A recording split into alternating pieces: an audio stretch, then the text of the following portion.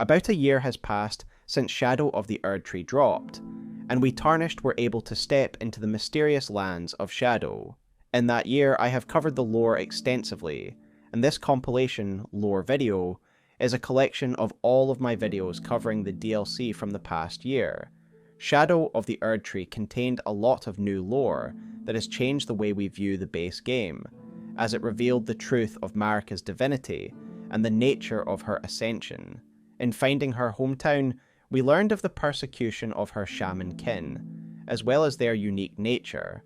Their connection to trees was a missing piece of the puzzle in understanding why Marika's divinity manifested as a tree, and perhaps it explains why Radagon is a part of Marika.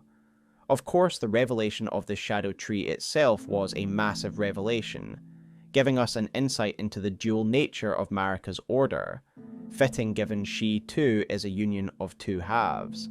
The DLC shocked us with the introduction of the Mother of Fingers, a celestial servant of the Greater Will that not only predates the Elden beast, but also birthed the Two Fingers. In learning Metyr and her brood are no longer in contact with the Greater Will, we are left questioning everything, given the Two Fingers had always claimed to be the mouthpiece of the divine. Additionally, we had other regions of the lore fleshed out, like learning about Midra and other lords of Frenzied Flame. We got to meet the hallowed Golden Knights of Godwyn, who followed their master into undeath.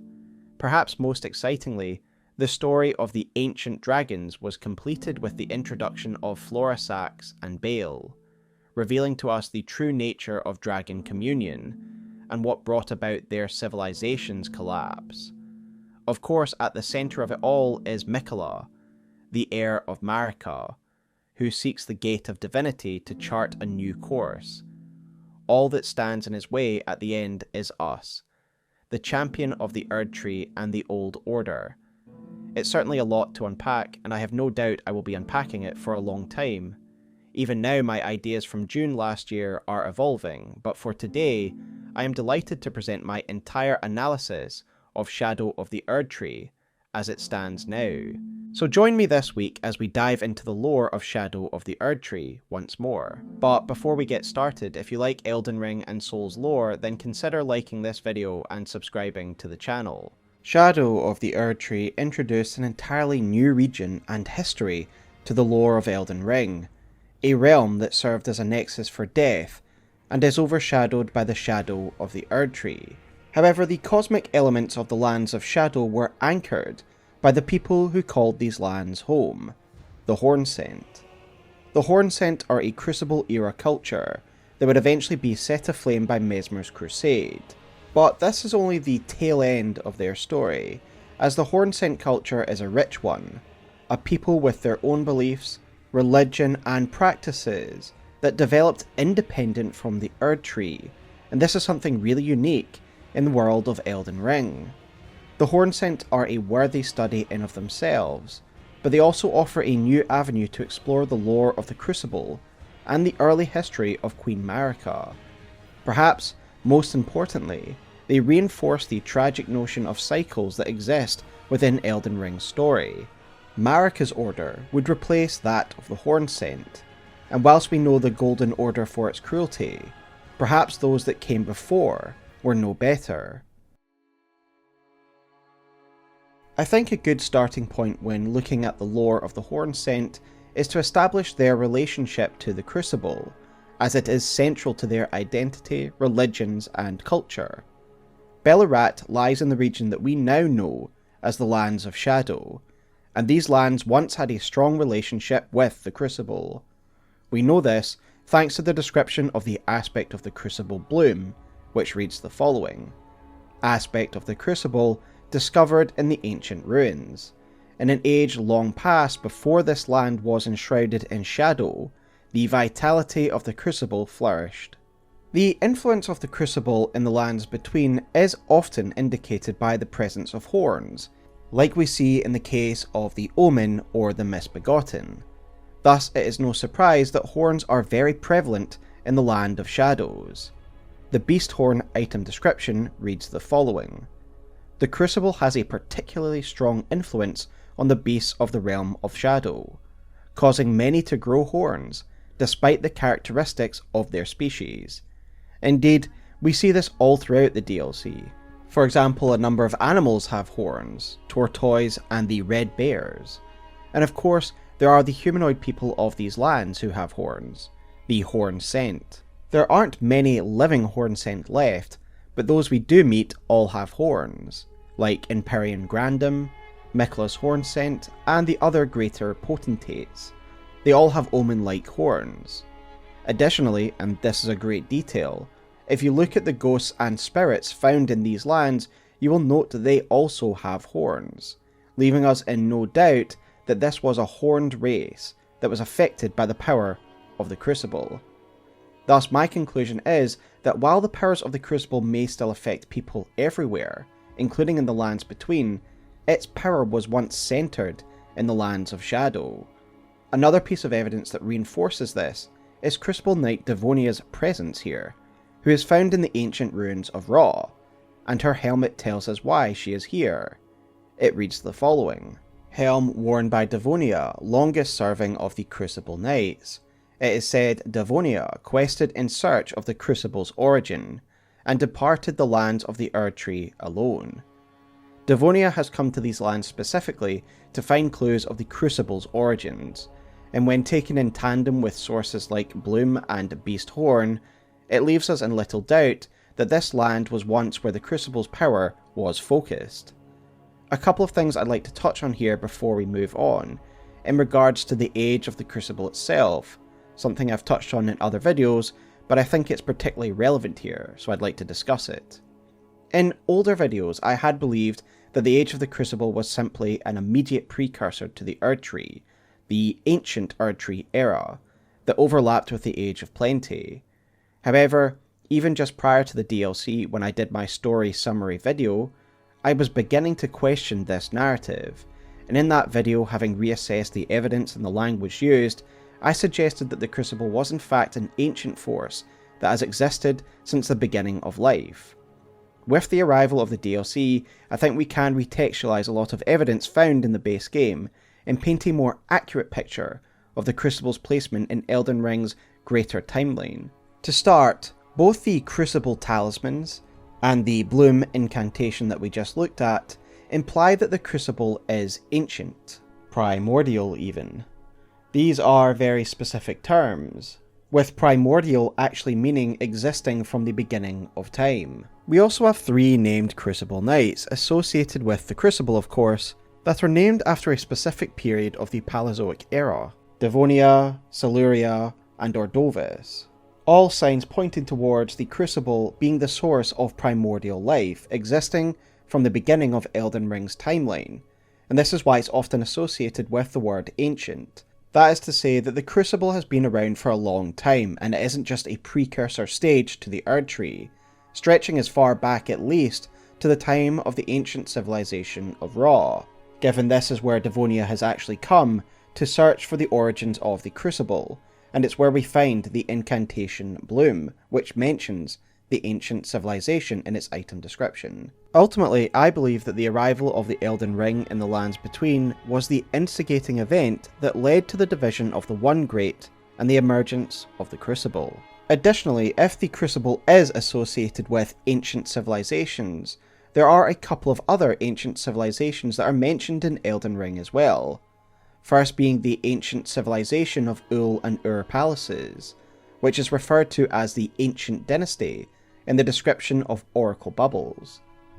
I would therefore suggest that the tree shown on Elden John's tablet is likely a depiction of the Crucible, as the Crucible is often interpreted as a tree, and prior to the Erdtree, it was clearly the source of life and power in the world of Elden Ring, and thus will likely have been the locus of worship in the era before the age of the Erdtree. There is another ancient civilization, of course, that of the Ancient Dragons. If we consider the civilization of Farum Azula to be part of this ancient era, then it tracks that the Crucible will have been a factor in this time as well. We know from Placidusax's remembrance that he was Elden Lord in the time before the Erdtree, and indeed I now believe that the Crucible was also the focal point during Placidusax's reign. I have often referred to the depiction of the Elden Ring that is found in Farum Azula, and how it's clearly different from the configuration of the stripped-back and orderly Elden Ring of the Golden Order. Clearly this is an Elden Ring for a more bestial and primal era, ruled over by the dragons and inhabited by beastmen. However, with everything we have discussed so far, I now believe that the branching pattern shown on this Elden Ring is connected to the Crucible in some way. And it's not a new theory, of course, other people have suggested this, but it's one that is seeming more and more likely to me. As we will discuss shortly, I think it's quite clear that the Crucible is a force generated by the Elden Ring or influenced by the Greater Will. And in past videos I have often argued that the ancient dragons and their civilization are likely the first civilization of this world, following the division of the One Great. Consider the fact that the Greater Will never acts directly, usually acting through an intermediary or a vassal. Examples of this include the Elden Beast, the Two Fingers, and of course Marika herself, the earthly representative of the Greater Will and vessel for its Elden Ring.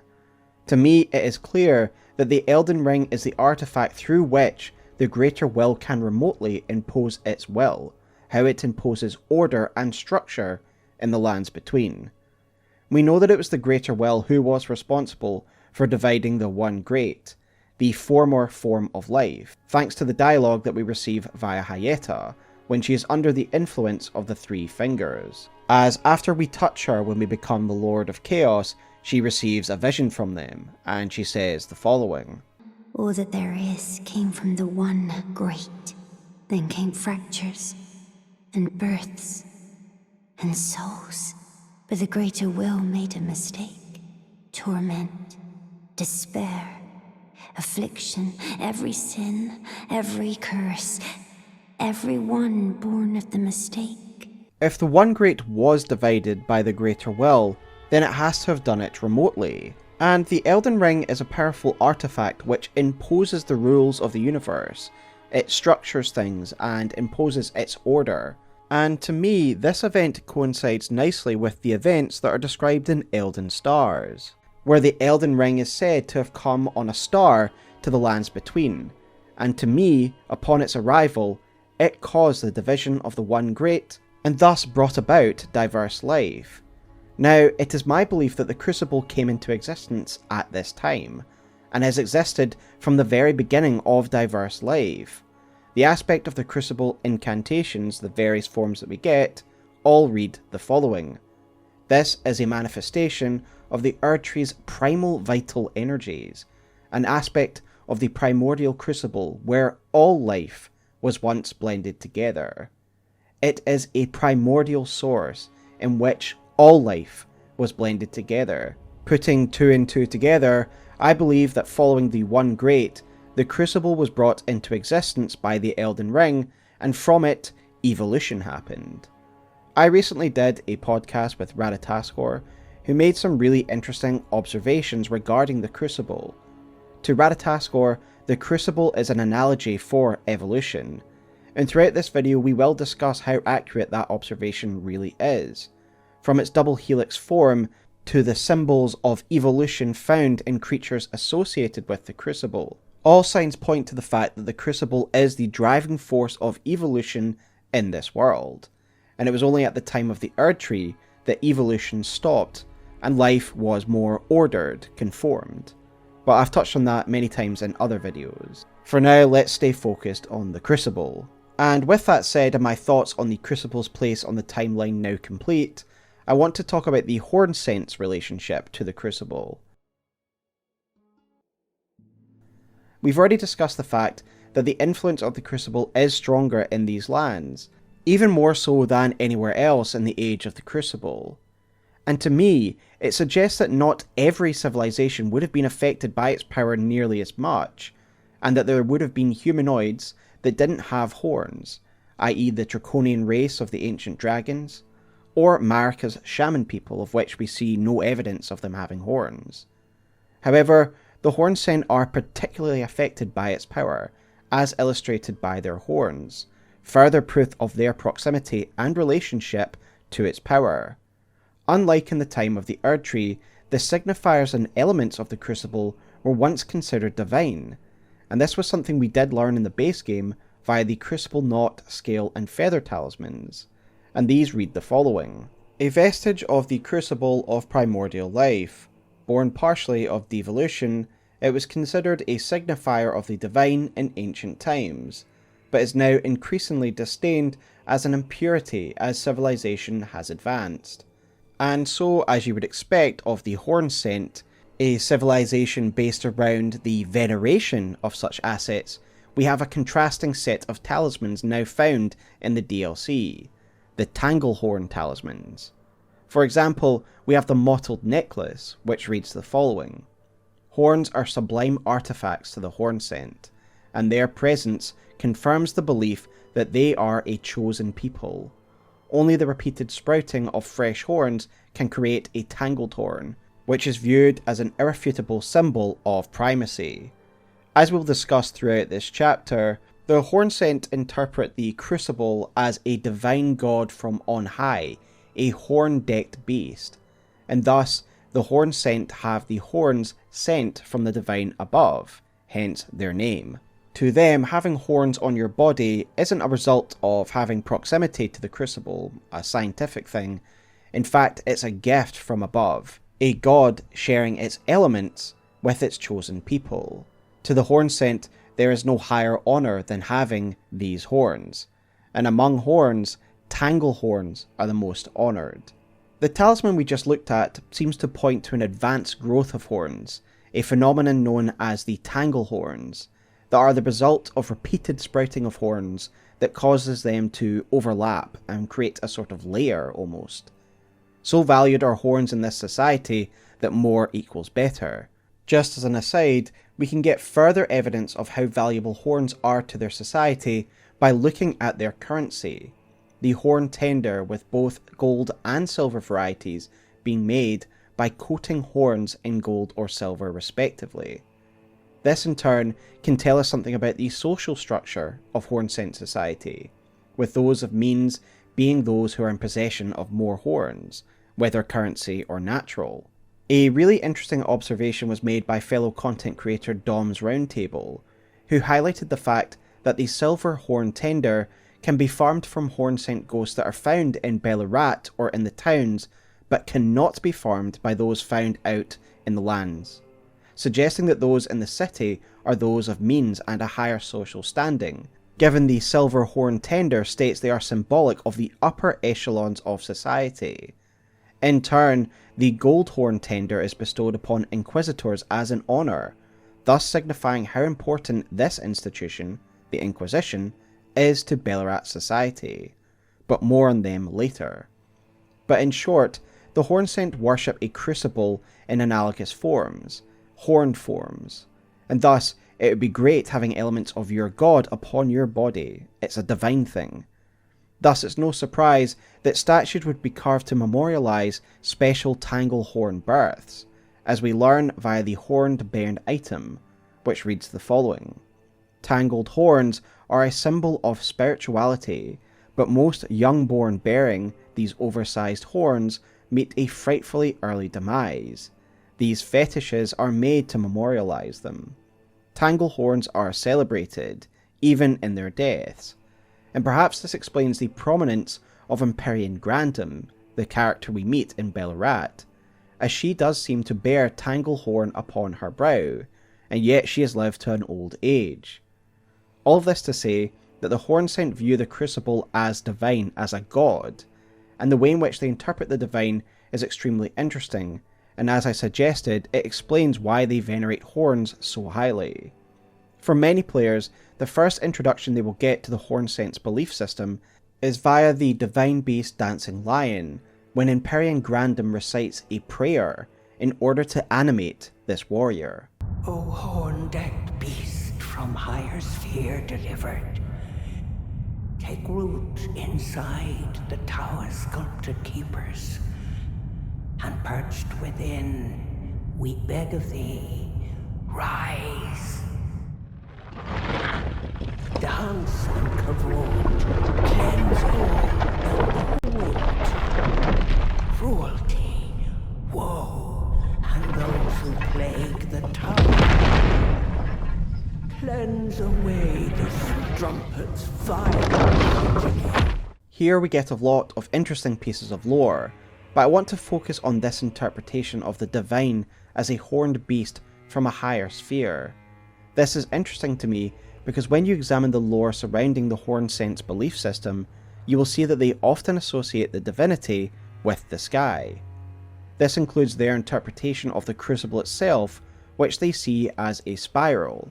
A good place to start when understanding this phenomena is by looking at the item description of the incantation Spira, which reads the following: Superior sorcery of the Tower Priests, wielded as an incantation of the spiral.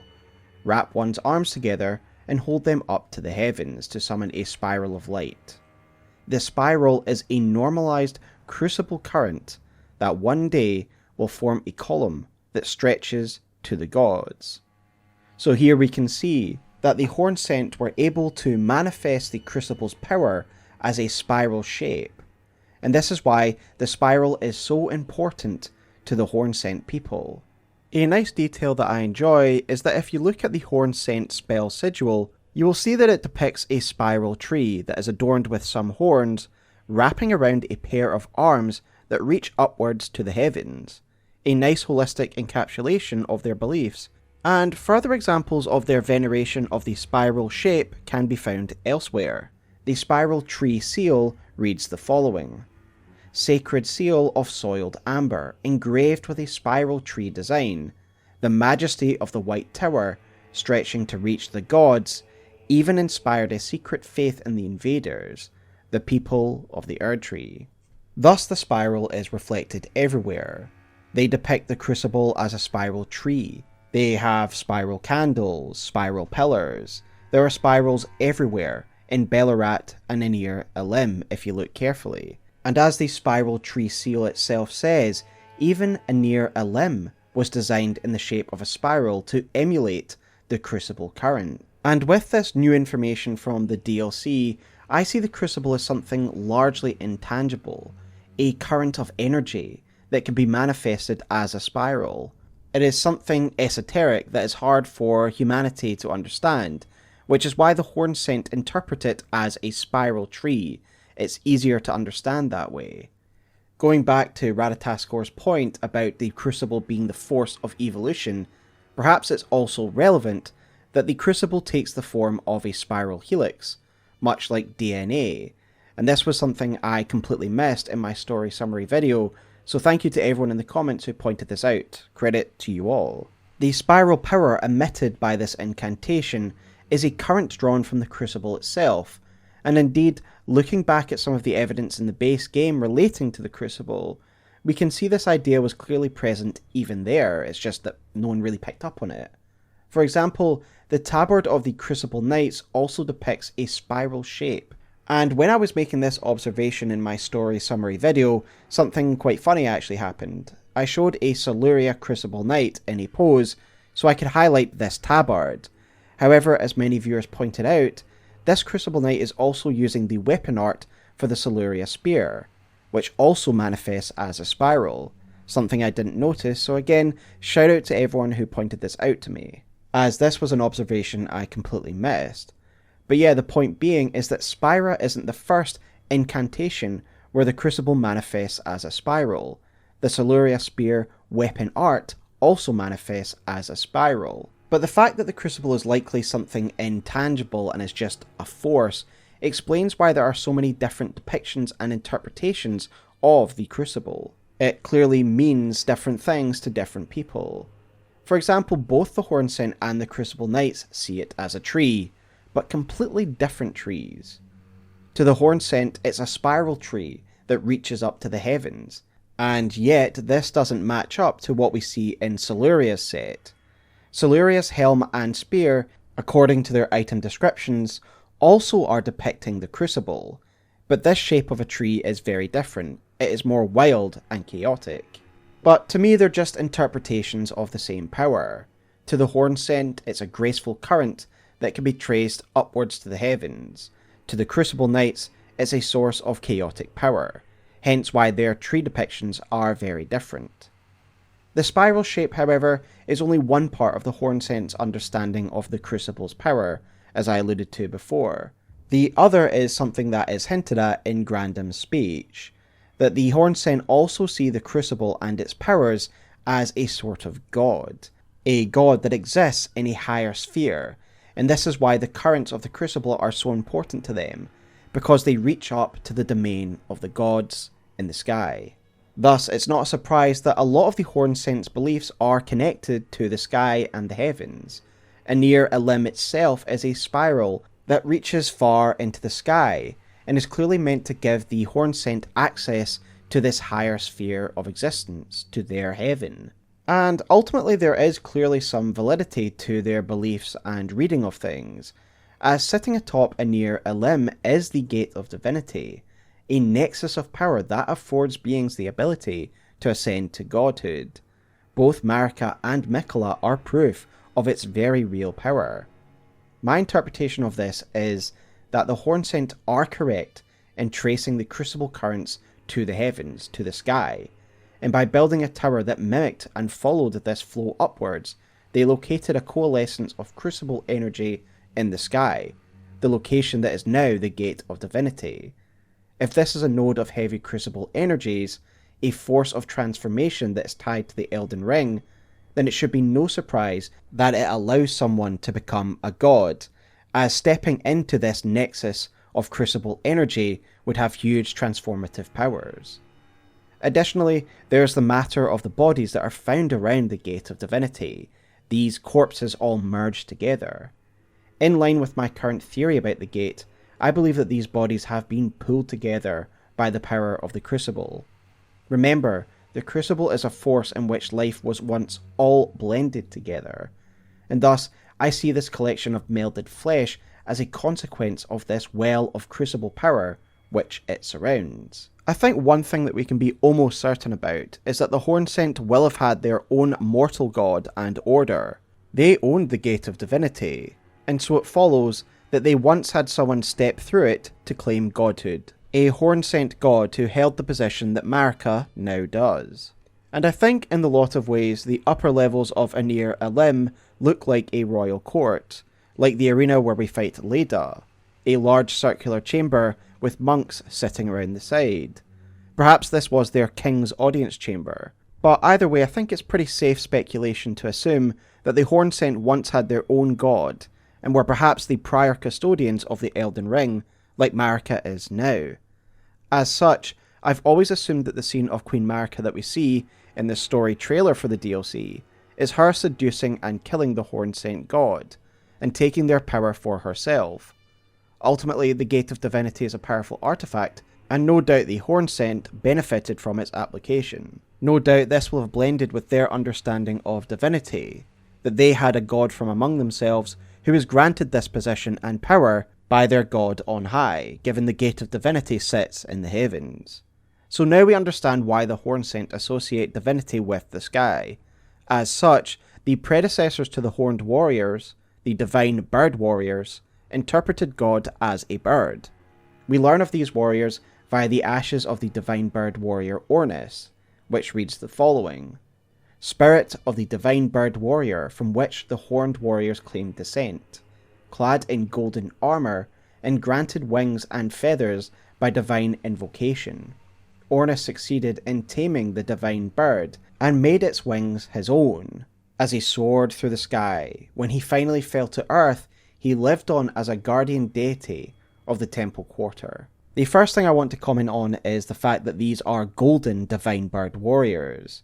Of course, as I've suggested already, the Crucible is clearly, to me anyway, tied to the power of the Elden Ring, and this is why gold is often associated with the Crucible as well, not just the Erdtree. For example, we also see that the Crucible Knights have a red gold armour, and so it's interesting to see that the Divine Bird Warriors also associates the Crucible with gold. And I see this Divine Bird religion as the earliest way in which the Hornsent would view the Crucible. And it's easy to understand why they might interpret it as a divine bird. First of all, as we've discussed ad nauseum, its power is located within the sky. But more importantly, all warriors associated with the Crucible quite often manifest its power as wings. We see this in the Black Knights, the Crucible Knights, and of course these Divine Bird Warriors. And thus if they call upon the Crucible's power, and it manifests in this bird way, they might well see it as a divine bird. And so when Ornus' Ash talks of him taming this divine bird, I take it to mean he mastered the powers of the Crucible, being able to manifest it in the form of wings and feathers. Divine Bird Feathers, an incantation used by these warriors, reads the following: a technique of the Divine Bird Warriors, the very first of all horned warriors, wielded as an incantation. The Divine Bird Warriors, and indeed this technique, are said to bear resemblance to the Golden Crucible, thus reinforcing the fact that this divine bird is just another interpretation of the Crucible and its powers. But the interpretation of their god as a horn-decked beast is clearly a more sophisticated evolution of these rudimentary beliefs. There are a couple of similarities, mainly that this beast, this god, still lives in the heavens, the higher sphere from above, as mentioned by Grandham's speech. But of course, intimately tied to this god is the divine beast Lion Dancer, and the form of these constructions are in general an excellent representation of the Crucible era as a whole. Its lion-esque form reminds us of Sirosh, who was once the Lord of Beasts in an age prior to the Erdtree, and in general I associate beasts and wild violence with the Crucible. Additionally, it is of course covered in horns that are indicative of the Crucible's presence.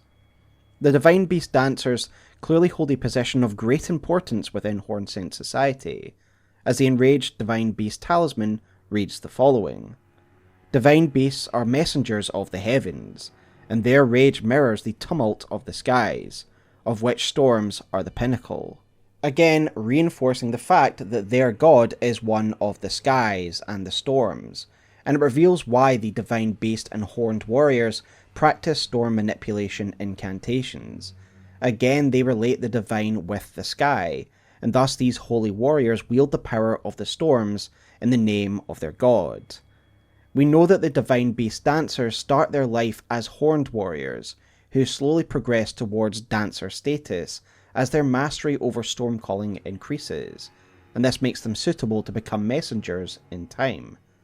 The Divine Beast armor set reads the following: armor of fated horned warriors chosen to become Divine Beast warriors, adorned with a lion's pelt. Among the Divine Beast warriors, only those who truly excel at divine invocation become sculpted keepers, and are granted the honour of the lion dance. Thus, only the most skilled among the horned knights become Divine Beast warriors, and then, the most skilled among the Divine Beast warriors are allowed to become a lion dancer. This makes sense, as the lion dancer seems to be made of two individuals, both of which seem to be extremely skilled in all variants of divine storm invocation: lightning, storm, and ice. The Hornsent believe these warriors to be the messengers to the gods, and thus we can only imagine the prominent position that these beings held in their society. Though Grandham's dialogue following us taking on the disguise of a lion dancer gives us some hint, as she is absolutely delighted that she's finally meeting a sculpted keeper after so long. Does a sculpted keeper stand before me? Oh, as I felt the sacred beast's essence fade, a great anxiety welled up within. Forgive this old woman her foolish fears. 'Tis such relief I cannot express. After an eternity of the mind, our voices have at last reached the heavens. The lyre dancer's remembrance tells us that while they were eventually used in the war against Messmer as weapons of war, they were primarily used in ritual. The horned warrior's martial prowess was in preparation for communication, rather than any military considerations. These combat techniques are a ritual dance, and graduating to the lion dance is the highest honour, as they believe these masters of the dance and invocation are actually messengers to the god. Their aesthetic form is of great importance to the Hornsent, as we do see these lions celebrated in statues and fountains and other decorations around and near Elim. Perhaps the form of the lion dancer is chosen to reflect their god, and they truly believe that the horn-decked beast from the higher sphere, their god, is this sort of horned lion, and thus the horned warriors and divine beast dancers seek to emulate it. And this in turn tells us something about the horned warriors. Yes, they were soldiers, but in a lot of ways what they were training to do was less about martial prowess, though that was a nice benefit. It was about communing with their brutal and powerful god. They too had to become wielders of the storm. And so now we have a decent understanding of their belief system. It all stems from the Crucible and how they interpret it and interact with it. To the Hornsent, the Crucible currents being traced to the heavens is proof of a divine being existing on a higher sphere. I think one of the main takeaways from this section should be how important religion is to the Hornsent. It is the centre pillar of their entire society. Their capital, Bayle is built around their divine tower near Elim, which reaches up to the heaven. In addition to Bayle, they have the Temple Quarter, another centre of Hornsent religion. Their warrior caste are religious warriors, with their technique, arms and methods being directly inspired by their gods and seen as a method to commune with them, whether it was with the horn-decked beast or the divine bird before it. We also have to consider the prominence of inquisitors within their society. We will talk about them shortly, but a lot of resources and importance is put into this movement, a movement that is primarily interested in stamping out heterodox religions and upholding the state. With that said, let us now talk about some of the cults and minority beliefs that did exist in Hornsent culture, and how the Hornsent brutally dealt with such cult beliefs. The first sub-belief that I want to look at is the one of the Hornsent aesthetics, aka the Curseblades, and these are the extremely difficult enemies that you are likely to face when you're in Gravesite Plains. We do learn a little bit about these unusual beings via their loincloth, which reads the following. In order to ascend from their mortal flesh into tutelary deities of the land, they heighten their spirituality through severe ascetic training. Additionally, we learn from their masks that this is a crown of tangled horns, meant to invoke divinity. This tells us that these monks still believe in the divinity of horns, but they aspire to become tutelary deities of these lands in their own right, by following a path of asceticism. For those unaware, asceticism is a particular way of living your life that is often associated with monks.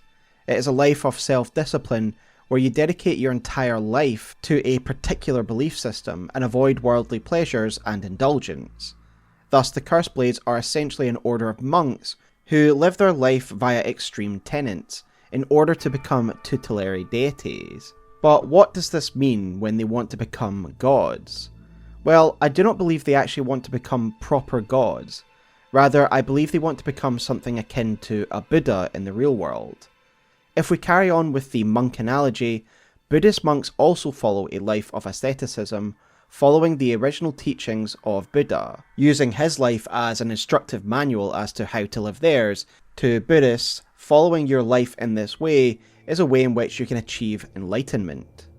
Now, Buddha isn't strictly viewed as a god by most Buddhists, but is instead revered for paving the way, for teaching people how to live their life and how to reach a state of enlightenment.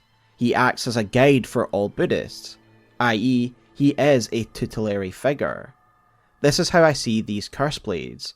They are Hornsent who follow a specific set of strict rules in order to attain a certain level of perceived enlightenment, so that they too can act as an instruction for others to live their lives. This is also not the only time that we hear the term tutelary deity, as it's actually used in relation to revered Spirit Ash, which reads the following. Spirit Ash of those who came before, infused with potent spirituality, acquired from the corpses of Hornsent and other objects that ritually decorate townships and villages across the realm of shadow. The withered corpses were called tutelary deities. and revered spirit ash was said to quietly accumulate in the palms of their hands. The withered corpses mentioned here are of course those that we can find throughout the lands of Shadow, often holding revered spirit ash in their hands. These withered corpses again remind me of Buddhism and the practice of Buddhist mummies. I am hesitant to show any examples of these in the video because of demonetization. However, if you want to Google it, you can see some examples of these. But these are essentially Buddhist monks who die while meditating and are preserved. One being Lang Fodeng, a Thai monk who died while meditating in 1973, and his body is still on display at a temple. And I think that these withered corpses found throughout Hornsent settlements are meant to emulate this. They have their legs crossed as if they too are meditating. So these curse blades want to become something like this. However, as we will discuss shortly, I do not believe the curse blades are actually these withered corpses, as these withered corpses seem to be an accepted part of the religion in Hornsent society, while the curse blades are not. It's just that they emulate the example of these tutelary deities. In a way, this tells us about the Hornsent burial practices and how they honour the dead. Remember, the Hornsent civilization is one that predates the Erdtree, and thus Erdtree burial would not be a thing, and it seems likely that this is how the dead was honoured. And given the talk of ash, i.e. bodies that are burned, I cannot help but think of the death rites of the Deathbirds. Explosive Ghost Flame reads the following: In the time when there was no Erdtree, death was burned in Ghost Flame. Deathbirds were the keepers of that fire. So given that the Deathbirds were the dominant funerary rite prior to the Erdtree, I do think it's quite likely that the Hornsent civilization did indeed use the death rites as part of their funerary practices. In consort with the fact that they honour the ashes of their dead, I think we are able to paint a picture of the funerary rites of the Hornsent. Their dead would be burned in the flames of the death rites, and then the ash would be given to these tutelary deities, their way of honouring the dead. There are some further contextual hints that could further confirm that the Hornsent's funerary rites did indeed involve the Deathbird death rites. One piece of ornamentation that is found around Anir Alim that caught my eye was this boat, that seems to show the dead being shepherded on a boat. Of course, this makes us think of the coffin barges of Carillion Coast, which have bull heads on their prow, much like the Hornsent depictions have goats. So while it's not an exact match, it is hard to ignore the similarities. If the Hornsent did have their own coffin barges, then it would almost certainly link them to the death rites, as we know the coffin barges found at Carillion Coast held the remains of those burned in Ghost Flame. We know from the congealed putrescence item description that this is the material that is contained within these coffin barges, and massive putrescence tells us that this liquid is the remains of those who were burned in the Ghost Flame, as it reads the following: Sorcery originating from the putrid liquor of the stone coffins. In an age long past, death was burned by Ghost Flame.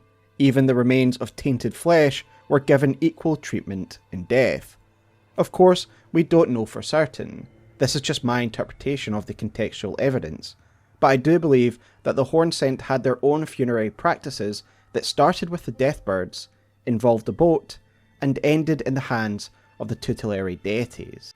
Now, despite the importance of these tutelary deities, it does seem as though the curse blades were not universally loved in Hornsent society, suggesting that while they emulate these tutelary deities, the curse blades have never actually achieved this status, and indeed the curse blades are actually reviled by greater Hornsent society.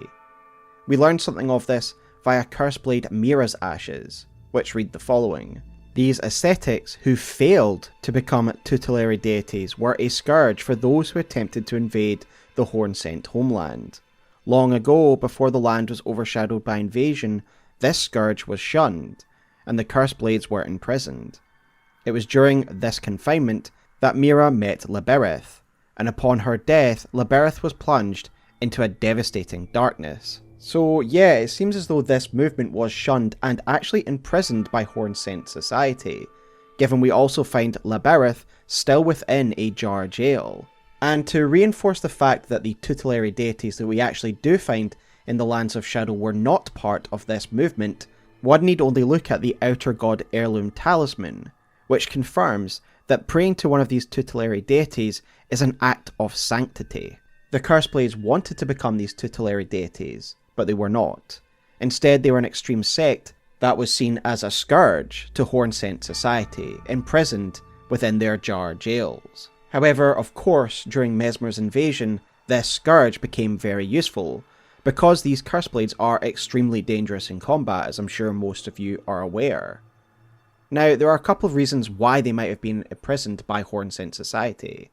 First of all, ultimately their sect is a failure.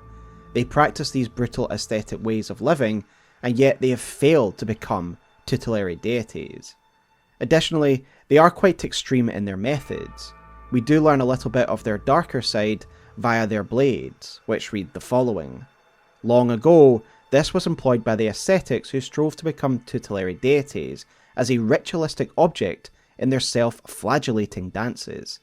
Perhaps the violent nature of this self-flagellation led to these beings becoming reviled, and perhaps the Hornsent society just didn't like a new religious movement that was armed and violent taking place within their lands, and as such they were named a scourge and imprisoned.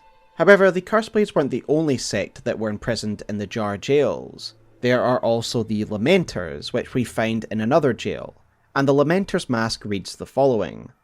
This transformation tallies with the state of a denizen of paradise, but the people of the tower denied it and hid it from the world. In their foolishness, they viewed true bliss with deep fear. So again, the Lamenters seem to be a sub-religion or cult that were imprisoned in the jar jails by the tower. And whilst these are both very extreme cults, and no wonder they were imprisoned, we are starting to see a pattern here of Bayle being quite intolerant of different cults and belief, and that they would quickly imprison these different sects. Hornsent society was a dogmatic one, and therefore it isn't a surprise that Inquisitors play a big role in their society. We can assume that the Inquisitors occupied a position of prominence within Hornsent society because of a couple of item descriptions, such as the Inquisitor's Ashes, which reads the following. Inquisitions often perplex the minds of the uninitiated, and so seniority was viewed as an asset. Clearly the Inquisitors were viewed as great thinkers, whose investigations and judgments would likely be respected, if not understood. Then we of course have the Goldhorn Tender, which reads the following. Old currency used by Hornsent, made by coating spiral horns with gold, once bestowed upon Inquisitors as an honour. We discussed earlier the importance of horns, and these tenders, and how they signify one's position in society. Thus we can conclude that these Inquisitors were valued greatly in Bayle, given the silver one is said to be in the possession of the upper classes of Hornsent society, and so if Inquisitors are getting gold ones, they must hold an even higher social status than even the upper classes of Bayle. And perhaps it's no surprise that Inquisitors hold a high position of respect within Bayle society, given all that we have discussed already about the importance of their dogma and the imprisonment of other cults.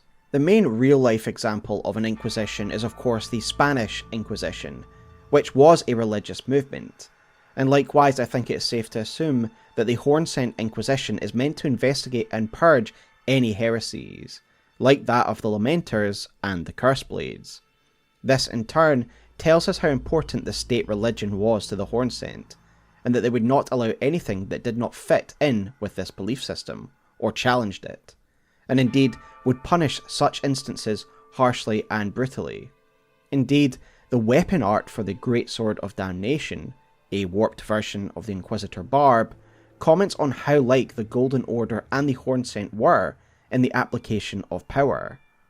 Additionally, we can look to the signature weapon of the Inquisitors, the barbed staff spear, as evidence of their brutal judgments, as its description reads the following. Great Staff of Jory, Elder Inquisitor. The tip bristles with golden barb symbolic of the Inquisition's torture, allowing one to wield the staff as a great spear. The mention of the Great Sword of Damnation and Inquisitor Jory of course brings us to the most significant instance of the Inquisition's work that we can see, the censoring of Midra and his followers, and the cruel treatment they suffered at the hands of the Inquisition. The map for the Abyssal Wood names Midra as a sage. The use of this term sage has interesting connotations, and we see this word used in relation to Sage Gowry and the Sage set from the base game, the latter of which reads the following: thick burgundy robe, attire of the wise sages who were deemed heretical. I feel like this definition of a sage can be somewhat applied to Midra as well, in that he is a man of learning and intelligence, but one that was deemed heretical. We can only speculate on what led Midra to the Frenzied Flame, but given the size of his library, I would guess that he was just a man of learning, and in the course of his studies, he would discover the path of the Lord of Chaos.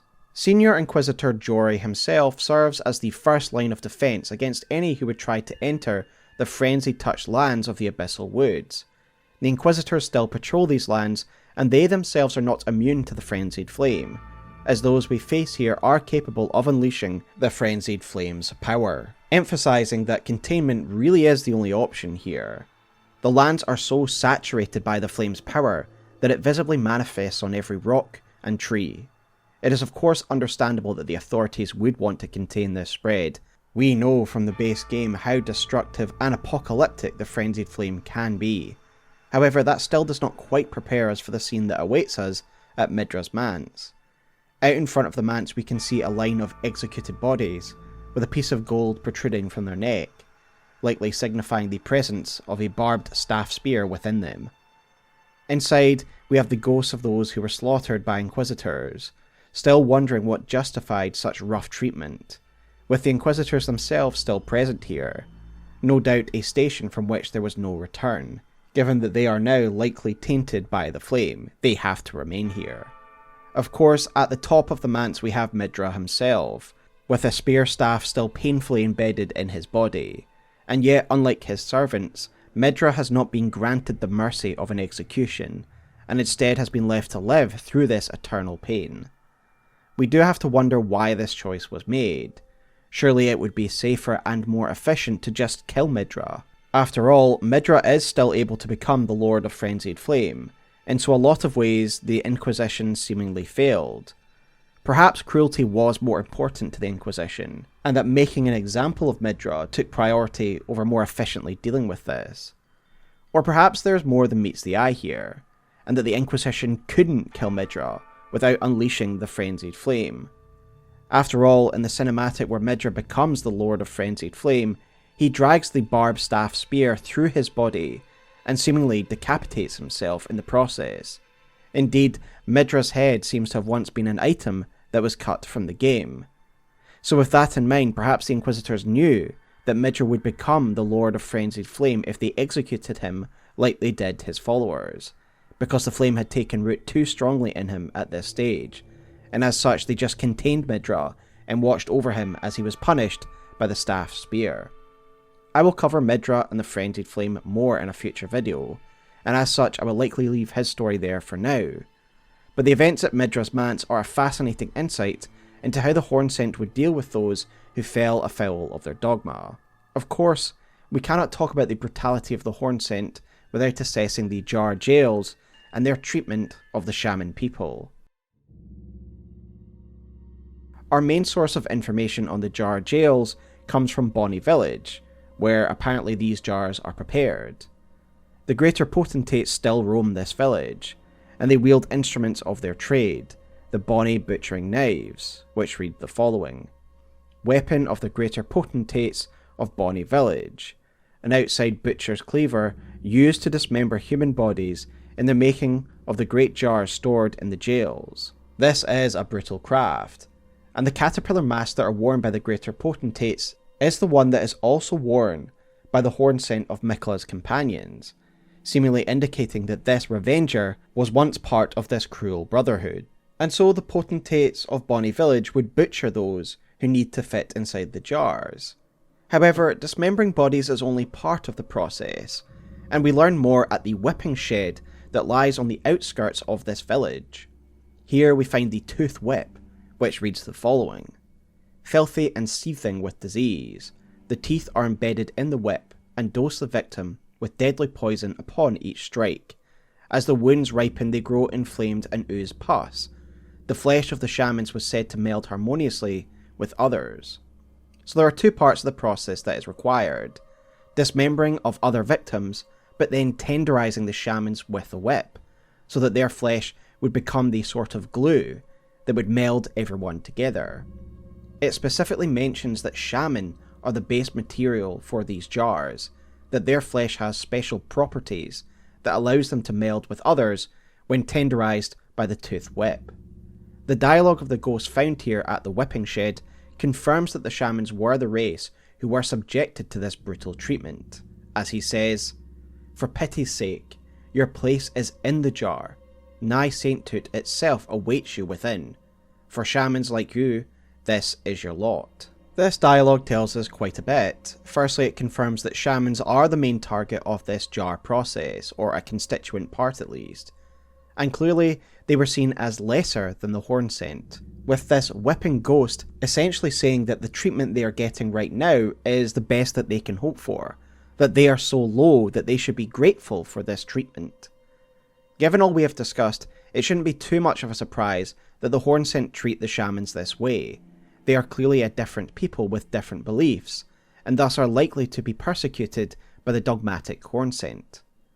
On the forehead of the jars, we can even say they bear some kind of brand, perhaps branding them as a shaman, someone marked for this cruel fate. The shamans themselves are very interesting, and suffice it to say I will be doing a full video on Marika and the shamans. Later on, we find the village of the shamans, bathed in the golden light of the incantation minor Erdtree, its placement and item description confirming that this is the original home of Queen Marika, and her people are these shamans. No doubt, this is why this place is somewhat protected by the Black Keep now. Its entrance is sealed by a statue of Marika, and it's defended by 2 tree sentinels. The ravages of Messmer's crusade didn't reach here, and it's likely a holy place to those of the Erdtree. The term shaman usually relates to magic or religion, and given Marika's association with trees, and the fact that the grandmother figure of the village seems to have grown into a tree, we can assume that these are people of naturalistic magic, or belief. Ultimately, all that really matters is that their beliefs will have differed and contravened that of the Hornsent, and as such they will have been a target for persecution and the Inquisition. But what is the point in this jar punishment? Why do they do this? Well, I still maintain the suggestion that I put forward in my story summary video a few weeks ago, that these jars are meant to replicate the Crucible, by blending life together in a fairly gruesome homage. And this is why I think it's near sainthood, because they are taking these heretics and reforming them in the image of the Crucible. That's just my take on this punishment. However, it's worth noting that there are other theories that are very interesting and worth exploring. For example, the Centered Tarnished, whose video I will link below, made a really interesting theory. The Centered Tarnished believes that these jars were a genuine attempt at creating a saint or a god, and that by melding all these bodies together, a god or divine being would emerge eventually. Centered Tarnished believes that Marika, as a god, was a success in this regard, a successful jar recipe, if you will, and that the horrific jar innards we face in the jar jails are just failed versions. And whilst I still lean towards the jars just being a punishment rather than a genuine attempt at creating divinity, I do absolutely love this theory, and so I would direct you to the Centered Tarnished original video, which again will be linked below. But now that we've discussed the dogma of the Hornsent in quite a lot of detail, as well as the various sub-religions and cults, I want to talk about another facet of their history, and that is their interactions with the outer gods. We have now seen countless examples of the Hornsent coming down heavy on different cults and beliefs. However, it does seem as though some sub-beliefs were allowed, and in this case I am referring to the Church of the Bud, which we can find at the far end of Raw. However, I do believe it was likely once attached to the same landmass that Bayle now occupies, as we can see they are extremely close geographically, and I believe that this land was once connected to one another and it made up a part of the greater metropolis of Bayle. Part of my reason for believing so is that the Church of the Bud is actually of Hornsent construction and not a remnant of the ancient civilization of Raw. We can tell this because of the pillars in the church that have Bud statues on top of them are the signature spiral columns of the Hornsent that we can find in Ballarat itself, leaving us in no doubt that this is a Hornsent building.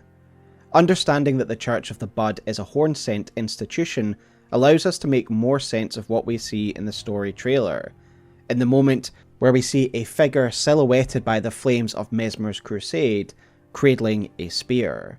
An extremely unique spear that we then see in the hands of one of the game's bosses, Romina. And the description of the pole blade of the Bud reads the following: Weapon of Romina, Saint of the Bud. A scarlet glaive with a dangling bud-like blade. Once in the crumbling, burning church, Romina held the Bud in speechless silence. That Bud would become her blade. The moment being described here is what we witness in the story trailer, Romina cradling the blade as Ballarat and the Hornsent civilization is burned around her.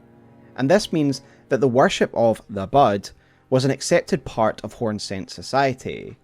As for what this religion was, is unclear, aside from the fact it wasn't always connected to the Scarlet Rot like it is now, as the Scarlet Bud item description reads the following: There was a time when these buds were not touched by the Scarlet Rot's blight, when they were the symbol of the small church deep in the ancient ruins of Ra. So in the time before they were touched by the Scarlet Rot, they were still representative of the buds of the church, and therefore this religion. Indeed, it seems like Romina manifested the Scarlet Rot after Messmer's crusade happened, as her remembrance reads the following: After the church was burned to the ground, Romina discovered a twisted divine element, which she weaved into the baleful Scarlet Rot. Perhaps then, the buds might find somewhere to gain purchase once more within the scorched remains. What is this divine element? Well, I do have a couple of ideas. The first, of course, being that it's simply an element of the outer god of Rot, as similar language is used a couple of times in relation to this particular outer god, like in the hefty pot of Rot and the map of the Lake of Rot, which reads the following: It is said the divine essence of an outer god is sealed away in this land. As such, I think that in her despair, she somehow connected with a part of this outer god of Rot, and the Scarlet Rot manifested. As for what the Church of the Bud believed in prior to it becoming associated with the Scarlet Rot, we can but guess. But perhaps they did worship the outer god of Rot in the form of a bud. It was their interpretation of this being. This could explain how Romina was able to manifest the Scarlet Rot. After all, she was in despair in a church that could have been dedicated to this outer god. We know that the Hornsent interpreted the Crucible in their own form, so perhaps they worshipped the outer god of Rot in a different form as well. One need only look at the item icon for the Scarlet Aeonia incantation to see the clear similarities to this and the Bud of the Church. Additionally, Romina's remembrance tells us that the Buds were able to gain purchase once more, as if the Bud religion is based on a memory of the Scarlet Rot from long ago, as if it once held sway in these lands, giving birth to Buds, and thus this religion. I do believe this is likely, as we know that the outer god of Rot has had worshippers in the past, as is the case with the Old Lords of Rot, that's described by the Mushroom Crown, which reads the following: Long ago, great lords served the Scarlet Rot. Perhaps such fungal bodies served as their crowns. Ultimately, I believe that the Hornsent worshipped the outer god of Rot in the form of a bud, and that when the church was burned down in the Crusade, Romina managed to connect to this being and bring the Scarlet Rot into this realm. Perhaps the Scarlet Rot once flows in the ancient civilization of Ra in the past, and it's from them that the Hornsent first discovered the religion of the Bud. After all, we know the ruins of Ra were of great interest to the Hornsent and that they studied it. The Sprite Stone item description reads the following: According to the records left by Hornsent scholars, there were also contrivances known as bond stones that could manipulate the moment that the sprite vanishes. So it seems as though this explains the presence of Hornsent ghosts throughout the Ra runes. These were scholars, and indeed they do use sprite stones against us in an offensive manner. In general though, it seems as though the runes of Ra just became an extension of Ballarat's domain, hence the Church of the Bud, Bird Warriors, and the Lion Divine Beast Dancer that we can find in this area. Romina and the Church of the Bud does not seem to be the only isolated incident of the Hornsent interacting with an outer god, and there are a couple of other events in Hornsent history which I find very interesting. Firstly, we have the existence of the Blood Fiends to consider, a really cool design, and initially these appear to be an entirely different species, that clearly interact with the Formless Mother. We can see this from their visual design alone, given they are able to use similar blood boon incantations to the one that Mohg uses. We get confirmation that these beings are able to directly commune with the Formless Mother via Blood Fiend's sacred spear, which reads the following.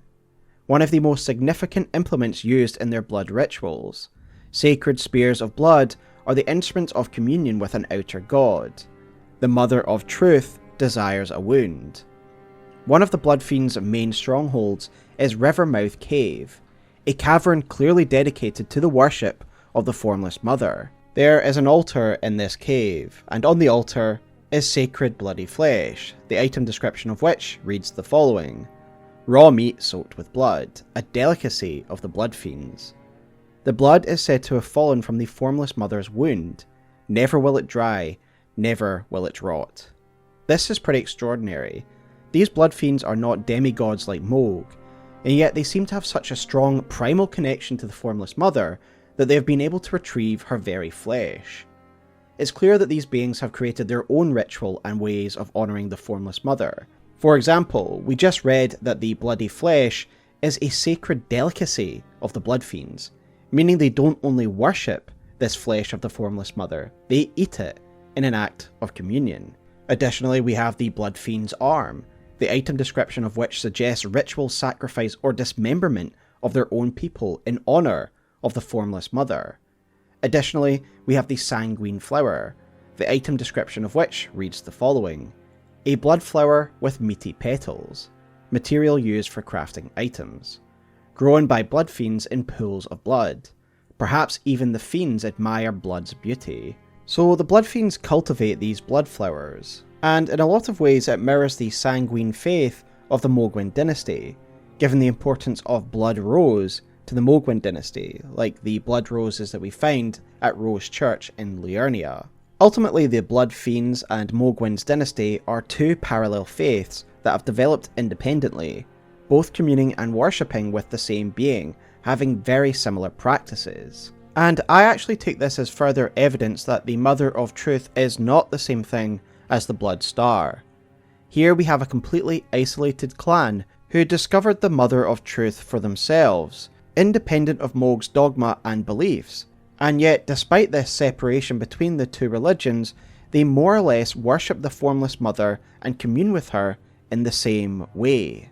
There is an opportunity here that if the Blood Star and the Formless Mother were the same thing, that From Software could have integrated the practices of the Thorn Sorcerers with the Blood Fiend's worship of the Formless Mother, or drop any other hint that they were one and the same.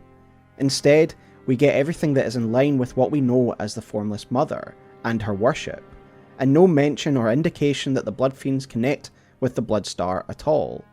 For a more in-depth discussion on the differences between these two, I would direct you towards my Blood Star lore video, as I feel it holds up very well, especially following the DLC. At first glance, you could easily mistake these beings as being their own race, but there is some lore that suggests that they may have been a Hornsent tribe themselves. The Blood Fiend Hexer Ash reads the following. Long ago, a subjugated tribe discovered a twisted deity amongst the ravages of war, and they were transformed into Blood Fiends. The Mother of Truth was their saviour. So this tells us that they were made into the Blood Fiends, and this explains their primal connection to the Formless Mother. There is another item that relates to this event, and it does mention fires, making me feel like the subjugation of this clan took place during Messmer's crusade.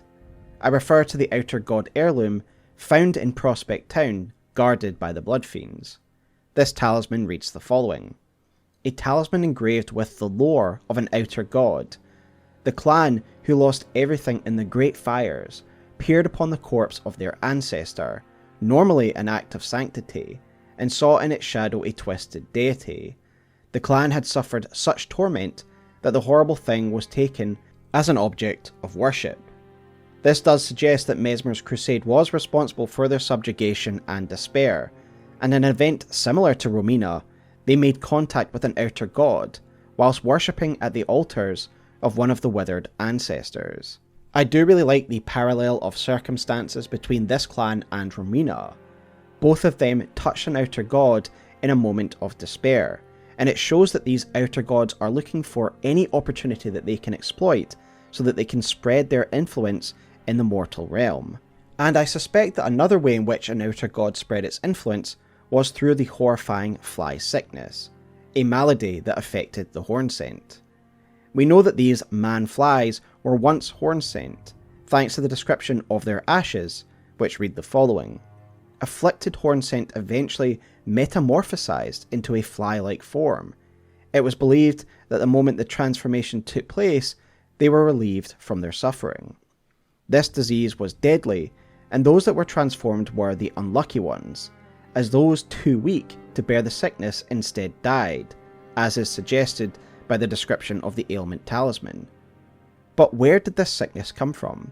Well, I believe it suggested this is a fungal infection, as the man-flies drop the fly mold, a fungal product that is created from the innards of these creatures.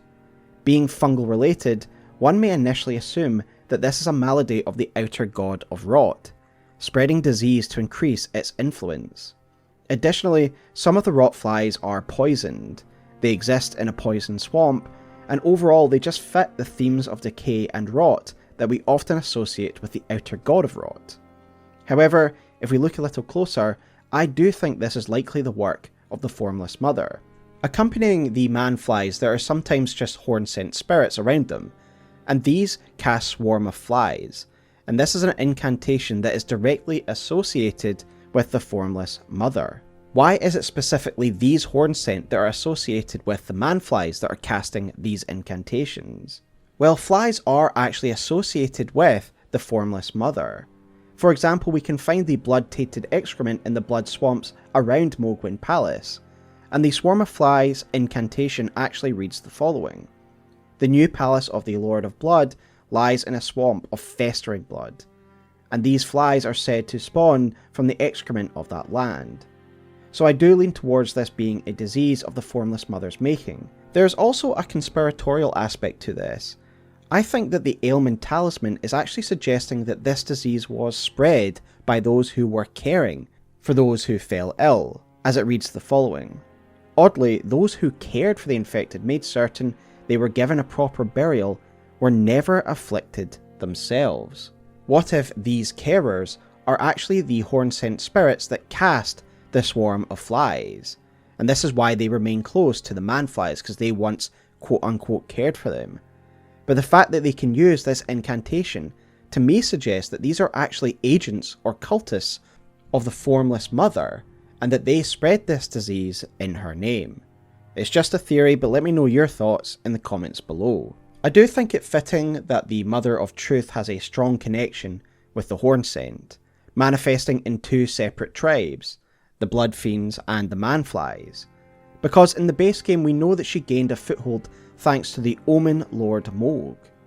Mohg's blood was the medium through which she first communed with him, and now it is Mohg's blood through which the dynasty is connected. We know that everyone who is inducted as part of Mohg dynasty has Mohg's blood injected within them, and this is why the Sanguine Nobles have Omen horns, as do the Albinaurics of Mohg Palace. It's again a way to spread this corrupted and potent blood, and thus spread the influence of the Formless Mother.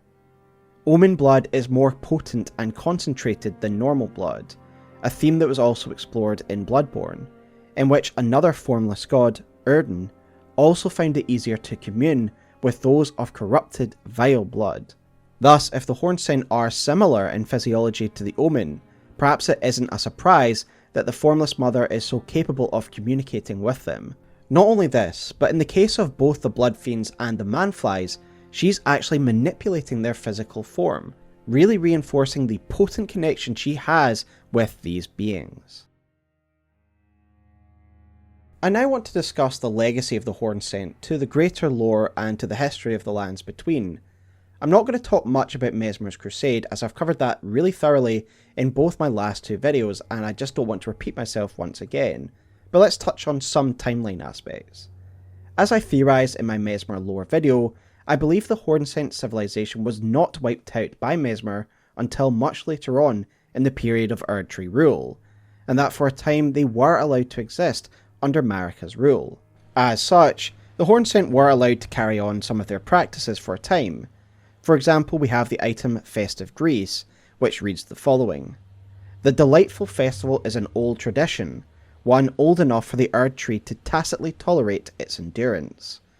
This implies that this particular Hornsent celebration was allowed to survive under the rule of the Erdtree. Additionally, there are further examples of a sort of cultural overlap or osmosis between Leyndell and Bayle. For example, there is the Dueling Shield, which reads the following: "An armament once used in ritual combat performed to honour the Erdtree, a custom that has somehow remained within the realm of Shadow." This is of course a reference to the gladiatorial fights of the Erdtree arenas that were meant to honour the Erdtree, and somehow it made its way to the lands of the Hornsent, and this highlights how close the two cities must have been at some stage in Marika's early rule. Additionally, earlier we spoke of the jar practices of the Hornsent, and of course we have to recognise the fact that the Erdtree rule has their own jar warriors, their own jar system. The process here under Leyndell is of course very different, with Alexander being a good example for us to observe.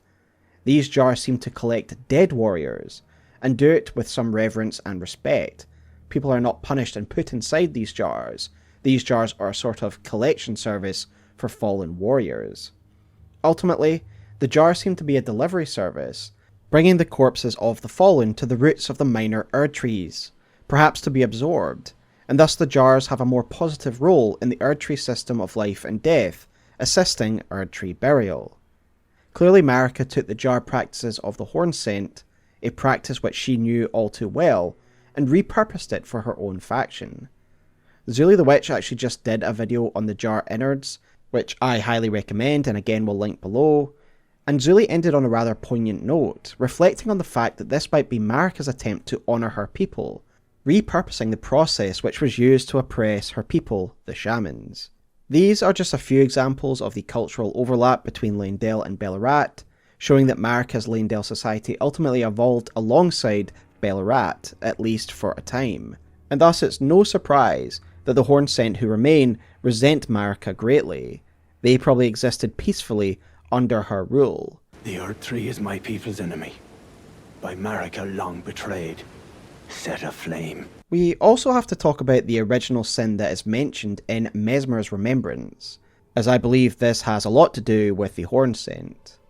To me, the original sin has to be a reference to Marika ascending to godhood, her original sin at the beginning of this new movement and religion.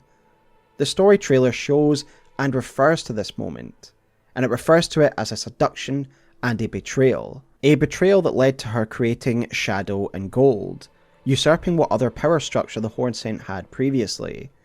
As we discussed earlier, I do believe the Hornsent must have had their own god. They are the original owners and creator of the Gate of Divinity, and of course they must have had their own god as a result. In the trailer we see Marika pull some golden threads from a corpse, but what is this corpse, or who is it? For me it can be little doubt that this is the Hornsent divinity. We have no mention of this god anywhere else, and to me it makes sense that Marika would erase this part of her history.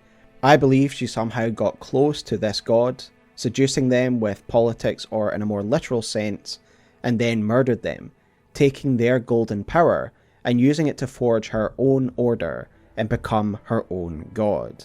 I believe that Marika wishes to bury this part of her history for no other reason than she may suffer the same fate if it was discovered.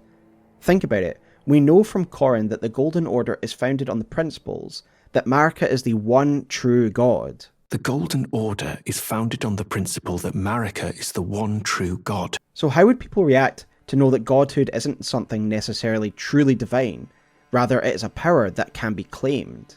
If this truth became known, then people would realise that Marika isn't a true god given divine right. She is just the most powerful being of this age, who claimed power for herself. Marika controls these lands through religion and dogma. This makes people obedient, and if this illusion was shattered, new people would try to seize power from her, as Miquella does himself when he too discovers the truth of her origins. As I mentioned in my story summary video, I do believe that the Nox, beings who are close to Marika in lineage, did know how she became a god, or at least had some understanding of it. And this is why we find the petrified bodies all throughout Noxtella. These petrified bodies are very similar to the ones that are found in Anir Elim, and it to me indicates that they were trying to replicate this process and create their own divinity. And so Marika uses her son Messmer to destroy the Hornsent and seal away their secrets. Our lands were by thy kind set aflame, our tower by thy kind veiled in shadow. Before sealing Messmer himself in the lands of shadow, bearing the truth of her origin and raising herself up as the one true divine god. And in time, people would forget about the Hornsent, burned and obliterated, and would only be remembered by a few. It is truly a forgotten piece of history, and as far as most modern people are aware, Marika is just the one true god.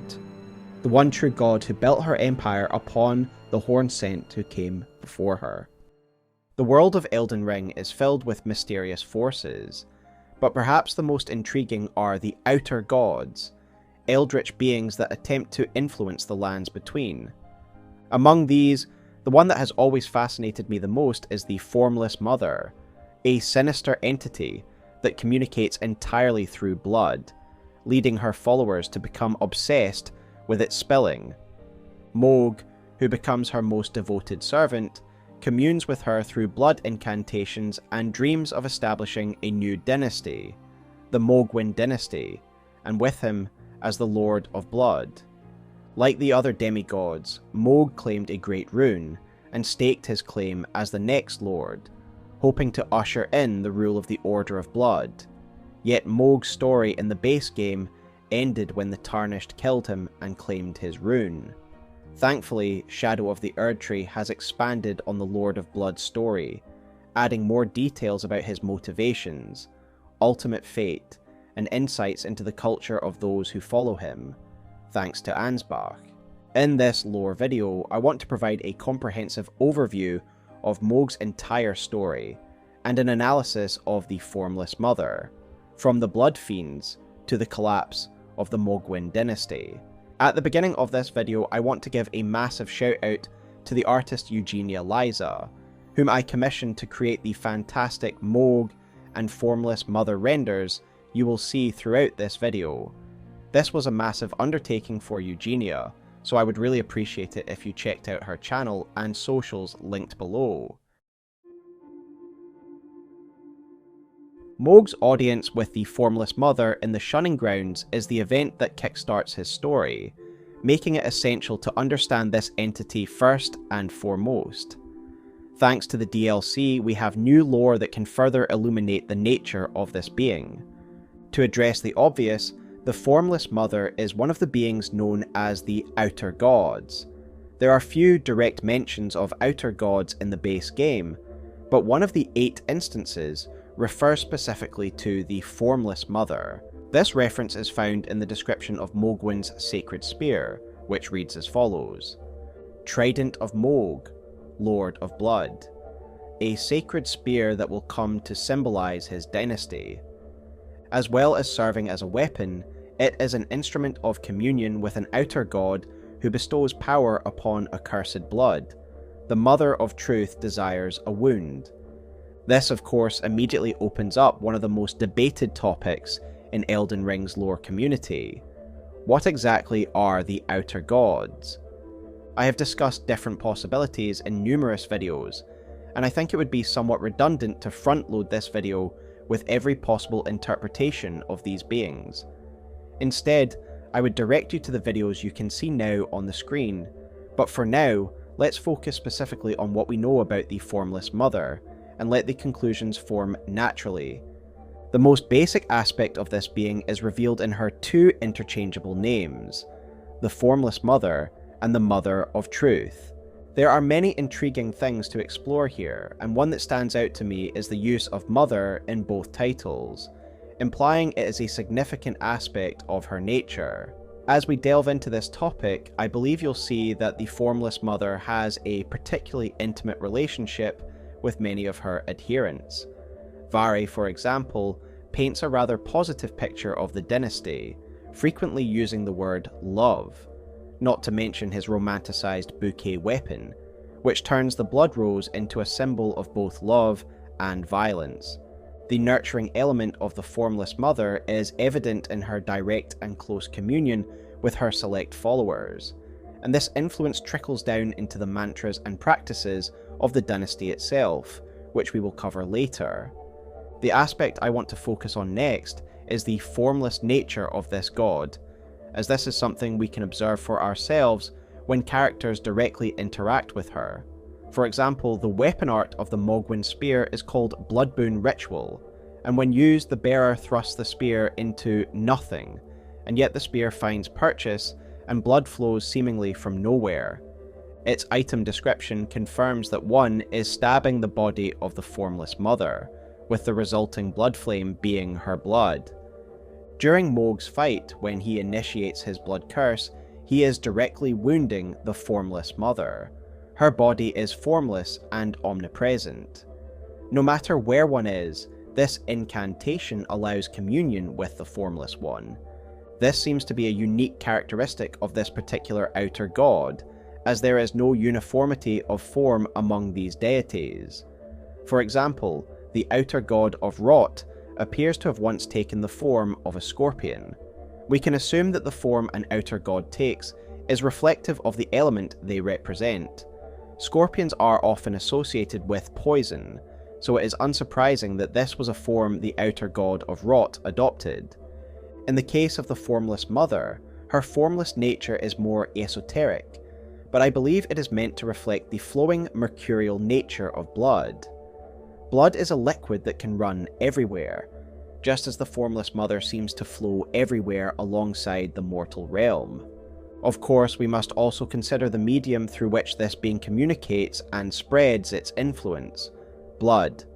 We know that blood is the mother of Truth's chosen medium, because of her repeated desire for wounds, as indicated by the aforementioned Mohg spear, which confirms this.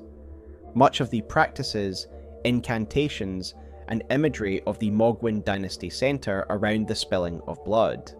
Therefore, we have identified two core elements of this being. It is formless, and it communes through blood. Many of the outer gods typically have a material through which their influence spreads, with the most obvious analogy being the outer god of Rot and its scarlet rot. In areas where the Formless Mother's influence is strong, we can observe corrupted blood swamps and pustules. These fetid swamps are well described in the description of Swarm of Flies, which reads, "The new palace of the Lord of Blood lies in a swamp of festering blood, and these flies are said to spawn from excrement in that land. These swamps of festering blood breed corruption and parasites, yet they also allow the Formless Mother and her agents to extend their influence. I believe it is the influence of the Formless Mother that leads to the blood corrupting and changing the land and fauna around it. One need only look at the blood pustules and the afflicted life forms to see that this corruption is not natural. The blood swamps of Mohg Palace is what the world would look like under the rule of the Mother of Truth. Sanguine nobles are able to emerge from pools of blood, as they do in both Rose Church and Mohg Palace. Mohg himself materializes from a pool of blood, and it seems that the stronger the connection to the Mother of Truth, the greater the control one gains over blood. Thus, if the whole world were covered in blood, Mohg and his agents could translocate wherever they pleased. It's no surprise then that the followers of the Formless Mother are primarily concerned with spilling blood and why the god desires a wound.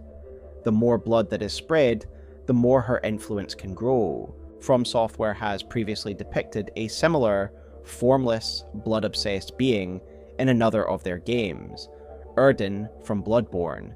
Given that From Software often reiterates ideas from game to game, it's reasonable to compare these two entities, using the story of Erdden to help inform us about the intent behind the Formless Mother. Erdden was one of the beings in Bloodborne known as a Great One.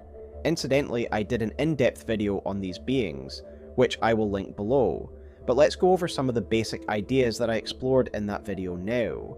The Great Ones did not have a uniform shape, though there are certainly commonalities and broad categories among them. In that video, I argued that the higher or more advanced the Great One, the less physical it became, as they transcend the physical. The Great Ones lose the ability to reproduce, and ascending to Great One status involves aligning one's mind with eyes, i.e. gaining greater insight. It's about moving away from the physical and mundane and becoming pure consciousness. As a result, we have nearly formless Great Ones like the Wet Nurse, and completely formless beings like Erdden, who have entirely left the physical realm behind. Credit to Loki for helping me develop these ideas through various discussions we had on the subject, so please follow Loki's socials for more Souls insight, which I will link below. One of the great conflicts in Bloodborne's story is the Great One's desire for surrogates to bear their children.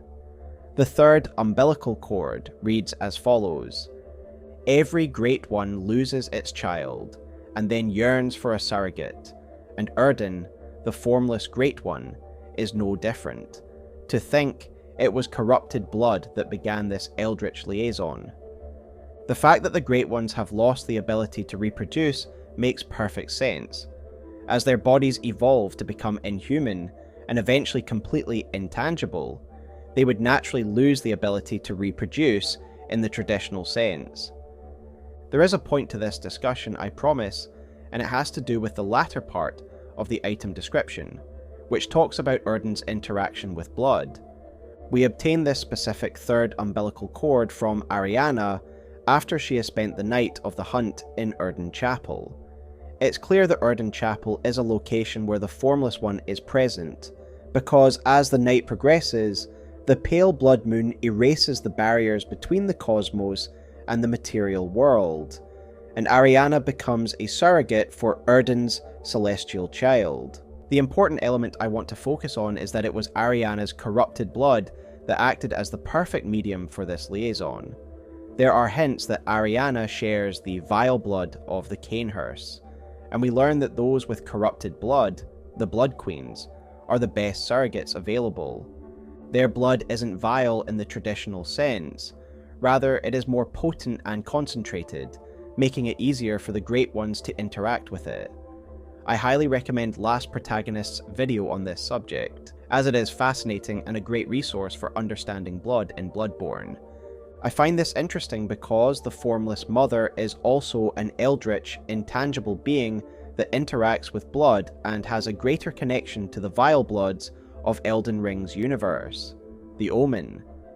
The idea that Omen blood has some level of potency comes from a few sources, starting with the Morgott boss fight.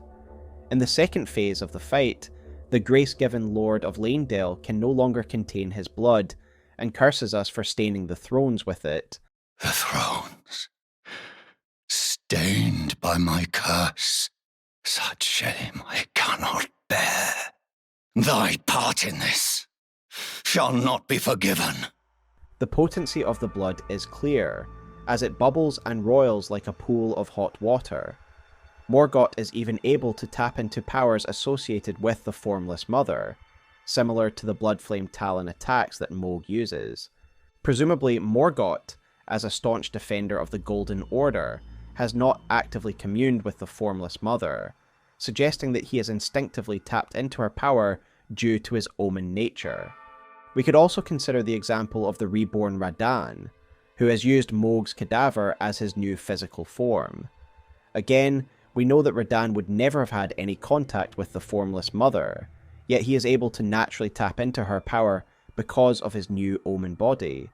To me, all of this suggests that the Formless Mother has a particularly strong connection to Omen blood. She communes through blood, and thus the more potent the blood, the better. This is why she was able to commune directly with Mohg during his exile in the Shunning Grounds, an event we learn about through the Blood Boon, which reads, "The Mother of Truth craves wounds.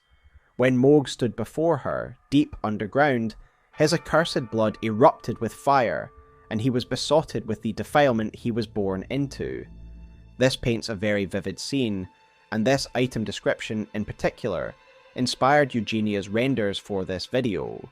Notably, this communion did not seem to involve the spilling of blood. Rather, the Formless Mother was able to commune with Mohg directly through his own blood, setting it ablaze, again reinforcing the connection between the Mother of Truth and the potent blood of the Omen.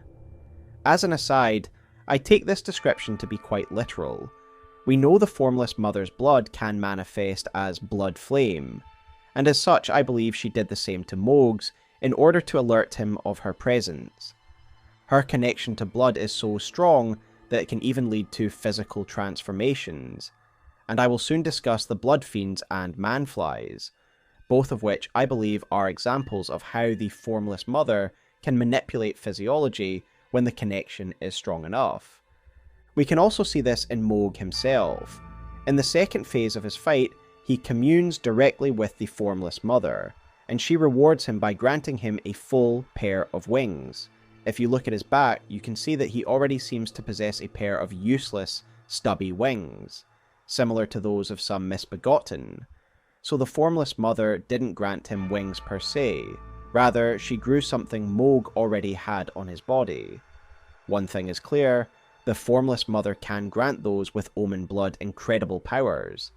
A demigod backed by an outer god is a force to be reckoned with. Such is the case with Malenia and Mohg, arguably the two most powerful demigods left, given Radahn's reduced state.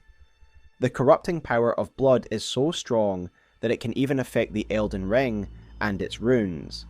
We see this in the case of Mohg, whose once golden great rune has become drenched and warped by his accursed blood. The power of blood and the influence of the Formless Mother are fully realised in Mohg, and they are forces to be reckoned with. Given what we've discussed about the Omen and their blood, it makes sense that the Mohgwyn dynasty is one bound by Mohg's blood. We witness this transfusion firsthand when we become a pure blood knight.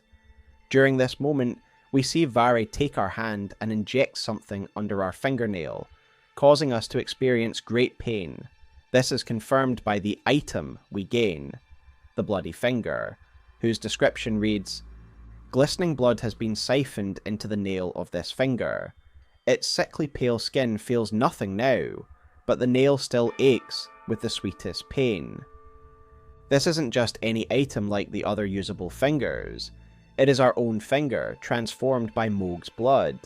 Mohg's blood has been siphoned into our finger, changing us forever and binding us to the dynasty and the Formless Mother. The transformative effect of the blood is further reinforced by the change in our eyes, one of the three events that can permanently alter their hue, in this case to a murky red. We know this blood is likely Mohg's Omen blood because other members of the dynasty, such as the Sanguine Nobles and the Albinorics, seem to bear the horns of the Omen, suggesting that all members of the dynasty share Mohg's blood. This makes sense for several reasons, primarily because it makes Mohg's dynasty a sort of artificial dynasty. To clarify, traditional dynasties are usually family trees connected by royal blood, while Mohg's dynasty is connected through the shared blood of its members. Given that Mohg's dynasty is a makeshift one, united more by ideals or circumstance than by birth, it is through the act of transfusion that it becomes connected by blood as well. Additionally, if Omen blood serves as a medium through which the Formless Mother can interact, then each member of the dynasty is brought closer to her through this transfusion. This process is integral to the Mohgwyn dynasty, and is the reason Vare was brought into the fold. We learn this from the War Surgeon's gown, which reads, "Of the surgeons abducted by the Lord of Blood, none were able to tame the accursed blood. None but Vare, that is, though he was an exception. Vare and other surgeons were captured by Mohg so he could have someone with medical training to perform the necessary transfusions. Vari was the only one to master this process, and as such, he holds an extremely important position in the dynasty. He is both the recruiter and the master of ceremonies for the induction process. So what does this tell us about the Formless Mother and the Outer Gods as a whole? Outer Gods seem to be eldritch, cosmic entities centered around a particular element or concept, whether that be rot, death, chaos, or blood. In prior lore videos, I attempted to align the Outer Gods with the Japanese concept of kami. I came to these conclusions by working with translator and community member Mirko, who has worked with the likes of Sabaku no Maiku. And while my interpretation of the Outer Gods has evolved since, I do still highly recommend this video as we explored some very interesting ideas here. By the way, massive shout out to Sabaku and the Italian Souls community. I would highly recommend his content any day of the week. Kami are essentially spirits or gods that are part of nature and manifestations of the particular elements they represent. My mistake in that earlier interpretation was focusing exclusively on this natural aspect, excluding the cosmic elements. Instead, I now believe the Outer Gods are both. They are cosmic beings that also manifest and represent elements existing within the material world. It is clear that each Outer God vies for dominance by spreading its influence through its chosen material and intermediaries. Everything associated with the Formless Mother suggests that her primary desire is for blood to be spread, whether through the wounds inflicted on herself via communion, or through the blood spilled by the bloody fingers of the Mohg dynasty. I believe this is the essence of the Formless Mother. She is simply the deity connected to the power within blood. While this may seem simplistic, consider how important blood is to every life form. It is the vital fluid that runs throughout the body, just as the Formless Mother flows around reality. As for the title Mother of Truth, consider that beneath everything, titles, heritage, social class, and flesh, we are all just blood. There is nothing truer than our blood once all else is stripped away. The strength of the Formless Mother's connection to blood is well explored in the Shadow of the Erdtree DLC in several instances. Let's begin with the Blood Fiends, the most overt connection to the Formless Mother found in the expansion. The best starting point is the item description of the Outer God Heirloom, which reads, "A talisman engraved with the lore of an Outer God. The clan, who lost everything in the Great Fires, peered upon the corpse of their ancestor, normally an act of sanctity, and saw in its shadow a twisted deity. The clan had suffered such torment that the horrible thing was taken as an object of worship." This item clearly depicts the moment when the ancestors of the Blood Fiends first made contact with the Formless Mother, heavily implied to have occurred after the Crusade of Messmer, as it refers to the Great Fire. It then describes them gazing upon the corpse of their ancestor, but instead seeing a twisted deity. This twisted deity is confirmed to be the Formless Mother in the description of the Hexer's Ash. The corpse of their ancestor is likely a reference to the tutelary deities found throughout the lands between, who are often depicted holding revered spirit ashes in their hands. We can learn more about them through the description of the revered spirit ash, which reads, "Spirit ash of those who came before, infused with potent spirituality, acquired from the corpses of Hornsent and other objects that richly decorate townships and villages across the realm of shadow. The withered corpses were called tutelary deities, and revered spirit ash was said to quietly accumulate in the palms of their hands." I covered this subject in detail in my Hornsent video, but in short this is a Hornsent practice of honouring the dead. These figures are what the Curseblades aspire to become, though none have yet attained this status.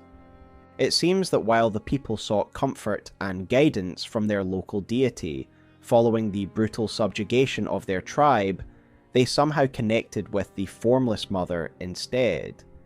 Even more intriguing is the suggestion that their current monstrous form is owed to the Formless Mother, as described in the Hexer's Ash. Long ago, a subjugated tribe discovered a twisted deity among the ravages of war, and they were transformed into blood fiends. The Mother of Truth was their savior. I mentioned the blood fiends and their transformation in my Hornsent video, which sparked an interesting discussion. Some viewers suggested that the blood fiends were once demi-humans, rather than Hornsent. Shout out to viewers like Clevey for bringing this idea to my attention. Reasons cited include the fact that both have red eyes, both drop string, both roar before attacking, and both can be baited. Additionally, we do see demi-human tribes within the lands of Shadow, including those led by a queen on the Cerulean coast. However, with all that said, and acknowledging that it is a strong possibility, I still lean toward the blood fiends originally being Hornsent. The main reason for this is the event described by the outer god Heirloom. This tribe sought to honour their ancestor, the tutelary deity, and as highlighted in the description of the revered spirit Ash, this is specifically a Hornsent practice. To me, this almost outright states that it was a Hornsent tribe who turned to one of their revered deities in a time of great distress. As always, let me know your thoughts in the comments below. Either way, it is truly extraordinary that the Formless Mother possesses the ability to transform life forms in such a way.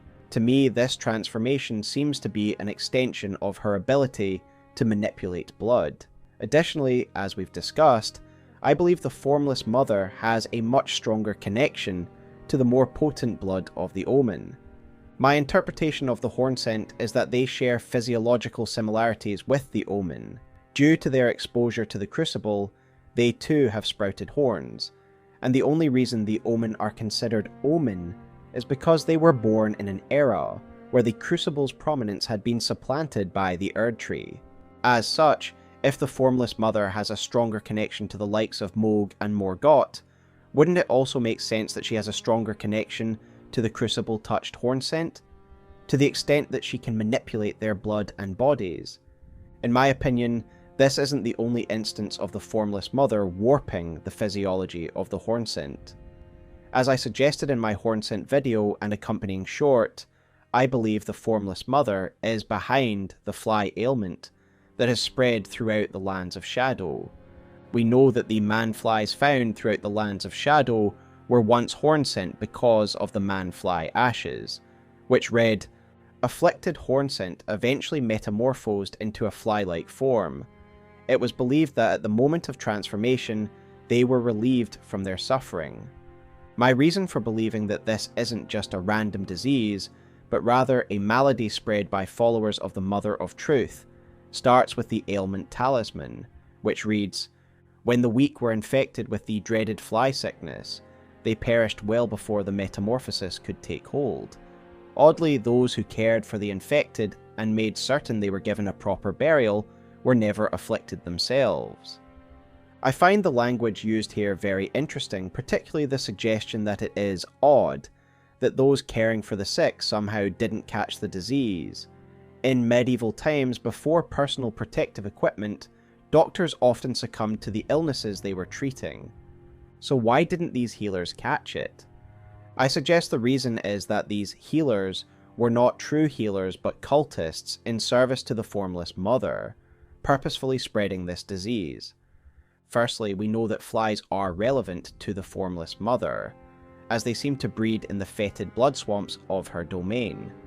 This is hinted at by blood-tainted excrement, and outright stated in the Swarm of Flies incantation, which reads, "Releases a swarm of blood flies before the caster to assault foes. The new palace of the Lord of Blood lies in a swamp of festering blood, and these flies are said to spawn from excrement in that land." Indeed, in the lower moats of Bayle, where many of the man-flies reside, we can see something of a blood swamp brewing. However, unlike the blood flies of Mohg Palace, these flies were not birthed from eggs, but rather were Hornsent transformed by what is implied to be a fungal infection. I believe the infection to be fungal because of the fly mold item they drop upon death. The item description reads, "A species of fungus known for its deathly sweet stench, found by hunting man-flies, cultivated using the flesh and blood of man-flies." But why do I believe the healers mentioned in the ailment talisman are actually responsible for this? What proof do I have beyond the language used in the item description? I look to the placement of the man-fly enemies. In many instances, the man-flies are accompanied by another enemy type that stands out from the swarm, unique Hornsent spirits. At first I thought these spirits were randomly placed, but as is often the case with From Software, very little is done without intent. These spirits are unique because they can not only buff the man-flies, but also cast Swarm of Flies. That's right, these Hornsent can use an incantation specifically associated with the Formless Mother, conspicuously while in the company of these poor transformed souls. I therefore suggest that the healers mentioned in the ailment talisman and these black spirits are one and the same. They are cultists of the Formless Mother, spreading this fungal infection under the guise of healers. As for their purpose, we can only speculate. Perhaps it helps spread her influence if the man-flies are her creation, and connected to her domain. Perhaps the way these flies interact with the environment also spreads her influence. I invite you to share your thoughts in the comments below, but ultimately, I believe that if the Formless Mother were to be victorious and her influence spread further, more humanoids would be transformed, resulting in a vast landscape of blood swamps inhabited by man-flies. While the utility of the man-flies to the Formless Mother is open to interpretation, the Blood Fiend's usefulness is readily apparent. Like the Mohg dynasty, they have their own religious practices that, in a pragmatic sense, serve the Formless Mother's goal of bloodletting. As such, we find similar practices to those of the Mohg dynasty. For example, instead of the Gothic Mohg spear, the Bloodfiend Hexers use more rudimentary fork-like implements that ultimately serve the same purpose. The Bloodfiend's sacred spear reads, "Great Spear of the Bloodfiend Hexers, one of the most significant implements used in their blood rituals. Sacred spears of blood are the instruments of communion with an outer god. The Mother of Truth desires a wound." Like the Mohg spear, the Hexers are able to commune with the Formless Mother using a specialized instrument to wound her and spread her blood in the material plane. This blood is then used in further Bloodfiend rituals. Communion with the Formless Mother is not a matter of talking or praying. Rather, it is the spilling of blood, usually her own, and it is easy to understand how her blood flowing into the mortal plane facilitates interaction between her and her mortal followers. However, like the Mohg dynasty, mortal blood is also demanded by this religion. Khorne cares not from where the blood flows, only that it does. While the Mohg dynasty employs its fearsome bloody fingers to spill the blood of others, the Bloodfiends seem to rely on blood sacrifice, even upon themselves. The second of the Bloodfiend's specialized implements, the Bloodfiend Fork, reads, "Weapon used by the Bloodfiends. 3 tines of carved bone spear the victim to provoke blood loss. A ritual implement for blood offerings to the Formless Mother. At times, the Bloodfiends will spill even their own blood using these forks." The Bloodfiends' penchant for sacrifice and bloodletting is reflected in one of their main sites of worship, found in Rivermouth Cave, which is actually one of my favourite side areas in the entire game. This cave contains a large congregation of Bloodfiends led by a chieftain, and the site features a sacrificial altar, with the entire area flooded with blood. As we see with Mohg Palace and Rose Church, vast quantities of blood allow the Formless Mother to take root in the world and corrupt it.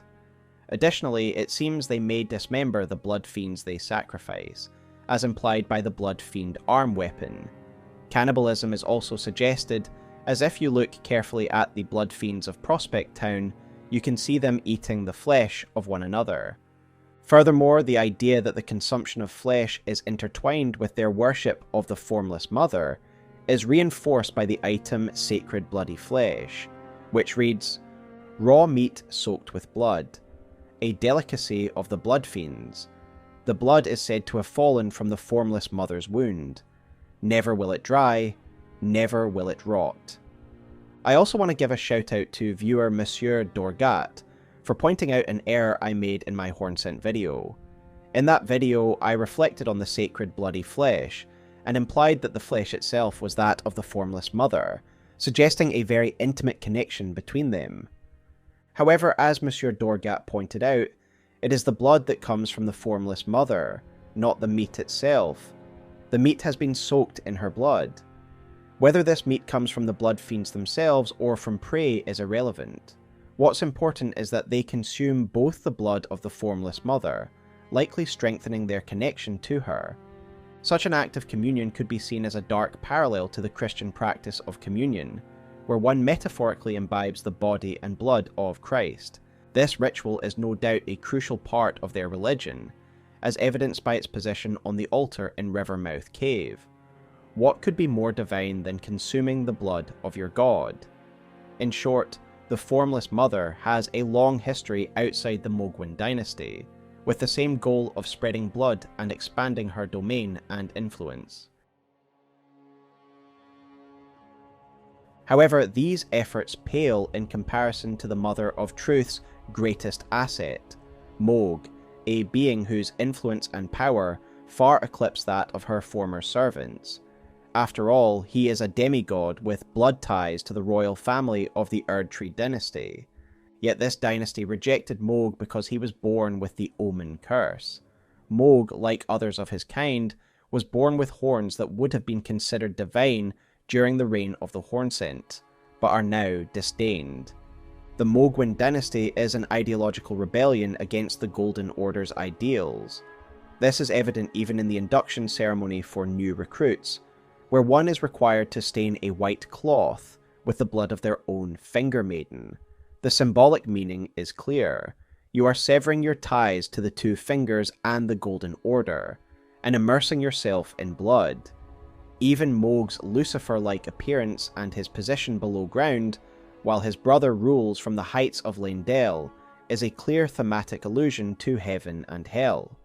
Mohg has chosen to rule in hell, rather than serve in heaven, for this is the age of the Erdtree, thematically representing an era of civilization and refinement, whereas the age of the Crucible was one of violent evolution.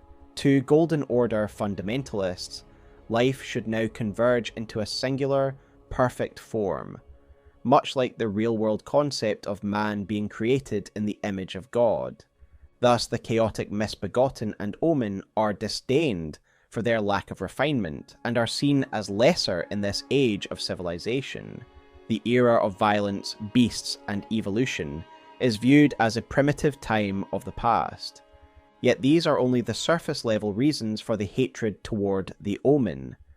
The deeper reason lies in their relationship to the Erdtree, or more precisely, their lack of one.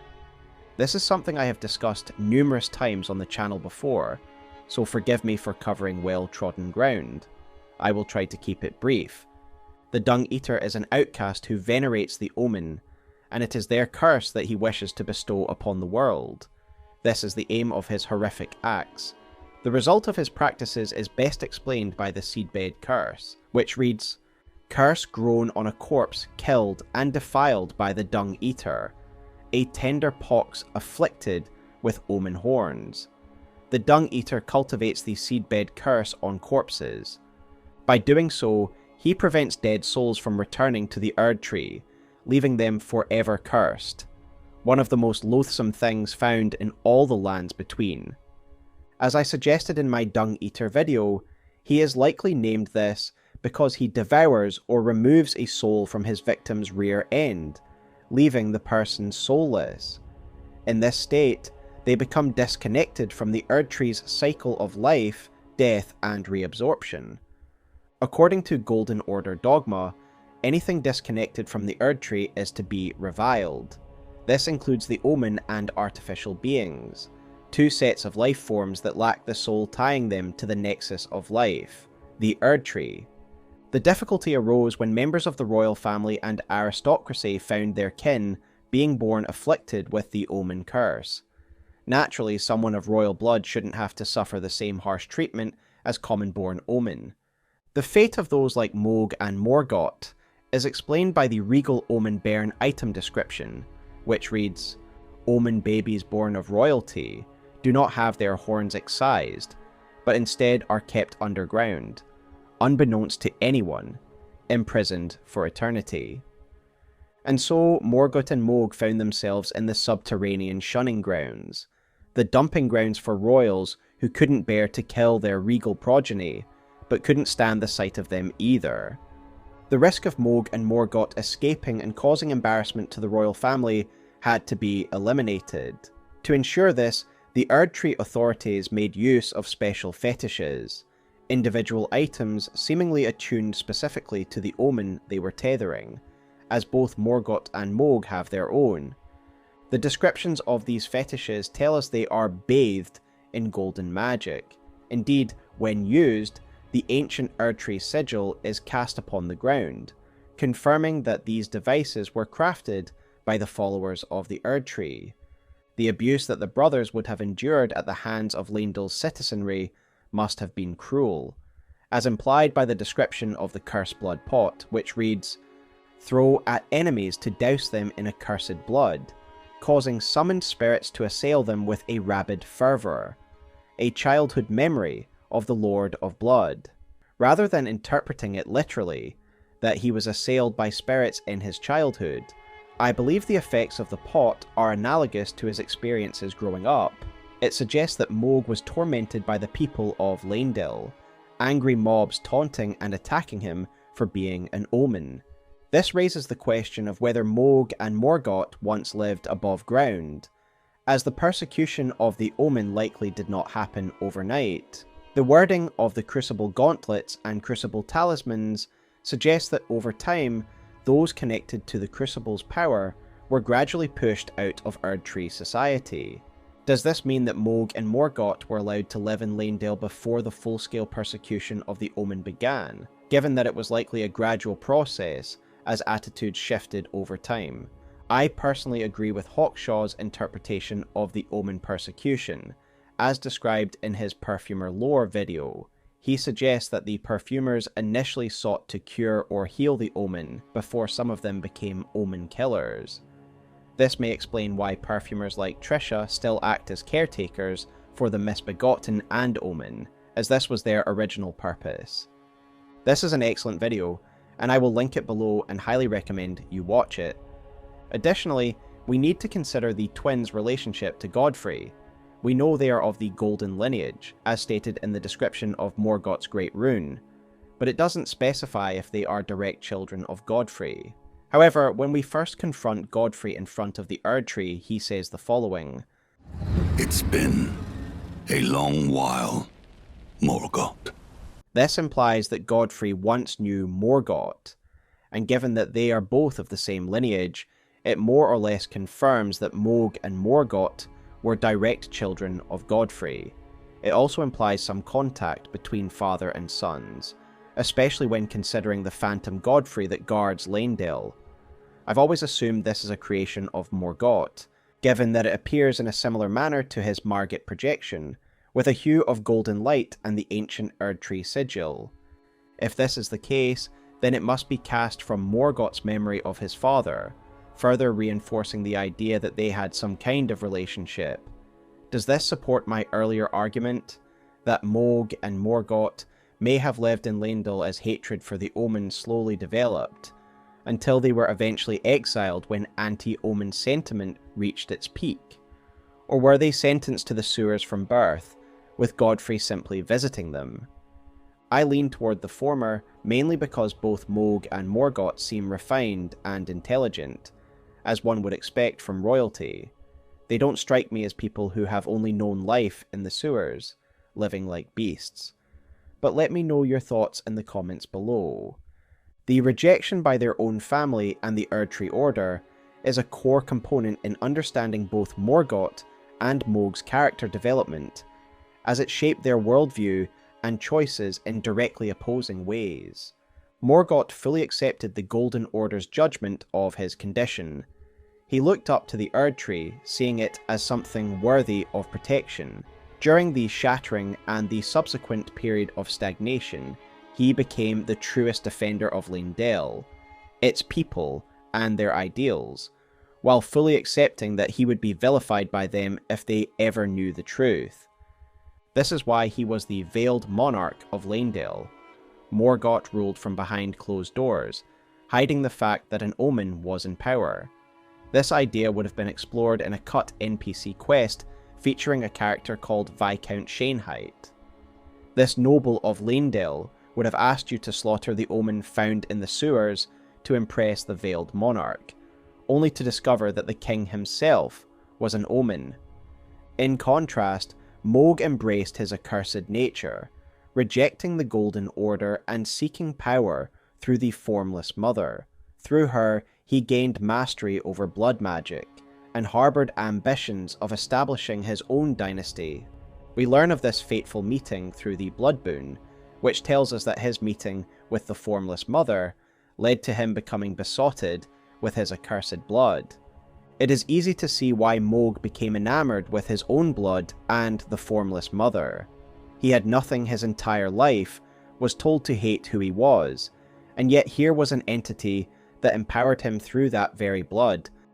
There is no direct evidence of when Mohg escaped his underground prison, but I wager that both he and Morgott managed to escape after Marika shattered the Elden Ring. The disappearance of both Marika and Radagon likely threw the lands into chaos, allowing the two brothers to escape the sewers and pursue their destinies. The Mohgwyn dynasty represents Mohg's ultimate ambition, to establish a new order with himself as its eternal ruler. In his blood-soaked subterranean palace, Mohgwyn Palace, Mohg gathers followers who worship him as their lord. However, the dynasty is built on a fragile foundation, with little hope of achieving lasting glory. It stands as a tragic testament to Mohg's unquenchable thirst for power, and the corrupting influence of the Formless Mother. In many ways, Mohg is no different from the other grasping demigods who were driven to conflict by the mad taint of their rune-granted power. They all wanted power. They all wanted to be the next lord. The key difference in Mohg's case is that he was sponsored by an outer god, giving him a very defined vision of the order that would replace the Golden Order if he were victorious. The Order of Blood, the Mohgwyn dynasty. I've discussed this before, but the ruling bodies in the world of Elden Ring follow a specific structure. There is always a god, and there is always a lord. In this case, Mohg would assume the role of lord and become consort to a new god of blood, supplanting Marika. This is the vision Mohg and his followers share, with the Mohgwyn dynasty structured as both a ruling body and an organisation designed to bring about its ascendancy. These are the two elements I want to explore further. As we discussed earlier, Mohg's dynasty is something new. Rather than being connected by blood through generations of lineage, it is instead bound by a blood infusion that unites its members. This is an intriguing concept, and though I may struggle to articulate why, I'll do my best. As I've suggested before, the Mohgwyn dynasty acts as a counterculture to the Erdtree, which, in many ways, represents traditional monarchical rule. While Mohg also positions himself as a lord, his dynasty essentially accepts anyone, and anyone can be inducted into the royal line through a simple blood transfusion. Tarnished can become knights, and seemingly even sanguine nobles, nobility granted rather than inherited. The Mohgwyn dynasty is a force constructed by the outcasts of Erdtree society, rejecting its definitions of nobility and royalty. It is a family bound by ideals rather than birth, and ultimately this can be seen as a rejection of traditional monarchy, akin to the rise of popular rule. This is why a large part of Mohg's soldiery seems to be made up of albinorics, those artificial life forms that are hunted and disdained by the people of the lands between. It's no wonder that some would be drawn here, perhaps with the promise of equality and fair treatment. It's likely they come via the portal found in the consecrated snowfield. After all, we see an Albinauric standing outside the portal, as if considering entry. Another interesting thing about the portal to consider is that this is likely the route Mohg took in order to kidnap Miquella, not just recruit Albinaurics. It is a highly convenient location for Mohg, meaning he didn't need to traverse the entire continent, despite Mohgwyn Palace being the polar opposite end of the landmass to the Erdtree. We can assume that Mohg was likely the one to set up this portal, showing how well planned the abduction was. One could argue that Mohg made slaves of them, using them as fodder for his armies, but the point remains that they are at least welcomed into his dynasty, regardless of the circumstances of their role. That being said, let's not pretend that Mohg and his dynasty are humble rebels. Mohg's dynasty is as bombastic as Leyndell's, perhaps even more so. He is presented as Luminary Mohg, a grandiose title meant to elevate him as a messiah-like figure, and his clothing reflects this, as he opts for the robes of a messiah rather than armour. This flamboyance extends to the nobles, who are also dressed in rich robes and fight using a sophisticated and flashy sword style. Mohg is a driven character who deeply believes in his cause and the destiny bestowed upon him by the Formless Mother, but he suffers from hubris, much like the other demigods. The knights and nobles play particular roles within the dynasty.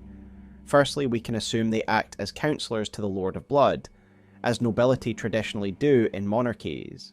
Additionally, these positions are given out by Mohg in preparation for the dynasty's ascendancy, as indicated by the description of the sanguine noble robe.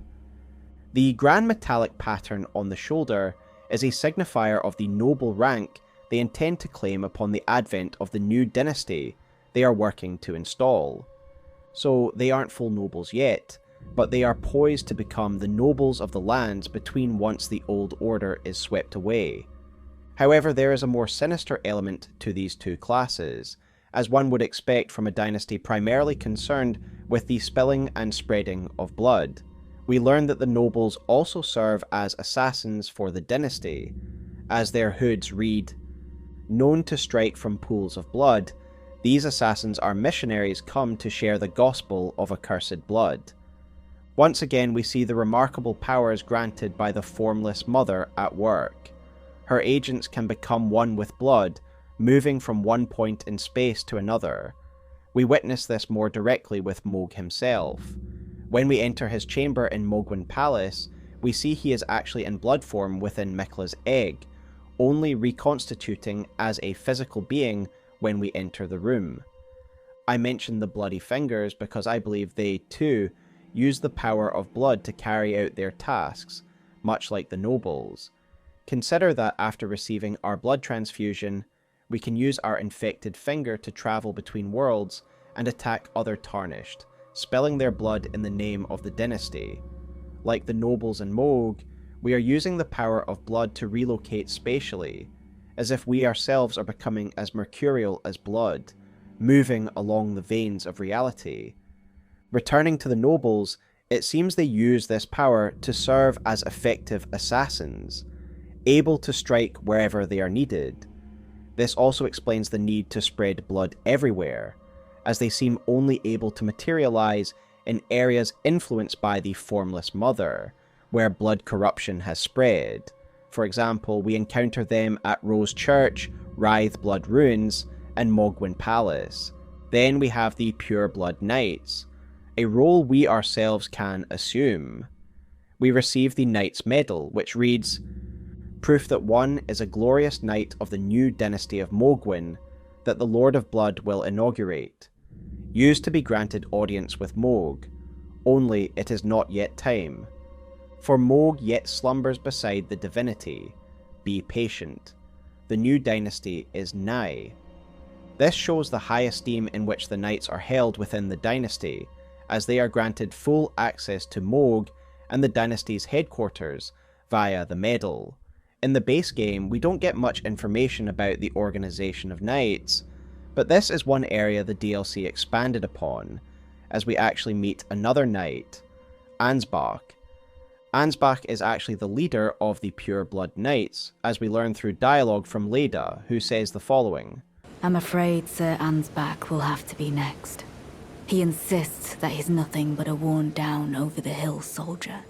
But in his day, he was the feared commander of the Pure Blood Knights, who cleaved open Miquella the Vow with his blood blade. From this, we learn a couple of things about the Pure Blood Knights. They were feared and they had a command structure.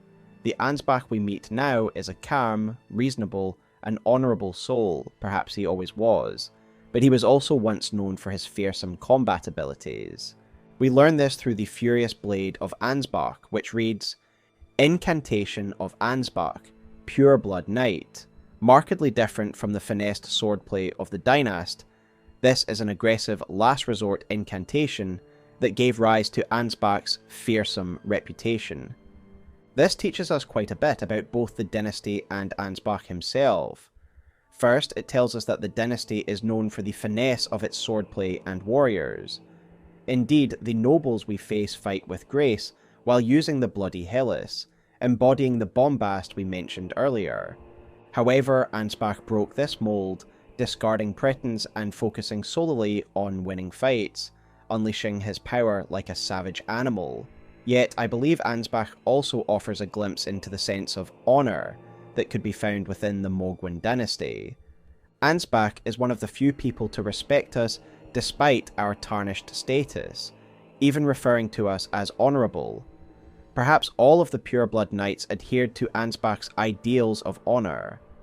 Ansbach shows what it means to be a knight: honour, respect, and loyalty to one's liege. Even after learning of his master's death, Ansbach is determined to honour Mohg by putting the reanimated corpse of Mohg, which Radahn is piloting, to rest, standing by your side against the promised consort. Though Ansbach's path puts him in conflict with his former companions, he treats each combatant with respect and courtesy. Ansbach represents both the best and worst of the Mohg dynasty. He is compassionate, honourable, and respectful, but he is also a blood-soaked warrior who taps into dark powers to destroy his enemies. It would have been great seeing the Pure Blood Knights in their prime when Ansbach was their commander, acting as advisors to the Lord of Blood. However, it seems that Mohg eventually rejected the advice of those like Ansbach when he became enamored with Miquella. Before we move on, I want to discuss another core element of the Mohg dynasty, the Bloody Fingers. As suggested in prior chapters, the dynasty's agents are primarily concerned with shedding and spilling blood, as the Mother of Truth desires a wound. Thus we have the Bloody Fingers, the Red Phantom Invaders. I believe that while there are different classes within the dynasty, such as knights and nobles, all can become Bloody Fingers, regardless of their position. This is evident as we see sanguine nobles, like Nereus and the unnamed noble of the consecrated snowfield, invading as Bloody Fingers. It's important to remember the Bloody Fingers when considering the noble and honourable aspects of the Mohg dynasty. Despite any virtuous elements, many of the dynasty's recruits are bound by one thing: their desire for blood. We've spoken of Vari earlier, and how he was the only surgeon to master the accursed blood. However, there is another benefit to Mohg recruiting these individuals: their penchant for bloodletting. These war surgeons like Vari served on battlefields, and we gain insight into their sinister nature through the Dagger Talisman, which reads, "The white-garbed field surgeons come to the aid of friend and foe alike by dealing a final deadly thrust to spare them from the prolonged agony of a mortal wound. A sense of mercy is a catalyst for bloodlust." The implication here is clear. Despite their training and role, these surgeons were little more than mercy killers, scouring battlefields and finishing off the wounded. In doing so, they became bloodthirsty killers over time. While Vari took on a prominent role in the dynasty, the other surgeons are little more than killers, who stalk the blood swamps of the palace and invade our world as Bloody Fingers. Then we have Eleonora, the Drake Knight. It is implied by Yura's dialogue that Eleonora was a Drake Knight who became consumed by the practice of dragon communion, wishing only for conflict. As such, it makes sense that Mohg would grant her the power to indulge in this desire. Blood-crazed warriors like Okina and Eleonora are unlikely to be the most loyal servants of Mohg, but they still serve a purpose for him. He gives them the ability to invade worlds, and in return, they spill blood. Whether it is for him or for themselves, the blood flows regardless. Then, of course, we have the most notorious of all the Bloody Fingers, Okina, an unmatched swordsman from the Land of Reeds. I have spoken about my theory regarding the Land of Reeds in previous videos, but in short, I believe that the Formless Mother and or the Bloodstar have parasitically latched onto a conflict in the Land of Reeds. We hear of this conflict through the Land of Reeds set, which reads, "The Land of Reeds has long been locked in a miserable civil war, during which time it has remained alienated from the cultures of its neighbours. Little wonder that the entire nation has succumbed to blood-soaked madness, or so it is said." This speaks of a civil war, and given that the Land of Reeds is clearly this universe's version of feudal Japan, I believe this civil war is an allusion to the Sengoku era, a time of violence and internal conflict, previously explored by From Software in Sekiro. However, while it is described as a civil conflict, I've always found the term blood-soaked madness to be an interesting choice of words, as it aligns with the language Yura uses regarding the Bloody Fingers. I am Yura, as you might recall. Hunter of bloody fingers, tarnished, held in thrall by cessblood. Zealots, who stalk their own. If you stay the path, you are certain to face more of them. Incidentally, I find Yura's use of the term cessblood here to be very interesting, as it is obviously a reference to the corrupted blood of Mohg that runs through the veins of the Bloody Fingers.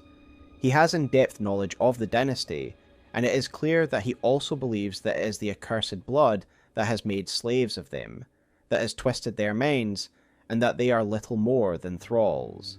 A sort of blood-crazed insanity goes beyond simple warfare, and is exemplified by Okina himself, who is described as a demon. Okina's mask reads the following: "The more he sharpened his mind, the more the absurdities of the world came into stark relief, and so Okina renounced it all, and rose to a higher plane. There was only himself, his katana, and its mastery. Before long, Okina became a demon of a swordsman."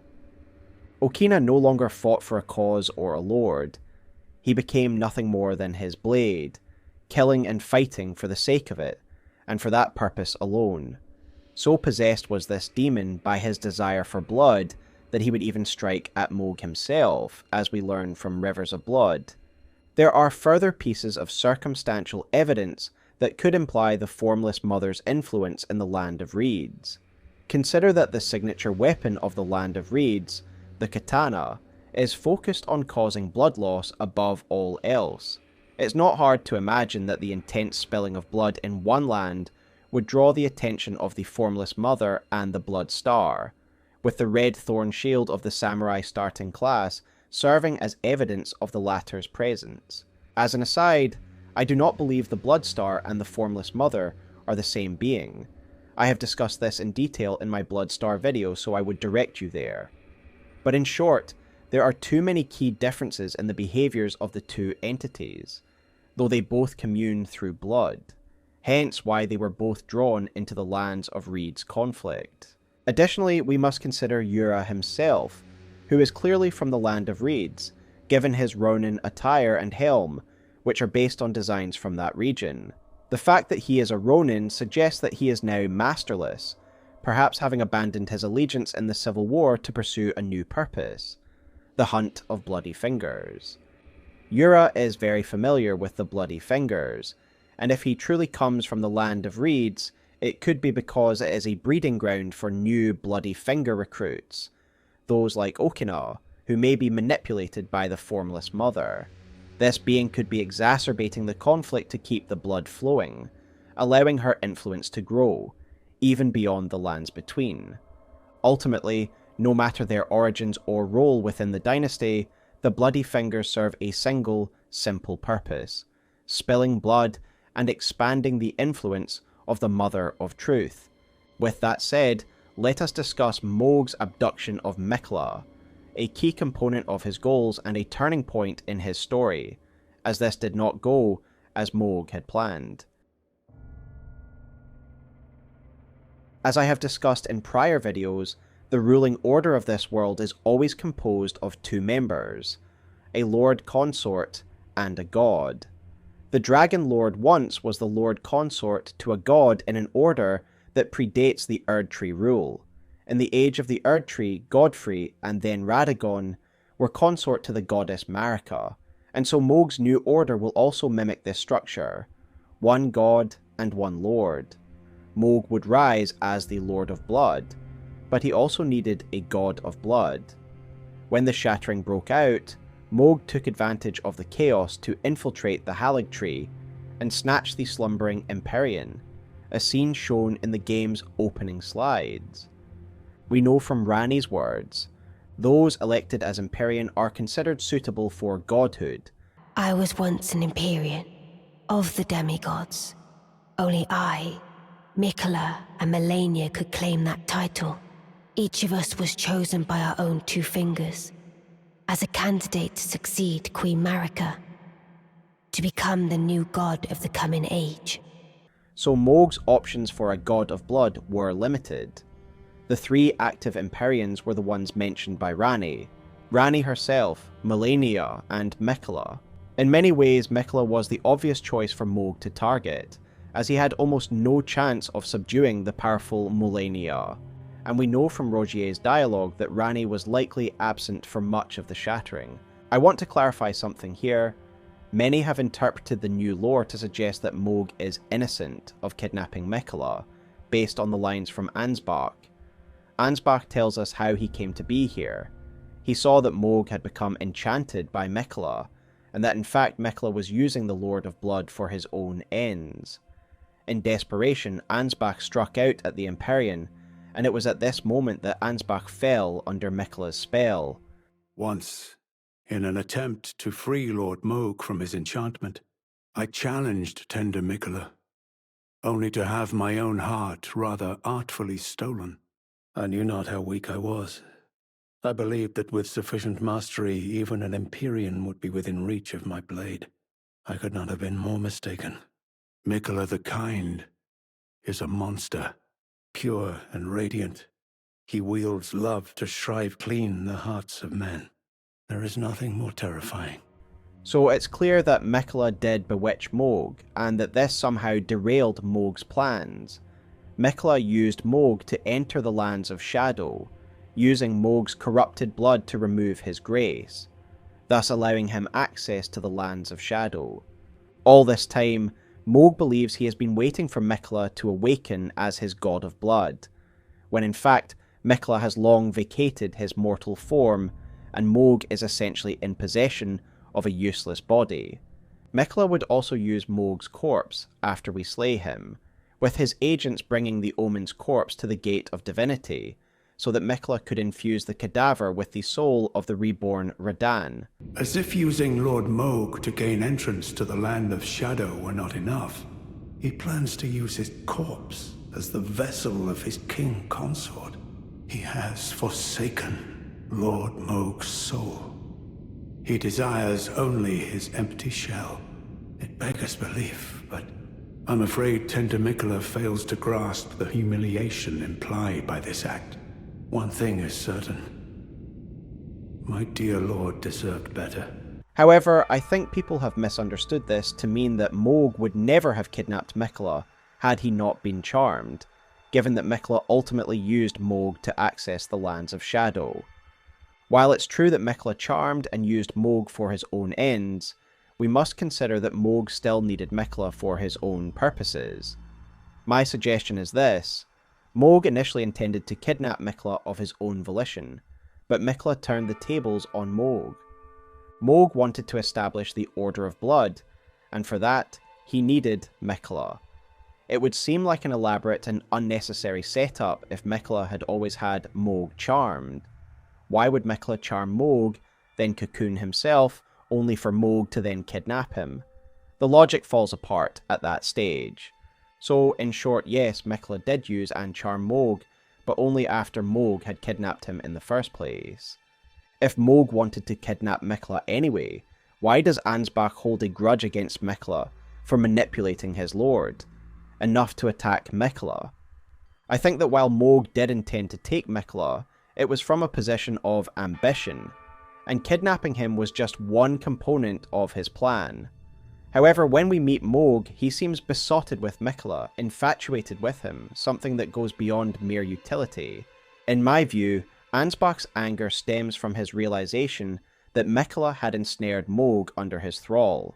Mohg was no longer advancing the dynasty's agenda, as the Pure-Blood Knight medal reads the following: "For Mohg yet slumbers beside the divinity. Be patient, the new dynasty is nigh."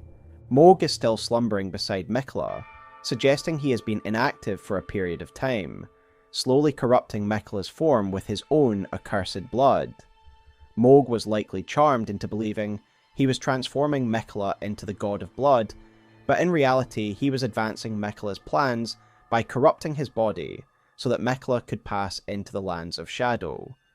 As I noted earlier, Miquella has actually long departed this body, and so Mohg essentially is in possession of a worthless artifact. Perhaps he would have realised this had he not been bewitched. This folly was actually hinted at in the base game, even prior to the new lore of the DLC, for Mohg's remembrance reads the following: "Wishing to raise Miquella to full godhood, Mohg wished to become his consort, taking the role of monarch. But no matter how much of his bloody bedchamber he tried to share, he received no response from the young Empyrean. The reason he got no response was because Miquella had long got what he wanted and left the material plane. Miquella made a fool of Mohg, and he didn't even know it. Seeing his lord trapped in a delusional state, and the dynasty stagnating, Ansbach acted and attacked Miquella, only to be charmed himself. This is why we don't encounter Ansbach at Mohgwyn Palace. He has already been charmed and entered the Land of Shadows at Miquella's suggestion. I can't help but wonder what would have happened if Mohg had succeeded in transforming Miquella into the God of Blood and in replacing the Golden Order. What we see in Mohgwyn Palace and its surrounding blood swamps is likely a preview of what the world would look like under Mohg's rule. Festering blood swamps, a system that encourages bloodshed and a twisted form of honour. Corrupted beings such as blood crows, dogs, blood fiends, and manflies would populate these lands. This illustrates the nuanced nature of Mohg and his followers. The dynasty is essentially a blood cult that would bring great corruption and bloodshed, yet there is a nobility in Mohg's leadership that inspires loyalty, even love, among his followers. In many ways, Miquella had already toppled the Mohgwyn dynasty before we even arrived. Gideon's description of Mohg as deluded is accurate. Under Miquella's influence, Mohg led the dynasty to a dead end, left to rot and stagnate, much like the blood that surrounds the palace itself. That is, until the Tarnished arrives at Mohgwyn Palace, where we challenge Mohg for his great rune, finally bringing the delusion to an end. Ansbach's delusion also ends when Miquella disposes of his great rune, causing his powers of bewitching to dissipate. Those loyal to Miquella remained loyal, but those who were compelled to follow him had a rude awakening, as if emerging from a nightmare. Ansbach remembers everything Miquella did to his lord, and is now compelled to uncover the truth of Mohg's fate and restore his honour. Bound by his code of chivalric honour, Ansbach does not hold any ill will toward us for killing Mohg. This was an honourable showdown between two competing lords, which we won, and as such Ansbach cannot fault us for following the same path. Oh. Something you want to get off your chest? Well, you needn't worry. It was you, wasn't it? Who defeated Lord Mohg. Fear not. I bear no grudge against you. His Eminence was felled in an honorable duel, and such are the risks of seeking lordship. Besides, what right have I to complain? I blame the enchantment more than anything. Righteous tarnished, we will have our victory. I swear upon my blood. However, what Ansbach really blames for Mohg's downfall is the enchantment, again suggesting that Mohg wouldn't even have fallen to us had Miquella not controlled him. To add insult to injury, Miquella's people have now desecrated Mohg's corpse, and thus Ansbach sees it as his final duty to his lord, to put his cadaver to rest.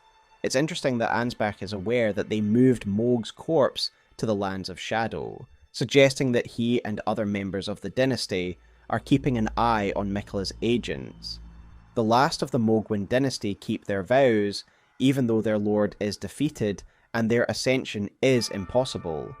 Ansbach fights alongside us against Miquella's agents to finally put Mohg to rest, thus keeping his honour. Additionally, if you fail Ansbach's quest, another sanguine noble comes to assist us in the battle against Leda and her allies, showing that the dynasty is aware of Miquella's actions and does not forgive. With his last breath, Ansbach addresses the Tarnished, delivering one of the most memorable lines in Elden Ring history. Righteous tarnished, become our new lord. A lord not for gods, but for men. I think Ansbach's line here has a lot of depth, and I want to finish off this video on Mohg by dissecting it a little more. On a surface level, it reflects everything he has witnessed. Ansbach is genuinely afraid of Miquella and his power, and who can blame him? While I believe Miquella's intentions are pure, he wants to make the world a gentler place. His power is terrifying. As Ansbach says, Miquella wants to improve the world, but he is doing so by force. Miquella the Kind is a monster, pure and radiant. He wields love to shrive clean the hearts of men. There is nothing more terrifying.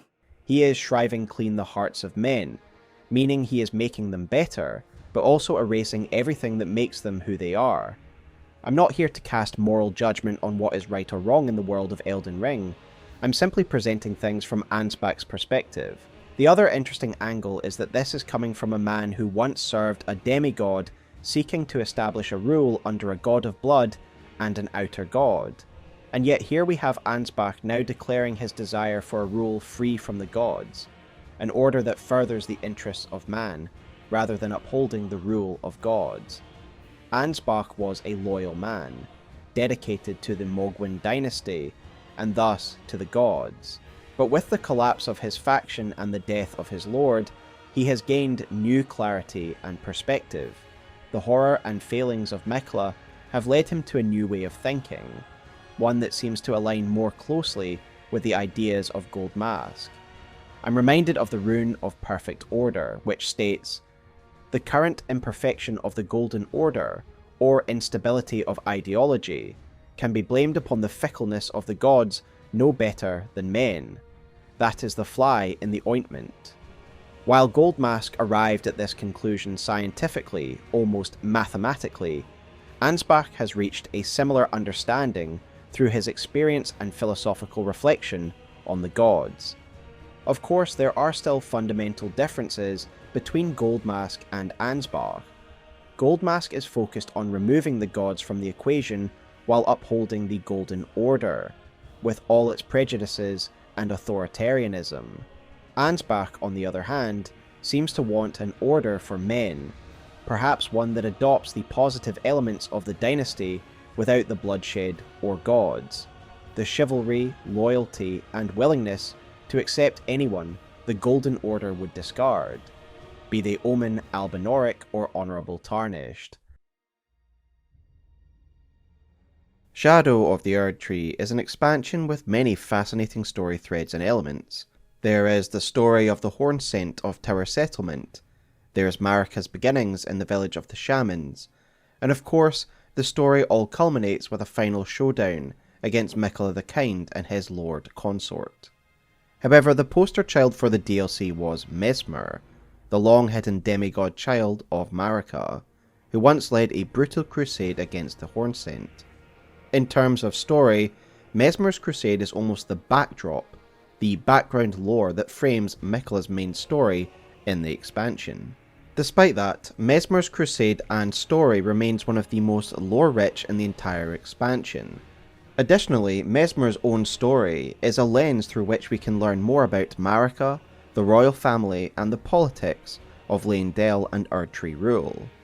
Additionally, it introduces the Abyssal Serpent, opening up an entirely new discussion surrounding light and dark within the world of Elden Ring.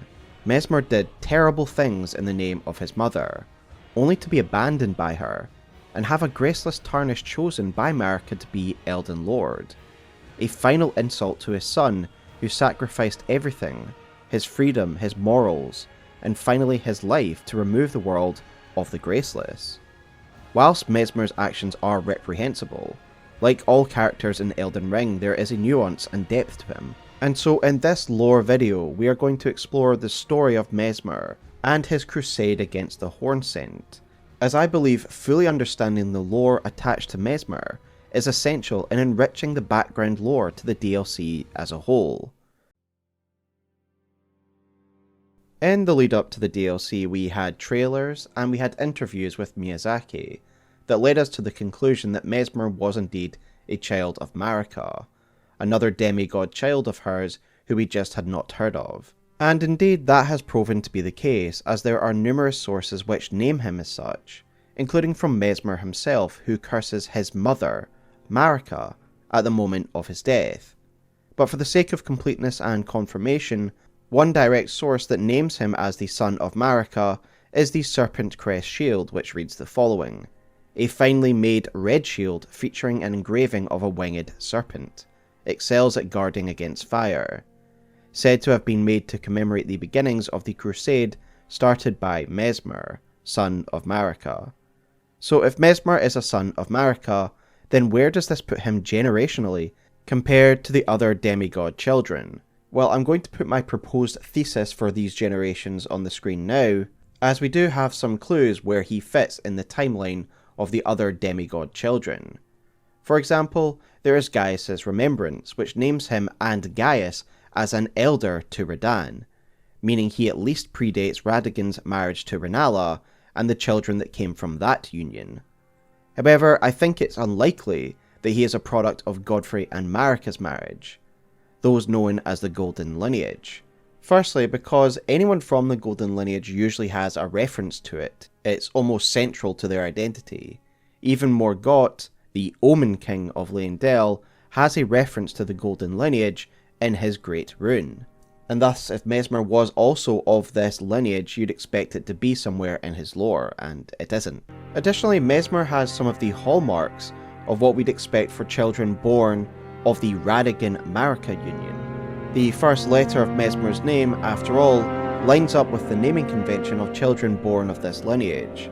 Miquella and Malenia also both start with an M, as does Messmer.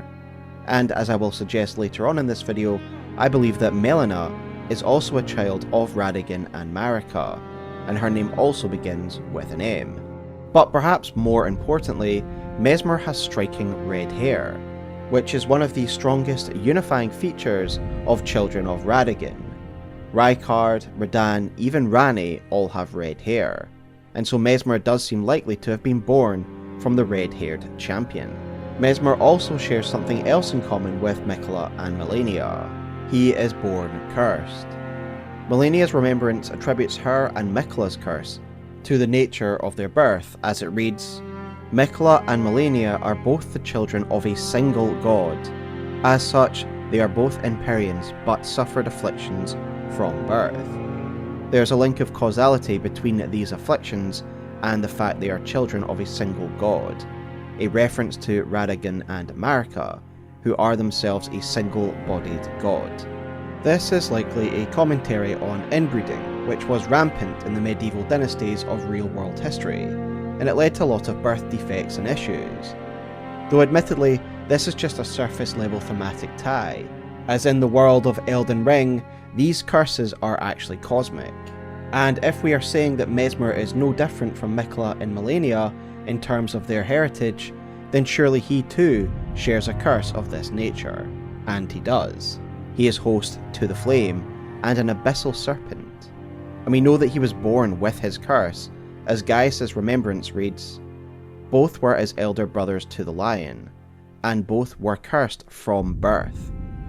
Unfortunately, Messmer's father never really features into his lore, and so we never get an explicit mention as to who his father is, so we are just guessing.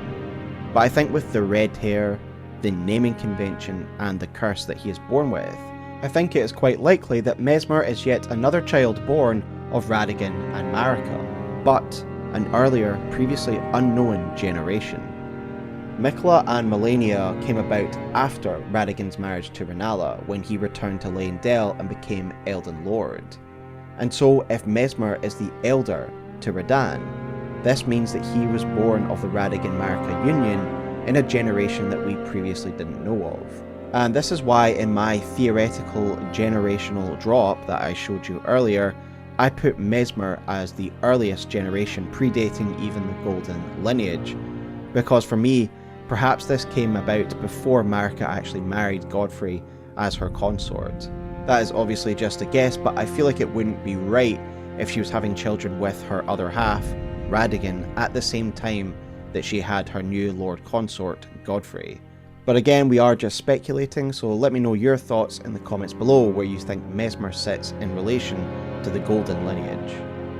Additionally, we know that Messmer had a younger sister, to which an oblique reference is made in Messmer's kindling, which reads, "The kindling that burned inside Messmer the Impaler, a dark thing, eaten away at by a wicked serpent. Messmer, much like his younger sister, bore a vision of fire." Now, I do need to do a bit of housekeeping on this bit of lore before we go any further, as on Twitter or X, there's been a rumour flying around, being boosted by big accounts, that this reference to a sister was actually patched out secretly, as if implying this lore is no longer relevant and it was in there as a mistake. This is simply not true, and these accounts are getting the timeline of events muddled up. The case is this: in the pre-release version of the game, which I and others were able to play before there was a launch day patch, there was indeed no mention of a sister in this item. However, at launch, the patch added this reference, and ever since, from launch, there has been a reference to a sister, and it has not been removed since. You can go into the game now, get this item, and it will still have the reference to this sister. So for me, this is still the legitimate version of the item description that was intended by the developers, and if you're hearing rumours that this has been removed since, it's simply not true. So with that said, Messmer had another sister, one who also had a relationship to fire, and of course, this has to be none other than Melina. We have long known Melina is a daughter of Marika. She never explicitly says it, but she hints at it heavily by saying, I'm searching for my purpose, given to me by my mother inside the Erdtree, long ago, for the reason that I yet live, burned and bodiless. This mother within the Erdtree can be none other than Queen Marika, and we've always wondered where Melina sits in regards to the other generations of demigod children, and I believe we now have the answer. She is part of this previously unknown generation of fire, as I'm going to call it. If this is Melina, I think there's also some circumstantial evidence that helps reinforce what I've been saying about Messmer and Melina's generation being one of the first. As I highlighted in my story summary video, and thanks again to viewer David Zhu for bringing this to my attention, there is a new incantation in the DLC called Minor Erdtree, and this Minor Erdtree incantation is said to be a secret incantation of Queen Marika, and the incantation is relevant to Queen Marika's early history and her origins. And yet Melina uses this secret incantation if you summon her to help with the fight with Morgott. This implies that Melina had a close relationship with Marika, and that she was likely one of her earlier children, perhaps privy to the ancient parts of Queen Marika's history. and that is why she is the only character in-game that utilises this relic. Returning to the item description of Messmer's kindling, it describes how this daughter, this younger sister of Messmer, had a relationship to fire, had visions of fire, and Melina also has 3 potential relationships to fire. The first is that she of course would eventually be the kindling used to burn the Erdtree, as she does in Our Journey. The second is that her body was burned, and now she is burned and bodiless. And the third relation she has to fire is of course that in my opinion she is likely the Gloam-Eyed Queen, who brought the black flame of death against the gods. I believe all 3 of these things, and therefore at her core she has a relationship to fire.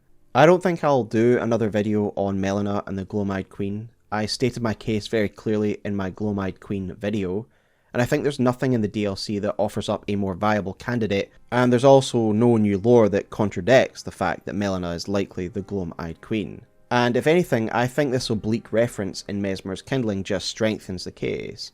It reaffirms the fact that Melina is a daughter of Marika, and that she had visions of fire, even from her early days. And so I just want to say my final piece on Melina here. Consider, why is Melina burned and bodiless? What happened to her?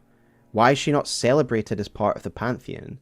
And why does she appear to have been imprisoned in a cell near the Forsaken Lands, as there is a locked room here where we can find her blade? Then of course we have the fact that Melina is well acquainted with destined death. And then of course we have the most obvious piece of evidence that in the Frenzied Flame ending, she reveals a purple Gloam eye at the end of the game, whilst again threatening destined death against us. I would ultimately direct you towards my Gloam-Eyed Queen lore video if you'd like a more in-depth look at these arguments regarding Melina. But in short, I think Messmer's kindling at the very least reinforces the idea that Melina is a daughter of Marika. But it makes sense to me why both Melina and Messmer are essentially forgotten, and aren't a celebrated part of the Pantheon. Messmer was born with a darkness within him, and then sealed away in the lands of shadow, and Melina once led the horrifying Godskin apostasy in rebellion. Both members of the royal family that were likely struck from history, and would rather be forgotten about by the royal family. With that said, I do want to talk about Messmer and his relations to the other demigod children of Marika, as previously we hadn't had much evidence of interaction between the different generations of demigods, besides Miquella caring a lot for Godwyn. We know now from the remembrance of a god and a lord that Miquella's youth did coincide with Radahn's younger years. Of course, we don't know how many years lie between each of these generations, nor how long demigods actually live in this world, but I'm guessing a long time. And so it makes sense now that we know that these different generations can interact with one another, and that Miquella and Malenia were born close enough to Renalla's children, close enough at least that they would at least know each other in passing. We know from Radahn's greatswords that we can get from this remembrance that the resurrected Radahn we see at the end of the DLC is Radahn pre-Starscourge conflict, and this is likely the age he was when Miquella most remembers him. That's the reasoning I have in my head that Radahn is resurrected at this age rather than his later years, because it's the power of Miquella that's bringing Radahn back, and this is the age that Miquella most remembers Radahn at. And Radahn is almost like the centre point of this family now. If I'm right, and Messmer is the oldest of the family, and he interacted with Radahn being as an older brother to him, and Miquella is one of the youngest, and he also mixed with Radahn, then we can imagine that all the different generations of demigods interacted with one another, and I think this is pretty cool. And I definitely would have liked there to have been some interaction between Miquella and Messmer in the DLC, as the younger passed through his elder's domain. And it shows that Messmer was still around in the capital, at least up to the point that Radagon had married Renala. And it was likely during the post-Radagon-Renala marriage that Messmer would interact with another royal, R'hllana. As we will discuss, R'hllana would eventually become one of Messmer's most loyal followers, her remembrance naming her as Messmer's Blade. She would be loyal enough to Messmer that she would give up her titles and claims to royalty. This doesn't happen in a vacuum, she wouldn't just up and do it without knowing him. And thus I think it's fair to say that after Renala tied her house to the Lanedale royal family, there would have been some intermingling and sharing of the duties between these two families, and R'hllana and Messmer will have met. So now we have somewhat of an understanding where Messmer stands in the royal family tree. I want to go back a bit and focus now on that curse that we mentioned earlier, the Abyssal Snake. Messmer's curse is something we witness during stage 2 of his fight, when he becomes one with the base serpent that is contained within him. The Abyssal Serpent is a creature that was sealed behind his eye by his mother, Marika, as his remembrance reads the following. A malevolent snake writhed within Messmer, and so his very mother plucked out his eye and put in its place a seal of grace. Indeed, Messmer's eye is essentially the same model as Marika's rune, indicating that Marika's power is somehow keeping this Abyssal Serpent in place in his eye socket. In stage 2, when Messmer plucks out this eye and shatters it, it breaks into golden flakes, reinforcing the fact that this is not an eye at all, but is instead an artifact constructed entirely of grace. And this is the first indication that the power of the Abyss, or Dark, is an opposing force to grace. The Abyssal Serpent is a fascinating subject because it brings the importance of the Dark to the forefront of Elden Ring's lore. When talking about the Abyss in this chapter, there are two things I hope you'll get from it. The first is that the Abyss represents the Dark, and that the Dark is an opposing force to light and grace. And while the relationship between light and dark is more front and centre in Dark Souls, it is still very much present in Elden Ring, especially now in this DLC. The second point I hope you'll take away is that the Abyss is often related to the cosmos, the dark void of space, and in Elden Ring this is the domain of the celestial and the cosmic. There isn't much in-game lore that talks directly about the Abyssal Serpent. However, Messmer does say something of this serpent during Stage 2's transition. I will not suffer. A lord devoid of light. No mother. Forgive me. Soon tarnished. Wilt thou be taken in the jaws of the Abyssal Serpent, shorn of light. This is the Abyssal Serpent shorn of light, meaning cut off from light, already emphasising the role that the Abyss plays in Elden Ring's lore as the opposite of light. It is the bottomless dark, entirely absent of light. The Abyss and Serpents isn't something new to From Software. The Abyss was a major component of Dark Souls lore, with us first being introduced to it via Kath, the primordial serpent. The Abyss of Dark Souls is a massive lore subject in of itself, so excuse me while I reduce it to its most basic lore points for the purposes of this video. The Dark Souls world was once one of uniformity, a grey world where everything was the same. Then there was the advent of fire, a cosmic event that upended the rules of the universe, and the universe became one of duality and disparity. Life and death, heat and cold, light and dark. At the beginning of the Age of Fire, 4 great souls were found within the flame, 2 pairs of opposites, the soul of chaos, i.e. life, and the soul of death, making up 1 pair, and then there's the soul of light and the soul of dark. The Abyss is essentially a consequence of light and a manifestation of the dark. All of this to say is that the Abyss in Dark Souls is incredibly complicated, and there's a lot of symbolic meaning that you can draw from it. However, some of the most interesting and important ties are its opposing nature to light, and its natural tie to the Abyss of space. The void of space itself is a dark plane of existence that is absent light, and is often referred to as the Abyss. And as we look at the Abyssal Serpent further in this chapter, I think you'll find that these are the most relevant allusions that we can get from the Abyss in Elden Ring as well. Fellow content creator Max Derat did an excellent video recently, which clearly illustrates the symbology behind the Abyssal Serpent. Max brings up alchemy, and how the idea of reconciling opposite halves, usually represented by red and white, is a concept often repeated in From Software games, but even more so in Elden Ring, with the idea of Marika and Radagon. The White Queen and the Red King merge together to form the Rebus, the personification of the Philosopher's Stone, the ultimate goal of alchemy.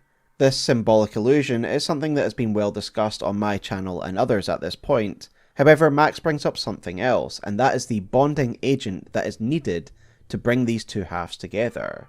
And this is the god Mercurius. Mercurius is represented in many different ways, and in his video Max gives two main examples of the way Mercurius is portrayed. One being the void or space, and two being two intertwining snakes, or the caduceus. And of course, in both Elden Ring and in Dark Souls now, we have a snake and the abyss associated together in regards to the force of darkness, leaving us in no doubt the source of inspiration for From Software's depiction of the abyss in both games, and it helps explain why snakes and the abyss go together in both of these games. And the way that Max describes the cosmos or the void from an alchemical standpoint is very interesting as well. He describes it as the base material that binds everything together. Hence we have the base serpent of Messmer.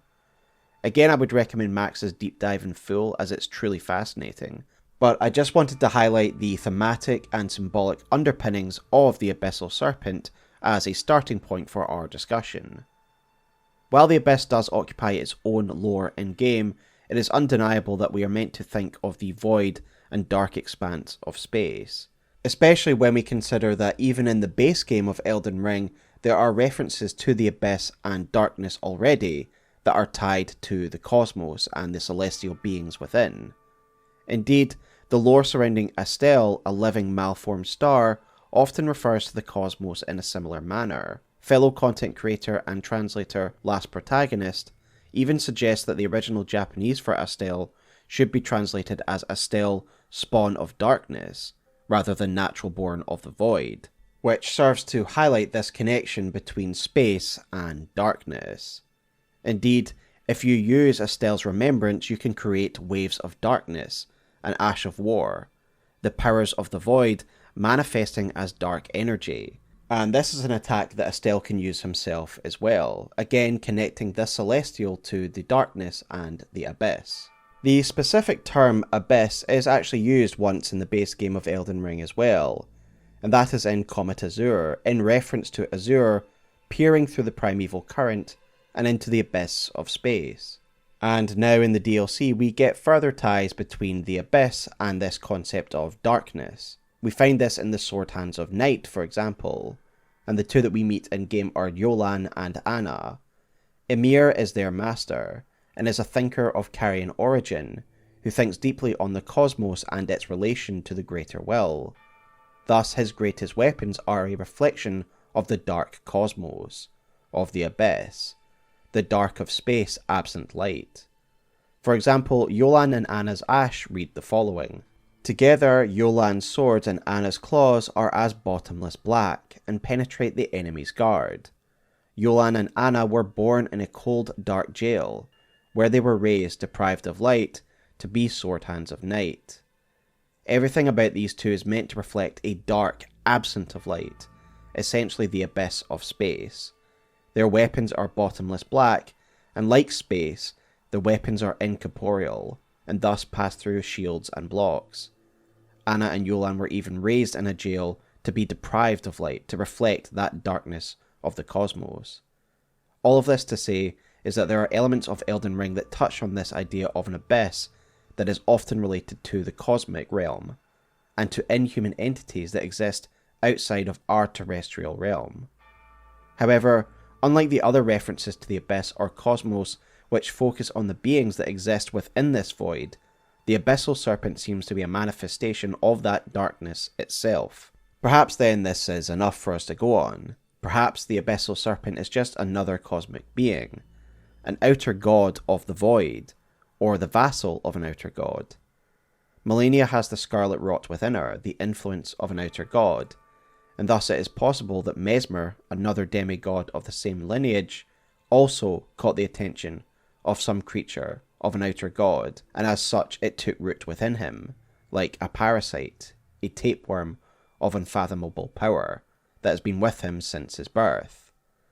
The Serpent is cosmic in its behaviours. Behind Messmer's eye there is a dark void, an abyss that seems to go deeper than is physically possible within his head. You can see the snake coiled within his eye, and yet when the Serpent manifests fully, it is massive. So while the base Serpent inhabits a relatively small space within Messmer's eye socket, clearly there are some spatial anomalies at play here, pointing to the fact that this is a cosmic creature beyond the normal rules of the terrestrial realm. The aesthetic choices for the Serpent also line up somewhat with the elements of Dark Souls, again perhaps implying it has a similar nature to the Abyss of that game. We can see red eyes that line its body, and when it summons duplicates they too have these multiple red eyes. And these multiple red eyes remind me of Manus and the Ulasil residence. Much like Dark was the opposing force of light in Dark Souls, I think the DLC really reinforces the opposing forces of light and dark as well, with Grace, the Erdtree, and other things relating to the Greater Will being the representatives of light, life, and order. Whereas on the other side we have things such as dark, disorder, and chaos. I felt like the base game focused more on the differences between life and death, with the removal of the Rune of Death and the Place of Death being a major focus of the base game's lore. But the remembrance of the Scadutree avatar makes it clear that everything contrary to the Erdtree is reflected and contained within the Scadutree and the Realm of Shadow, as it reads, "The Scadutree is the shadow of the Erdtree, born of dark notions that bear no sense of order, that twist and bend its stalk, rendering it brittle." Dark notions that bear no sense of order is a very interesting use of words. The Erdtree, Elden Ring, and Greater Will are often associated with order, everything gold essentially. The Elden Beast's remembrance even tells us that the Beast and Elden Ring were the embodiment of order. In each of the Elden Lord endings, we repair the Elden Ring and bring about a new age. The configuration of the Elden Ring can be very different in each variant, but one thing unites them. We bring order back to the world. Indeed, in symbology, dark is often associated with disorder and chaos, whereas light is often associated with order and structure, as it is in the system of yin and yang, and as it was in Dark Souls.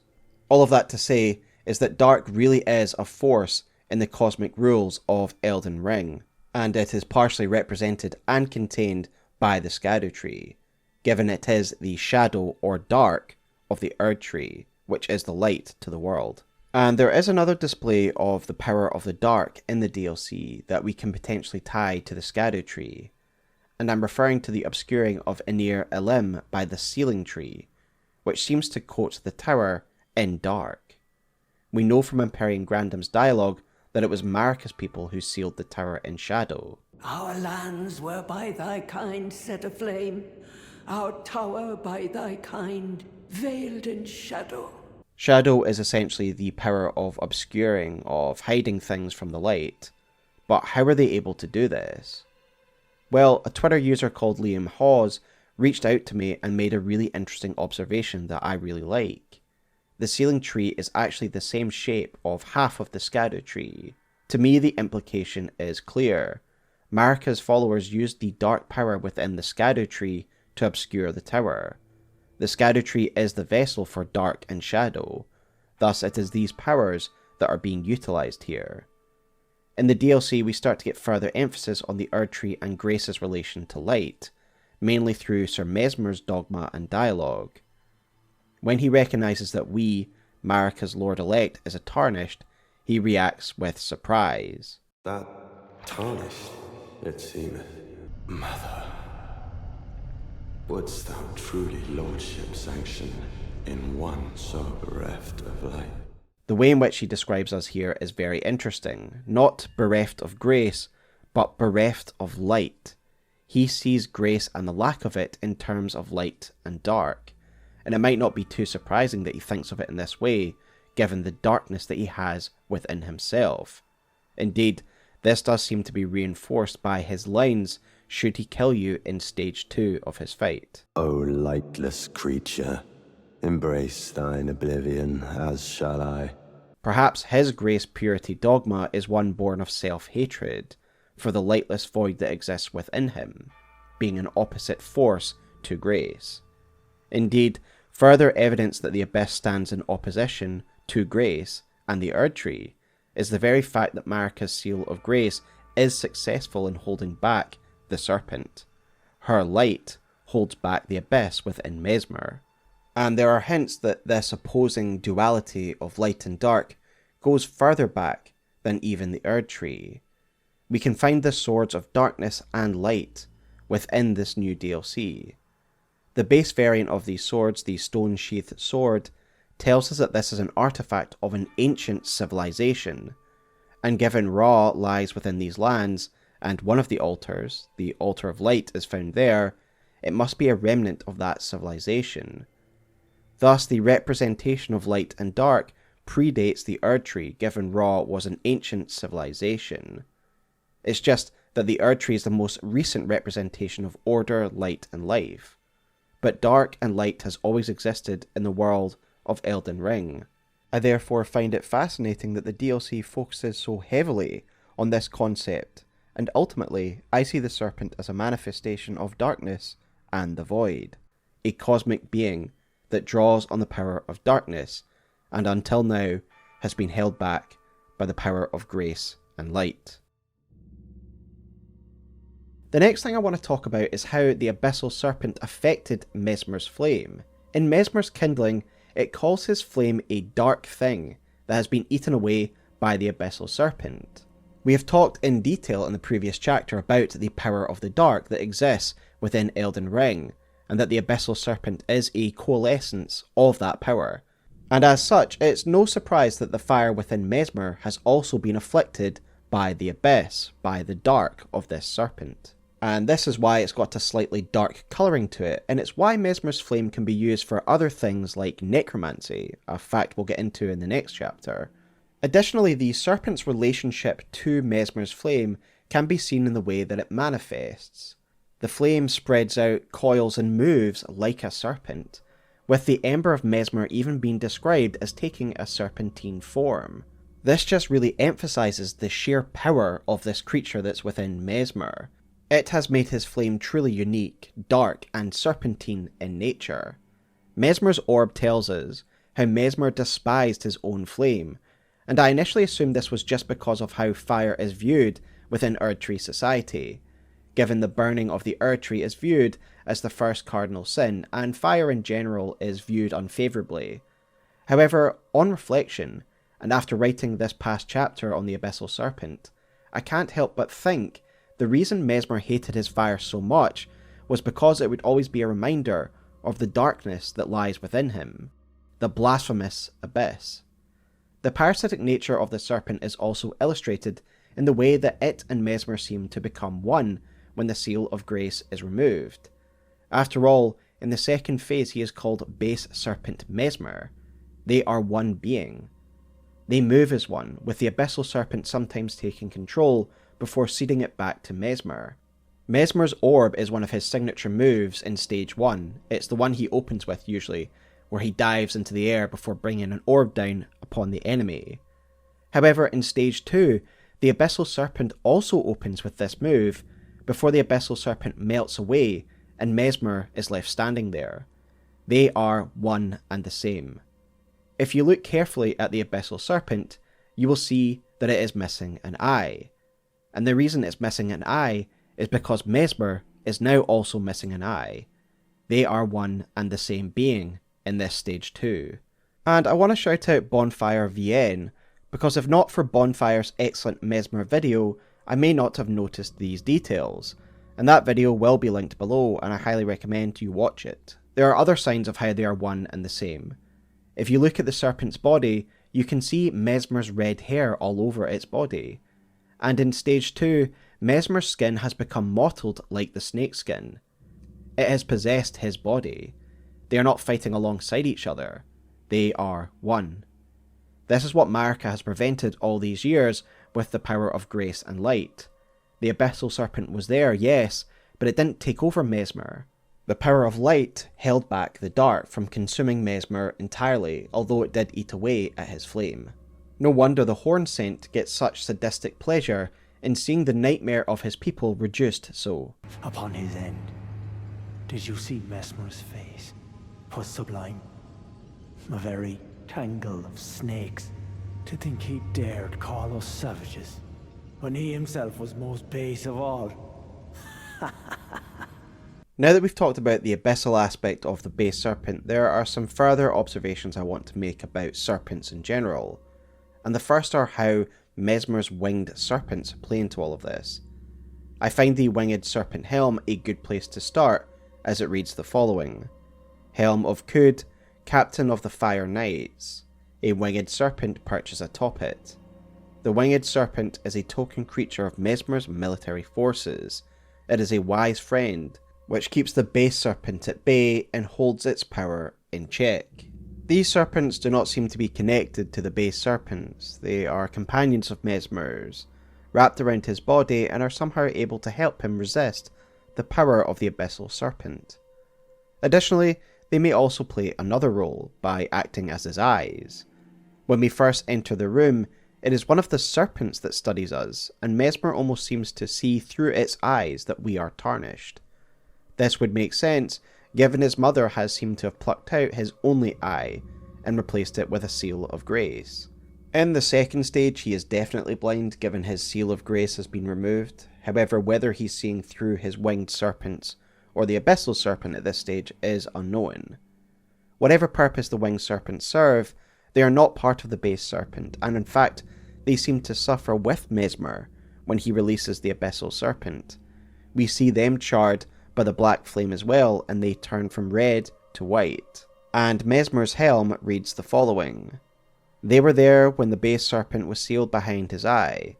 They were there through his eternity of suffering.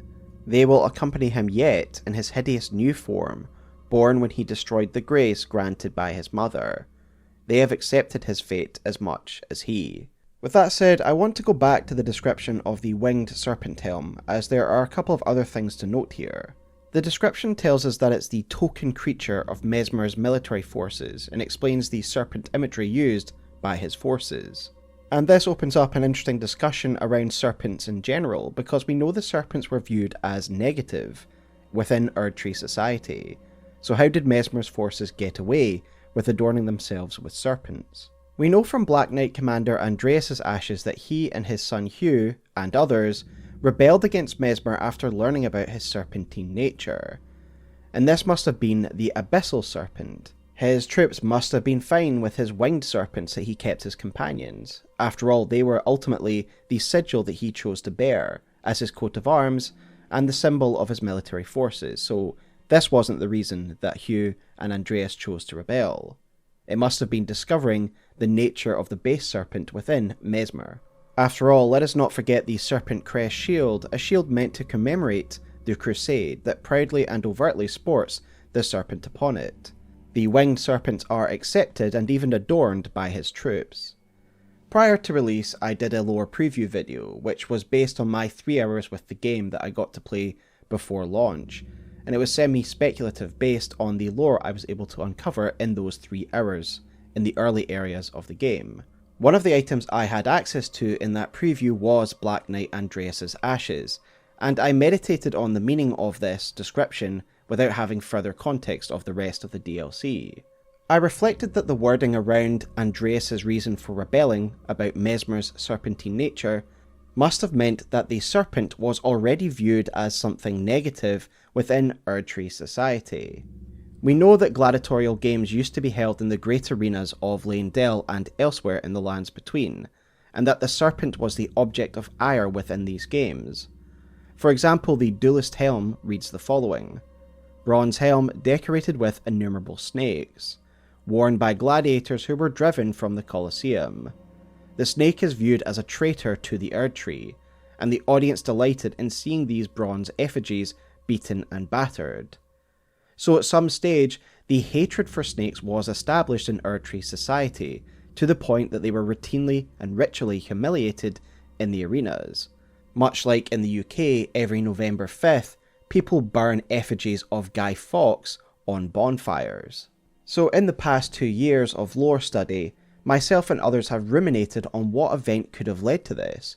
Why are serpents considered traitors to the Erdtree? Bearing in mind that the word traitor means they were once aligned with the Erdtree, but somehow betrayed their trust.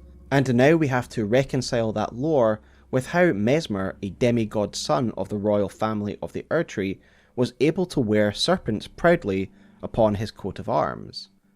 Tarnished archaeologists made a compelling argument in a video that the serpent may have been involved with the Glomide Queen, given the presence of a godskin noble at the Temple of Iglay, the temple dedicated to the Great Serpent, and the serpentine nature of the godskins as well. If the Serpent Iglay was allied to the godskins and the Glomide Queen, it could explain why they were considered a traitor to the Erdtree. Tim Diggity in a really interesting video went even further, suggesting that the Glomide Queen may well have been a serpent themselves, and I encourage you to watch both of these excellent videos, which will be linked below. Whatever the reason you believe that the serpents were viewed as negative by the Erdtree society, we need to somehow explain how Messmer was able to take the serpent as his symbol in a time like this. Consider the wording of Andreas's ashes. This is someone who's clearly loyal to Messmer, even choosing to leave the Erdtree with Messmer, and by this time Messmer will clearly have been having the snake as his sigil. So why is this not a problem for Andreas, yet his serpentine nature is? If the serpent was already hated by the time the crusade happened, how do we explain people giving up so much to join Messmer's side? Well, there are a few possibilities to consider. The first is the most simple one, and that is that Messmer taking the treasonous serpent as his sigil was seen as acceptable, as it's merely a fearsome choice for a coat of arms. A simple but not particularly satisfying explanation, to be sure. Another explanation is that the serpent was indeed already viewed with suspicion, and Messmer chose it nonetheless, opening himself up to public criticism. One of the lore items that I find very interesting in the DLC is the Fire Knight Helm, as it reads the following. Each and every knight hailed from a renowned family of the Erdtree's upper echelons, but were shunned and chased from their homes after pledging allegiance to Messmer as their master. This straight up tells us that those who chose to align themselves with Messmer were immediately disdained, becoming excluded from the Erdtree society's upper echelons, and perhaps a large part of this was because of Messmer's coat of arms. As we will discuss in the coming chapters, it seems as though Messmer willingly took on the role of the Impaler in order to take the blame for his mother's machinations. His armour set reads the following. Black armour of Messmer the Impaler, draped with a red cloak bearing his crest embroidered. On his mother's wishes, Messmer made himself a symbol of fear, undertaking the cleansing crusade she desired.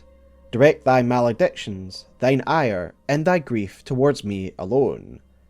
First Light tells us that Messmer became this symbol of fear on his mother's wishes. He stylized himself as the Impaler, and became this great villain on her orders. Additionally, it has a quote from him that implies Messmer is wanting those who may hate the crusade and its actions to direct their hatred towards him alone. In my full story summary video, I suggested that the reason that those who follow Messmer were shunned was because Marika publicly distanced herself from the crusade and allowed Messmer and his followers to take public blame for such a controversial and brutal campaign, despite the fact she in reality ordered Messmer to do this. A political move that her son readily agreed to, and perhaps his brazen taking of the serpent as his sigil was just a further calculation to draw criticism away from his mother and towards himself. I think it would have been nice if we would have been able to see Messmer as the reason that the serpent is viewed as a traitor, as this would all line up nicely with what I've just said, that he was publicly blamed for this crusade, and thus he could have been denounced as a traitor, and at that point going forward the serpent, his sigil, would have been seen as treasonous to the Erdtree.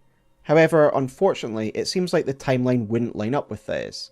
I've already discussed the fact that the serpent was beaten in the arenas, and this was a practice that was really under Godfrey, and by the time Radagon was Elden Lord, these practices had all but died out. And as I will suggest in the later chapters, I think Messmer's crusade took place after the Liurnian Wars and after Radagon's marriage to Rennala, and in fact, it may have been after Godfrey and his Tarnished were banished from the lands between, because Messmer knows what a Tarnished is. And if the arenas were closed down by the time Radagon was Elden Lord, this would leave a very small gap between when Godfrey was banished and when Radagon became Elden Lord for Messmer to go on his crusade and give serpents their bad name, so they were used as effigies in the arena. It just doesn't quite line up as neatly as I'd want it to. However, it is definitely possible that Messmer is the reason they are viewed as traitors, and I'd love to hear your thoughts in the comments below. There are a few other loose ends regarding serpents that I want to talk about in this chapter before we move on to the crusade proper. The first is a bit of a mystery that was discovered by various Twitter users, and it was first brought to my attention by user Messy Hair, and thank you so much for tagging me in this, as I had genuinely not noticed this. Messy Hair shared a screenshot of something interesting that can be found near Bonny Village, a giant snakeskin. What are we to make of this relic? It is too big to be one of the winged serpents of Messmer, and yet I agree with Messy Hair's assessment that we are to somehow connect this to Messmer. Nearby you can find the O Mother gesture, and the term O Mother is one that Messmer explicitly uses in the Stage 2 cinematic of his boss fight. So did Messmer shed this skin? It is possible that this skin was shed by his Abyssal Serpent, as the size isn't too much of a mismatch, and that is definitely the simplest explanation. However, one can't help but notice it's a very similar model to that of Iglay, the god-devouring serpent of Rykard, and in fact the skin is almost the same model as the skin you can find in the Temple of Iglay. Did this Abyssal Serpent of Messmer once give birth to Iglay, or are they connected? I can certainly see this Abyssal Serpent somehow being tied to all serpents, but I would love to hear your thoughts in the comments below. With the discussion of serpents at an end, it's now time to talk about the crusade itself and the purge of the Towerfolk. I've discussed the timeline for the crusade itself in the past two videos, but let's discuss it again here just for completeness sake. A good place to start when trying to place the crusade in the greater timeline of Elden Ring is the decorative fire giant heads that can be found on the legs of the furnace golems. If this is being used as the iconography by Messmer's forces, it means that these must have been constructed after the War of the Giants, and the crusade must have taken place after this event as well. This war against the fire giants, according to the sword monument that's found on the mountaintops of the giants, marked the end of the Erdtree initial conquest wars, and was the beginning of the age of the Erdtree proper. This means that the crusade against the Hornsent was not part of the initial wars of the Erdtree when it first emerged, as I had initially assumed pre-release, and because of this iconography alone we can place the crusade firmly after the War of the Giants. This does however raise questions about Messmer's potential involvement in this war. We have all long speculated about what actually impaled the fire giants. We see their corpses all over the mountaintops of the giants, with their bodies pierced by a big spear.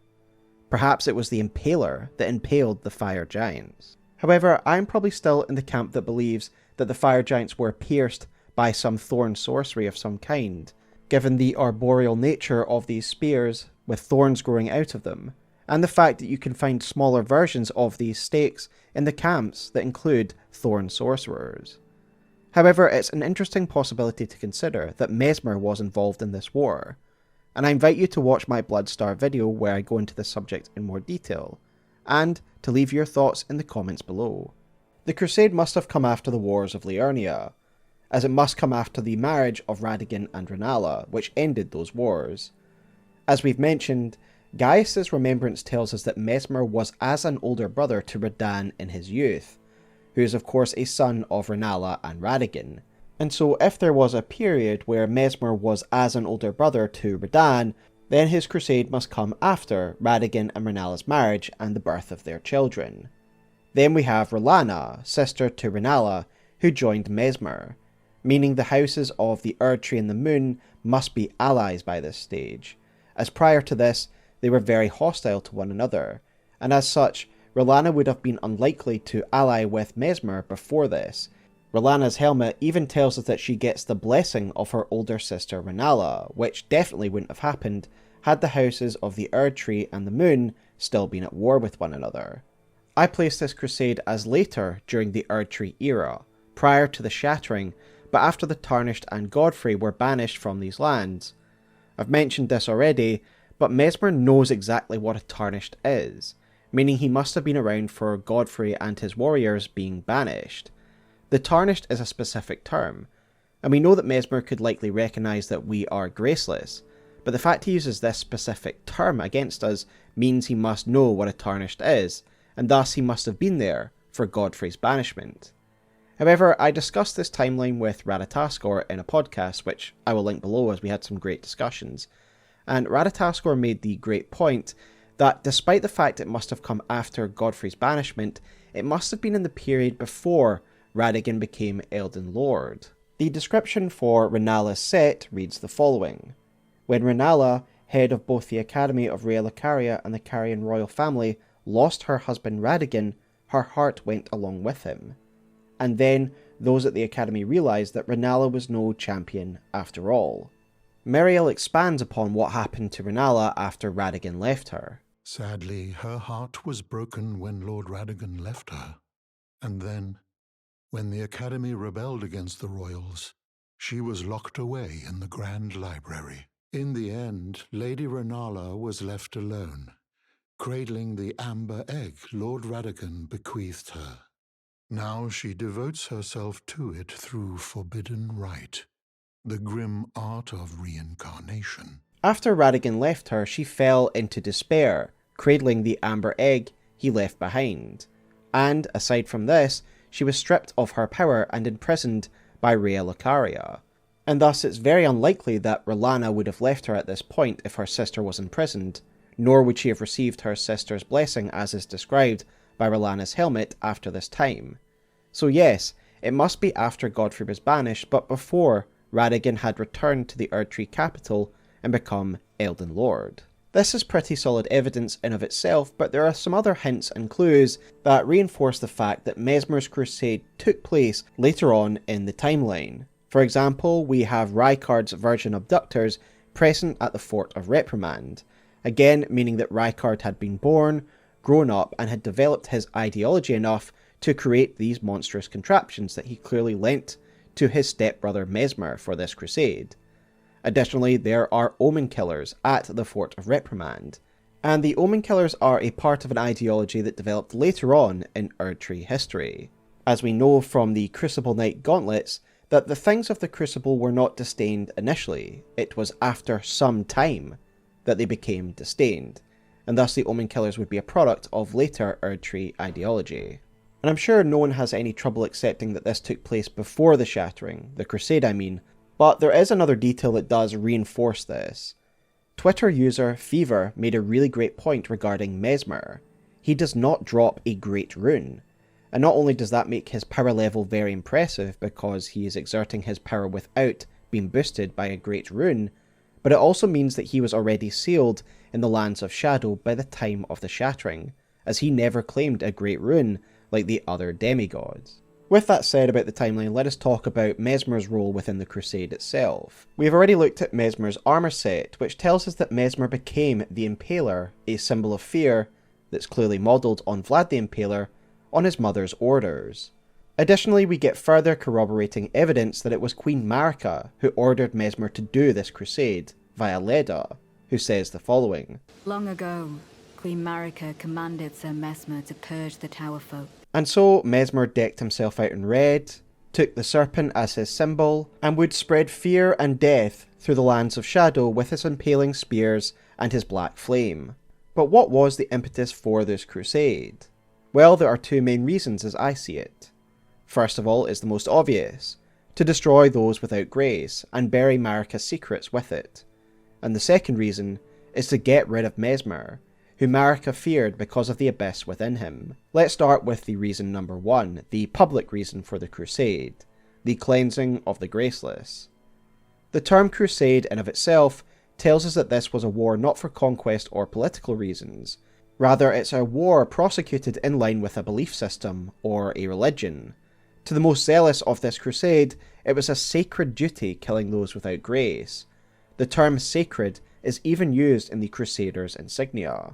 We know from the base game lore that those associated with the Crucible and without grace were eventually persecuted under the Golden Order's regime.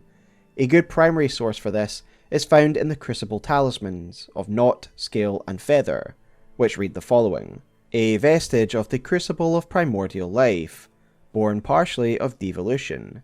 It was considered a signifier of the divine in ancient times, but is now increasingly disdained as an impurity as civilization has advanced. And we see this persecution everywhere in the contextual evidence. The Omen are imprisoned deep below Leyndell, or have their horns excised. We also have the misbegotten enslaved at places like Morn Castle, and otherwise they are pushed out to the fringes of Grace society, to areas like the consecrated Snowfield and the Erdtree. Likewise, the Crucible Knights of Godfrey, heroes of their time, are steadily pushed out and disdained for their power, a fact that we learn from their gauntlet item descriptions. What this gauntlet and the aforementioned talismans tell us is the surface reason for the hate, the aesthetic reasons. The age of the Erdtree is a time of civilization and conformity, and as Radataskor put it in our podcast together, the Crucible is the age of evolution. Those of the age of the Erdtree believe that they've reached the perfect image, the perfect stage of evolution, and everything else that came before them is barbaric or chaotic, unlike the refined image of man that exists under the Golden Order. But the hatred runs a little deeper, and the Omen are a good entry point into understanding this reason. The remembrance of Morgott reads the following: though born one of the graceless Omen, Morgott took it upon himself to become the Erdtree's protector. The Omen, like Morgott, are graceless, and we can understand how if we look more closely at the Dung Eater's quest and what he does. The Dung Eater is of course inspired by the Omen, the outcasts of Erdtree society, and one can see that from his Omen-inspired armour, and as such he spreads their curse. When he kills someone he defiles their corpse, and they are afflicted with the seedbed curse, the description of which reads the following: curse grown on a corpse, killed and defiled by the Dung Eater, a tender pox afflicted with Omen horns. The Dung Eater cultivates the seedbed curse on corpses. By doing so, he prevents dead souls returning to the Erdtree, leaving them forever cursed, one of the most loathsome things found in all the lands between.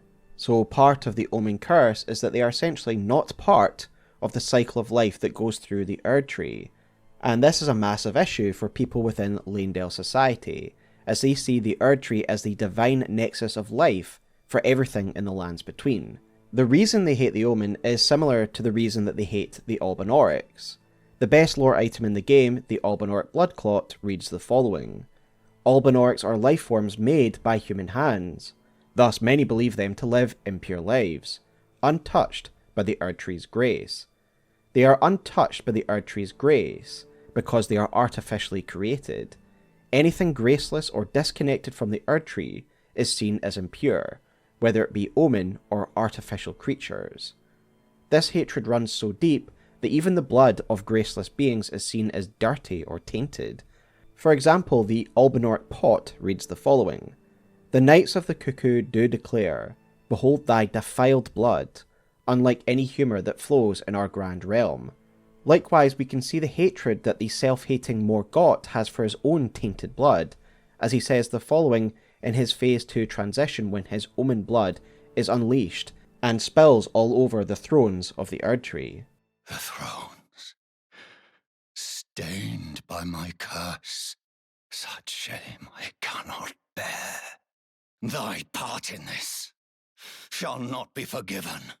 This disgust of beings that are graceless clearly carries over into this crusade as they go to slaughter the Hornsent, clearly an Omen equivalent people whose blood is likewise corrupted. We know that the Crucible's power is still strong in the lands of Shadow, and that its influence causes creatures to grow horns. The Beast Horn item reads the following: the Crucible has a particularly strong influence on the beasts of the realm of Shadow, causing many to grow horns despite the characteristics of their species. The Hornsent are very much like the Omen, in that they grow horns as a result of the Crucible's influence. They are not part of the Erdtree system. To the most zealous of Erdtree society, these Hornsent would be no better than the Omen that are already persecuted underneath them. With this in mind, I find the item description for the Black Knight helm very interesting, as it reads the following. Helm worn by the Black Knights, servants of Messmer the Impaler, black iron ornamented with gold. A rotten odour stubbornly clings to it. Perhaps it arises from the tainted nature of the blood that splattered upon it. Or perhaps it is the wearer's own blackened soul, festering after endless slaughter. I enjoy the commentary of this item description as it plays upon the perception of the beholder. Is it the rotten smell of the blood of the unclean, or is it a soul burdened with brutal murder? Either way, it alludes to this anti-grace sentiment that would have been at the forefront for the believers of the Crusade, that those of the Hornsent are graceless, and their blood impure. And to me it makes perfect sense that the Omen Killers are also here part of this crusade. To them, the Hornsent would be no different from their usual quarry. Indeed, this grace purity dogma is repeated by one of the most zealous warriors of the crusade, Fire Knight Quillen, who says the following. Those stripped of the grace of gold shall all meet death in the embrace of Messmer's flame. This war was a purge, with those leading it believing strongly in the cause, lining up with the anti-crucible sentiment of the modern Golden Order fundamentalists. These crusaders clearly came here for Queen Marika, setting up idols and churches in her name, cleansing the lands of the graceless, a stain on their rule. Marika is the goddess of grace ultimately, and thus a crusade undertaken to destroy those bereft of grace is a cause in her name. As such, they bring their Marika worship with them. This is a crusade, a religious crusade after all. We have the Church of the Crusade found in Scadu Altus, that has a statue of Marika at its heart. The Crusaders brought their religion with them, and this church clearly acted as a hub for the Marika faithful, as they persecuted their business. Hence why Fire Knight Quillen is praying directly to Queen Marika in multiple instances. He is under the impression that he is serving her directly by killing the graceless, a stain on her grace. Favour me with thy grace. I have met many who would threaten or distress thee, and quelled each and all, and I hereby swear to never cease. So please, grant me thy grace. Leave me with my solitary light. Messmer also seems to buy into this dogma, as he fights us on the basis of the fact that we are graceless, despite the fact his mother has elected us as the new Elden Lord. His belief runs so deep that he will not stomach an Elden Lord that is tarnished, even if his mother has chosen them. He goes as far to unleash the Abyssal Serpent to stop us. At the end of it all, he does curse his mother, so perhaps he was just holding on to this hatred and belief because he had to, because otherwise all the terrible acts he committed in his mother's name were for nothing. He committed a horrible slaughter in his mother's name, taking the blame, and he had to believe in the cause in order to perpetrate these crimes, otherwise he would never have got through it. But if his mother has elected a graceless lord anyway, how important could this cause have really been? As I suggested at the beginning of this chapter, I believe the second and potentially main reason that Marika asked Messmer to do this was so she would have a chance to seal Messmer off in the Land of Shadows. So perhaps to her it was meaningless in the first place. But we'll talk more about that in the final chapter. Let us now talk about those who actually participated in this crusade, as there's a lot of interesting details to the players involved. At the top of the crusade's command structure are two characters of great renown, the first of which is Gaius, Messmer's friend from years past and a student of the Alabaster Lord of Celia, and Gaius was the overall commander of Messmer's forces, no surprise given his martial prowess and bond of trust that would exist between him and the Impaler, all details that we get from his remembrance. Gaius also had a friendly rivalry with Radahn, but was the most senior of his disciples, and as such, he is able to unleash some pretty powerful gravitational spells, almost on the level of Radahn. Additionally, we know Gaius was an Albinauric, and we learn this via his greaves, that drop from the Albinauric found behind his arena. One can't help but wonder if this Albinauric was his companion or friend. But either way, the item description explains the reason he is mounted upon a boar all the time. Like the female and older Albinaurics, he hasn't got the use of his legs. I do wonder how much Messmer actually believed truly in the Crusade's cause. Here he is purging those who are graceless, and cursing out the Tarnished when we meet him, while his right-hand man is a graceless artificial being. But Gaius is the start of a pattern that those closest to Messmer are very loyal to him, willing to give up a lot. He is someone who commands great loyalty, and that pattern continues with our second figure at the top of his command structure, R'hllana, known as Messmer's Blade, who brought a whole contingent of Carian Lazuli sorcerers and troll knights with her, bolstering Messmer's ranks with much needed magical support. Then we have the elite Fire Knights, those who serve directly under Messmer, and their closeness to Messmer is why we find them all throughout the specimen storeroom, where Messmer himself is located. It's clear that those who belonged to the Fire Knights were those who knew Messmer best, as the armour set for the Fire Knights reads the following: Armour of the Fire Knights under Messmer the Impaler's personal command, distinguished by its red cape and twin golden snakes which adorn the neck, enhancing incantations of Messmer's flame. These were the only ones who truly knew Messmer, his flames like serpents, the painful fate that accompanied his accursed form. So this is truly fascinating. The Fire Knights are those that knew Messmer's darkest secrets. The implication of this armour set is clear. They knew the truth about what lay within Messmer, his flame, and the Abyssal Serpent. They know the reason why his flames move like serpents. As a result of knowing him so intimately, their armour set and armaments reflect Messmer. They adorn themselves in his twin serpents. They wear his red cape. And they are able to use Messmer incantations, rather than just using the usable item Fire Coil, like the basic soldiery have to do. These are close confidants and friends to Messmer, those he trusts implicitly with his darkest secrets.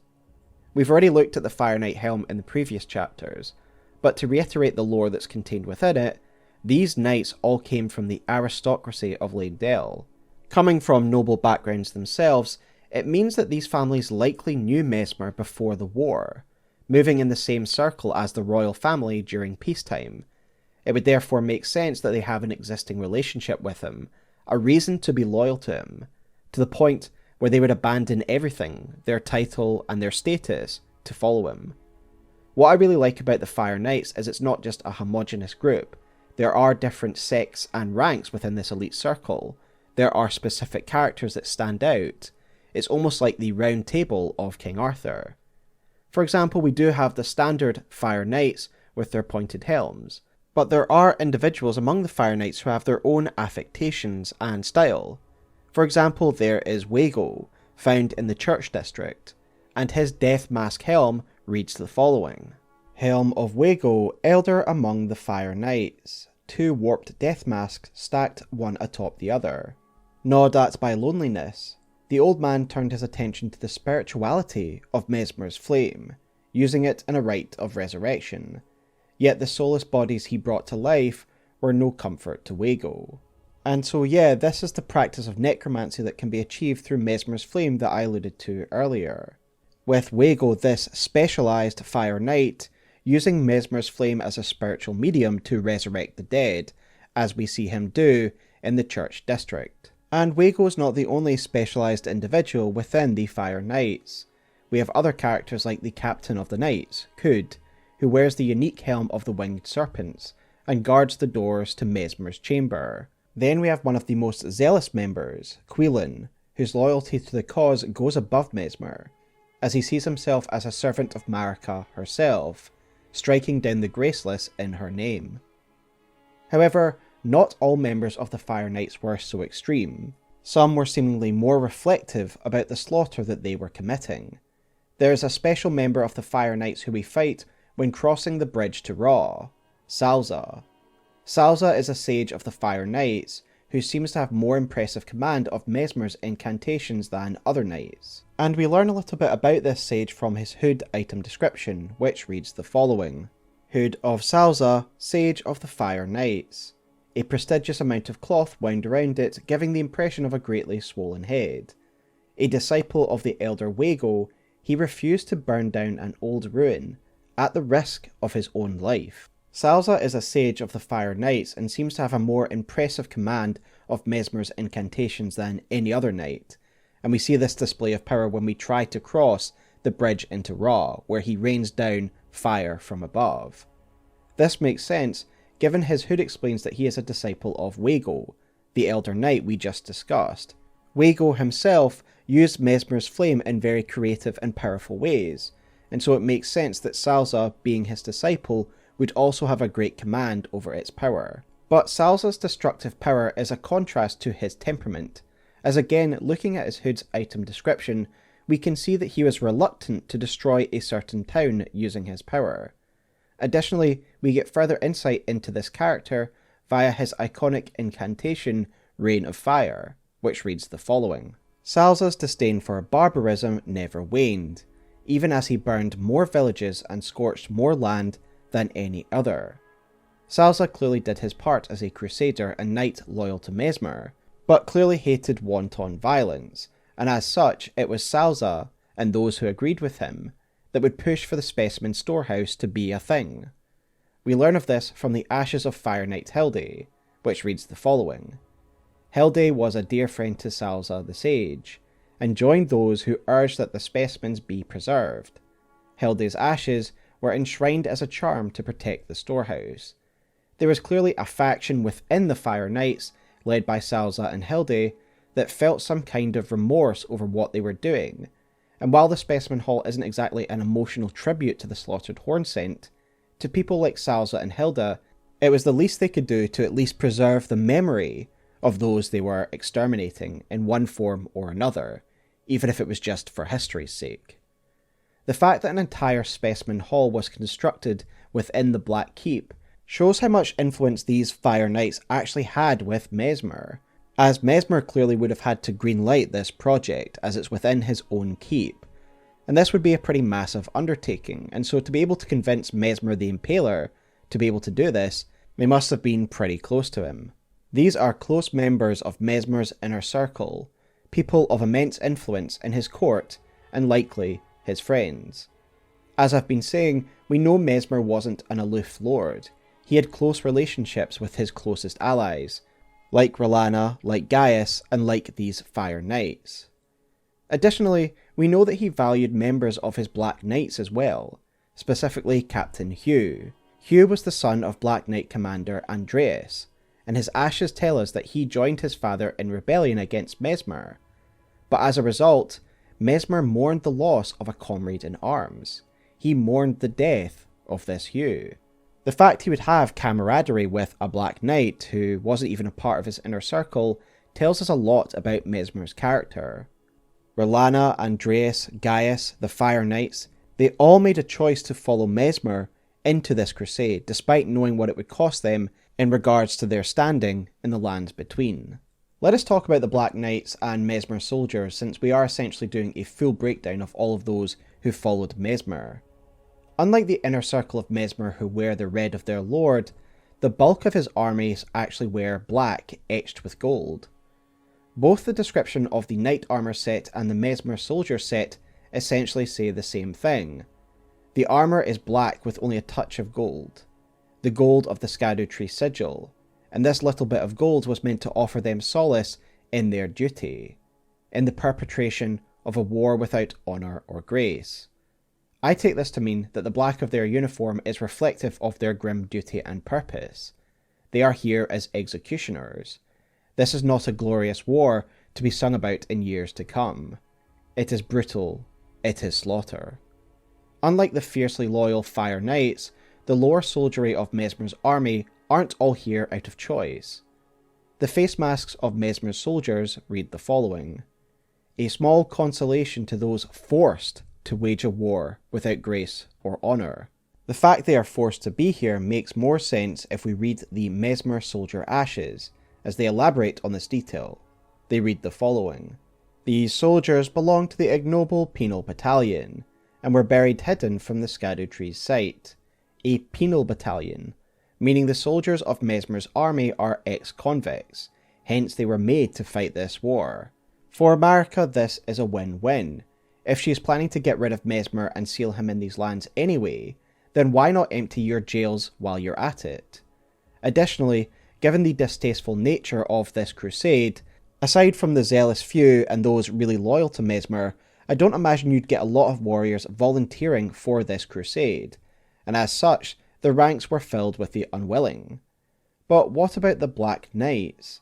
We know from Andreas's Ash that these warriors made up the majority of Messmer's forces. They were the bread and butter and backbone of his fighting force, and clearly Messmer took some time out of his day to interact with some of them like you, and those like Andreas were indeed loyal.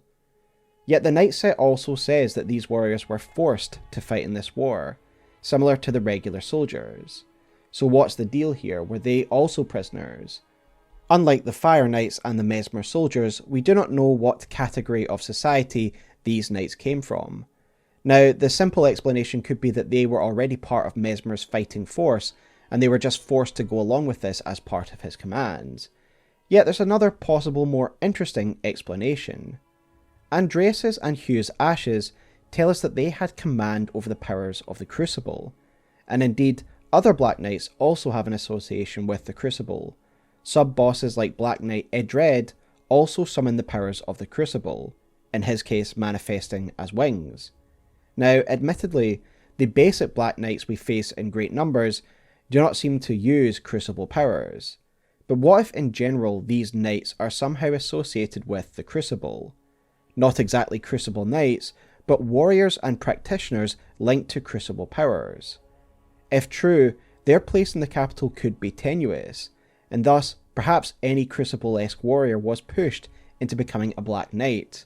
So again, this would be a win-win for Leyndell, getting rid of their prisoners and any other associations with the Crucible in one fell swoop.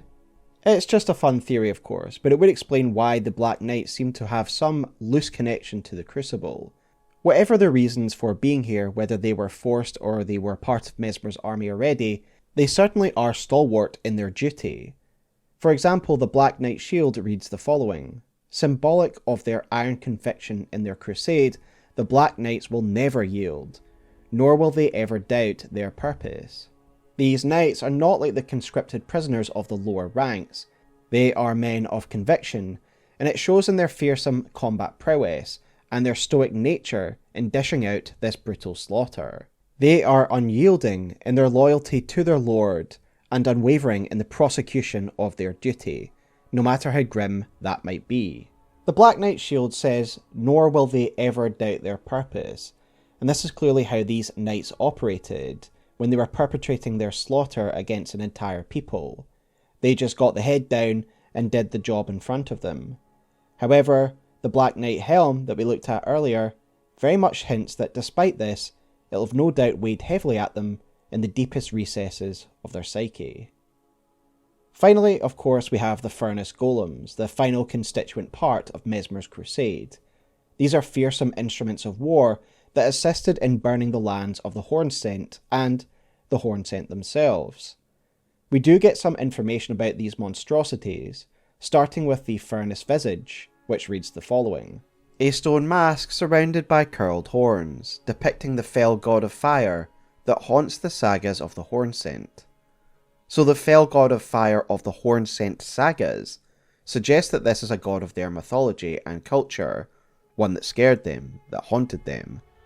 However, given it is the fell god of fire, it makes it almost certain that this is the same fell god that is associated with the fire giants, but it's just interpreted and portrayed in a different way, from a separate culture. This likelihood is compounded by the fact that there are fire giant effigies found on the legs of these furnace golems. As I've pointed out in my past two videos, and I swear this is the last time I'll make this point, the Erdtree culture has a history of portraying the fire giants on weapons of fire, such as the cultural impact that the fire giants had on Leyndell. As such, Messmer's forces carry on this tradition by putting the fire giants on this new weapon of fire, alongside the fell god which is feared by the Hornsent. And this is a scare tactic, and it isn't something new for Erdtree culture either. The omen smirk mask of the Omen Killers is said to portray a spirit which haunts the Omen in their dreams, and again is another brutal scare tactic for those they hunt. To add to the horror, these furnace golems are actually animated, even in their faces. The faceplate of the furnace golem is usually stoic, and you would be forgiven for thinking it's just a still carving.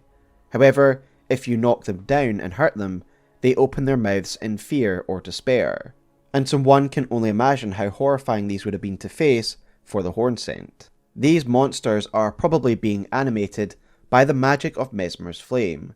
We've already discussed when looking at Wago how Messmer's flame has some interesting uses, how he was able to use it to resurrect the dead, no doubt a side effect of the power of dark that's within Messmer's flame, and so why couldn't it be used to animate these golems? We know it's Messmer's flame that is within them rather than just regular flame, because we can make a smaller version of these furnaces in the hefty furnace pot, and one of its ingredients include Messmer's embers. Additionally, part of the furnace golem's ingredients is Erdtree sap, something we can learn of by reading any of the new tears which are dropped by the furnace golems, and they read the following. A crystal tear forms slowly over the ages, where the scattered sap of the Erdtree pools deep within the furnace golems. The combination of Messmer's dark flame and the dark tainted sap of the Erdtree had a rather sinister effect, as the hefty furnace pot reads the following. The furnace's flame burns away both body and soul. When impurity is thus expunged, one calls it cleansing. We looked deeply at the dark and the abyss in the prior chapters, and therefore the furnace golems having the power of the dark within them, both in the form of the Erdtree sap and Messmer's flame, should be significant to you. The fires that burn within the furnace golems are not normal, fueled by the Erdtree and the abyssal touch flame of Messmer. Even the souls of those who are burned are also destroyed. This was meant to be a thorough cleansing, and so Messmer unleashed his flame, his spears, his men, and his furnace golems upon the land, an apocalyptic event that we see unfold in the story trailer. The finale of which seemed to be the impaling of the divine beasts, the pinnacle of Hornsent culture, and the best of their horned warriors.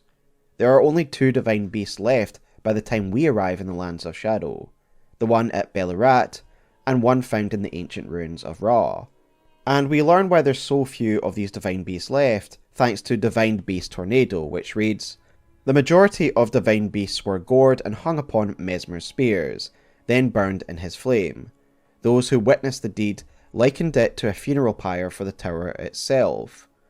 Messmer's crusade was thorough, and it wasn't just Bayle The Dread that was destroyed, it was the other towns of the Hornsent that exist within the Lands of Shadow. All that remains of the Hornsent culture is a few survivors, and the specimens that are strung up in the Black Keep. The rest were impaled upon Messmer's iconic spear. And before we move on, I do want to talk about Messmer's iconic weapon, because there's one detail that I really like. Messmer is able to throw his spear and recall it to his hand at will. He's also able to make copies of it, and again it reappears in his hand. And this is like the Smith script weapons that we can find in the Lands of Shadow, and there is a reason this is the case. It's because it's made the same way. The item description for the Spear of the Impaler reads the following. Remade by the forging arts of the Realm of Shadow, meaning it was made here in the Lands of Shadow using the ancient Smith script techniques of the forges. Whether he made this during his crusade or prior to it when there was peace here is up for debate, but it's certainly ironic that Messmer is using the ancient arts of these lands to slaughter its people. And yet, despite the total destruction of these people and the crusade essentially achieving its goals, Messmer and the Crusaders are still here to this day. In fact, Messmer even has a throne that mirrors the one of the Elden Lord in Leyndell, showing that he is essentially settled here as the Lord of the Lands of Shadow. This isn't a temporary crusade anymore. These lands are his home and domain. We've mentioned this a few times now, but the reason that Messmer is still here is because his mother has sealed him here. Marika wanted Messmer to be sealed in these lands, and he is not remaining here by choice. He, the Abyssal Serpent, and the Original Sin are all safely tucked away from Leyndell in the Lands of Grace. There is evidence that the Crusaders were unexpectedly trapped here, via two ghost dialogues that we get. The first is found in Castle Ensis, where a soldier is begging Queen Marika to reach out to her son, Messmer, so the crusade could end. Then there is the ghost of a Black Knight in the Black Keep, who laments and is in denial. Surely Queen Marika would not abandon them there, as Messmer is her own son. The Crusaders likely expected to come on this holy war and then be allowed to return home. And I suspect that this frustration at Marika's abandonment is the reason that every statue of Queen Marika in the Lands of Shadow are defaced, including ones in the Black Keep. This could only be done by Messmer's soldiers. No Hornsent have access to this keep. I think it's frustration at the fact they have been abandoned. The only one that actually has its head intact is the one in Messmer's room, and this is because of the love and loyalty that Messmer still has for his mother. One thing we do need to discuss is the actual mechanics of how Messmer was sealed here. This is something I talked about in my Shroud chapter of my Story Explained video, however it is still relevant to Messmer and my ideas have evolved slightly since then, so I want to discuss it here. We know from pre-DLC interviews with Miyazaki that the Lands of Shadows are physically disconnected from the Lands Between, meaning they did used to be attached to the rest of the Lands Between, but they have now become disconnected somehow. And we know from the flavour text of the DLC that's on the Bandai Namco website, etc., that these lands are obscured by the Erdtree. And having talked about the relevance of Shadow and the Shadow Tree, we can definitely see how this is possible mechanically. The power of Shadow and the Dark does have the power to obscure, just like the Sealing Tree was used to hide and obscure the Tower of Shadow. The story trailer tells us that Gold and Shadow were born at the same time. I take this to mean that the moment that Marika became a god, her system of dualities came into being. With the Erdtree came the Shadow Tree. With Gold came Shadow. And so my initial thought was that at the same moment that the Shadow Tree was born, these lands would have been shrouded and removed, as that does cosmically make sense. However, there are some issues here if we accept that as the reality.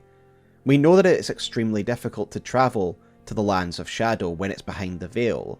Miquella, one of the most powerful beings of this era, needs to jump through a lot of hoops in order to gain access to this realm.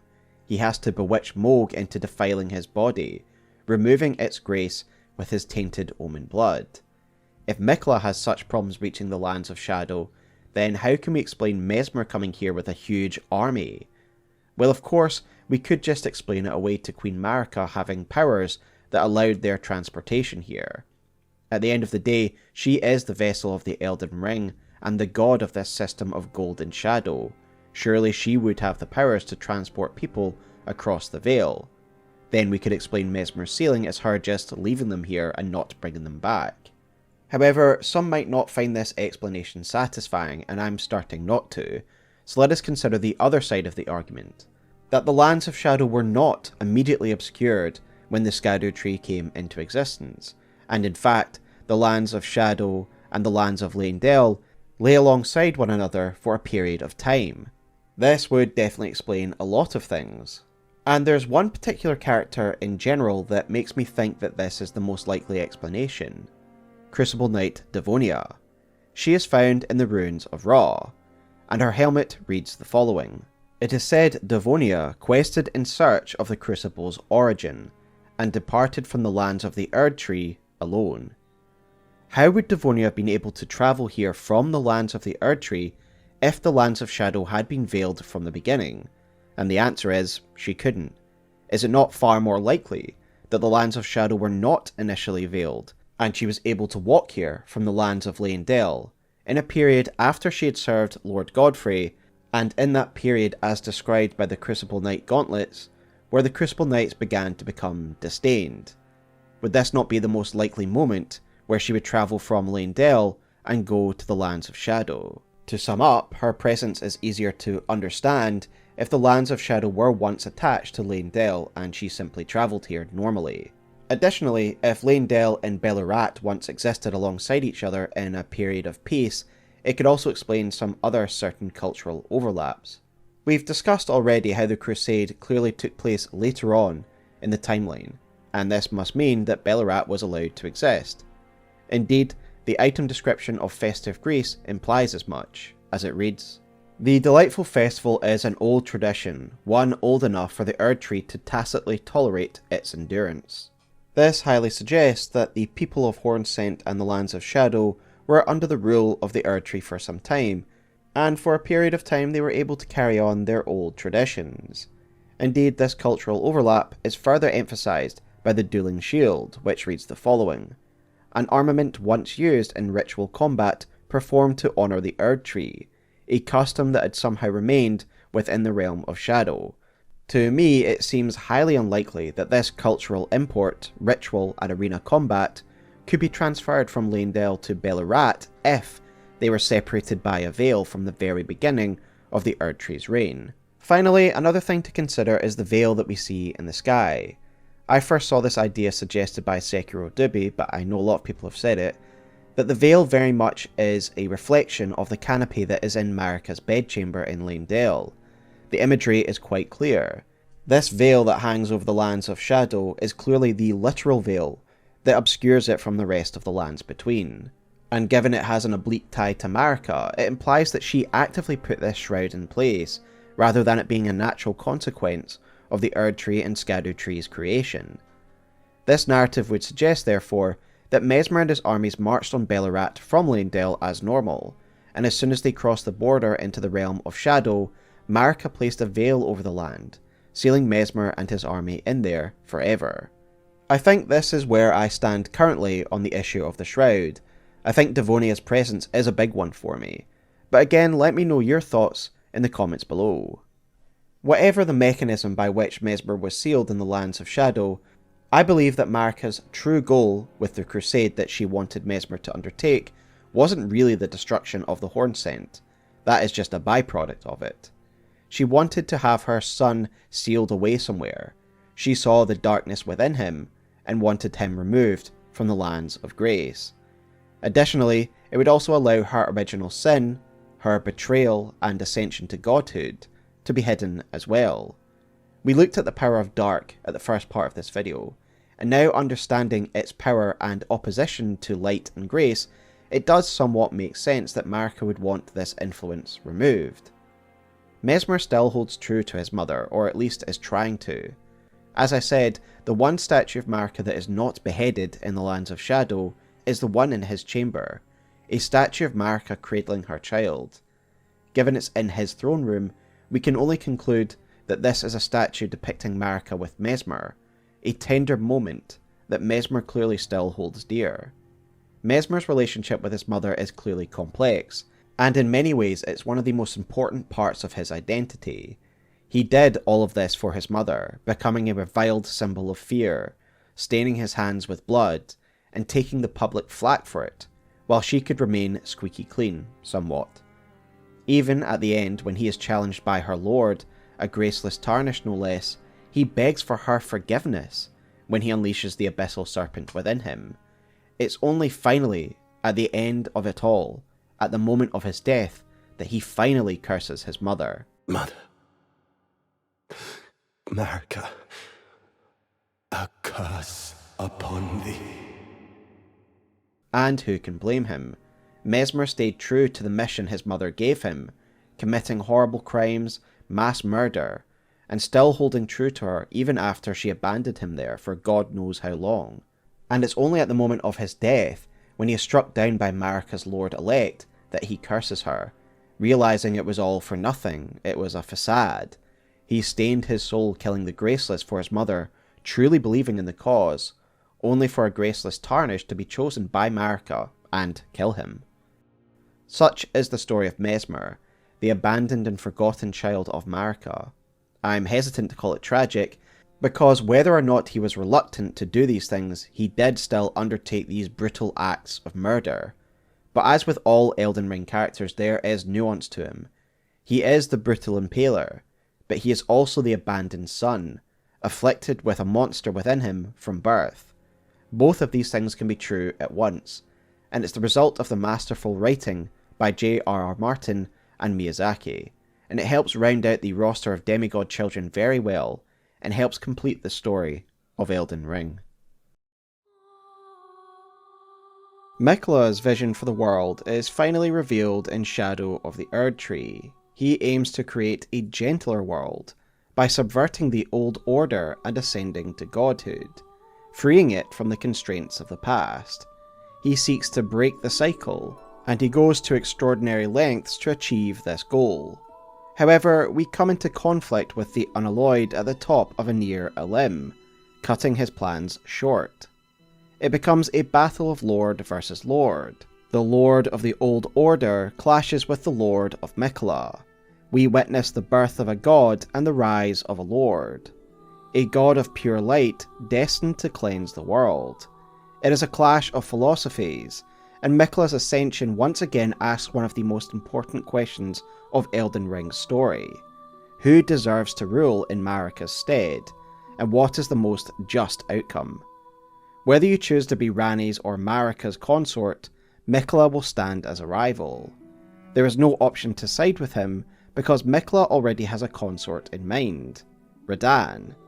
However, while this may seem straightforward on the surface, there is a point of contention within the lore community, centred around the vow between Miquella and Radahn, and how it fits within the established lore. If Radahn and Miquella made a vow, then why did Malenia wage war against Radahn? And would Radahn even agree to such a marriage pact? In this lore video, we will attempt to answer these questions by exploring all of Miquella's lore found in the expansion, from his arrival in the Lands of Shadow to the vow he made with Radahn. The aim of this first chapter is to analyse Miquella's goals and the type of god that he aspires to be. Miquella provides some clues in his mid-battle speech as to what he aims to achieve. Tarnished one, aspiring lord of the old order. If you have known sin, if you grieve for this world, then yield the path forward to us.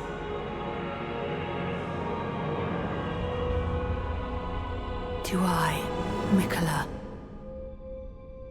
and my promised consort, Radahn. He envisions a world free of suffering and sin, and there was actually a longer version of this speech that was cut, and this speech bears some similarities to Ranni's speech. Like Ranni, Miquella seeks to break the current cycle, sever ties with the Erdtree dynasty, and start something new. However, while Ranni desires an order based on logic, Miquella's order would be one of compassion. To achieve this, he must sever himself from his heritage, leaving his mother's sins behind and ending the cycle of suffering. It is an admirable goal, and Miquella suffers a lot to bring about this new Eden, painfully stripping himself of his flesh and his birthright in order to deliver the people of this world from their current suffering. To accomplish his dream, Miquella will fully harness his terrifying powers, enchanting, manipulating, and outsmarting others. Miquella the Kind is a monster, pure and radiant. He wields love to shrive clean the hearts of men. There is nothing more terrifying. As Ansbach says, Miquella will use his purifying powers to forcefully shrive clean the hearts of men. He will redeem us, but he will do so unilaterally. Like nuanced characters such as Paul or Leto Atreides, Miquella leaves us questioning whether the ends justify the means. So let's delve deeper and try and find out. Miquella arrives in the Lands of Shadow with a singular purpose: to become a god through the Gate of Divinity, the same artifact his mother used eons ago. The story trailer suggests that Miquella uncovered the truth about his mother's past, as the story trailer is narrated from Leida's point of view, where she explains that the events she is describing are based on what Miquella has told her. Miquella the Kind spoke of the beginning. The seduction and the betrayal. This indicates that Miquella came to understand two crucial things. First of all, he learned how his mother became a god, and second, he also learned of the terrible crimes that his mother committed in the past. Consequently, Miquella knows he must travel to the lands of shadow to achieve godhood, accessing the Gate of Divinity at the top of a near a limb, and this is his primary goal while he is in the lands of shadow. But we do know that he is bound for the Tower of Shadow, and that is where he intends to rise to true godhood. The Tower of Shadow houses a divine gateway.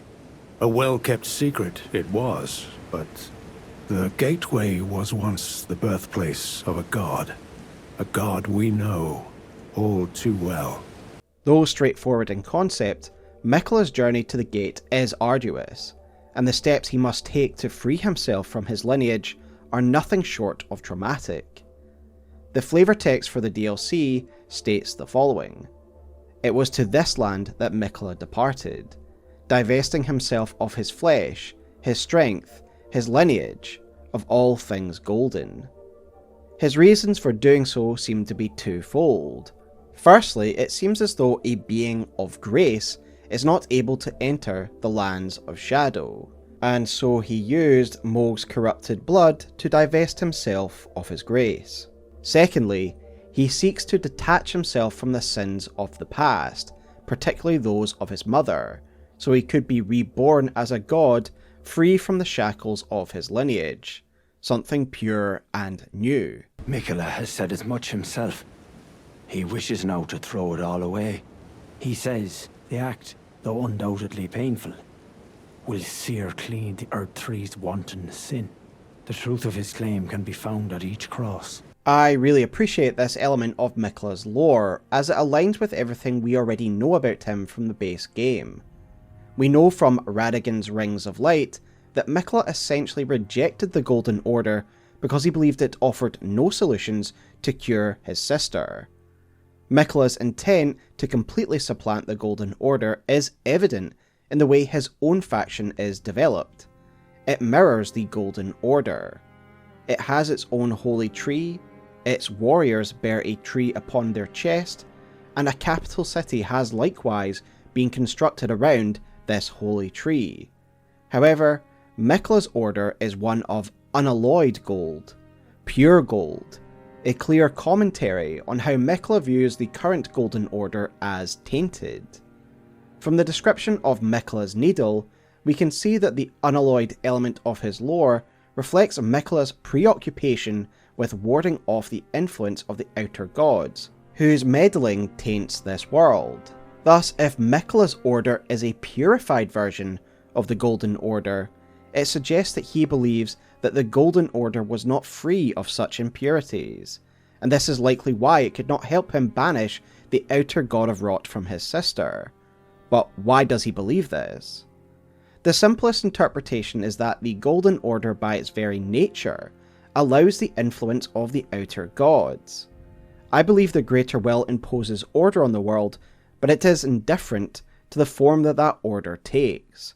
With the introduction of Metyr's lore, and the illusions that the Greater Will could be related to the Big Bang, long ago, we began as stardust, born of a great rupture far across the skies. We too are children of the Greater Will. we may begin to view the Greater Will as something entirely divorced from the traditional notions of a god, perhaps not even sentient. If this is the case, why would it care about the form that order takes? With these revelations, it's plausible that it's up to the denizens of the world to interpret what is right, what is wrong, and ultimately what form order should take. I will discuss Metyr and the Greater Will in a future video, but as the alien nature of the Greater Will becomes clearer, its aloofness begins to make more sense. This is why the order of the world can quite easily accept outer gods, because the Greater Will doesn't care. In days before the Erdtree, we know that the Deathbird death rites were the primary funerary rite in the lands between, and the Deathbirds and the death rites are connected to an outer god. So here we have an example of an outer god playing a prominent role within the order of the world. Additionally, I would argue that the Order of Rot would have been allowed to supplant the Golden Order. Gowry tells us that Malenia was born as an Empyrean with rot within her. Queen Marika and her king consort Radagon were blessed with twin demigods, and Malenia was one of them. She was born an Empyrean carrying the Scarlet Rod. An Empyrean is no mere demigod. In the age of the Elden Ring and Queen Marika, the precious Empyrean was born, a new god, to forge a new order. Since Malenia fought Radahn, and the great scarlet flower blossomed in Aeonia, I have dedicated myself to her, and to the resplendence of the Order of Rot, the cycle of decay and rebirth. And despite the rot within her, or maybe because of it, she was elected as an Empyrean by the Two Fingers, the vassals of the Greater Will, meaning she was elected by them as a candidate to replace Marika. To me, the message is clear. Malenia becoming the Goddess of Rot and bringing the Order of Rot into fruition would have been something that would have been permitted. For Miquella, this is an unacceptable state of affairs, allowing the outer gods to be part of the world's order. Their meddling taints the purity of this world, and this is why he left his father's order and established his own. Miquella intended to make his Golden Order everything the original Golden Order should have been, purified and unalloyed. Scouring the world clean would undoubtedly elicit resistance from the established order and other demigods who would view Miquella as a rival, hence the need for his military forces. Perhaps those most aligned with his ideals are the Needle Knights, of which Leda is a member. We learn about these knights from the retaliatory crossed tree talisman, which reads the following. Long ago, the Needle Knights were in service to Miquella, but now they are no more, save for one. These knights are clearly meant to be analogous to Miquella's physical needles, instruments used to ward off the outer gods, warriors who advance Miquella's goals when violence is necessary, which explains why Leda is so very loyal to him. Indeed, their function as warding needles is reinforced by the weapon art of Leda's sword, which summons unalloyed needles that remove the ailments and effects of those it pierces. In short, we know from the base game that Miquella was a prospective god who seeks to rid the world of its impurities, particularly the meddling capricious gods that have already caused great harm to his sister. Miquella is willing to use all the tools at his disposal, whether through violence or charm, to achieve this. Miquella seeks a fresh start, and the reason the DLC expands on his story so well, in my opinion, is that his actions in the DLC align with his original motivations found in the base game. Miquella was already aware that the Golden Order wasn't worthy to carry on as being in charge, because it allowed the influence of the outer gods. But according to the DLC, he has now come to the conclusion that his entire lineage is rotten. The conceits, the hypocrisy of the world built upon the Erdtree, the follies of men, their bitter suffering. Is there no hope for redemption? The answer, sadly, is clear. There never was any hope. They were each of them defective, unhinged from the start. Marika herself, and the fingers that guided her. And this is what troubles me. No matter our efforts, if the roots are rotten, then we have little recourse. Ever young Miquella saw things for what they were. He knew that his bloodline was tainted, his roots mired in madness. A tragedy if ever there was one. That he would feel compelled to renounce everything, when the blame lay squarely with the mother. Marika committed genocide against the Hornsent at the behest of the Fingers, who may not even be truly connected to the Greater Will. Miquella now understands that not only must he fend off the influence of the outer gods, but he also needs to create an order that is entirely separate from the foundations laid by his mother. This is the magnitude of Miquella's ascension. Up until now, only Ranni's ending has offered a new beginning outside the direction of the Greater Will. However, Even Ranni relies on the sponsorship of another cosmic being, the Dark Moon, and we are ultimately trading one god for another in this ending. Miquella seeks to end the cycle entirely, and become something new, free from anything that has come before. His great rune that we find with the Scadutree avatar reads the following: Miquella set off for the tower enshrouded by shadow, abandoning everything, his golden flesh, his blinding strength, even his fate, all in an effort to bury the original sin, to embrace the whole of it, and be reborn as a god. This is a powerful statement, affirming that Miquella is physically severing all connections to the old order, so that his new deific form is not tainted by the sins of the past. Had he simply walked through the gate of divinity before shedding his flesh and great rune, he would have simply become Marika's successor. Instead, by divesting himself of everything, he is reborn as something of his own making. No runes, no royal bloodline, Miquella is just Miquella, promising a new era free from the past. Someone has to break the Elden Lord cycle, and Miquella believes he is the one to do it. He certainly has the vision and power to do it. What makes Miquella so compelling is that his vision of a new compassionate order is admirable, as is his desire to break from the past, yet his methods of achieving said goal are questionable. But before he can accomplish any of this, Miquella must first reach the lands of shadow in the first place, to access the Gate of Divinity.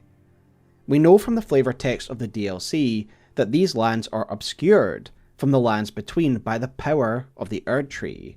In pre-DLC interviews, Miyazaki went even further, stating that these lands have become physically disconnected from the lands between. As such, one cannot simply walk into the lands of shadow. One must find a way to slip through the veil into this shrouded dimension. Miquella is thus forced to find an unconventional method to enter the lands of shadow, and he uses Mohg to this end. Dialogues with Ansbach suggest that Miquella's capture and mutilation by Mohg was part of Miquella's plan, and this was actually the method by which he was able to gain entry to the lands of shadow. As if using Lord Mohg to gain entrance to the land of shadow were not enough, he plans to use his corpse as the vessel of his king consort. The implication here is quite clear. Miquella's body being corrupted by Mohg's omen blood was how he was able to enter the lands of shadow.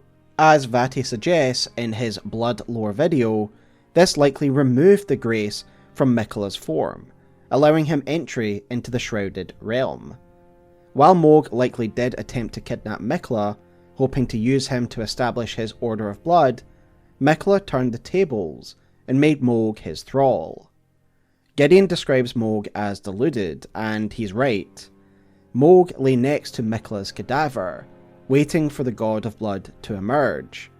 In reality, Miquella had long since abandoned this original body, using Mohg's blood to strip away his grace and allowing him entry into the lands of shadow. We already knew about Miquella's ability to compel others from the Bewitching Branch item from the base game. However, we now have direct examples of Miquella using this power on other characters, like Mohg. Additionally, we see more instances of his charm working in real time, as it seems to affect the group of companions in the lands of shadow, who have been brought here under Miquella's suggestion. Leda is the only one who is directly loyal to Miquella. The others have their own motivations and opinions, which could set them against one another, but these tensions are somewhat suppressed by Miquella's power. This is confirmed by the description of the Charming Branch, which reads the following: "Those who would otherwise be at each other's throats are united in service to Miquella, as long as the charm that binds them remains intact." This explains why figures like Ansbach, Freya, and Tialie begin to pursue their own goals when the charm is broken. Ansbach and Tialie eventually turn against Miquella due to their own obligations to another master. Conversely, Freya, after doing her own soul searching, still aligns with Miquella because, even without the charm, her goals do align with the unalloyeds. However, this power, at least before he becomes a god, appears to be an extension of Miquella's heritage as a child of the Elden Ring's vessel, being that he is another demigod child of Marika who once claimed a great rune. And it's from this great rune that Miquella's power to enchant seems to be anchored. The effect dissipates once he discards and shatters his great rune. The loss of control is a necessary step in redeeming his lineage, as the great rune is a tool of the old order, and has no place in Miquella's vision of a fresh start. And after all, Miquella's ability to charm do return when he becomes a god. It's just no longer linked to the power of a great rune. Yet Miquella discarding his great rune is alone not enough for what he wants to achieve.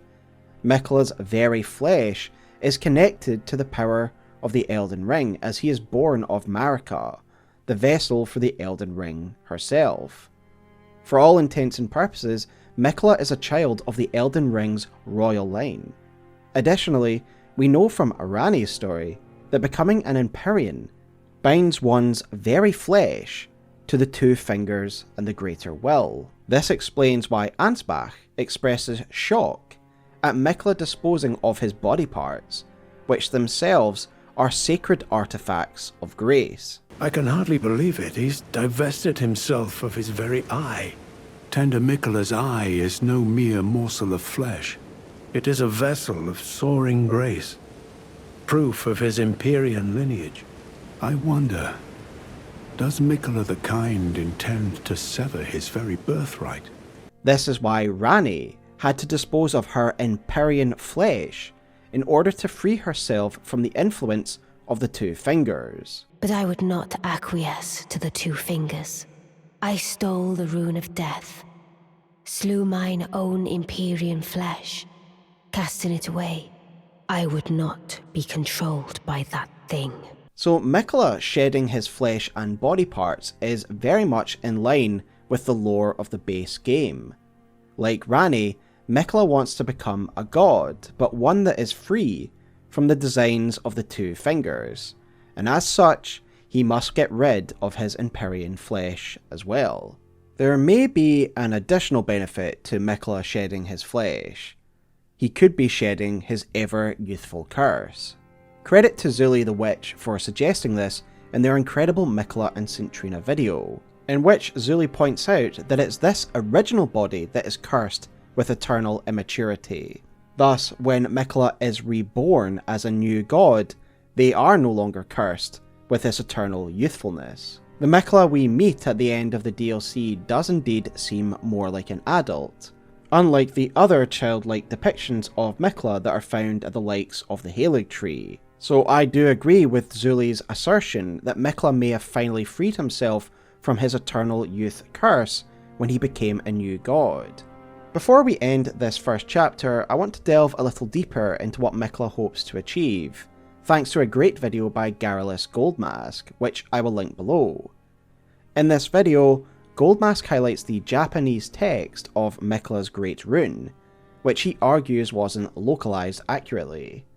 As we saw earlier, the English version of the Great Rune's description references the original sin, but the Japanese version makes no such mention. The English translation is clearly trying to link it to the Christian imagery that is also mentioned in the remembrance of Messmer. However, the kanji in Japanese instead references causality, using the same characters that are found in the Law of Causality incantation. Based on this, Garrulous Goldmask offers the following translation for the latter part of Miquella's Great Rune: to become a new god who embraces everything, and to transcend the causality that has persisted since the beginning. Garrulous Goldmask then explains how this likely relates to the concept of karma, or the chain of causality mentioned in the Law of Causality incantation. This is the idea that each event is connected to the previous one, causing the world to be stuck in a loop of suffering due to past actions, which continue to negatively affect the present, and thus the cycle of suffering continues. Garrulous Goldmask also points out the fact that you receive the law of causality from Gideon, specifically after you've told him of Miquella's location, potentially indicating the importance of causality to Miquella. As such, I agree with Goldmask's conclusion that Miquella essentially wants to break this chain of endless suffering. He seeks to escape the sins of the past and break the cycle. Miquella wishes to transcend beyond the current chain of relation that has led to all the suffering of the current era. Overall, I find this to be an extremely satisfying story arc for many reasons. It explains why the Lands of Shadow are difficult to access, and why they had no lore in the base game, given the extreme lengths that Miquella goes to get here. Miquella's actions align with everything we know about him from the base game. He wants to purify the world, and to do so he must first purify himself. He has to shake off the shackles of his lineage, including his cursed youthful flesh. Finally, it fits with what we know about the Empyreans. Their very flesh is connected to their two fingers and the greater will. Therefore, those who aspire to be gods on their own terms must shed their Empyrean flesh, with both Ranni and Miquella having done this. Of course, Miquella had something else he needed to shed if he truly wanted a fresh start: Saint Trina. The DLC confirmed something that had been heavily hinted at in the base game: the fact that Saint Trina is an alternate aspect of Miquella, much how Radagon and Marika share a body. And I have previously discussed these details in other videos, like my Miquella catch-up video, which I'd recommend you check out if you want to see the lore of Miquella before the DLC. However, we need no longer speculate, as it's now outright confirmed that Saint Trina is Miquella's other half. For example, there is a dialogue from a ghost found in the fissure, which says the following: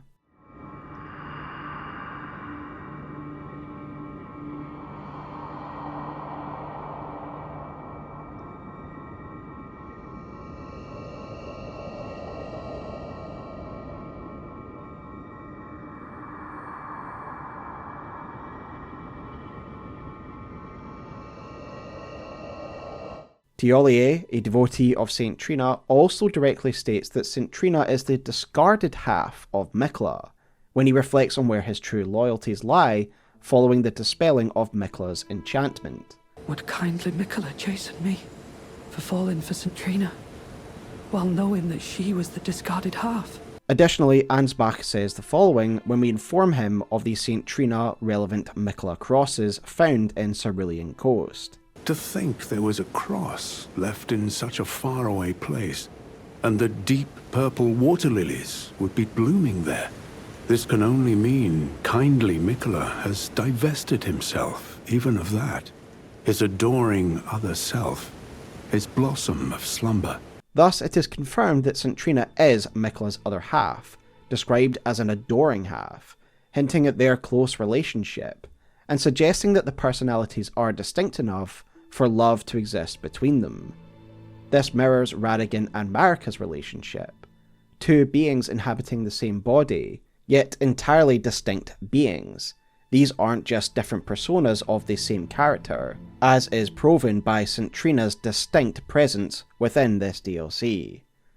We know from the remembrance of the Rot Goddess that the curse that the twins have, Miquella's eternal youth and Malenia having the rot within her, is a result of the nature of their birth, having been born from the single-bodied god that is the Marika-Radagon union.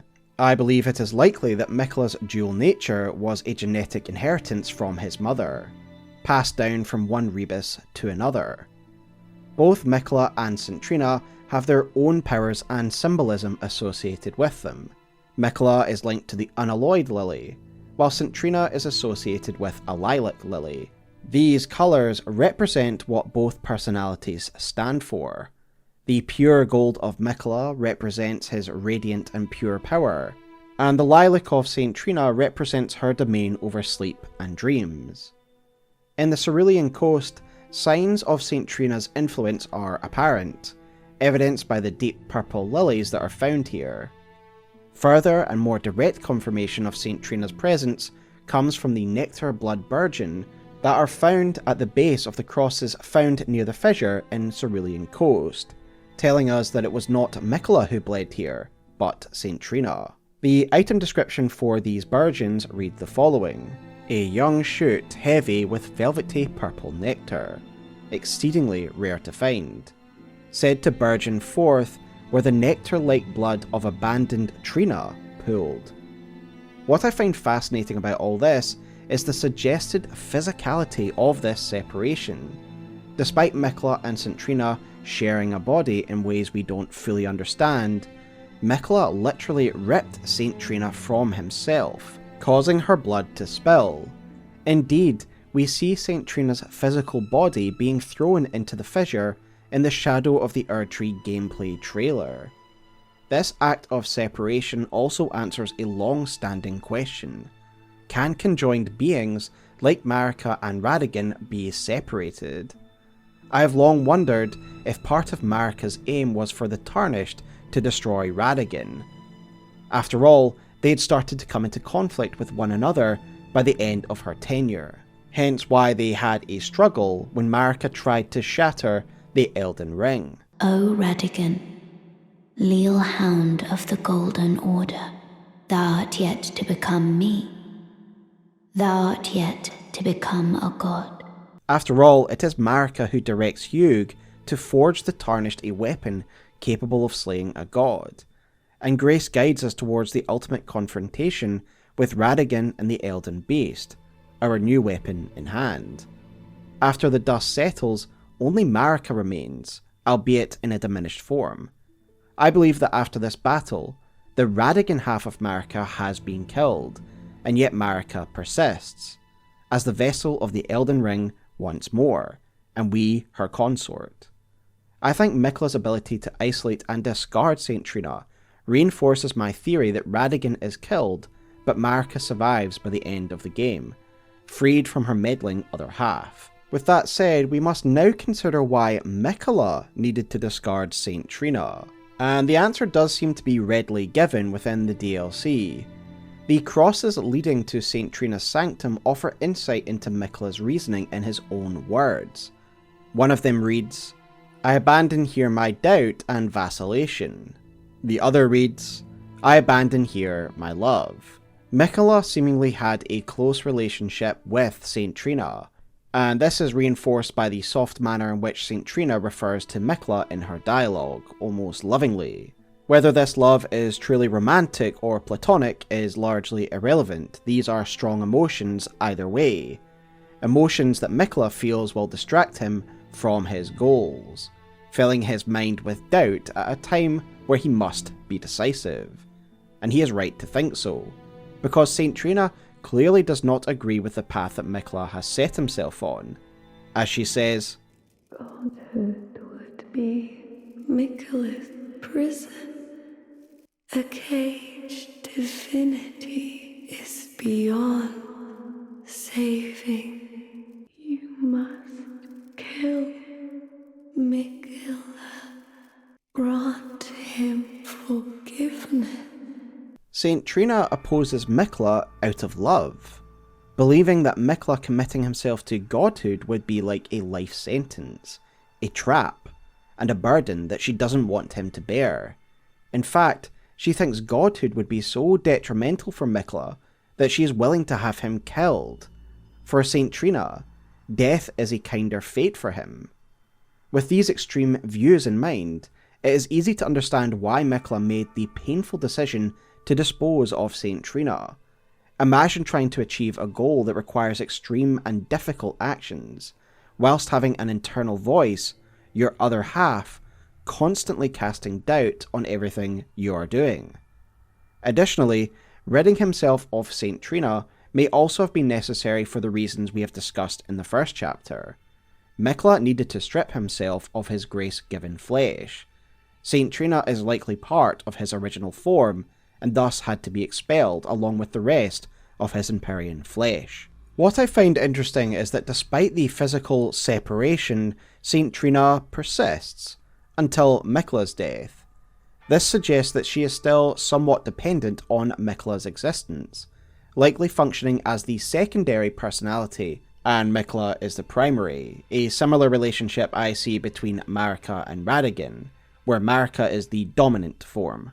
The actual aesthetics of her form are very interesting as well, and it brings us into the symbology that's associated with her. She seems to have taken on the form of one of her nectar blooms, and I think Zuli the Witch covers this really well in that video I referenced earlier on St. Trina and Miquella, which again is linked below. Zuli suggests that there is a practical reason behind St. Trina's form. Stripping back St. Trina's character model reveals that she has barely survived her fall here, with only her head, one arm and upper torso surviving intact. Zuli also points out that the nectar blood burgeon grows where her blood is spilled, so the large flower cradling St. Trina is likely another of these, growing from her wounds, so large that it now acts as her cradle.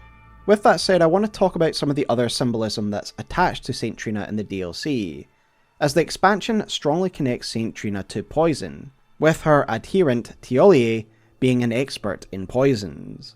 And again, this is a part of the lore that I really like in the expansion, as I think it's just an expansion of lore that's already existing in the base game, where there existed an overlap between sleep and death, and I have touched on these in prior videos. Both Ghostflame and St. Trina's sleep power have a purple hue, with lilac-coloured flowers associated with them. Colours have strong meanings in Elden Ring, and I would highly recommend Hawkshaw's video on this subject if you'd like to learn more about the colour theory of Elden Ring. But why is there this overlap between death and sleep? What is the connection? Well, from a practical standpoint, a sedative for one might be a poison for another, or in a high enough dosage, it could act as both. This is illustrated by Tiolier's concoction, which reads the following: an ebony black concoction mixed by Tiolier, a condensed somniferous elixir purported to be capable of putting even an ancient dragon to sleep. For an ordinary mortal, a single sip would assuredly result in swift and certain death. Tiolier thought of St. Trina's sleep when he created this, but the ebony sleep he concocted lacked the sweetness of nectar or the gentleness of rest's embrace. To us humans, it's a deadly poison that will kill instantly, but to the ancient dragon Florisax, it is a powerful sleeping agent. It is a poison that can either induce sleep or death, depending on its use. And this seems to be the same for St. Trina's poison. Given she is the avatar of sleep, it again shows the thin line between death and sleep. You mustn't follow my example. St. Trina's poison would plunge you into an eternal slumber. It must be me, and only me. Some of the language surrounding St. Trina's sleep even likens it to death, as if it's not just ordinary sleep, it is an everlasting sleep. And at that stage, what really is the difference between this type of sleep and death? St. Trina's smile reads, "Only I am allowed to know of your velvety sleep, its sweetly gentle embrace. So please, smile for me and only me." The way in which sleep is described here could easily be swapped out with death, and it is this overlap of offering a gentle, deep embrace of loss of consciousness that likens it to death. St. Trina bestows a comforting eternal rest, and this is how she connects with the putrescence of the fissure. The remembrance of the putrescence night reads the following: all tainted flesh eventually becomes putrescence, and this clump of it imbibed St. Trina's nectar, which granted it eternal rest. And so it was that putrescence became her night. Now that we've mentioned it, let us discuss the putrescence and the coffin barges that are found in the fissure and throughout Cerulean Coast. The main lore behind these is explained concisely by Mass of Putrescence, which reads the following: sorcery originating from the putrid liquor of the stone coffins. In an age long past, death was burned by ghost flame. Even the remains of tainted flesh were given equal treatment. The putrescent sludge and the coffins are remnants of the old death rites of the Deathbirds, in which the dead were burned by ghost flame. And this is why the putrescent knight is able to wield ghost flame, because it was once enwreathed in it. And yet it still lives, suggesting that even the ghost flame cannot give rest to this twisted life form. As for what causes this impurity, we cannot say, but it implies that some flesh, even after being burned, continues to exist in this form. No doubt the purposes of the great coffin barges is to contain and transport these aberrations. Incidentally, the coffin barge ties to the Deathbirds and the Death Rites explains the presence of the Gravebirds here in the fissure, as we know from the Gravebird Spiritash item description that these are built to be companions to the Deathbirds, and so here they are watching over those who have been burned in the ghost flame of the Death Rites. So while true death seems impossible for this sludge, Saint Trina is able to grant them a measure of peace in death-like sleep. For this reason, the putrescents chose to become her defender, her knight. She is the first being to truly offer any peace to this tortured form of life. As such, she has carved out her own domain here in the depths of the Cerulean coast, and perhaps the draw of her comforting sleep brought people here.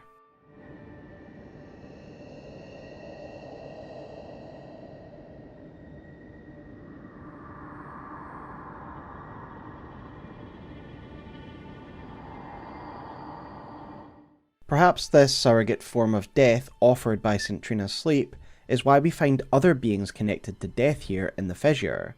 For example, we do find skeletons, perhaps those afflicted by the curse of those who live in death. Although, they also seem to be covered in a goo, perhaps putrescence, so perhaps they too are the remains of those who couldn't find peace even after being burned in the ghost flame. Either way, I think it's likely that they are drawn here for the same reason that the putrescent knight serves Saint Trina. They yearn for the peace that her velvety sleep can offer them, given the blissful release of death is closed to them. Returning to Saint Trina's appearance, considering everything we've discussed, I believe her form and her relation to flowers is a crystallization of her associated themes of poison, poultices, and death, making it quite fitting, given that most poisons and poultices are made from flowers, and these are the items that Tiolier mainly sells. Even at the bottom of the fissure, Saint Trina is not entirely dormant.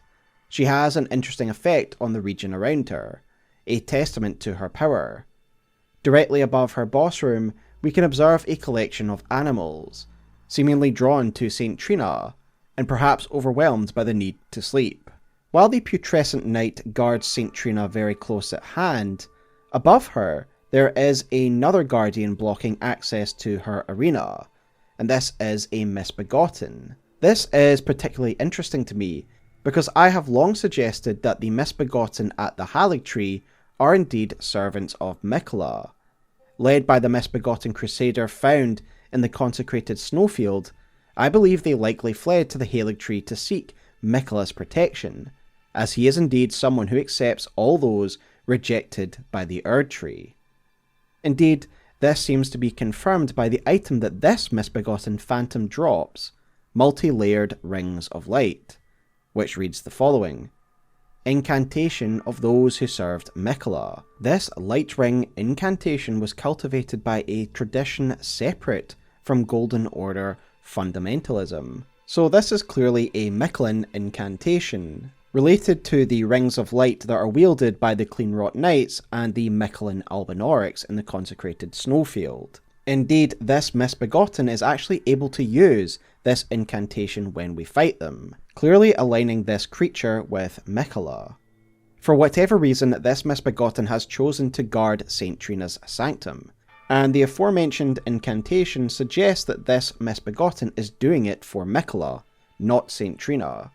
Indeed, Miquella has already taken measures to ensure that no one can reach his better half. If you come to the fissure before Miquella discards his great rune, you will find a golden seal barring entry. This seal bears Miquella's mark, and if you interact with it, it is confirmed that Miquella is the one blocking access to the fissure and St. Trina. I believe the misbegotten Crusader is another barrier to St. Trina, perhaps summoned by Miquella, which explains why it appears as a golden phantom, and it ultimately acts as her jailer. Miquella discarding his rune is clearly a vulnerable moment for him. Between this act and his eventual ascension to godhood, he must be at his weakest, as a lot of his power seems to dissipate when he gets rid of his great rune. Without his rune, Miquella is unable to maintain his powers of enchantment, or the barriers that seal away St. Trina. Of course, when he ascends to godhood, he regains these powers tenfold, but it's an interesting idea to consider that Miquella had this moment of vulnerability before his apotheosis. So we have discussed Miquella's journey to the Gate of Divinity, his discarding of St. Trina, his flesh, and his great rune, and the reason behind these actions. All of this was in preparation for his ascension, his true path leading him to the Tower of Shadow, Anir Elim, and the Gate of Divinity that lies at its peak. One of the most important lore items in the DLC is the secret Rite Scroll, which can be found in the library of the Specimen Hall. This item reads the following: a scroll made of white tree bark. Few can decipher the scroll, which describes the secret rite of the Divine Gateway, said to be found at the tower enshrouded by shadow. A lord will usher in a god's return, and the lord's soul will require a vessel. In many videos, I have often repeated the fact that every order needs two things: a lord and a god.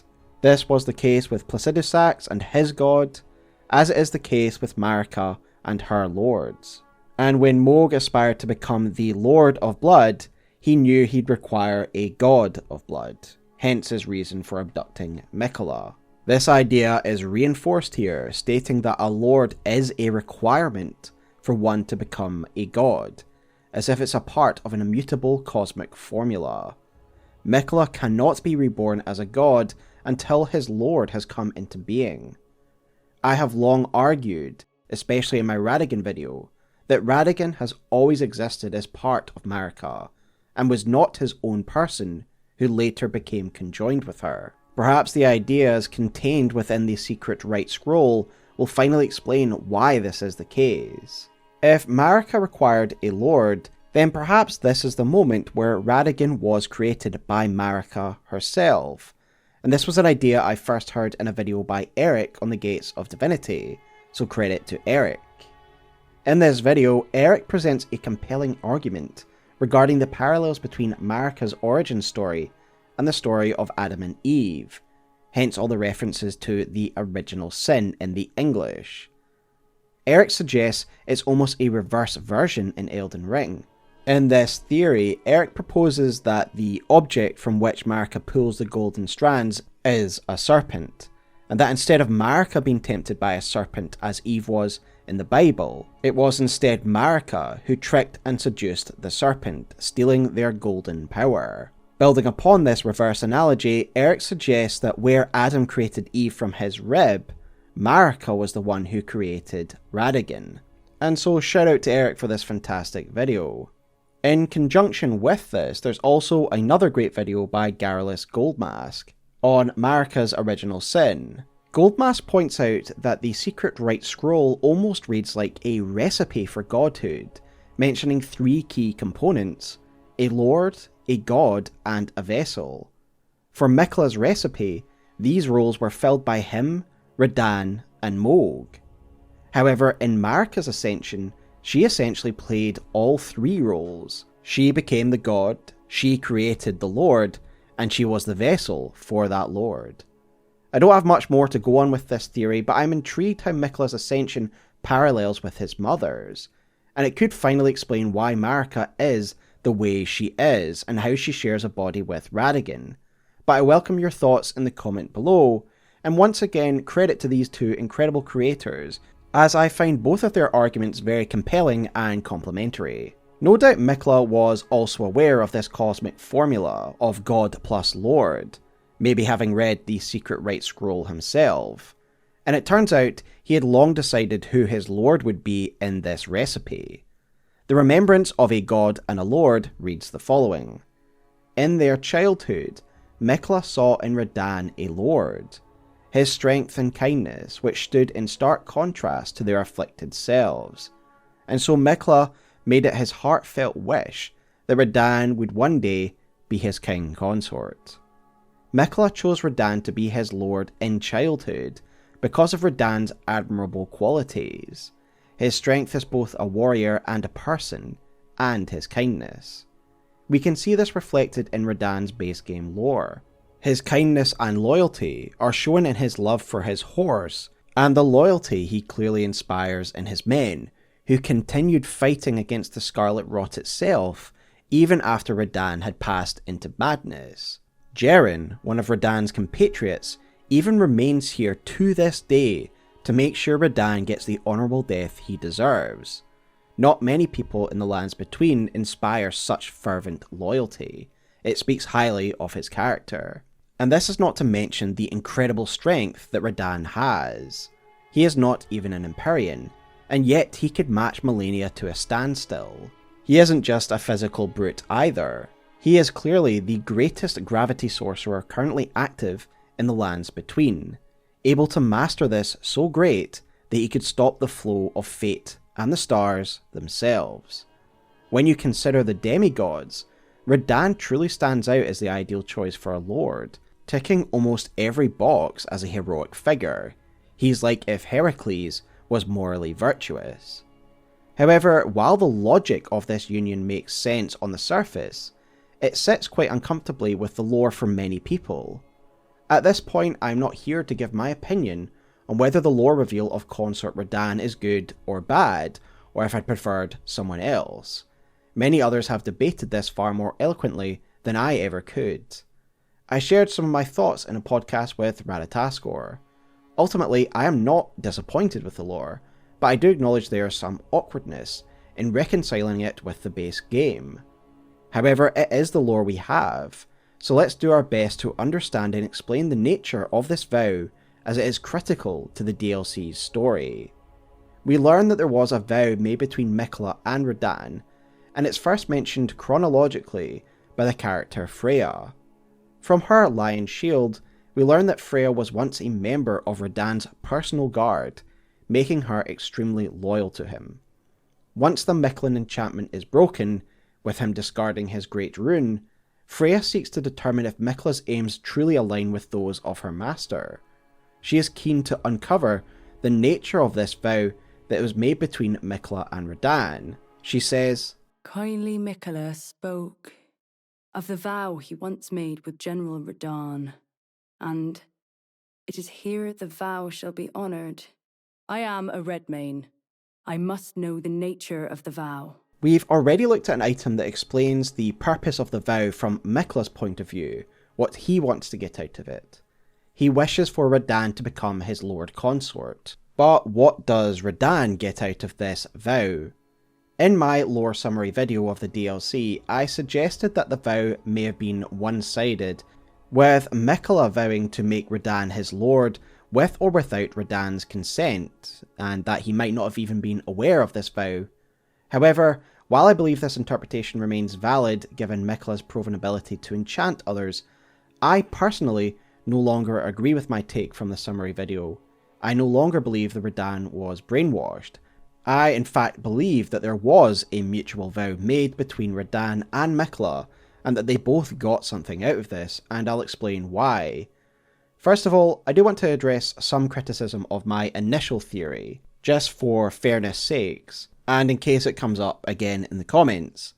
Some people believed that the use of the word vow alone meant that there was a mutual arrangement, that the word semantically means there has to have been an agreement, and this is simply not true. Not all vows require mutual agreement. A vow is essentially a promise, and I'll illustrate this by highlighting another vow that is made in the DLC. Curse you, Bayle! I hereby vow you will rue this day! So clearly, Egon's vow was not made with Bayle's consent. However, with that aside, I do believe there's ample evidence to suggest that Miquella and Radahn did both consent to this vow that has nothing to do with semantics. Let's start by reviewing what Miquella actually says in the memory that's unlocked at the end of the DLC. Lord brother, I'm going to be a god. If we honor our part of the vow, promise me you'll be my consort. I'll make the world a gentler place. Miquella is speaking to Radahn here, his half-brother. Whether Radahn is physically present or not is irrelevant. Miquella is speaking directly to him. The sentiment remains the same. The key phrase here in this speech is our part of the vow, meaning there are two parts of the vow, and part of that vow will be Radahn's side of it. The use of our part suggests that Miquella offered something to Radahn as well, and Miquella's part is fulfilling a promise to Radahn, and likewise, in return, he expects Radahn to become his consort. This vow isn't one-sided. Radahn is getting something out of this deal. But what? Well, we do get a direct reference to the vow during the introductory segment of Radahn's boss fight, where Miquella says, Now, the vow will be honored, and my lord brother's soul will return. Miquella says directly that he is honouring his part of the vow by bringing Radahn's soul back. Radahn being resurrected is what Radahn gains from the deal. Miquella has fulfilled his part by bringing Radahn back to life, and in return, Radahn willingly becomes Miquella's king consort. The use of the word honoured is particularly critical in my opinion, because if Miquella was fully controlling Radahn against his will, then he would not need to honour anything, nor would Radahn for that matter. It would just happen because Miquella willed it. Honour means upholding a promise. There is some give and take here. This resurrection being Miquella's part of the vow seems to be indirectly confirmed by Freya when we meet her in the Specimen Hall. Ansbach, having discovered the purpose of Mohg's corpse, passes on the information to Freya, explaining to her Miquella's intentions for Mohg's body and how it relates to Radahn coming back to life. In response to this intelligence, Freya confirms that this is the answer to what she's been looking for. This is the nature of the vow that Miquella made to Radahn. As the Festival of War concluded, General Radahn's soul met an honourable end, but kindly Miquella wishes to revive it, which is fine by me. I know it would pain old Jeren, but war has always suited General Radahn best, and certainly far more than any honourable death. Endless war to invigorate the soul, as befits General Radahn, the Great Lion. Furthermore, she confirms that this is likely something Radahn would desire, a second chance to continue being a warrior. To summarise, the basics of the vow appear to be this. Miquella promises to resurrect Radahn in the event of his death, giving him a second chance. In return, Radahn agrees to be the king consort to Miquella, thus helping Miquella achieve his godhood status. For a warrior like Radahn, having an insurance policy in place makes sense. As a man who lives by the sword, he may well die by it. In the event of his death, his brother would bring him back, and Radahn would repay him by becoming his consort. All well and good, but there is another party to this vow that makes things a bit more difficult. Malenia. The Young Lion set reads the following. When Malenia, blade of Miquella, let the rock flower blossom in Aeonia, Radahn heard a murmur in his ear. Miquella awaits thee, O promised consort. So finally, after all these years, we know what Malenia whispered into Radahn's ear during their iconic duel in Aeonia, and it completely retextualizes this fight. Until now, we'd assumed that this epic clash occurred solely because they were the two greatest remaining demigods, a notion that is more or less stated as well by the game's story trailer. However, in fairness, even in-world, The denizens of the lands between would probably assume that this was the case if they weren't in the know about this particular vow, and I imagine very few people were in the know. However, we do now have this entirely new context for the fight, and it's impossible to view it without considering the terms of the vow that hang over the outcome of this battle.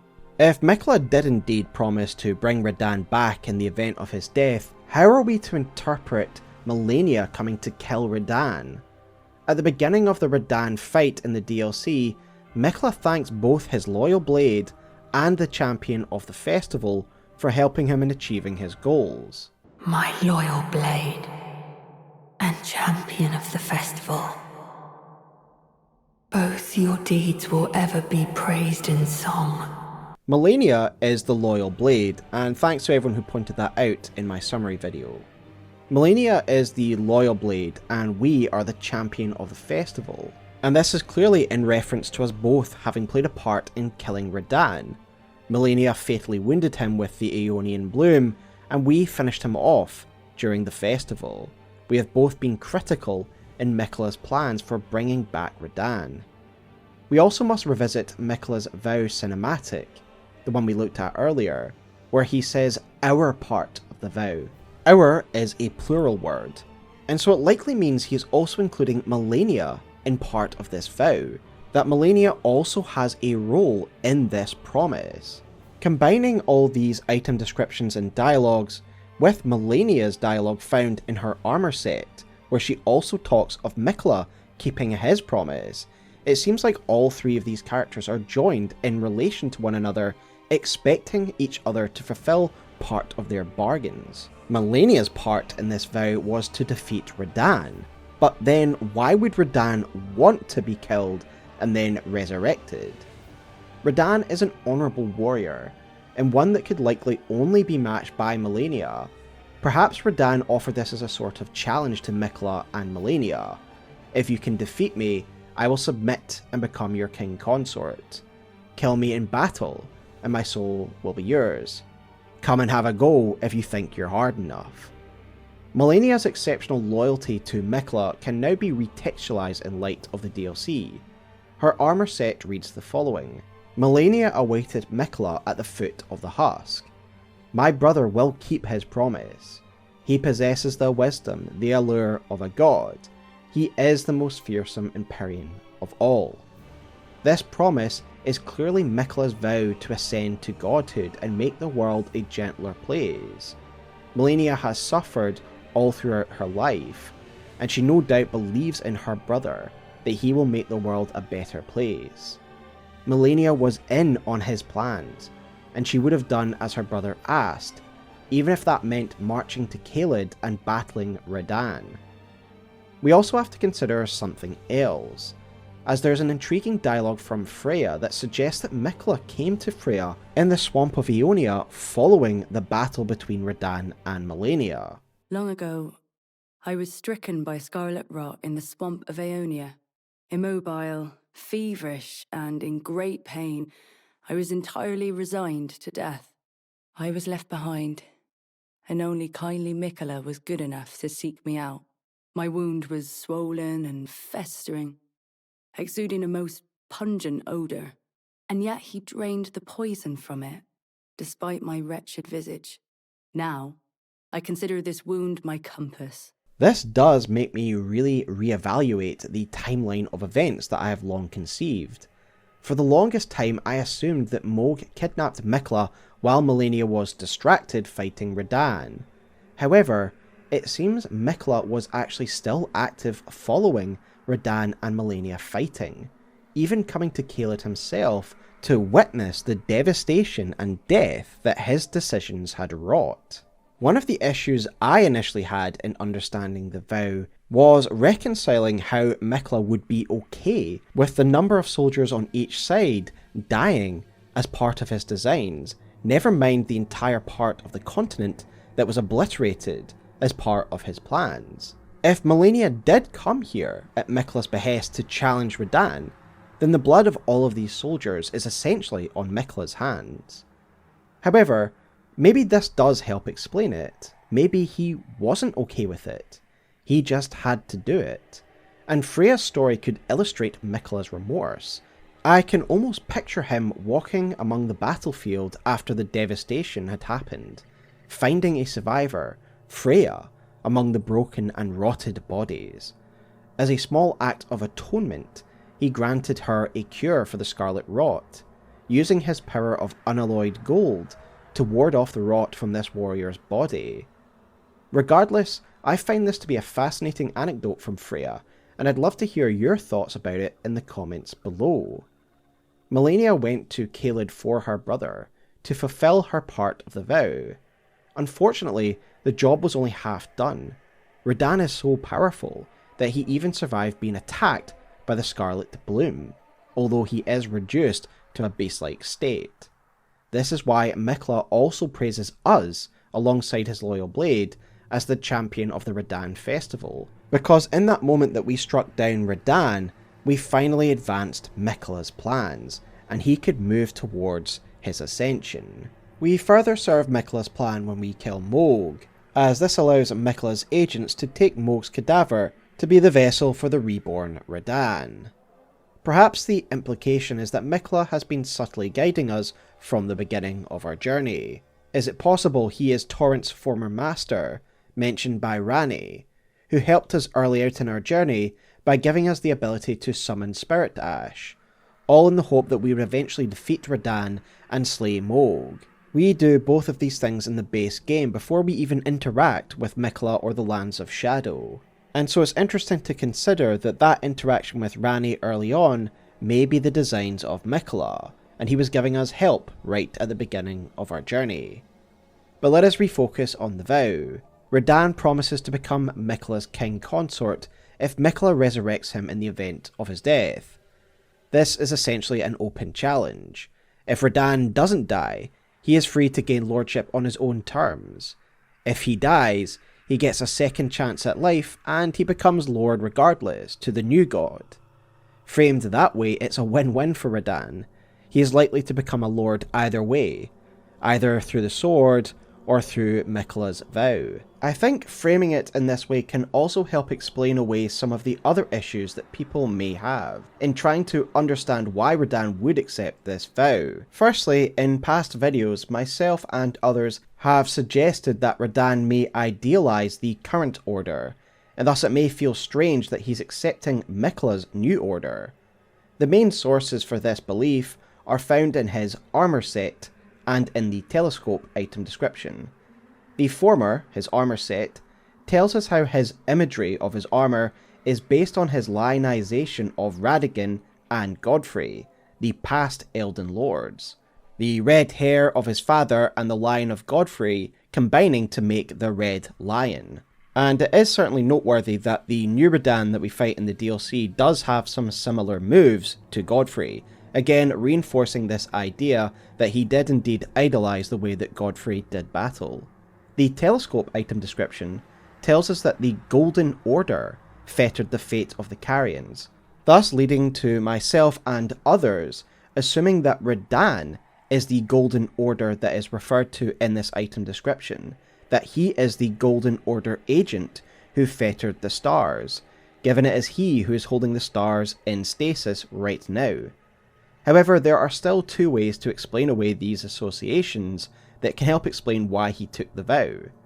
First of all, it could be that this is still all true, but Radahn still accepted the bargain from Miquella as a second chance insurance policy, that if all else failed, at least he would get a second chance to be a lord to someone.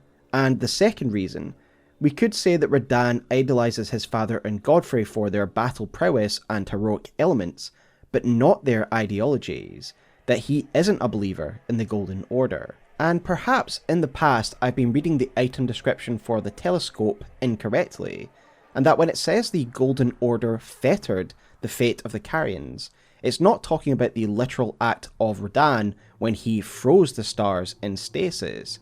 After all, he did seemingly do this to protect Celia primarily, rather than for any other reason. Instead, the telescope could be referring to the Carians' marriage to the Erdtree royal family, at which point their traditions began to wither on the vine, and because of the strict beliefs of the Erdtree royalty, The Carians allowed their beliefs to become fettered. If this is the case, then perhaps Radahn just wanted to be a lord like Godfrey and Radagon, never mind the Golden Order's beliefs, and thus Miquella offers him a chance to achieve that goal, to become a lord like Godfrey who he idolised. And to boot, Miquella's also giving him a chance to come back at his younger prime. Either way, both of these give us plenty of ways to explain away why Radahn would accept this vow. I believe that Radahn's younger version that is summoned in the DLC reflects the time when Miquella first remembers him. It's an idealised version of Radahn that Miquella still holds dear in his memories. Of course, there are some changes. Radahn is able to unleash the power of the Formless Mother, clearly due to the new body that he now occupies, Mohg's. This is an Omen body, and we can even see Omen horns emerging from his arms. So while this is Radahn in spirit and soul, this reborn Lord Consort is something else entirely. In the end, Miquella's Lord clashes with the Lord of the Erdtree, us. No matter what role we play in aiding Miquella's rise to power, we are eventually set against him. I think our clash with Miquella is concisely and aptly described by the Light of Miquella incantation, which reads the following: the strength of Miquella upon his deific return, wielded as an incantation. Miquella sought to accept all that was and would be, but found one that refused to be embraced. No wonder, as one god and one king consort is all the world needs. We are one more lord that isn't needed in Miquella's new vision of the world. We are a reminder and a leftover of the chain of causality that he seeks to destroy. And to boot, we refuse to be embraced by Miquella's new vision. While in the lands of shadow, grace does guide us towards this final confrontation. We have been led by the Erdtree to kill this interloper. It was never kindly Miquella, was it? The Erdtree was leading you all along, so that you might ascend to lordship. Why come to these lands to begin with? I suppose it must be what His Eminence, or perhaps the Erdtree, desired all along. The clashing of the favoured lords, such that one would prevail. Leda reflects on the fact whether both Miquella and the Erdtree wanted this fight to happen, a showdown of lords to determine who has the right to rule. I think that this is something that Elden Ring does best, providing conflicting ideologies. It's at the core of the various endings that we can achieve, and once again we have the ideals of a new god, being challenged by those who disagree with his methods. Ansbach, Tiolier, and us, we all have our own reasons and motivations for standing against Miquella. In regards to your own roleplay, it could be that you oppose Miquella because of his methods, that he's gone too far. You might even agree with what he wants, but you just cannot stomach what he has done. Or you may simply want power for yourself, and thus you cannot allow such a rival to exist. Whatever your reasons, the Tarnished will eventually stand against Miquella, and despite Radahn's strength and Miquella's godly powers, we still win through sheer brute force. But even though you defeat the newborn god, perhaps you choose to take Miquella's pleas to heart and rule the world as he would have wanted, with kindness.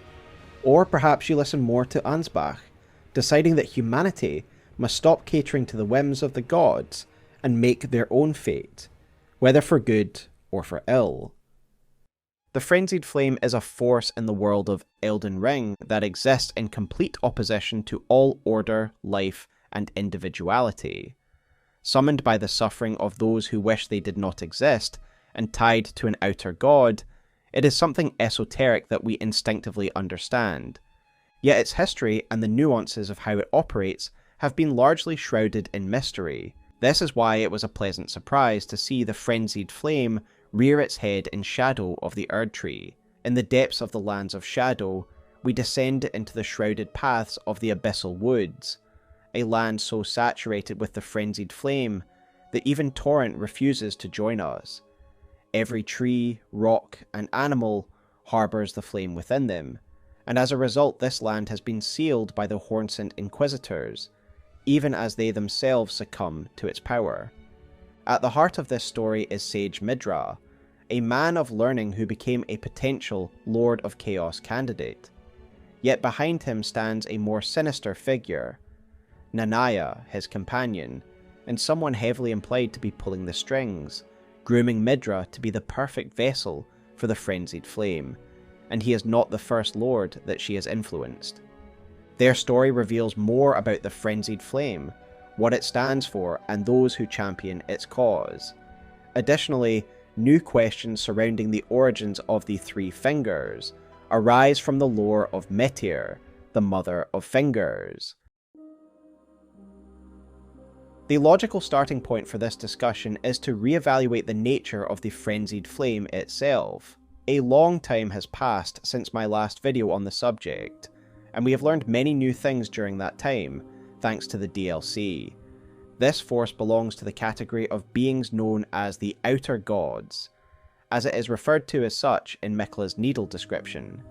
It sits in this category alongside the Formless Mother, the Outer God of Rot, the God of the Death Rites, and the Outer God of Verdigris. I've discussed the Outer Gods numerous times, but it is pertinent to this video, so let us reevaluate what little we know about them. These are clearly cosmic level beings, with the title Outer God evoking a Lovecraftian connotation. The way they behave clearly transcends terrestrial boundaries. The clearest illustration of this, in my opinion, is the Formless Mother, which feels analogous to and inspired by Odin from Bloodborne. Odin was a being known as a Great One, a cosmic and ascended entity that was also formless and communed via the medium of blood. I refer to these examples merely to interpret the intention of the writing team regarding these outer gods and their nature. Given that their name references H.P. Lovecraft, and one of their kind mirrors a bloodborne deity, it is safe to assume that these gods are cosmic beings of some kind. However, I believe they are more esoteric than the Great Ones of Bloodborne, which had a physicality, even if they had ascended far beyond mortal form. In the case of the Elden Ring, I believe these cosmic entities share some qualities with the Shinto-Buddhist concept of kami, an idea first shared with me by Mirko, a translator who works with Italian Souls legend Sabaku no Meiku. For those unfamiliar, kami are spirits of nature, essentially manifestations of particular elements or concepts. Blood, death, minerals, or chaos itself. I believe these cosmic beings formed over time after the Greater Will brought about disparity, manifesting as new dualities and forces in a world defined by dualities. The frenzied flame embodies chaos, a metaphysical power of the outer god of chaos. Its aims are almost directly explained to us via Hayeta. When we touch Hayeta as the Lord of Chaos, the words of the Three Fingers flow into her, and she conveys their message. Thank you. I have touched them. The words of the Three Fingers. As your maiden, allow me to divine them. All that there is came from the one great. Then came fractures, and births, and souls. But the Greater Will made a mistake. Torment, despair, affliction, every sin, every curse, every one born of the mistake. And so, what was borrowed must be returned, melted all away with the yellow chaos flame, until all is one again.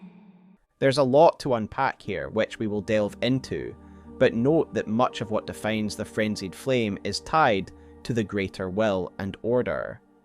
As I discussed in my Elden Ring themes video, ever since the fracturing of the One Great, or the Starburst event described by Ymir, ever since this event, since one became many, Elden Ring's world has been dominated by duality. Every element has its counterpart. Light has dark, life has death, the Erdtree has the Scadutree, and so on. All these dualities play a role in Elden Ring's world, but if there were a hierarchy or family tree of dualities, chaos versus order would sit at the top. The frenzied flame opposes creation, life, and order itself. Chaos, in this sense, aligns with how it is described in many belief systems.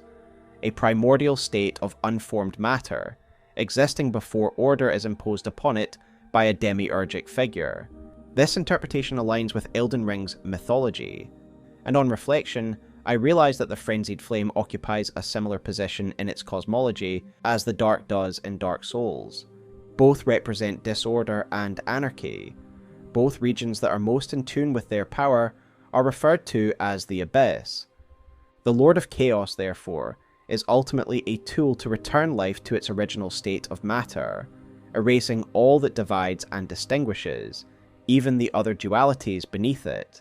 Burn the Erdtree to the ground, and incinerate all that divides and distinguishes. Ah, may chaos take the world! May chaos take the world! Even though chaos may seem larger and more significant than the domains of other outer gods, it still fits the parameters of an outer god, a cosmic being governing a powerful concept.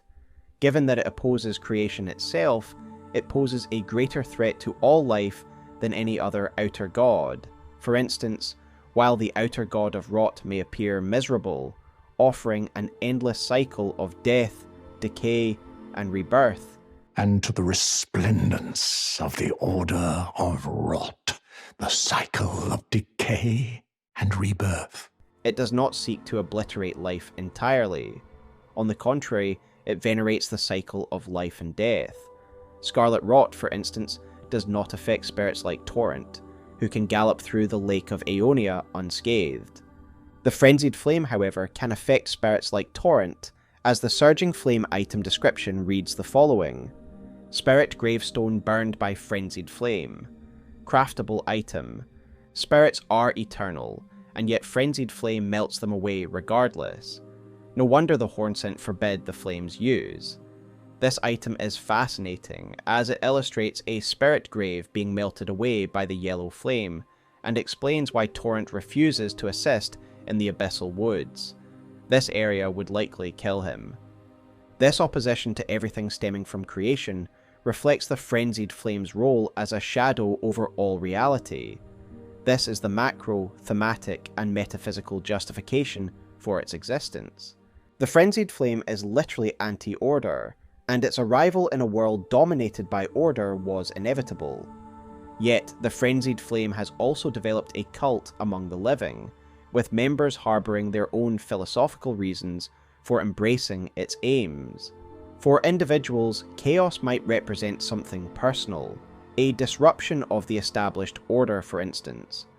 This explains why it is often embraced by those downtrodden by authority, such as the nomadic merchants, who no doubt have come to resent the Golden Order because of their brutal treatment. The flame takes root in the eyes of those who see life as a mistake. Ratatoskr has a stellar video on this subject, which I highly recommend. However, Hyetta succinctly explains the basics of this philosophy. Those who gave me grapes howled without words, saying they wished they were never born.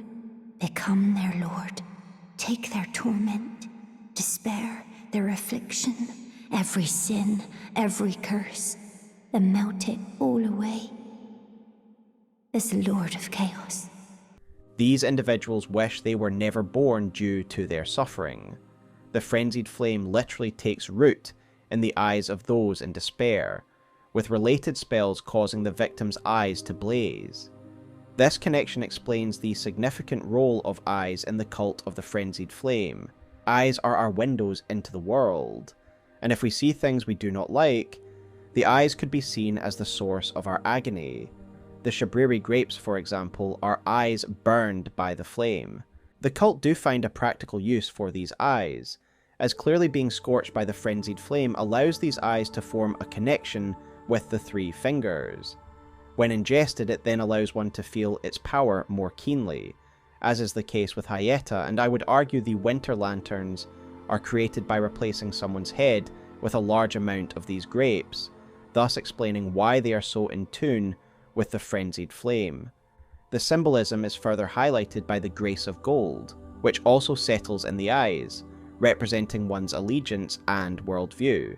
The new iris items from the DLC confirm that what is in one's eyes affects how they see the world. The frenzied flame takes root in those who view the world in an extremely negative light. The act of removing their eyes and offering them to finger maidens reflects their desire to no longer see the world that caused them such pain, much like Oedipus blinding himself out of unbearable regret. This concept may also draw inspiration from Agony by Miles Johnston, a painting from 2018. Its similarity to the flame's symptoms suggests an influence. Johnston described the painting as a depiction of humanity's collective grief, distilled into one gesture, a message aligned with the frenzied flame's themes.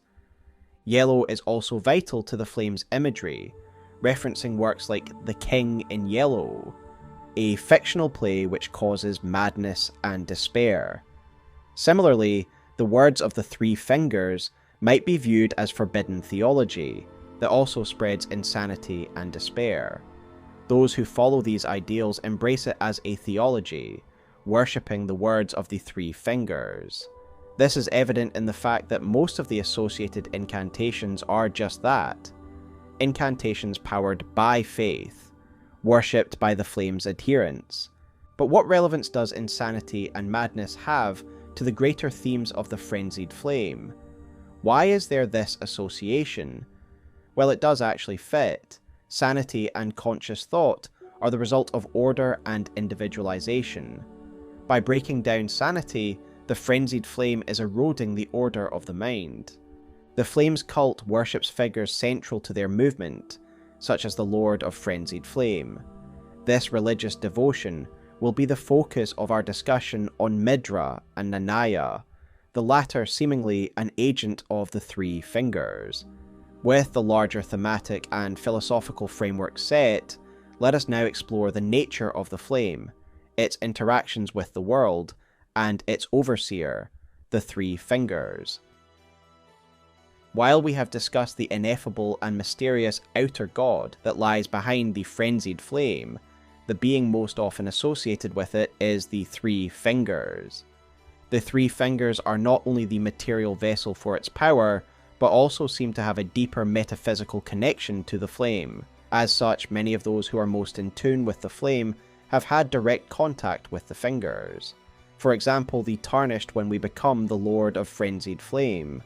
We get marked by their fingers when physically grasped by the three fingers. Indeed, a fingerprint burn is usually an indicator that one has been directly touched by the three fingers, as is described by the Swollen Grape item description.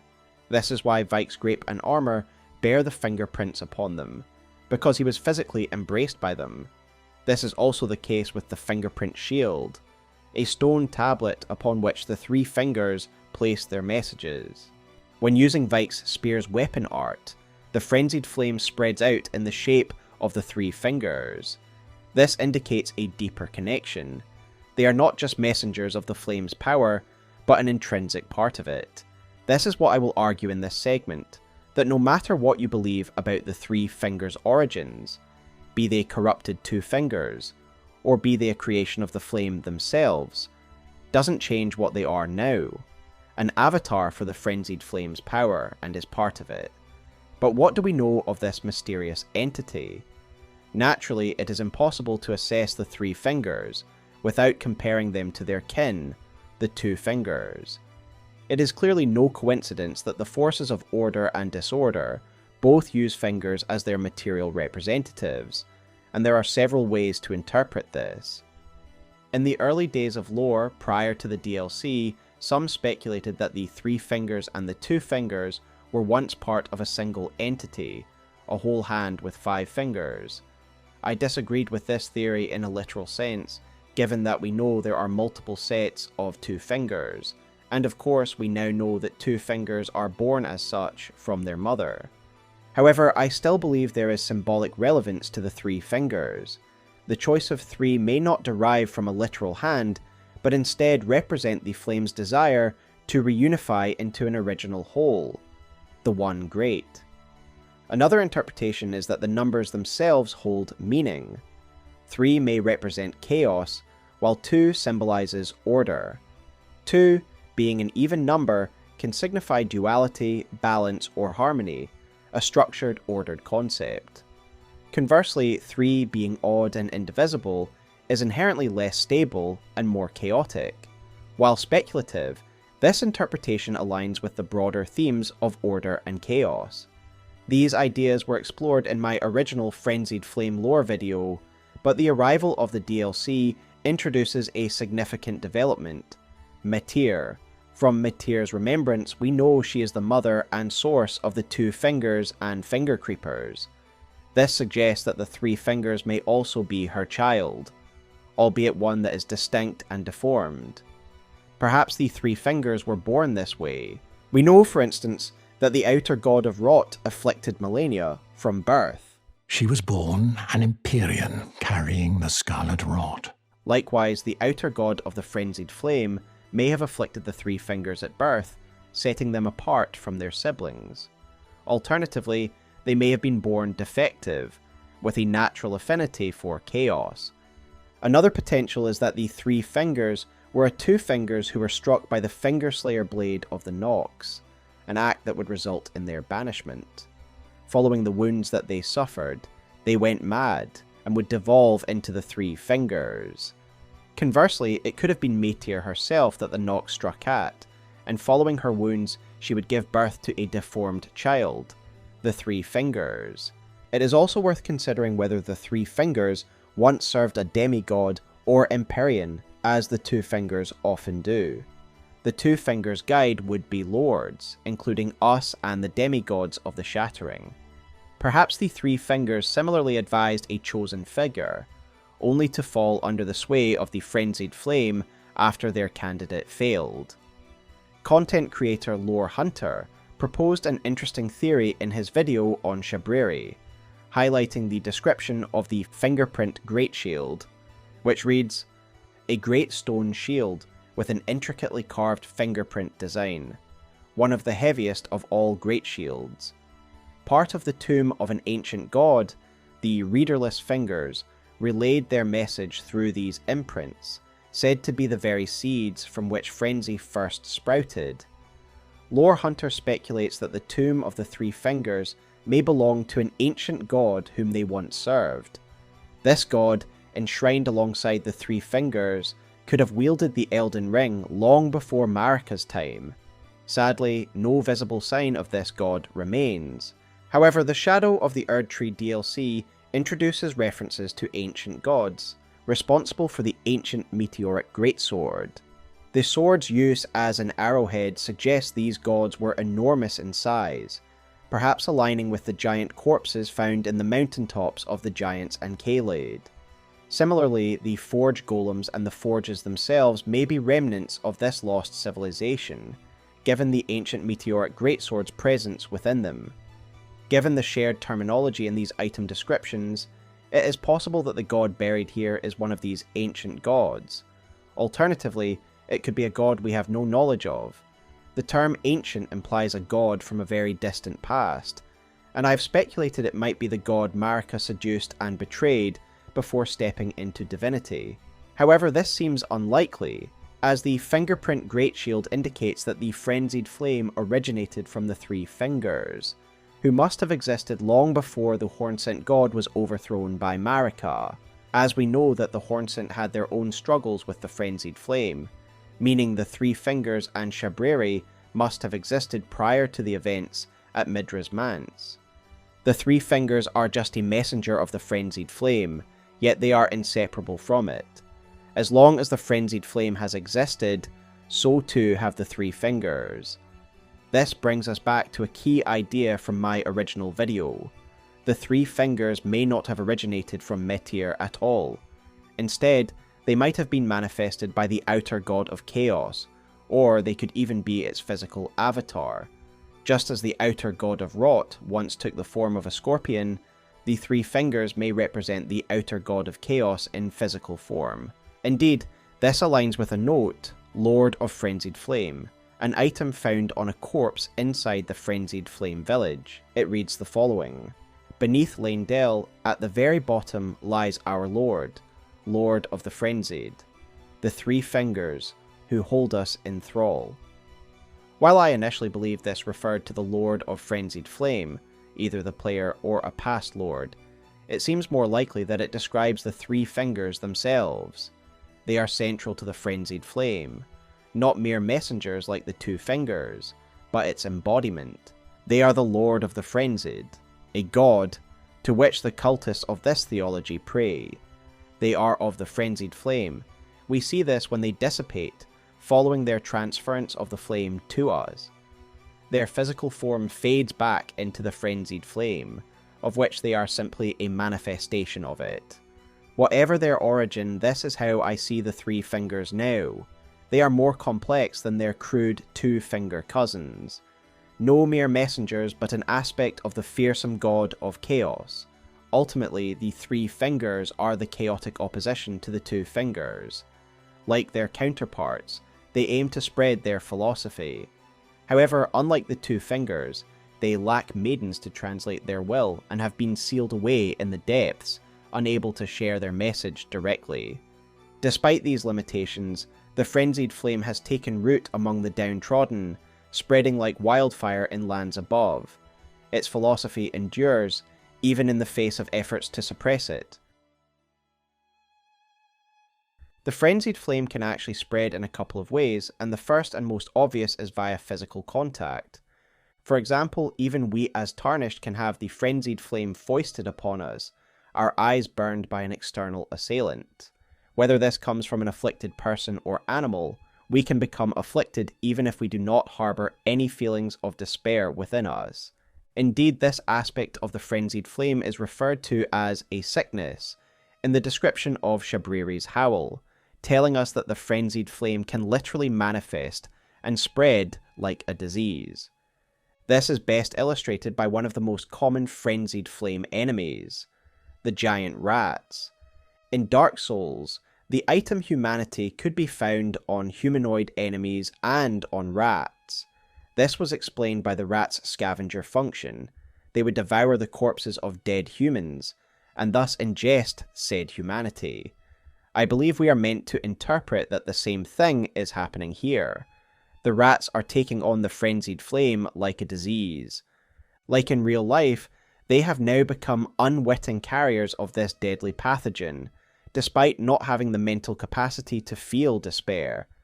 I believe it is this contagious element that is used by followers of the Frenzied Flame to spread it to various locations. One thing I really like about Elden Ring is its ability to tell a story implicitly and via the environment.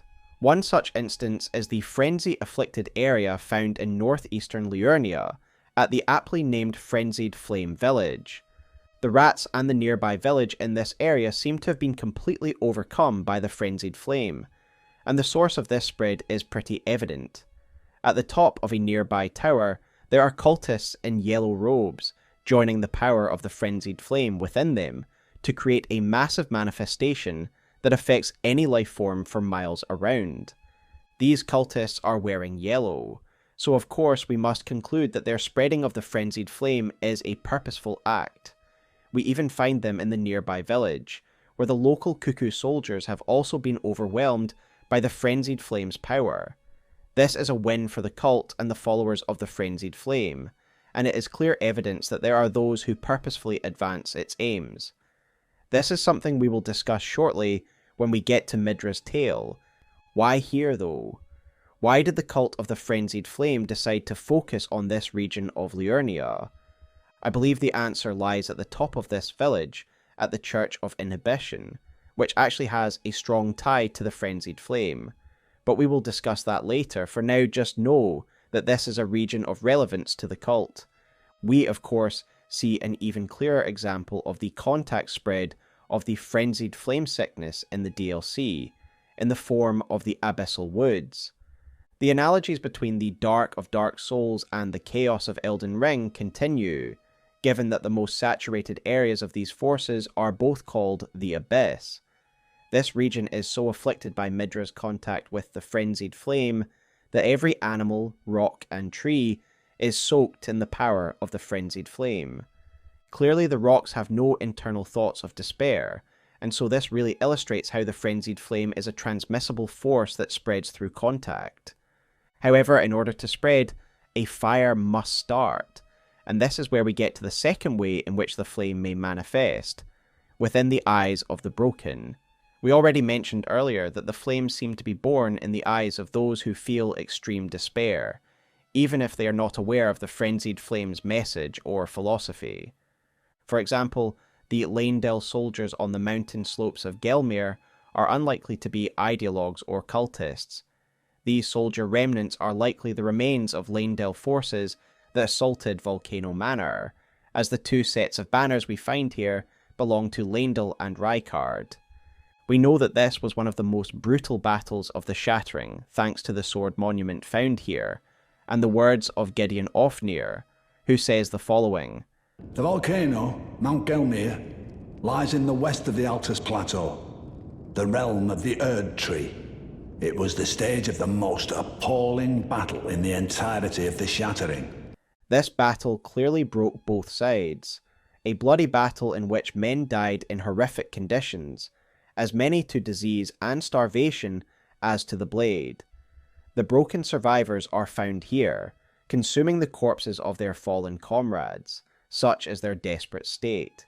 It is no wonder then that the frenzied flame takes root in such people. Another example of a people in which the frenzied flame resides is the nomadic merchants. We learn from the nomadic merchant Chapeau that these people once lived in a large nomadic community known as the Great Caravan, before they were buried deep underground. Cut content, reconstructed by Sekiro Dube, suggests that the nomadic merchants may have been imprisoned here, because they were suspected of being carriers of the frenzied flame. It certainly makes sense that they would be sealed away here if this was the fear, as this is also where the source of the frenzied flame itself is located, the Three Fingers. Thus, this tomb becomes a quarantine for all things chaotic, even sealed by Morgott himself. I believe it is likely that the nomadic people were actually innocent of this crime, and this is certainly suggested to be the case in the cut content. While not canon, I often see cut content as a good place to read the intention behind the writing. I think Callie's people were innocent, and only manifested the flame because of the desperate situation they found themselves in. Hundreds of people piled on top of each other, condemned to a slow death for a crime they likely didn't commit. It is likely that those nomads who aren't in Leyndell are still able to use the frenzied flame because they either escaped that terrible place, or, like Callie in the cut content, embraced its power to spite the Golden Order. The frenzied flame is essentially like a fire. It is kindled within the eyes of those who despair, and then it can blaze and spread, just like a conventional fire. But who was the source of the first fire? Who kindled that first flame of despair? We do have direct evidence that the central figure of the frenzied cult, and patient zero of the frenzied sickness, was the man known as Shabriri. When we meet Shabriri, he is something else altogether. But he did start off as a man, as we learn via Shabriri's woe, which reads the following: "Disturbing likeness of a man whose eyes have been gouged out. The corners of his mouth are upturned in an almost flirtatious manner." It is said that the man named Shabriri had his eyes gouged out as punishment for the crime of slander, and with time, the blight of the flame of frenzy came to dwell in the empty sockets. So Shabriri was indeed a man who was punished by having his eyes gouged out, and after a period of time, the frenzied flame took root there and entered the material world. The frenzied flame didn't overtake and melt his eyes, as it does to other victims. The flame took up residence in his newly emptied eye sockets after a period of time. What if the frenzied flame manifests in the eyes because it is replicating the first instance of its manifestation? Shabriri's encounter could have been that first manifestation, and thus a template was set. To confirm, I am not saying the frenzied flame or the Three Fingers did not exist before Shabriri, rather that he was the first human host of this transmissible frenzied sickness. Thankfully, it is outright confirmed that Shabriri was the first host of the Frenzied Sickness via the Howl of Shabriri, which reads the following. It is said that the sickness of the Flame of Frenzy began with Shabriri, the most reviled man in all history. There is a reason that the burned eyes of those afflicted are called Shabriri grapes. They are named after him because he is patient zero of the Frenzy Flame sickness. Additionally, we must consider the disturbing mannerisms of Shabriri described in the aforementioned talisman. Despite having his eyes gouged out, a process that must have been extremely painful both before and after, he is smiling. Is he smiling because this is what he wanted? Did he know that his punishment would result in the frenzied flame coming forth?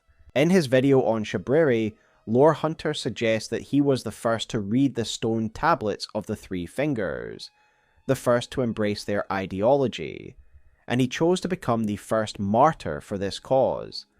And logically this makes sense. We know that he was patient zero for the frenzied flame sickness, and yet the fingerprint stone shield also tells us that the seeds of the frenzied flame also came from these tablets.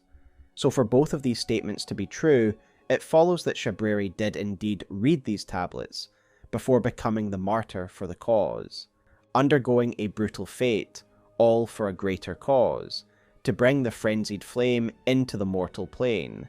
This would certainly explain why he holds such an important position in the Chaos Pantheon, potentially the founding figure of this cult, who not only first brought the frenzied flame to the world, but also embraced this philosophy. Perhaps the slander he was punished for was the word of the Three Fingers, a dangerous new religion swiftly clamped down on by the authorities of the age. As a reward, Shabriri has become more than human. Perhaps like the Three Fingers, he is one with the flame. This is why he can possess the bodies of those who feel great despair at the moment of their death. For example, Yura dies heartbroken over Eleonora, and it seems Shabriri uses this despair as a bridge to Yura's body. It's as if Shabriri is a demon of the frenzied flame who can travel through despair itself. Shabriri is a vessel for chaos, the frenzied flame made manifest. As he even says the following, Shabriri is chaos incarnate. I cannot die.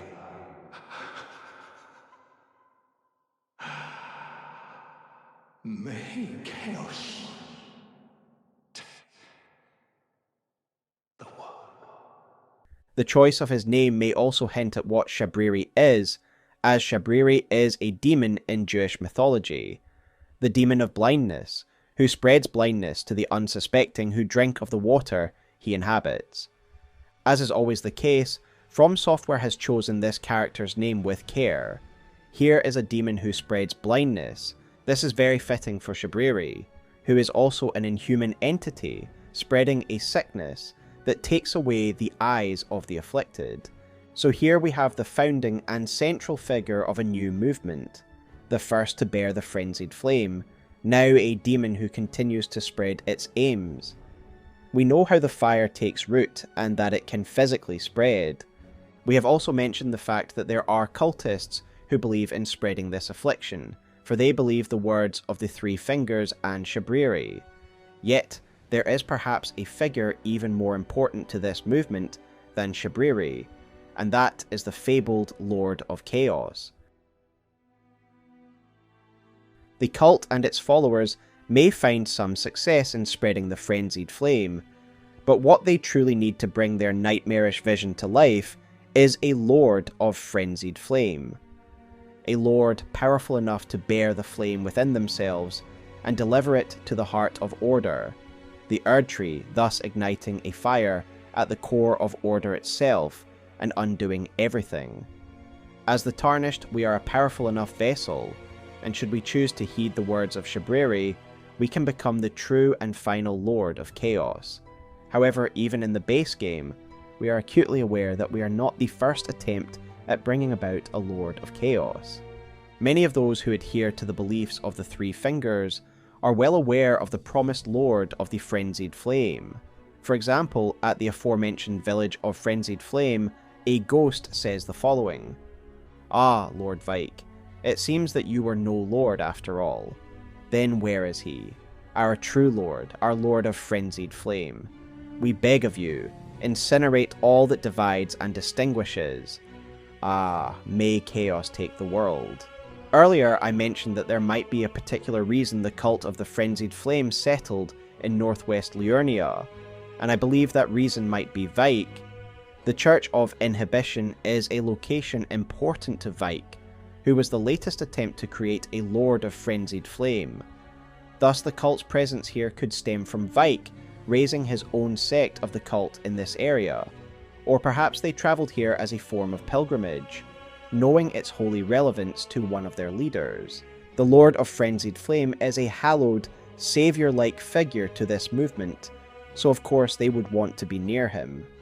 However, as we saw from the ghost dialogue, Vike failed. But what happened? We can learn a great deal about this legendary Tarnished from his armour set, which reads the following: "Iron armour singed and blistered by fingers, worn by Vike, Knight of the Round Table Hold. No other Tarnished was closer to the throne of the Elden Lord than Vike. But without announcement, Vike travelled far below the capital, and was scorched by the flame of frenzy.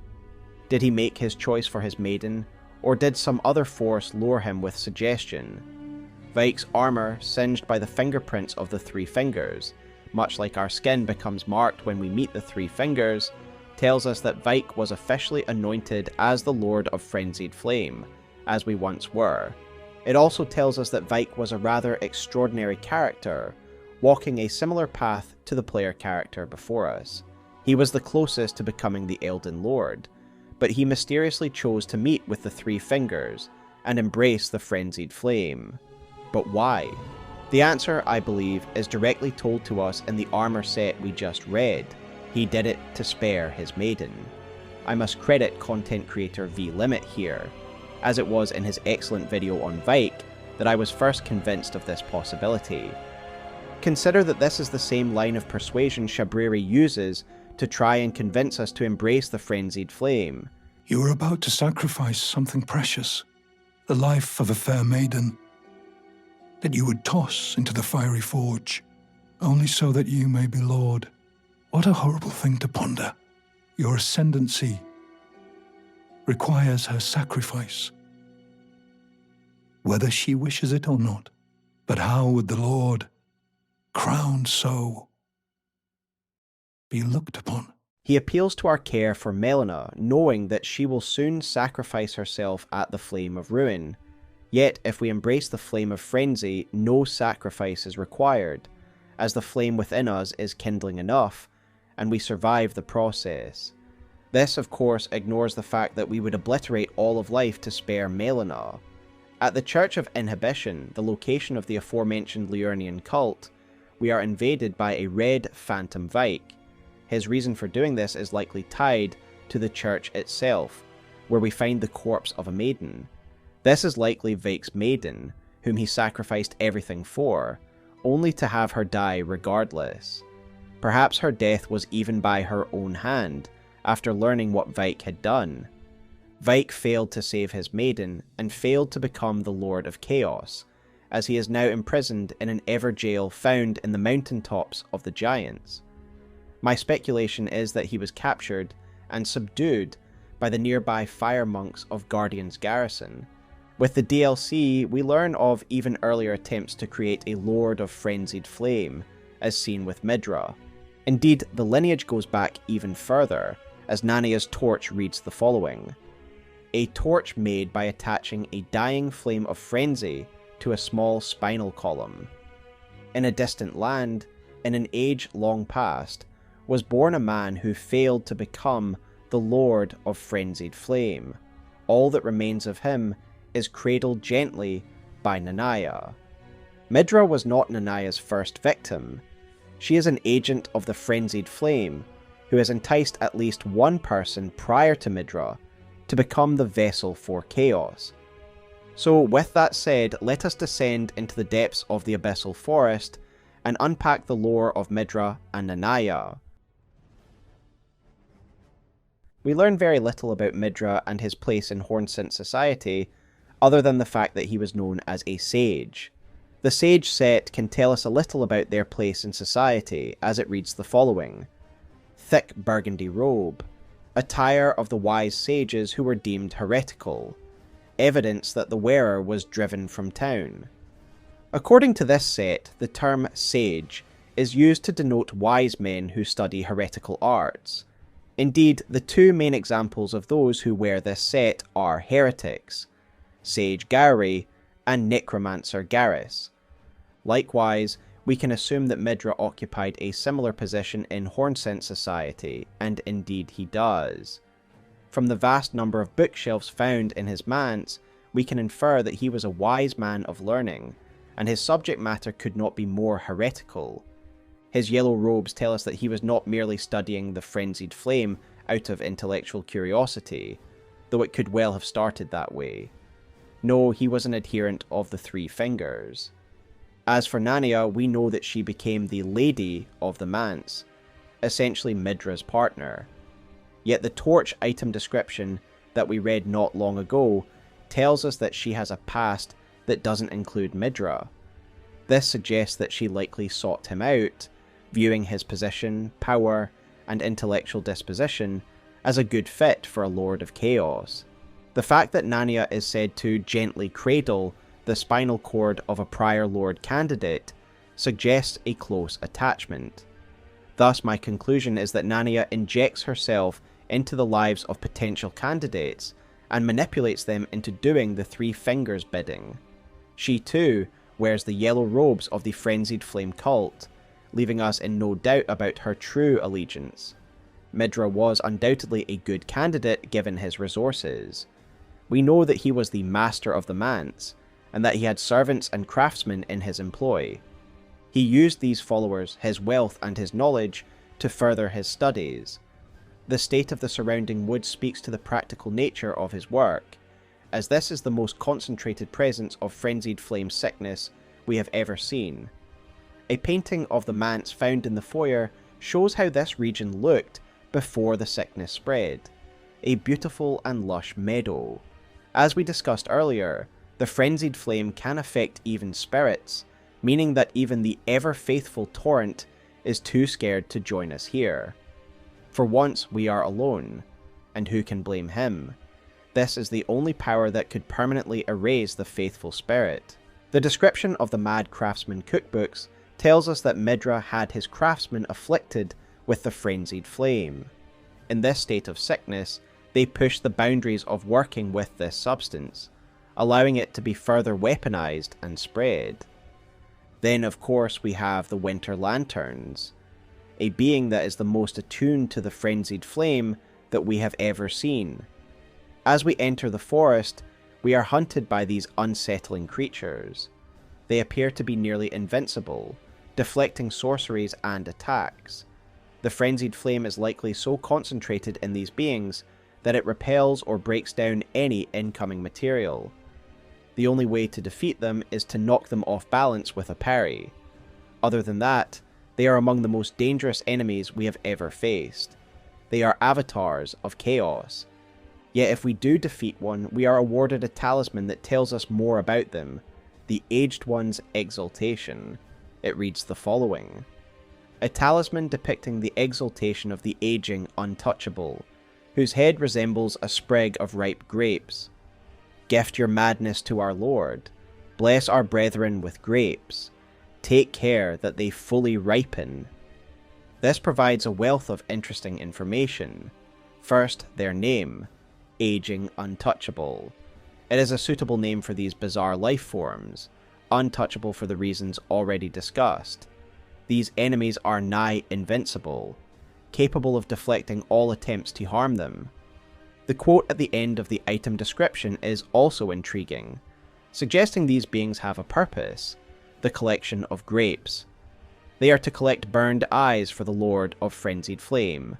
The last line of the Aged One's exaltation also suggests they are to allow collected grapes to ripen upon them, before they are then plucked from the bunch like a bunch of grapes. They are an eye harvester and fermenter in one. Indeed, when these beings grab us, they burn our eyes with the frenzied flame, creating new grapes ready to be plucked. I would therefore suggest that these are creatures created by Midra and Nanaya, the horrific result of human experimentation. Perhaps this explains their heads, described as resembling a bunch of ripe grapes, indeed a cluster of scorched eyes. I suggest that these were humans who had their heads amputated and replaced by a large number of shabriri grapes. There is something else rather interesting about these beings. Aside from a couple of fixed locations and scavenging rats, the aging untouchables are the only beings who drop swollen grapes. As you will remember, the item description of swollen grapes marks them out as special. Eyes that have been directly touched by the frenzied flame. So what does this mean for the winter lanterns? Well, I suggest it is part of their ripening process. Consider how in tune these beings are with the frenzied flame. They are able to teleport at will, as I suspect the Three Fingers and Shabriri can do, because they are so one with the flame of chaos that they can become incorporeal and travel anywhere its influence can be felt. Whether you agree with that or no, I think it is undeniable that these beings are not human anymore. They are more frenzied flame than living creature. Thus I think their close contact to this metaphysical power allows them to make contact with the Three Fingers, and thus have these eyes especially ripened. Perhaps this is a reach and the truth could be far simpler. These swollen grapes could instead be dropped because the winter lanterns themselves were embraced by the Three Fingers when they were human. If this is the case, it would certainly explain why they are so in tune with the power of the frenzied flame. After all, this is the same process that a Lord of the Frenzied Flame must go through. It is a transference of power from the Three Fingers to the Embraced. I do really like this idea, but I still can't shake the idea that these beings must have been created by Midra, given this is the only location we find them, thus suggesting a link between Midra and their creation. Perhaps both can be true, and they were created by Midra, who exposed people to the Three Fingers, and these beings are the result. As always, I would love to hear your thoughts in the comments below. But this brings us to a more interesting question. Was Midra ever embraced by the Three Fingers? After all, this is the process Vike and the Tarnished go through to become a Lord of Frenzied Flame. Does it not therefore follow that Midra must have done the same? The lack of visible burn marks would suggest not, and yet it is clear from the swollen grapes in this area that contact with the Three Fingers should not have been impossible for Midra. It is possible he was embraced by them, but it is just a design mistake not to include their burns, but I don't like this explanation. I in fact think Midra was not embraced by the Three Fingers, and he became a lord via a different method, by enduring an incredible amount of pain. Much like how the flame can take root in the eyes of those who despair, I think the frenzied flame gathered inside him to such a degree that when the floodgates burst, he was at a similar level to someone who had been embraced by the Three Fingers. I think there is evidence that while Midra was an adherent of the Three Fingers, he wasn't actually aware he was being groomed for lordship himself. When we enter his manse, Midra pleads with us to stay away, as to not release the frenzied flame. He was an acolyte, a scholar, and a leader of the cult, but I don't think he was ready to become a martyr for the cause. It is only after we push him to his breaking point that he unleashes the frenzied flame that has accumulated within him, and we will talk more about his suffering and how Nanaya potentially manipulated him into becoming Lord later on in this video. With that said, it would be remiss of me to not discuss the possibility that Midra did manage to leverage a meeting with the Three Fingers. In a great Reddit post, user Greaseball01 observed that if you look closely at the cinders in the centre of Midra's room, you will note that there are fingerprint burn marks. As we have discussed numerous times, fingerprints usually mean a direct interaction with the Three Fingers. I had never noticed this, so yet again, massive shout out to Greaseball01 for this observation. There are other secrets hidden in the manse that may point to Midra having tried to artificially summon the Three Fingers. In another Reddit post by user Creatin, It was pointed out that if one looks carefully under certain sheets found throughout the manse, we can find these egg shapes and fingers that are almost certainly lifted from finger ruins. Was Midra attempting to build his own 3 fingers? Or did he try to use them as a medium to contact them? Earlier we discussed the possibility that the 3 fingers were an abhorrent child of Metyr. Clearly Midra came to the same conclusion, and he tried to leverage this connection to bring about a meet. Again, I would love to hear your thoughts on if Midra met the 3 fingers in the comments below. As an aside, these enemies are also referred to as Winter Lanterns. This is a reference to a prior enemy from FromSoftware's catalogue, the Winter Lanterns of Bloodborne. These are also likely artificial creations made by the School of Mensis, which are made by replacing a human's head with material from the brain of Mensis, perhaps reinforcing the implication that these aging untouchables are man-made life forms. Additionally, both are named as a reference to the Alkakengi, a fruit known as the Winter Lantern. The aesthetic comparison is obvious. Ultimately, I am steadfast in my belief that these are creations of Midra, meant to gather further Shabriri grapes and serve as powerful vanguards of the Frenzied Flame's power. All these efforts have borne fruit, pun intended, for the Frenzied Flame cult. This region has become the Abyss, the domain of the Frenzied Flame, a foothold for the outer god of chaos. Additionally, we have a Lord candidate who stands on the threshold of lordship, yet he needs something else to fully ascend. Despair. He needs to suffer. Perhaps fortuitously, the Hornsent Inquisition arrives, no doubt hearing reports of the atrocities being committed here. They come in force, attack the manor, and butcher all of Midra's people. Evidence of this can be found throughout the manse, where the tortured spirits of Midra's household linger. One of them relives the last moments of his life, pleading with a Hornsent Inquisitor for mercy. He says, "I beg you, stop. Haven't I taken enough? Are we not brethren, common in our line? And yet you offer only cruelty. I ask, what crime did great Midra commit?" A grisly reminder of the sentence waits outside the entrance of the manse itself. The headless corpses of Midra's household, on display as a warning to any who would dare approach. The map tells us that these lands are forbidden by the Hornsent. They sealed off these lands, leaving a senior inquisitor named Jory to maintain an eternal vigil at the entrance to the Abyssal Woods. For the inquisitors who journeyed here, it was also a one-way trip. They are still here, unable to leave, having succumbed to the sickness of the Abyssal Woods. They uncontrollably unleash its power should we come too close. Thus they remain quarantined, acting as a final barrier for those who would dare seek the power of the Frenzied Flame. Yet Midra was not granted the easy relief of death like his followers. Instead, we see he endured a much more brutal punishment. He is staked by a barbed staff of an inquisitor, a punishment that looks incredibly painful. The description of the Great Sword of Damnation reads the following: "Golden greatsword that once pierced the body of Midra, master of the manse, used by the Hornsent in the execution of a damnation like no other. This was Midra's sentence for meddling in the Frenzied Flame, a cruel and painful damnation, much like a crucifixion." Indeed, the weapon art for the greatsword is called Golden Crux, and it offers an interesting commentary on the cruelty of the Hornsent.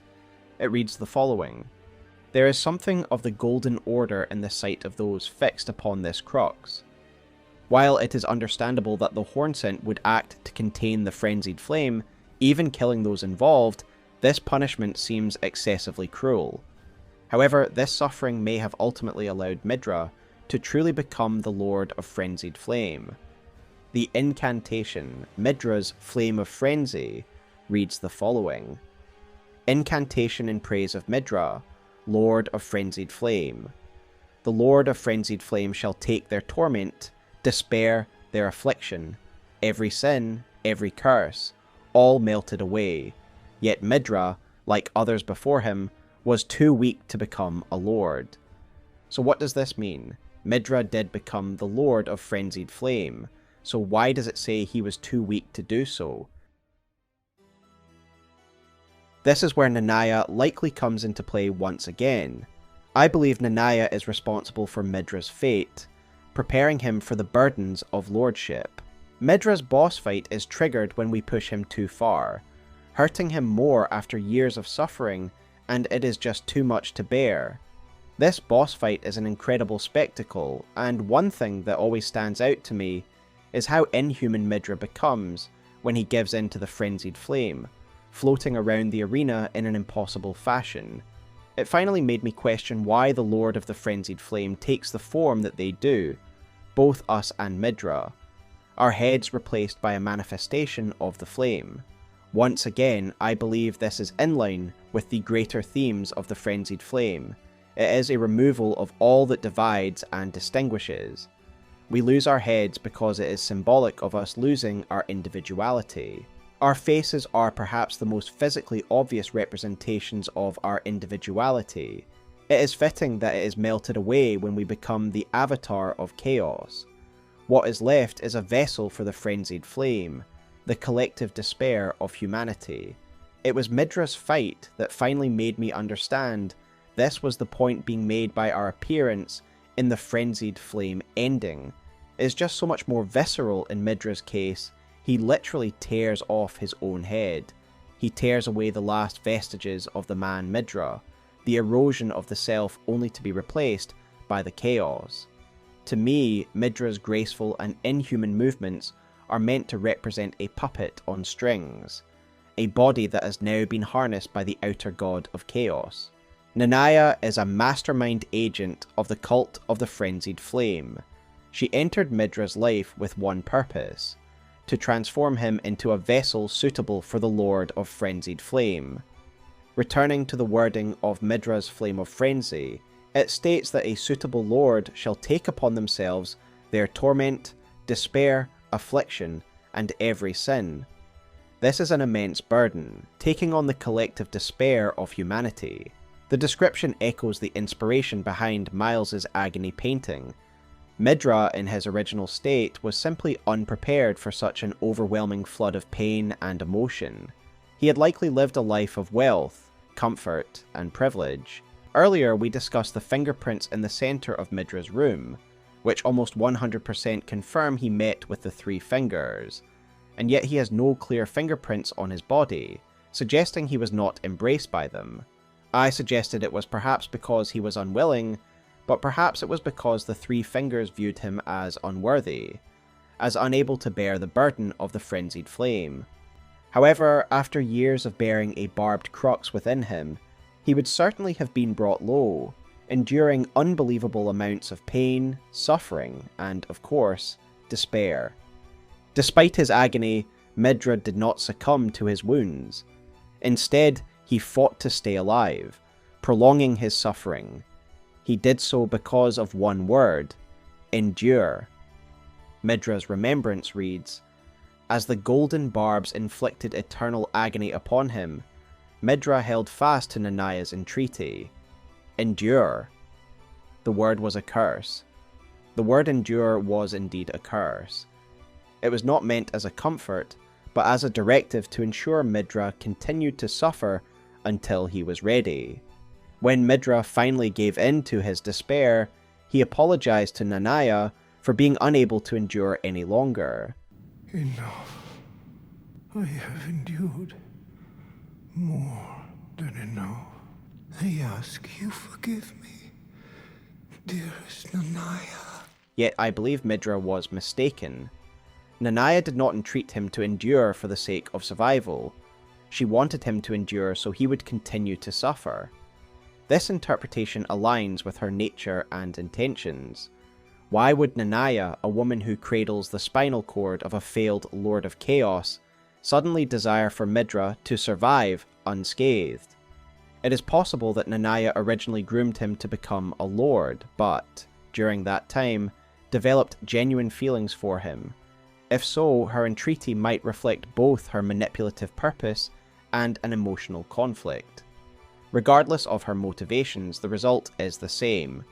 Nanaya's command for Midra to endure ultimately led him to suffer to such an extent that he became worthy of the mantle of the Lord of Frenzied Flame. Yet before Midra could set the world ablaze, he was defeated by the Tarnished. I think one of the main takeaways from Midra's story is that it reinforces the idea that there is a cult that is actively working to bring about the end of days. Nanaya and Midra represent just one cell, and the one found in the Frenzy Flame village could be seen as another. We spoke earlier about how Midra seems to be a lord, created by a different method, and I think it paints a nice picture of far-flung cells trying different things, with their ideals and methods becoming refined over time. While Shabriri tries to recruit a powerful Tarnished by leveraging their empathy against them, Nanaya is trying different techniques to develop a Lord of Chaos that doesn't necessitate a meeting with the Three Fingers. Prior to reaching the top of Jagged Peak, the Tarnished are likely to hear tales of a great beast that rests upon the top of this mountain. Whether it be by talisman or survivor, one hears a name so unforgettable, so fearsome that makes climbing the mountain even more terrifying. You hear of Bayle the Dread, the great dragon terror and progenitor of Drakekind. The name of Bayle the Dread sends chills through the hearts of even the most battle-hardened Drake warriors, a being that even the ancient dragons fear, a beast whose legacy is etched in both blood and betrayal, a phantom that has cast a long shadow in the annals of Farum Azula. He fills a gap in the lore that we have long sensed but perhaps not been able to put our finger on. With his arrival, a lot more of the lore of the dragons fits into place. Questions that surround dragon communion and the ancient dragon cult, how dragons take human form, and who dealt the wounds on Placidosac's body. All of it now makes sense, and yet for all that's said, there are still some interesting details regarding the dragons that need to be ironed out, with some new mysteries, details and stories to be unpacked regarding Elden Ring's dragons. I think a good place to start this video is talking about Bayle's betrayal, and how his actions split the Dragon Brood in two. I would still recommend my Ancient Dragons video if you want a discussion on their civilization, their role as the first custodians of the Elden Ring, and their relationship with the Beastmen. However, I want to keep this video more or less laser focused on the DLC related lore. However, in that video I was close to being right about the existence of Bayle. I related Placidosax to Tiamat, a goddess in Mesopotamian mythology who is associated with the primordial chaos of creation, and in Dungeons & Dragons, she has been transformed into the god of dragons, a five-headed beast that very much resembles Placidosax. In trying to guess who wounded Placidosax, I suggested that perhaps we could find the answer in Tiamat's myth, who herself warred upon her own children, and thus I suggested that one of Placidosax's children wounded him, i.e. another dragon, one of his brood. I went further, putting forth the idea that Gransax was perhaps the culprit, which is why he is the leader of those who attack Leyndell, after he had seized power for himself. As it turns out, it was indeed a dragon who turned upon Placidosax, Bayle the Dread, a name so reviled now by the ancient dragons. Florisax, an ancient dragon in human form, recounts these events to us, as she says the following. In a time long past, Bayle turned upon the Dragon Lord. The foul traitor assailed our master and inflicted a grievous wound, only to make a hasty retreat, becoming a sworn enemy of the brood. Lots of interesting details to unpack here, and I first want to start with Florisax's use of the word traitor, which means that Bayle once belonged to the ancient dragon brood. Given the word traitor means someone who has betrayed a cause, or group, and in this case a species. Bayle must have lived amongst the ancient dragons, and to me Bayle is an evolutionary crossroads between the ancient dragons and those who would become his brood, the modern drakes. Florisax gives us some more interesting details regarding Bayle and his descendants, as she says, Now, seek the jagged peak. There you will find Bayle, the oldest and vilest of all dragons. Since that day, Bayle and his bloodline, the Drakes, have served as sacrifices for dragon communion. Bayle is the oldest of the Drakes, and they are his bloodline, and again I therefore believe that Bayle was essentially counted among the ancient dragons, whilst also representing something new, and every Drake that followed would claim Bayle as their ancestor, with each generation moving further and further away from their ancient dragon ancestors, until they become something else altogether, more animalistic and lacking the gravelstone scales of immortality. Yet as I've said, Bayle himself is half and half between an ancient dragon and a Drake, in an evolutionary sense, and I believe he would have been considered as an ancient dragon by his kin. It's just that he is the start of a new evolutionary divergence. He is able to wield lightning, a power we associate with ancient dragons, not usually with his modern dragon descendants. Indeed, reinforcing the fact that it is ancient dragons who wield the red lightning is the description of red fulgurbloom, which reads, "Found at the jagged peak on the south coast, said to bloom where the red lightning of the ancient dragons strikes the earth."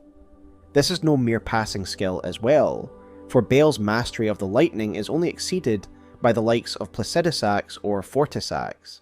A wounded Bayle is able to use his mastery over lightning to produce lightning wings that act as a sort of prosthetic to his ruined wings.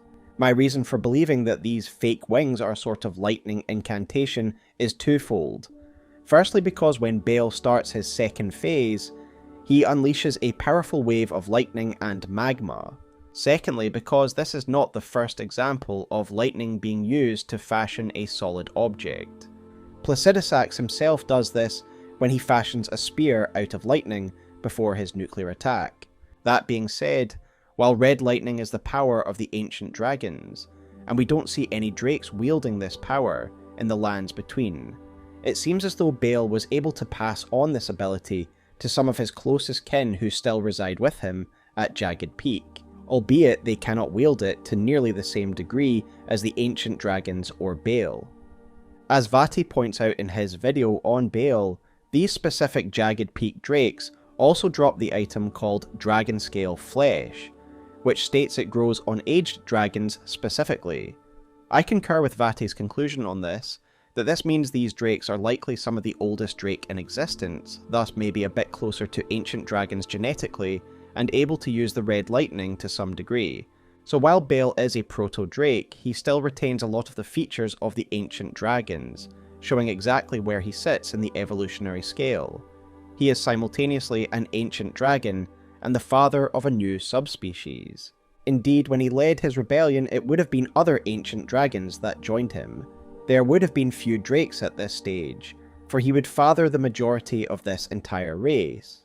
The fact he is joined by traitor ancient dragons is confirmed by the item description of the Red Lightning Pot, which reads the following: "The ancient dragons who betrayed their lord to side with a tyrant were known for wielding branching red lightning." This would explain the presence of the likes of ancient dragon Senisax, who is found guarding the upper reaches of Bayle's domain. This was an ancient dragon civil war, a split between the two most powerful of their kind. It is definitely easy to think of Bayle as a Drake, but he himself is actually closer to an ancient dragon, despite him being the father of what we know as modern Drakes. In fact, Bayle's unique evolutionary features could be the reason he is so immensely powerful and dangerous. He possesses the lightning affinity of the ancients, yet also possesses the predatory instincts and animalistic strength of the modern Drakes. This in-between stage between dragon and Drake is also something we see in Dark Souls, in the shape of Seath the Scaleless, and indeed this was a large focus of my Dark Souls lore video from last year. In this video I referenced Loki's Abyssal archive, in which he argues that it was the coming of the First Flame that changed the ancient dragons, and led to them becoming less mineral and more living, until you were left with the Drakes. In between this evolutionary scale, you would have dragons who would have been born among the ancient dragons, but afflicted with life. Archdragons like Seath, who would struggle with his mortality and state of being his entire life. Bayle, to me, is in a similar position to Seath, the first proto-Drake, still one of the ancient dragons, but also the beginning of something else. He has lost the front legs and gravelstone scales of the ancient dragons, and yet he still wields the lightning. If this is the case and it follows a similar evolutionary chart to Dark Souls, then is there something analogous to the First Flame? Well, it is possible there isn't, and Bayle is just a new stage in evolution that happened over many, many generations. However, it is possible something did affect the dragons in order to cause an evolutionary split. The Crucible. I would like to credit content creator Scum Mage Infa, from whom I first heard this theory. Infa does excellent videos and I would highly recommend their channel. In the relevant video, Mage Infa made some really thought-provoking arguments regarding the nature of what a crucible is, and again I would recommend you watch that video in full, as it goes into a lot of detail. However, what is of relevance for this video is the suggestion that Bayle is essentially a dragon who has been crucible touched, pointing out his horns, and the horns and feathers of the Drake kin. To be clear and to not misrepresent Mage Infa's video, his idea of what a crucible is far different from my own. The main idea that I am taking from his video is that the crucible may have affected Bayle and is the cause of his evolutionary divergence. Taking this further, I think there is merit to the idea that the crucible spawned a sort of devolved sub-race of dragon, for if we read the description of the various crucible talismans, like the feather talisman, the word devolution is specifically mentioned, implying the crucible causes devolution. Additionally, the crucible is often associated with bestial violence, and the drakes are certainly a more beast-like subspecies, with Bayle himself being no exception, the avatar of violence and destruction that he is. Thus is it not possible that the emergence of the crucible caused a segment of the dragon species to devolve from the highly refined ancient dragons, starting with Bayle. If so, this would make it analogous to Dark Souls, with the emergence of the crucible's power affecting the dragon species. I would love to hear your thoughts in the comments below. Either way, an aberration among his kind, Bayle would emerge, and his magnificent strength would draw ancient dragons to his side, who would join him in rebellion. But why did Bayle rebel in the first place, you might wonder? Well, I believe the answer lies in the item description of some key item descriptions, like Bayle's tyranny, which reads the following: even after being consumed, the throbbing heart of Bayle continues to resist its subjugation, never weakening. A couple of things to note here. First is that it is in Bayle's nature to resist subjugation, and I believe he therefore resented Placidosac's rule over him. I also think it is in his nature to be violent, aggressive, and thus it was in his nature to challenge the current alpha for supremacy. The Talisman of Dread reads the following: Bayle was the foul dragon's name, a terrible harbinger of destruction whose challenge to the ancient dragon lord ended in grievous mutual injury. As we learn from the likes of Fortisax and Landsax, the ancient dragons were capable of being civilized, hence they were able to commune with humans, and they of course built a great civilization. The ancient dragons represent the ordered, intelligent, and civilized aspect of the dragon. Bayle, in contrast, is the bestial aspect of the dragon, a predator whose instinct is not to build, but to destroy, and thus he would have chafed in their society and under Placidosac's rule. This innate vicious nature of Bayle's is reinforced by Florisax's commentary, who makes a comparison between Egon and Bayle. I remember that name well. The broken Drake warrior, driven by bottomless hunger and fiery ambition. Precisely what the Dragon Lord envisaged for men who partake in dragon communion. The mad hunger and fierceness of spirit that only flows from those young and short of sight. He rather reminds me of Bayle, in fact. Additionally, we may get further insight into Bayle's true destructive nature by his affinity to magma and fire. The Talisman of Dread enhances magma, and additionally it says the following: talisman depicting the dread dragon of the Jagged Peak, whose roars cause the peak's molten fury to boil and churn. Bayle's roars literally affect the environment around him, the volcanic mountain he is perched upon, subject to his moods and influence. Bayle is a force of nature, a manifestation of destruction and primal bestial fury. Bayle is not a civilized creature, he is one of violence, and thus, he was always bound to rage against Placidusax and his order. To really dig into this point, Placidusax was Elden Lord, consort to a god who bore the Elden Ring. He is a lord and force of order. As I argued in my prior dragons video, despite the typical depiction of dragons as harbingers of destruction, the ancient dragons are actually beings more associated with order and civilization.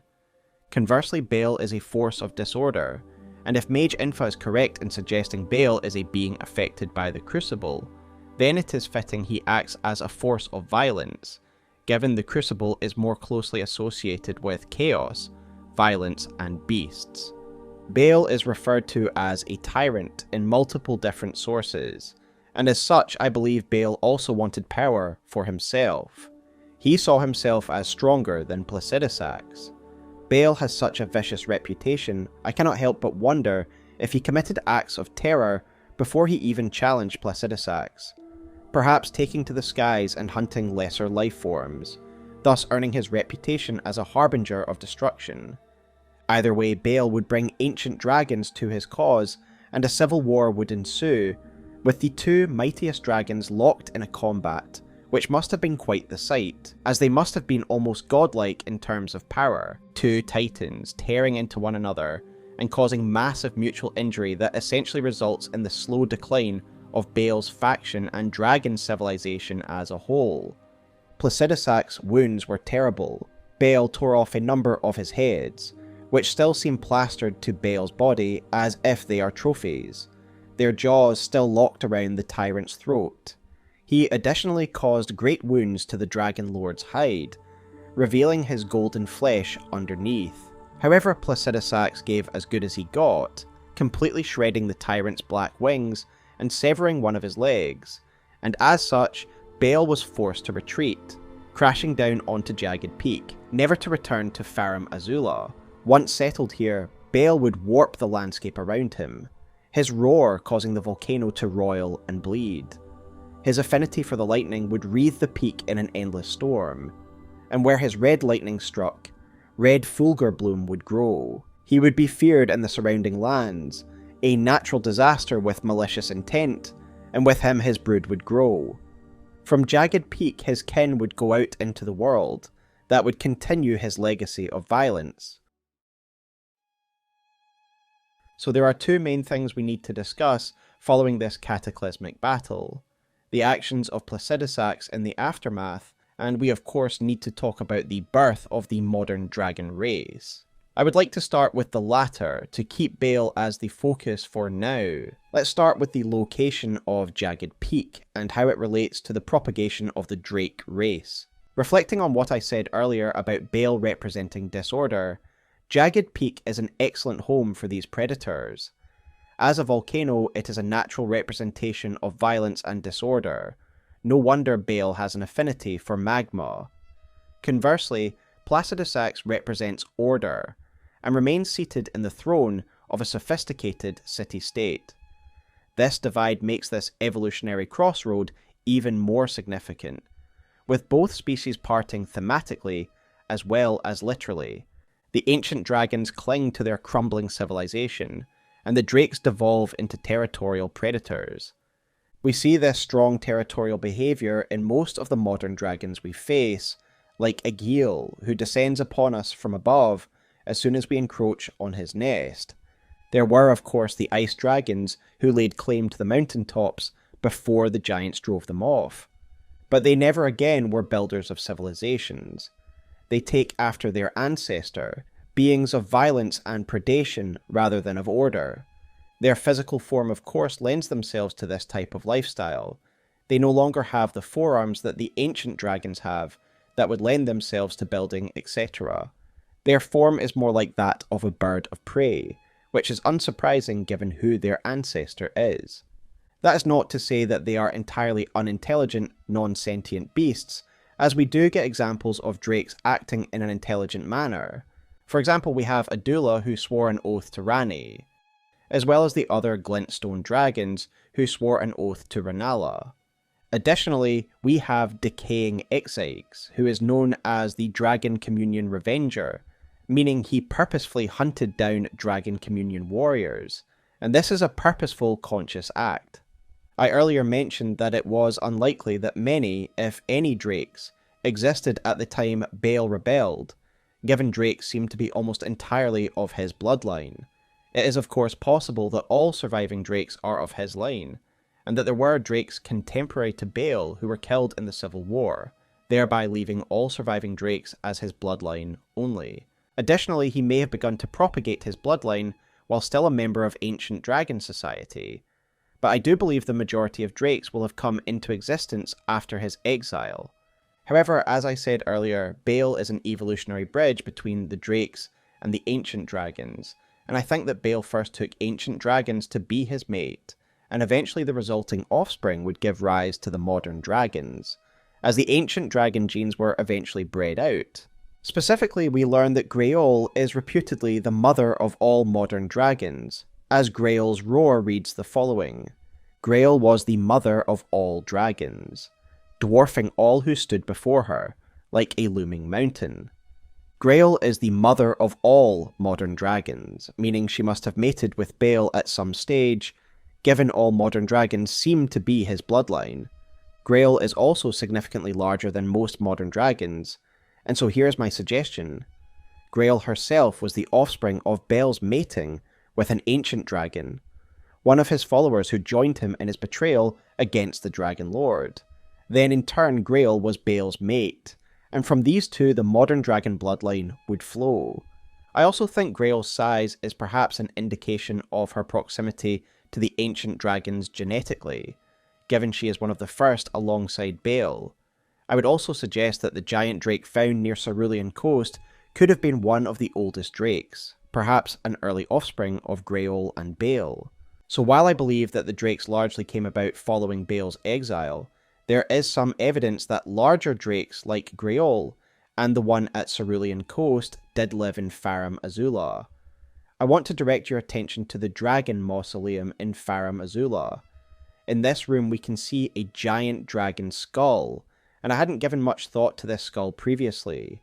However, looking at it now, I believe that it is a giant drake skull, as it shares more features with a drake than an ancient dragon. It has the frontal horn of drake kin, and the fins found alongside its jaw are again a classic feature of a drake's physiology. I take this to mean that Bayle and Greol had begun to propagate the first of the drakes, who were very large, and that this was even before his battle with the Dragon Lord.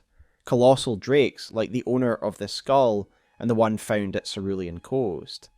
But how is all this possible if Bayle is in the Lands of Shadow, and Greol is found at the Dragon Barrow? Well, you have to remember that the Lands of Shadow were not always separate from the Lands Between, with the shroud that separates them only coming about during Marika's reign.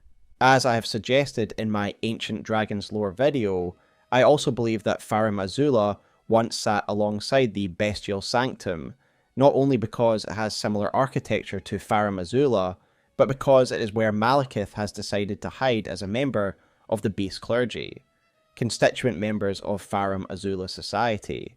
Of course, even more obviously we have the Farum Great Bridge, all but confirming that Farum Azula sat here before Placidusax's actions sent it skyward, but more on that later. Likewise, I agree with the map overlay that was done by Gilliam Yeager, and I will link that original Reddit post below. In this overlay, it basically places Jagged Peak right on top, and next to Greol's Dragon Barrow, and I agree with this. Not only from how the placement seems to fit, but also from a lore perspective it works. If Greol is the mother of all modern dragons, and thus Bayle's mate, she would need proximity to him. Additionally, Dragon Barrow represents the largest concentration of drakes in the Lands Between, thus it does not make sense that this would have once been the hinterlands surrounding Jagged Peak. If I am also right about Farum Azula once being situated on the ground in this location, then I feel this also fits. It makes sense that an injured Bayle would crash land and settle in a location near to Farum Azula, given his heavy wounds and need to recover. One final piece of contextual evidence that may point to Farum Azula, Jagged Peak and Dragon's Barrow all being situated next to each other is the presence of undead beastmen at Jagged Peak. Again, we do have to wonder how these beings would have come to be here. Had Jagged Peak not originally rested next to Farum Azula? So to surmise, I believe that Jagged Peak and Farum Azula once lay next to one another, next to the region called Dragon's Barrow, where the Bestial Sanctum and Farum Greatbridge remain as the final earthbound remnants of the dragon's civilization. However, Jagged Peak was eventually dragged into the lands of Shadow, and Farum Azula was sent skyward, and thus only the Sanctum and the Bridge remain. One final thing I want to talk about is the malleability and diversity of Drake kind, which is a thing that seems absent from the more uniform ancient dragons. We see this in the vast varieties of modern Drake that we encounter in the lands between. Frost, Rot and Glintstone dragons, for example. Beings affected by the environment so much that their form and breath attacks are radically different. This doesn't seem to be a slow evolutionary change that happens over generations in response to their environment. Rather, it seems as though the dragons literally absorb elements from their environment and their body adapts accordingly. The clearest example of this is the Glintstone dragons like Smarag and Adula, and we learn about how they came to be via Smarag's Glintstone breath, which reads the following. Smarag was a devourer of sorcerers, and over time his body became corrupted by their glintstones. So it is via his diet that Smarag absorbed glintstones, and it became part of his physiology. And we know Adula was a devourer of sorcerers as well, thanks to Adula's Moonblade, and thus he too was corrupted in this manner. I therefore assume that all other subspecies of Drake also are warped by their environment. Another easy example of this would be Exix, who is described as being overcome by the rot, by Exix decay.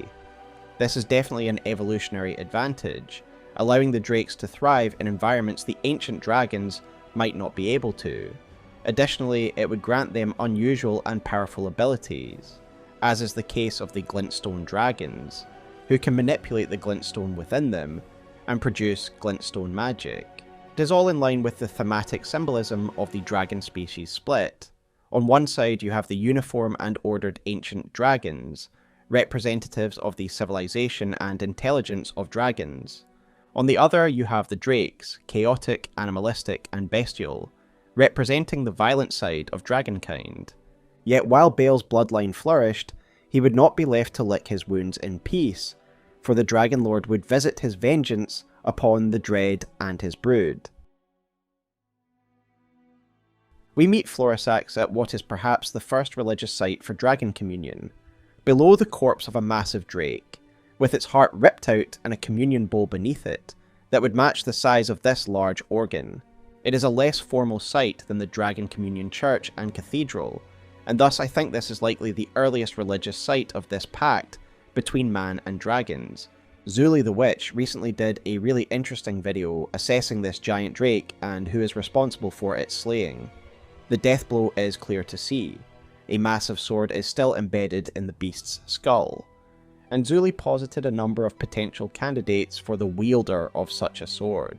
In the video, Zuli mentions one candidate that I believe is closest to the truth. Zuli compares the sword to Gransax, and notes that the sword would indeed fit Gransax's size. I do believe it was a dragon who struck this beast down, and it was Florisax herself that did it. Florisax's heart tells a lot about her current form and role, as it reads the following. The stone heart of a dragon communion priestess. Use while disrobed to turn one's human flesh into an ancient dragon. The priestess was once an ancient dragon herself, but sacrificed that form for feeble flesh to aid in the destruction of Bayle the Dread. Florisax is the Dragon Communion priestess. She is essentially the pontiff of this cult, and I thus think she was the one who first told man of this pact and that she did it here, with this great drake as the first offering. Additionally, this heart tells us that she is an ancient dragon, but that she permanently changed her form in order to commune with man and groom them to destroy Bayle. Here is the narrative that I am suggesting. Florisax herself was entrusted with this mission by Placidusax. She came from Farum Azula and slew this giant drake with a sword, as a show of strength and as an offering to tempt humanity, all while still in her original dragon form. Then she took on her human-like appearance and offered this pact to man: take the strength of the dragons, a gift from the Dragon Lord. In exchange, you are to hunt down Bayle the Dread, and thus the deal was struck. And I imagine her speech would have been similar to the one she gives us when we first meet. Warrior true, picture yourself, feasting upon a dragon's essence, on the throbbing heart of the oldest, vilest dragon of them all. It would be the purest form of communion, the fullest sating of your hunger and your consummation as a dragon whole. Some of the first of the communion warriors would have consumed the heart of the great drake there and then, under the shadow of its corpse, and under the watchful eye of Florisax. This is how I envisage it, and of course it is speculation, but I do think it fits rather neatly given Florisax's position here and the size of the sword. There is another possibility, and it is that Placidusax himself bore this sword, slew the drake, and tore out the heart of the drake as an example to mankind. I say this because of a particular line said by Florisax. Land-bound warrior, my lord Placidusax has shown your kind what must be done. So while I personally believe this is more a reference to the fact that Dragon Communion is an edict that has been passed down from the Dragon Lord, it could be taken more literally. That the wounded Placidusax descended upon this drake and consumed his heart, in order to rally humans to his cause. Following this, Florisax would then further serve to spread the word of Dragon Communion in Placidusax's name. I lean more towards Florisax being the killer of this great drake, but I do like both possibilities, and I would love to hear your opinion in the comments below. But let us backtrack a bit and hear what Florisax has to say regarding the initial pact. Since that day, Bayle and his bloodline, the Drakes, have served as sacrifices for Dragon Communion. Land-bound warrior, my lord Placidusax has shown your kind what must be done. Seek communion, sate your boundless appetite, feel the euphoria of a dragon's essence taking root in your meager frame. So the pact can be described as follows. You will receive the strength of the dragons if you hunt and kill the drakes of Bayle, with the ultimate prize being Bayle himself. This clearly will appeal to those who desire strength and violence. This was already very much implied in the base game via Yura and Eleonora's storyline. In this, we witness an intersection between Bloody Fingers and Dragon Communion, in the form of Eleonora, who is both a Drake warrior and a Bloody Finger of Mohg. The reason for this is evident in Yura's condemnation of both, people who are lost in violence and blood. You must not forget, though, those who partake in Dragon Communion will one day shed their humanity, their hunger for dragon, their yearning only worsens until the floodgates burst, unleashing eternal torment, the strength of a mighty dragon. Magnificent, but deadly. It's no surprise that Dragon Communion is ruinous. Indeed, Florisax very closely echoes Yura's sentiments in her commentary on Egon, where she says the following.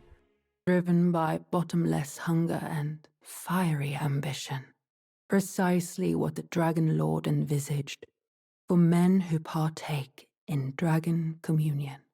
The mad hunger and fierceness of spirit that only flows from those young and short of sight.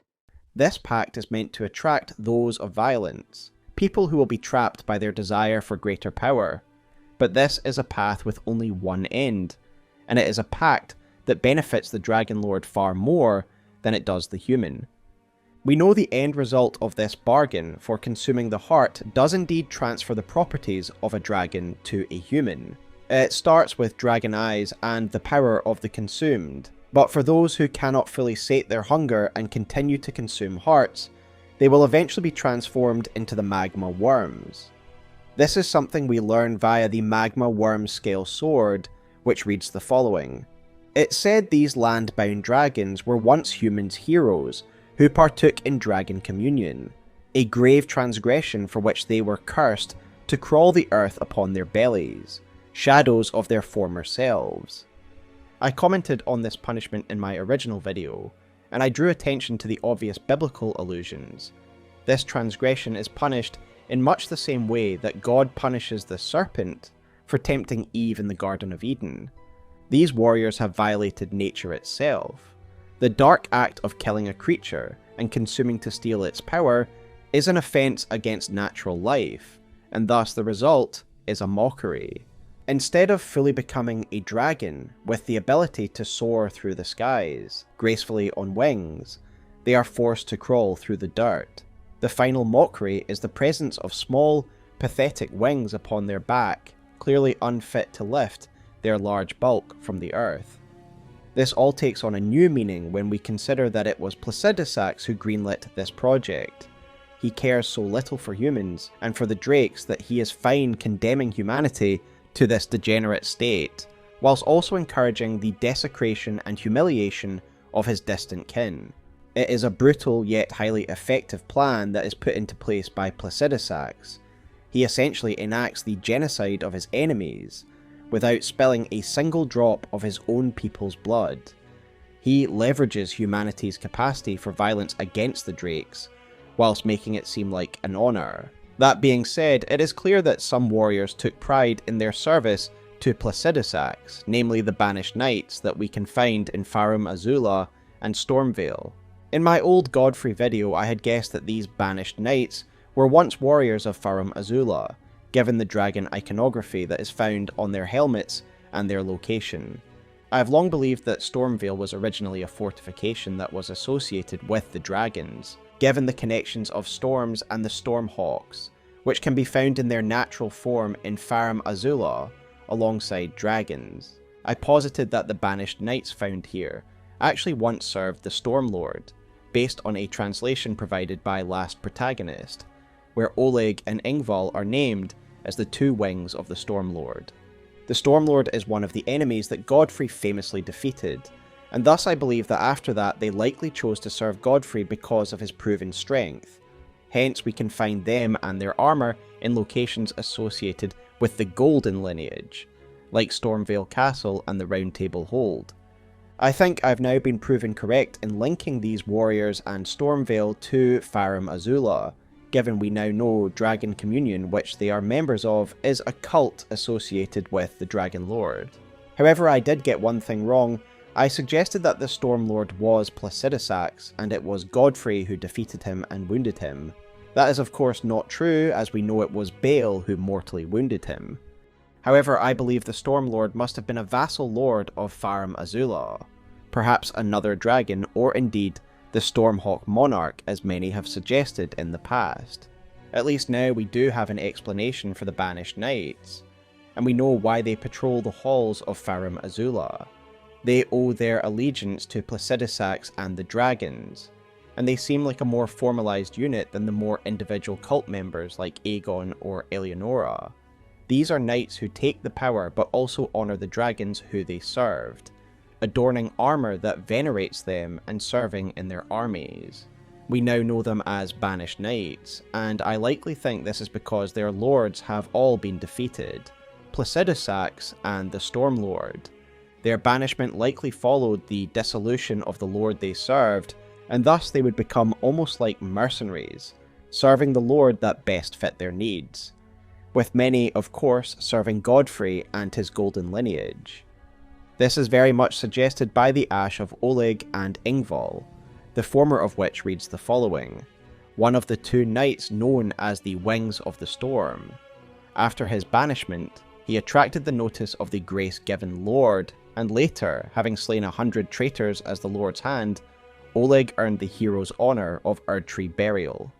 So a former knight of the Storm Lord, he chose to serve the grace-given Lord, Morgott, and conversely Ingval rejected this offer, and ended up protecting another castle, perhaps Castle Saul.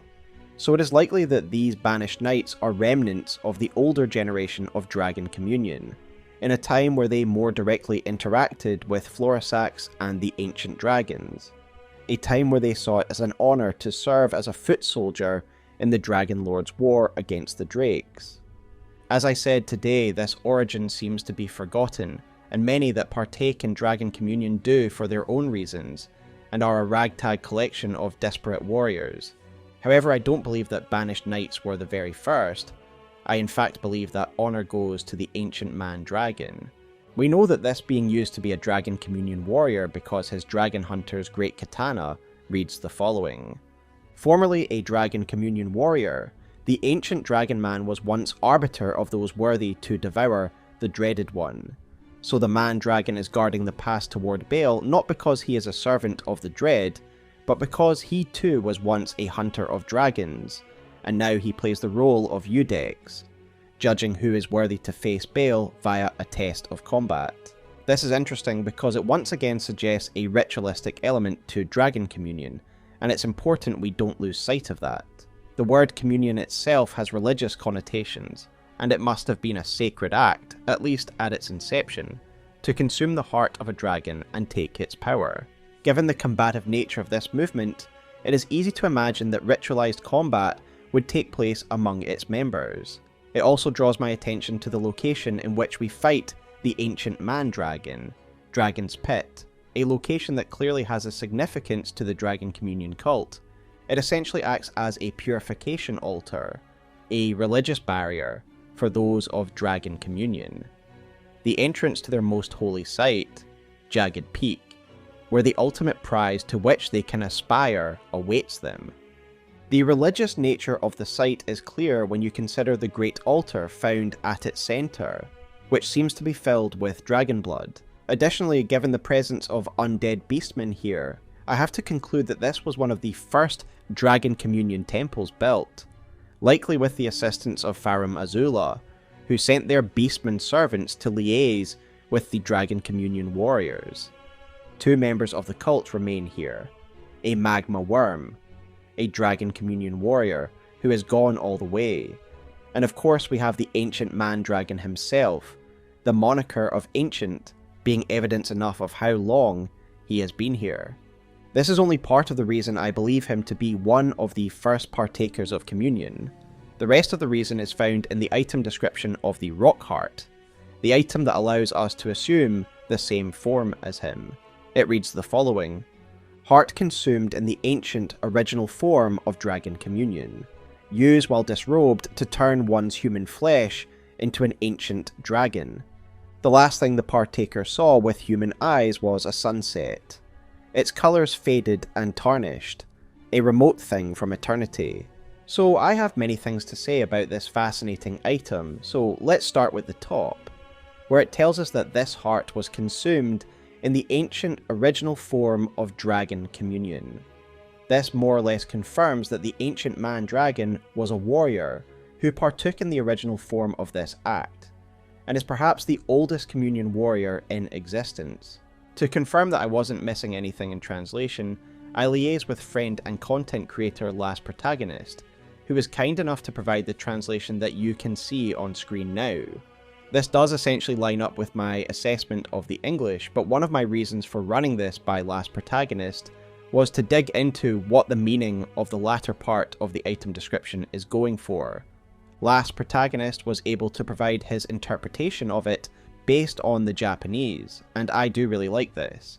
He suggests that the message being conveyed here is that A, the consumption of this heart took place during a sunset, and B, that attaining dragonhood was the ultimate goal, and once attained everything around them pales in comparison. So again, massive shout out to Last Protagonist for confirming this information for me. LP does great translation-based lore content, and I would highly recommend his channel if that interests you. Returning to the Rockheart, something else interests me. The Communion Warriors directly take on the powers and form of the dragons that they have consumed. For example, if we consume Smaragd's heart, we get his glintstone breath. So if Communion Warriors devour the hearts of drakes and take on their attributes, why does the man-dragon transform into an ancient dragon specifically? Surely this means he has consumed the heart of an ancient dragon rather than a drake. Indeed, the Rockheart specifically names this as the heart that was consumed, and yet it doesn't match the drake hearts we are used to. Modern dragon hearts are mainly fleshy, albeit with some gravelstone shards in it. However, the Rockheart is exactly that, a heart that is entirely composed of gravelstone, and again, to reiterate, it transforms the user into an ancient dragon, not a drake. I think it is fair to conclude that the original, ancient version of Communion involved consuming the hearts of ancient dragons. But why? Well, as we discussed earlier, we know there were traitors among the ancient dragons who sided with Bayle, so is it possible the original ancient form of Communion actually targeted these treasonous ancient dragons? I think that is the most likely explanation. Ancient dragons being the initial target also explains another environmental detail that has long puzzled me: the corpses of ancient dragons that are found at sites of dragon communion. My conclusion is that these sites were founded by the killing and consumption of an ancient dragon. Additionally, I think it is the gravelstone scales of these ancient dragons that are used as the fuel for the fires we find at these sites. I have never given much thought to the pink flames that are found at these sites, but I do think we have an answer now because the weapon of the ancient man-dragon can produce a similar flame. The Ash of War of the Dragon Hunter's great katana is called Dragon Wound Slash, and its description reads the following. Designed to hunt colossal dragons, this skill cloaks the armament with a jagged gravelstone aura before performing a high leaping slash. So this pink flame is gravelstone aura, and so we have to assume that the flames found at the Dragon Communion sites are burning the gravelstone scales of traitor ancient dragons. We can only consume the hearts at these sites, and so part of the process must be to cook or singe the hearts in the flames before consuming them. Again, something I puzzled over in the past is that these shrines possess the same lion iconography of Farum Azula. The answer was always there, I just didn't have all the pieces. These shrines and this practice were created by Farum Azula and the Dragon Lord, to use humans in hunting down ancient dragon traitors, and then the modern drakes. I think that these traitors were largely wiped out, and thus the new target became the modern drakes, and Dragon Communion would become what we know it as today. The fact that even the Banished Knights wield only the powers of modern drakes suggests that those who partook in the ancient original Dragon Communion, like the Man-Dragon, will have been a rarefied, ancient, and select group. There is just one final detail of note in this item description that I want to zoom in on, and that is where it says that this sword was meant to hunt colossal dragons specifically. Now, the regular drakes are big, but I wouldn't describe them as colossal. I would, however, describe Bayle, Grail, and the giant drake as colossal. Is this further evidence that the early generations of drakes were bigger? I would like to think so, and it just makes me really curious about this ancient original form of Dragon Communion. Florisax would oversee and administer these rites, and she made a great sacrifice to do so, as her heart description tells us that this isn't just a temporary transformation, and instead implies that she irreversibly became a human. Perhaps I am reading that incorrectly, but the term sacrifice to me doesn't imply that this is a transformation that can simply be undone. And yet, conversely, Lanciax does seem to be able to reverse her form. We know from Lanciax's glaive that she took the form of a human priestess in order to propagate the ancient dragon cult in Lane Dell, and we have to assume this is a similar form to that of Florisax. And yet when we fight Lanciax, she is in ancient dragon form, so clearly she is capable of changing her form with ease.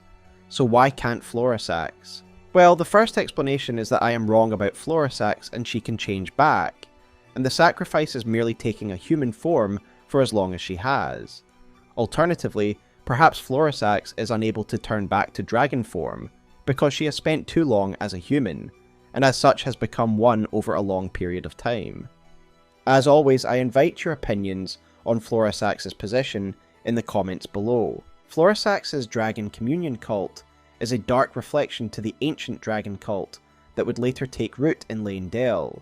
We now know that the Dragon Communion cult is far older than the Capital cult, and they both represent a different relationship between humanity and dragonkind. Dragon Communion was created by Placidusax in order to leverage humanity's fury against Bayle. It is a relationship of utility, with both sides using one another, the dragons using humans to kill their foes, and humans using the strength of the dragons. Comparatively, the ancient dragon cult is one built upon friendship, respect, and mutual cooperation.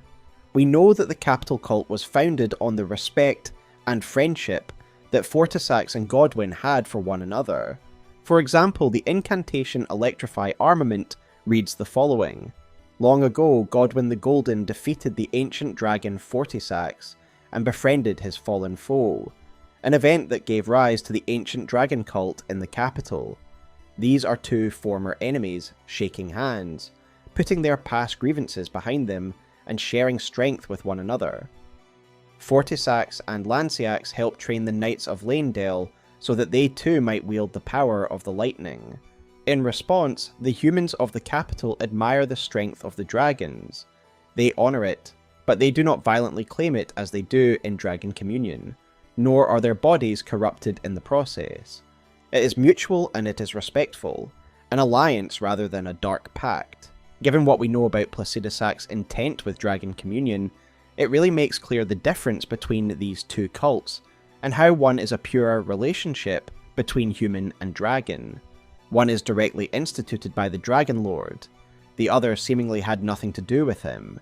It was a mutual pact between Godwyn and Fortisax, a cooperative effort that created an alliance between Dragon and Leyndell. I wonder if the Dragon Lord would approve.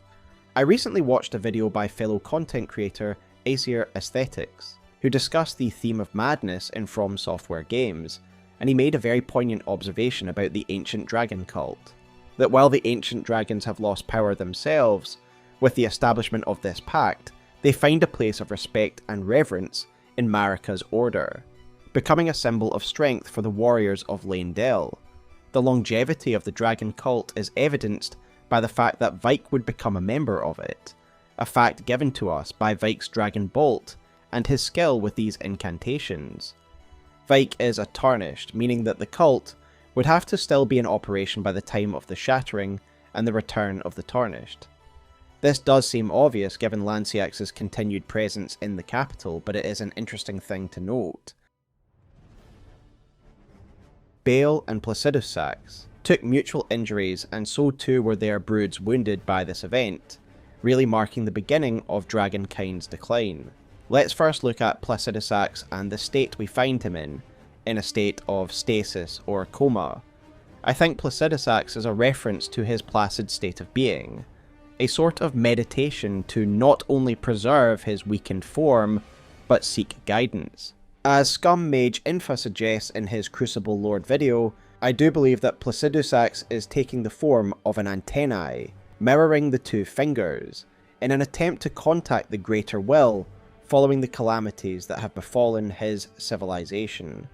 The true extent of his fall is expanded upon by his remembrance, which reads the following: The Dragon Lord whose seat lies at the heart of the storm beyond time is said to have been Elden Lord in the age before the Erdtree.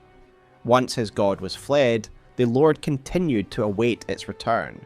So a couple of things here. The first is that his god has fled, i.e. his Marika to his Godfrey has gone, and in essence, this likely marked the end of the dragons being the custodians of the Elden Ring. Eventually Marika would be its vessel, but I imagine before that there would be interim gods, and I do suspect that the Hornsent had their own god, who Marika slew and stole power from. I think Bayle's wounding of Placidusax and the dragon civil war is what caused the dragons to fall from grace, and was the reason his consort fled. It was a massive blow from which this civilization would not recover, and there was a final blow to come. I have discussed at length how Farum Azula once sat on the ground next to the Bestial Sanctum, and yet we see Farum Azula in a very different state. We see it skyward, and it is described as beyond time by the Dragon Lord's remembrance. Farum Azula is also crumbling, and we know that part of the reason for this destruction is a meteor that struck the capital, thanks to the rune's greatsword, which reads, "Originally rubble from a rune which fell from the sky, this surviving fragment was honed into a weapon. The rune it came from crumbled when struck by a meteorite. As such, this weapon harbours its destructive power." Now we have two possibilities here. First is that Farum Azula was struck by a meteor, and as a result it was sent skyward, due to the gravitational properties associated with meteors in Elden Ring, after which Placidusax managed to preserve its full destruction by freezing it beyond time. While this is what I used to believe, I think I was wrong, as this description specifically says that this rubble fell from the sky, meaning Farum Azula was already skyward when it was struck by the aforementioned meteor. So I now believe that it was Placidusax's act of preserving his throne beyond time that sent the entire city skyward. Indeed, this does seem self-evident when you consider that it is clearly being kept afloat by the storm at the centre of the city, rather than any gravity magic. Evidently the city has been here, and crumbling for a very long time, given the wording of the Old Lord's talisman, which reads the following: "A legendary talisman depicting the ancient king whose seat lies at the heart of the storm beyond time."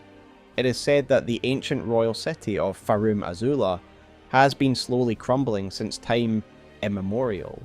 So events like the meteor hit have served to help break up the crumbling city, and allow it to fall onto the lands between, as is the case with the rune's greatsword and the fragments we can find in the likes of Limgrave.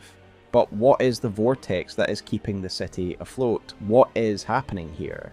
Well, I believe this is a unique power of the Dragon Lord, and is being used to preserve his damaged and wounded body in the hope that one day they can simply retake power and delay their decline.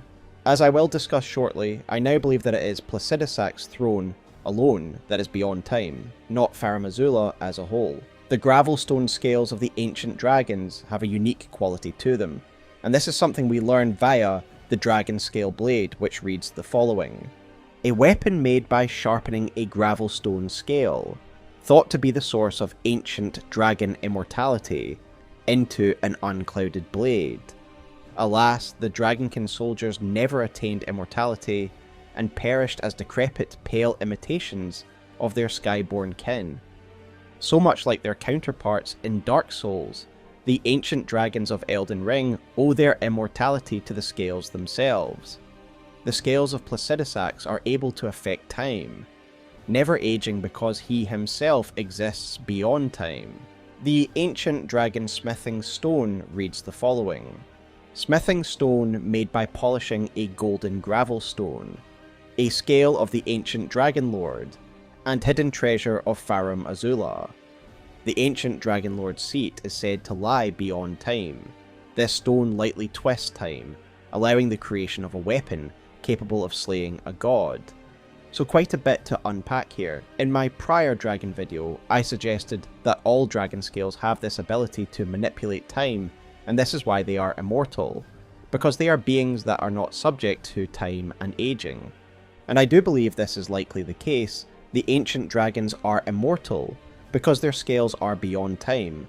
However, to be precise, the ancient dragon smithing stones are specifically of the Dragon Lord, perhaps suggesting that Placidusax's placement beyond time has made the time manipulation qualities of his scales even more potent, to the point that they could be used to slay a god via time manipulation.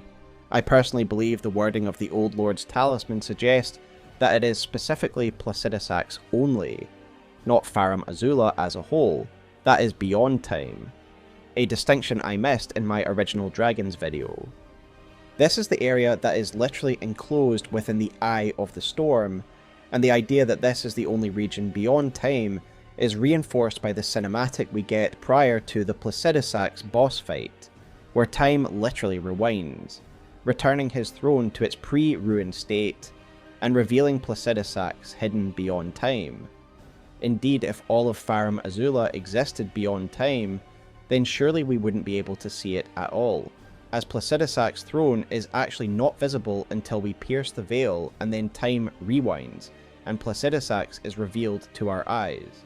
Yet we can freely see the crumbling ruins of Farum Azula from multiple points in the lands between, and it is not being preserved, it is indeed crumbling and falling apart.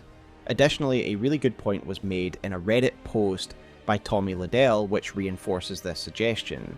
In this post, Tommy highlights the item description of Miquella's needle, where it specifically says that one must go to the heart of the storm in order to take advantage of its time manipulation properties.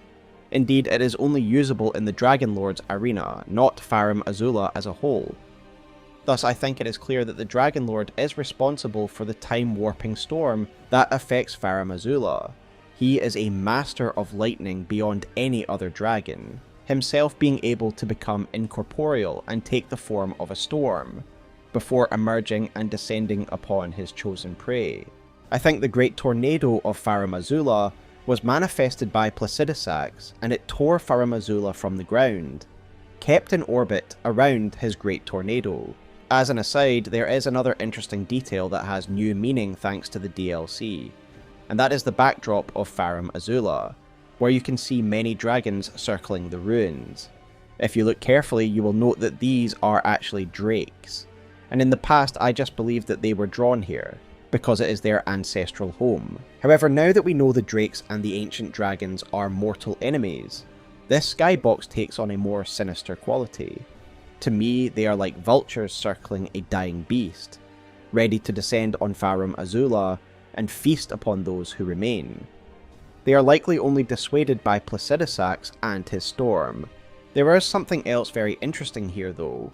Placidusax still seems able to communicate with his agents in his meditative state, and this is again something we learn from the DLC and Florisax. In the evenings, Florisax does something rather interesting. She offers her sleep to the Dragon Lord. Tonight, like every night, my solace is yours. May it grant you sleep in your place beyond time.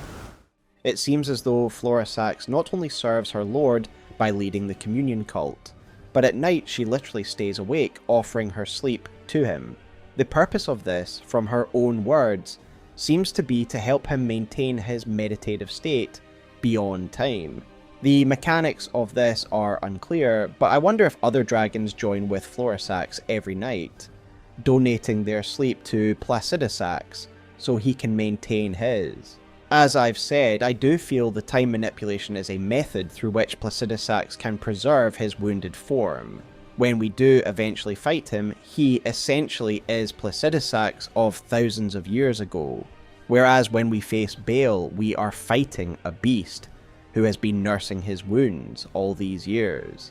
Placidusax is likely fresher, and has been able to stave off further degradation or even death.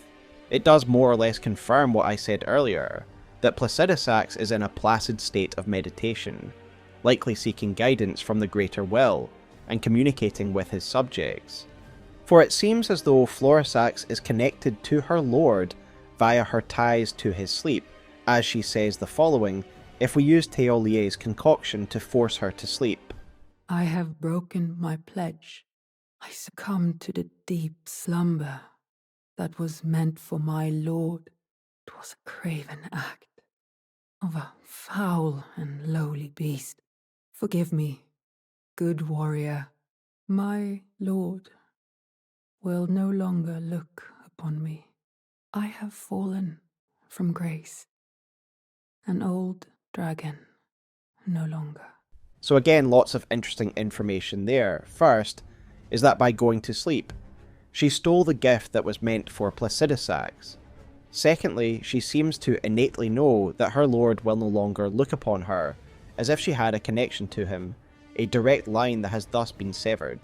an instant and severe punitive measure from her lord.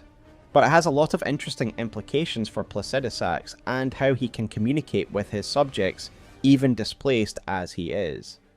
Again, I think the idea that the offering of sleep creates a connection between the two is reinforced by the item description of the ancient dragon's blessing, which reads the following: "Favour bestowed by the Dragon Communion Priestess in the name of the Dragon Lord Placidusax. Each night the priestess offers her own sleep to her lord, and in turn receives the power of his favour, so this shows the connection between lord and servant, with Placidusax rewarding his priest with his favour, a powerful tool that she can bestow upon us in our quest to slay Bayle. Placidusax is thus shown to be very unforgiving, completely cutting off his loyal servant because she made a single mistake. Overall, Placidusax's gamble has had some success, yet failed in other respects. Whilst he has been preserved, Bayle has been left to suffer for all these years. Additionally, it is clear that the ancient dragons would have lacked the numbers to take on the drakes themselves. In fact, I wager they may well have lost a direct fight with them. So leveraging the rage of humanity has been a master stroke, as the drakes are slowly brought down by relentless drake warriors who grow stronger with each communion. However, Placidusax has remained in the past, desperately trying to contact the Greater Will, yet the Greater Will clearly isn't answering. Meanwhile, Drake kin circle Farum Azula, vultures ready to pick clean the bones of their enemies. Whether you believe the Greater Will no longer exists, or the dragons have simply fallen out of its favour is up to you. The results are the same. Power has long left the dragons, and eventually ends up in the hands of Marika and her kin. I do believe this is the reason that the dragons, led by Grandsax, attack Leyndell. It is a desperate last-ditch attempt to reclaim power. It is impossible to know whether Placidusax himself ordered this, or whether it was a rogue move made by the likes of Grandsax and Fortisax. Either way, it failed, and in fact led to a stronger, more mutual bond between the ancient dragons and Leyndell. The power of the dragons was broken, and their remnants are merely reminders of past glories. But this does not mean Drakekind would escape the Dragon Lord's vengeance, and so let us move into the final chapter, where we review the conclusion of Bayle's story. While we might be the last to ascend Jagged Peak, we are certainly not the first. The slopes of this accursed mountain tells a rather interesting story. It is littered with the corpses of drakes and drake warriors, for the human corpses found here have a dragon's colour bloom within them, and its description reads the following: "Flower with an uncanny shape, coursing with hot blood. A single flower is said to blossom, only once, from the hearts of dead warriors, who oft partook of the dragon communion." So this of course confirms that the bodies found here are drake warriors, and the carnage on the mountain tells a story of a long ongoing siege between man and drake, with both sides taking significant casualties. Most interestingly, it gives context to the red flowers that cover Bayle's arena. Initially I believed these to be a bit out of place, but actually it is so obvious. This is to illustrate how many drake warriors have died trying to take down Bayle. The number is overwhelming, and it illustrates both the extreme power of Bayle and the sheer berserk determination of the drake warriors. It additionally reinforces the transformative process that drake warriors go through by consuming dragon hearts. We of course see this plainly in the magma worms and ancient man-dragon, but it is interesting to note how the physiology of these warriors are warped. Indeed, if you look closely at the dragon's colour bloom, then you will notice that the petals look like heart fragments, fragments that are embedded with gravelstone scales. This is reflective of how a drake heart looks, showing that the drake warrior's own heart has already begun to become that of a dragon. But of course many of these warriors have fallen, despite the toll they have reaped upon Bayle's brood, and Bayle himself still persists. We meet a ragged Dragon Communion warrior, broken near the dragon pit, heart full of fear and hate for Bayle the Dread, who ruined him so. Aegon, the Drake warrior. We know that he is in this state because of a failed attempt on Bayle's life, thanks to the description of Aegon's cookbook which reads the following: a record of crafting techniques left by a warrior who challenged the vile dragon Bayle, only to be grievously injured and broken by fear, contains details on how a mere mortal can fell a mighty dragon. Indeed, Egon, modelled on Captain Ahab in Moby Dick, has dedicated his life to the singular purpose of slaying Bayle, and he is formidable as a result. As a homage to Ahab and his hunting of Moby Dick, Egon wields javelins in his bow, tipped with gravel stones of course. What is extraordinary about Egon is that he has rather humble origins, when compared to, say, the Banished Knights, and this is reflected in his makeshift harpoons and armour. His armour set reads the following: Armour of the Broken Drake Warrior Egon, from a set comprised of a miscellany of parts. Filthy belongings are attached to this tattered piece of protective wear. The poor scavenger of battlefields found honour through dragon communion. So Egon actually was a scavenger, hence why he uses homemade harpoons and has rather raggedy armour. And yet despite that, this man armed with sticks and armoured in cloth climbed the jagged peak to take on the living avatar of destruction.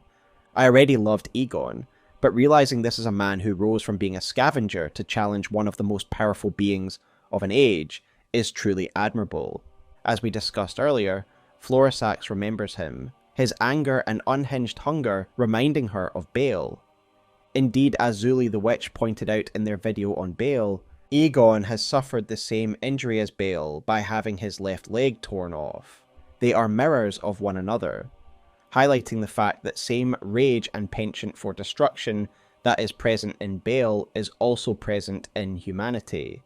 And while Egon failed to defeat Bayle himself, he sees potential in us as we slay two jagged peak drakes found on a plateau midway up the mountain. Here he offers us his finger. Fingers, as we know, have a unique ability to join worlds, and thus he bids us to summon him when we face the dread. Egon's rage persists beyond his broken mortal form. When we summon him at the peak, Prime Egon emerges and unleashes his fury upon the Drake King. Curse you, Bayle! I hereby vow you will rue this day. Behold, a true Drake warrior, and I, Egon, your fears made flesh. As Egon riddles Bayle's rotten hide with a hail of harpoons, the Tarnished takes the blessing of the Dragon Lord. Together we withstand the overwhelming power of Bayle's second stage, in which he turns the arena into a storm of lightning and fire. He has long gotten used to his shattered body, and now wields his sharpened broken bones as weapons, and conduits for his lightning attacks. Most impressive is his ability to focus his lightning mastery into replacement wings, taking to the skies and bombarding us with power that is only rivaled by Placidusax. Despite that, the fury of Egon and the determination of the Tarnished wins through, and we strike the dread down and end his tyranny. Bayle will haunt Egon's dreams no longer, and he passes on, victorious in his ultimate aim. We can return to the Dragon Priestess and engage in the ultimate act of Dragon Communion, by devouring Bayle's heart. Dragon Communion is always destructive, but eating the heart of the dread tyrant seems even more so, as the description of Bayle's tyranny tells us that even after being consumed, Bayle's spirit resists its subjugation, and one day it will burn the Tarnished inside out. Until then, Bayle's awesome power is ours, and now we need only consider Florisax herself. If we don't put her to sleep, her work is done and it seems as though she dies, as only her heart and weapon remain. However, should we make her break her oath to her master, then she feels like we owe her something. We owe her a new lord. We stripped her of her lord, and now she is bereft of honour, with no lord. She thus surrenders her flesh and joins us as Spirit Ash, servant to a new lord, so that she might regain her honour. Sadder still is the item description of her dragon bolt, which reads the following. There was a time when the priestess never knew love, and thus never used this incantation herself. Florisax has given everything for others, namely her lord Placidusax. She surrendered her dragon form, her sleep, and even her chance for love. She became lonely, a dragon separated from her kin in form and in distance, and not quite human either. Either way, her ending is a sad one, but at the very least she can complete her mission and oversee Bayle's final and ultimate defeat. And perhaps she can find new purpose and a sense of honour in serving a new Elden Lord. Godwyn the Golden is a character who casts a long shadow over Elden Ring's story, despite not being a particularly active player in the current era. Now known as the Prince of Death, Godwyn's soul murder during the Night of the Black Knives is arguably the event that kickstarts the Shattering. Additionally, his death would also result in the spread of the Deathroot, and the rise of those who live in death. Shadow of the Erdtree did not focus on Godwyn, and yet it did still provide us with some new insights into the Prince of Death and his followers. Additionally, the DLC gave us far more regarding death in general, and how it works in the world of Elden Ring. Spirits and the mechanisms that manage death in the current era have always been a bit of a mystery, yet the DLC revealed to us the concept of gold and shadow and the Skadu tree, the Erdtree's shadow that manages all things shadow, including death. New questions and answers arise from this new lore. We learn more about Godwyn, where he fits in the timeline and who his followers were. But why is Godwyn's cadaver here, in a place that is physically disconnected from the lands between? And why are Godwyn's loyal followers looking for these cadaver surrogates? Death has always been a unique mechanism in the lands between. I am sure I'm not alone in trying to imagine what Godwyn would have been like in his prime, as we hear a lot about him.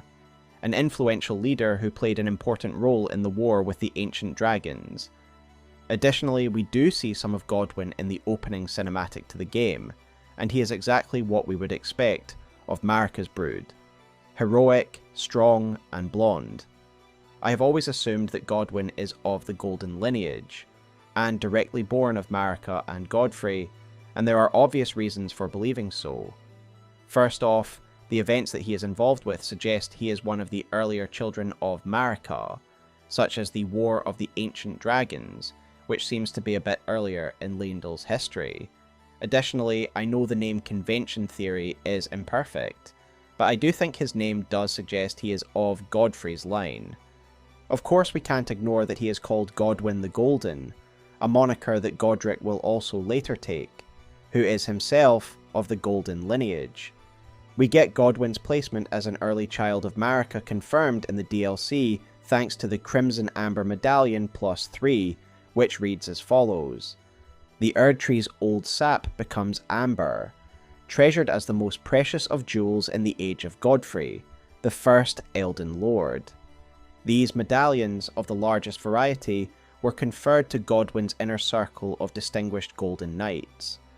I like the consistency here, as we already knew from the base game that these types of amber medallions were indeed treasures of the age of Godfrey. The base game amber medallions heavily suggest that Godfrey oversaw the so-called Age of Plenty, the age when the bounty of the Erdtree fell freely from its boughs in the form of dew. The amber is clearly some of that dried dew that contains the life-giving qualities of the Erdtree, hence they boost our vitality and various attributes. The DLC takes this element of the lore and ropes in Godwyn and his knights, and so we now know that Godwyn and his followers were very much active during this Age of Plenty, and under Godfrey's rule, likely confirming he is indeed the son of Godfrey. When it comes to what we know about Godwyn as a person, we know that he is someone who clearly inspires loyalty and respect. Fortisax, once an enemy of Godwyn, becomes so loyal to him that he goes to extreme lengths to cure his friend of the death within him, going so far as to enter the mind of Godwyn himself, where he would battle and be overcome by death. Fortisax is not the only one who mourns Godwyn's death. It is heavily implied that Godwyn's death causes Marika such grief that it eventually pushes her to trigger the Shattering. or at the very least it is the straw that breaks the camel's back. We also find a finger reader, mourning the Prince of Death's fate in the Great Root Depths. Oh, Lord Godwyn.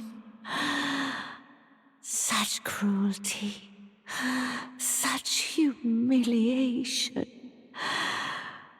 Oh, my poor sweet lordling should have died a true death. Godwyn's loss was a massive blow to the Golden Order, and in many ways it marked the end and decline of its rule. As the Prince of Death, Godwyn also inspires loyalty, with the likes of Fia who jumps through many hoops in order to bring about Godwyn's Age of the Duskborn. Of course, we cannot forget that Godwyn earns the admiration of Miquella himself, who not only honours Godwyn in death, but also seemingly collaborates with the people of Castle Sol, in an attempt to help restore Godwyn's soul via the eclipse. This has always been the impression of Godwyn that I had, one of the best of the royal family, a warrior strong enough to defeat the ancient dragons, yet magnanimous in befriending them afterwards. A man who even aesthetically fits a classical ideal of a godly hero. Thus it is all the more tragic when it is this noble soul who is killed during Ranni's ritual. The tragedy is heightened when we see the warped remains of Godwyn, eliciting a similar revulsion in me that true King Alent did when I first played Demon's Souls in 2011. This untarnished image of Godwyn is only reinforced in the DLC, where we meet more followers of his who are equally loyal. The Death Knights are clearly those who were once the Golden Knights of Godwyn, as described by the medallion we just looked at, his personal guard, and thus likely his most loyal followers and most skilled warriors. Now they have been much transformed, following their lord even into death. Their armour set reads the following: Golden Armour of the Death Knights, adorned with an antiquated depiction of the Erdtree. These knights, once Godwyn's personal guard, quested to find their transfigured master's cadaver surrogate for the coming age of the Duskborn. These knights are so loyal that they have transformed from the Golden Knights to the Death Knights, serving their master no matter what form he takes. The strength of their allegiance is also illustrated by their helmets, with the golden ring symbolising their eternal loyalty to their lord. Zeph the Scholar makes a good observation in his excellent lore video on Godwyn, which will be linked below. In this, Zeph relates the shape of these helms to that of Wound of the Centipede, and I do find this quite compelling. I would speculate then that these were affixed to their helmets following Godwyn's death, and it represented their conviction to follow their master into death. The length of their service likely dates all the way back to the war with the ancient dragons, and Godwyn's actions that led to the founding of the ancient dragon cult. I say this because the Death Knights are able to use ancient dragon cult incantations, including Knight's Lightning Spear. This incantation's description tells us it was an incantation taught only to the most accomplished knights, and now it is a lost art in the lands between. This tells us that the Death Knights were likely some of the oldest and most accomplished Dragon Knights, which is to be expected given they are Godwyn's close companions, and Godwyn was personally involved in the founding of the ancient dragon cult. I would love to have seen these knights in their prime, decked out in golden armour, embracing the ancient dragons as their liege once did. One detail I like here is that these helms are described as their death masks. In real life, death masks are impressions taken of a person's face upon their death, so their visage may be preserved, meaning these knights followed their master into death, in the most literal sense possible. This is very similar to the Mausoleum Knights that guard the soulless demigods, who also joined their liege lords in death. But more on the Mausoleums and soulless demigods soon. These knights have come all the way to the lands of Shadow, in the service of their lord, in order to secure and guard his cadaver surrogates. The purpose behind securing these additional vessels is tantalizing, but before we dive into it, we need to once again discuss the Lands of Shadow and its relation to death.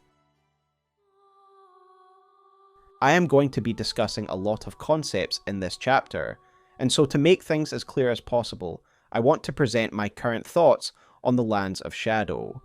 I have changed my thoughts on all this, so forgive me for once again going over it. I believe that in the time of the Hornsent, the Lands of Shadow overlaid the same space as the Lands Between. I believe that when Marika became a god, she created the Golden Order by separating out various elements from the Elden Ring, including death.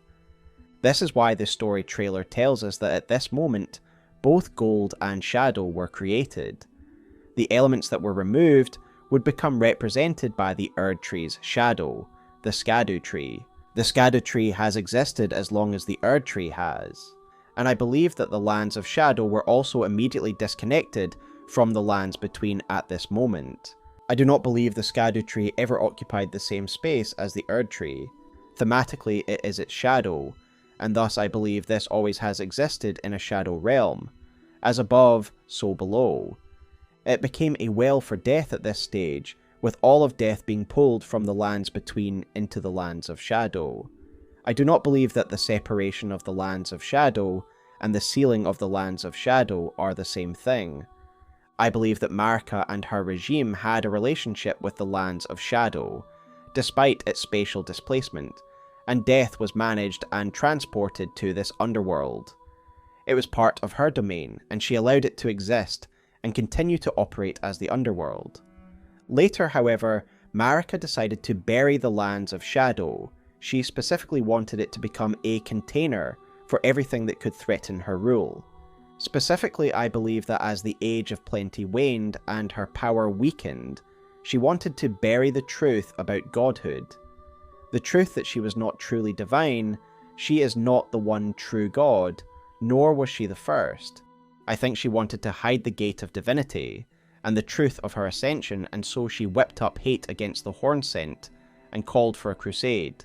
Messmer led this, but he too was tricked, for she wanted rid of the darkness within him as well. And so, as the dutiful son went about his mission, the Lands of Shadow were veiled. In short, I believe that the Lands of Shadow have been separate from the moment of Marika's ascension, but that they were not sealed and hidden until Messmer's crusade entered. In time, the Skadu tree would be forgotten, along with Marika's origins. I think that after this sealing, only the dead could still be drawn to the Lands of Shadow, like the Death Knights and Godwyn surrogates. The land would be forgotten, but some elements of death would still slip through the veil from time to time. There are a few reasons I believe this to be the case. The first is just that it makes more thematic sense. The Skadu tree is seen as the shadow of the Erdtree, and I therefore think from a cosmological standpoint this tree would exist in a mirror or shadow dimension to the Erdtree. There is also a really important piece of lore that discusses this particular element of the lore, and that's the description of the Shadow Militia armor. It reads the following: freshly singed battlegrounds effusing with the stench of the dead, forbidden lands that will be excised from the memory of history. What better place than the realms of Shadow then, for such an army? This shows an intent to hide and seal the Lands of Shadow at a time in which they were already known as the Realms of Shadow. The term realm is not one you would use to describe a land that lies right next to your capital. It is a more suitable term for a completely separate dimension. Additionally, they are also referred to here as forbidden, suggesting that these lands were known but forbidden from the Lands Between denizens before they were sealed. Both of these facts seem to exist before Marika fully sealed them and had their history erased, and to me it supports the idea that the Lands of Shadow had long been separate and forbidden, but they were not fully sealed and hidden until after Messmer's crusade. As an aside, these Shadow Militia cannot use bestial incantations, nor destined death flames like the base game militia can. This suggests that the sealing of these lands took place before the Night of the Black Knives, and I do believe this lines up with the timeline I have previously suggested, after Radagon's marriage to Rennala, but before the Shattering, likely in the period after the Age of Plenty, when Marika's rule will have become more tenuous. With that said, let us dive into the details of the Skadu tree, as I find it fascinating that it became a vessel for everything that was removed from the Golden Order. This is more or less outright confirmed by the description of the Skadu Tree Avatar's remembrance, which reads the following. The Skadu Tree is the shadow of the Erdtree, born of dark notions that bear no sense of order, that twist and bend its stalk, rendering it brittle. To me, this is one of the most important item descriptions in the whole of the DLC, as it concisely explains what these lands are and what their role is in Elden Ring's cosmology. The Erdtree represents life, light, and order, and thus the Skadu Tree is born of death, darkness, and disorder. The Skadu Tree was once venerated as part of the Erdtree pantheon, before Marika buried the past. Indeed, Skadu Tree fragments were once seen as holy objects by the people of the Erdtree, and were used in their prayers. However, by the time the game takes place, people have forgotten about the Erdtree's other half. Perhaps they were displaced, but very much accessible by those granted access by Marika. There was definitely intent to have these lands sealed though, and we see this in Messmer's remembrance. But another interesting piece of lore regarding this actually comes from the Shadow Militia set, which we read previously. So this tells us that there was an intent to excise these lands from memory and history. This was obviously effective, as prior to the DLC, we ourselves had absolutely no idea that the Lands of Shadow existed. The original Golden Order was one of gold and shadow, and yet now most don't even know the Skadu Tree exists. If they did, they would realise that death does have a place within this order of duality. As a result, the Golden Order's ideas surrounding death have been warped by the loss of this knowledge. I serve the Golden Order, that I might put this crooked land to rights, following only the guidance of the Great Elden Ring. Those who live in death fall outside the principles of the Golden Order.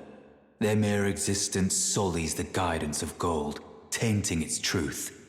And so it is the vermin must be exterminated, down to the very last. So to surmise, I now believe that the Lands of Shadow were always disconnected from the lands between, but this was a known fact and there was a connection between the two, and the Lands of Shadow were openly the realm of the dead. It was only later that Marika severed this connection and buried the secrets found in the Lands of Shadow. But these lands were not originally lands of death. Prior to Marika, they would have existed in the physical world, and they were the lands of the Hornsent and the Crucible. We have to imagine that prior to Marika's actions, there would have been no spirit graves, no grave birds, and no coffin barges. These lands will have seen a remarkable transformation under Marika's reign as it adapted to its new role as the underworld.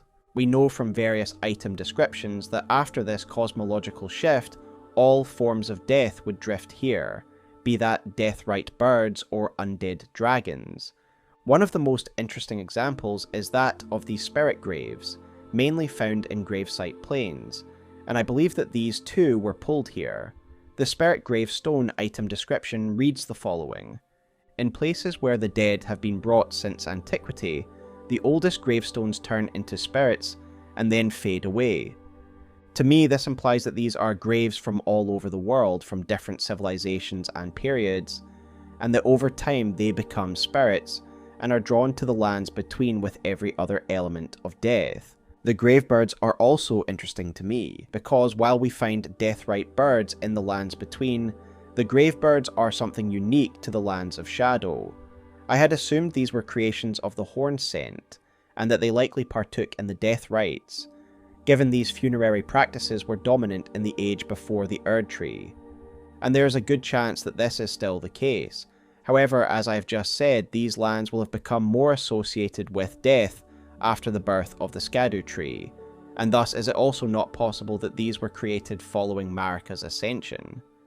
I do now believe this, and my main source for this is the description of the Gravebird armor set. Initially, the use of the word ancient here had thrown me off, because I often associate this word with the eras prior to Marika's rule. But bear in mind, even the Shattering is thought to be thousands of years ago, and the early age of Marika's rule is known as the Ancient Erdtree era. Additionally, this armor set specifically relates their creation to the spirit graves, which they are meant to guard.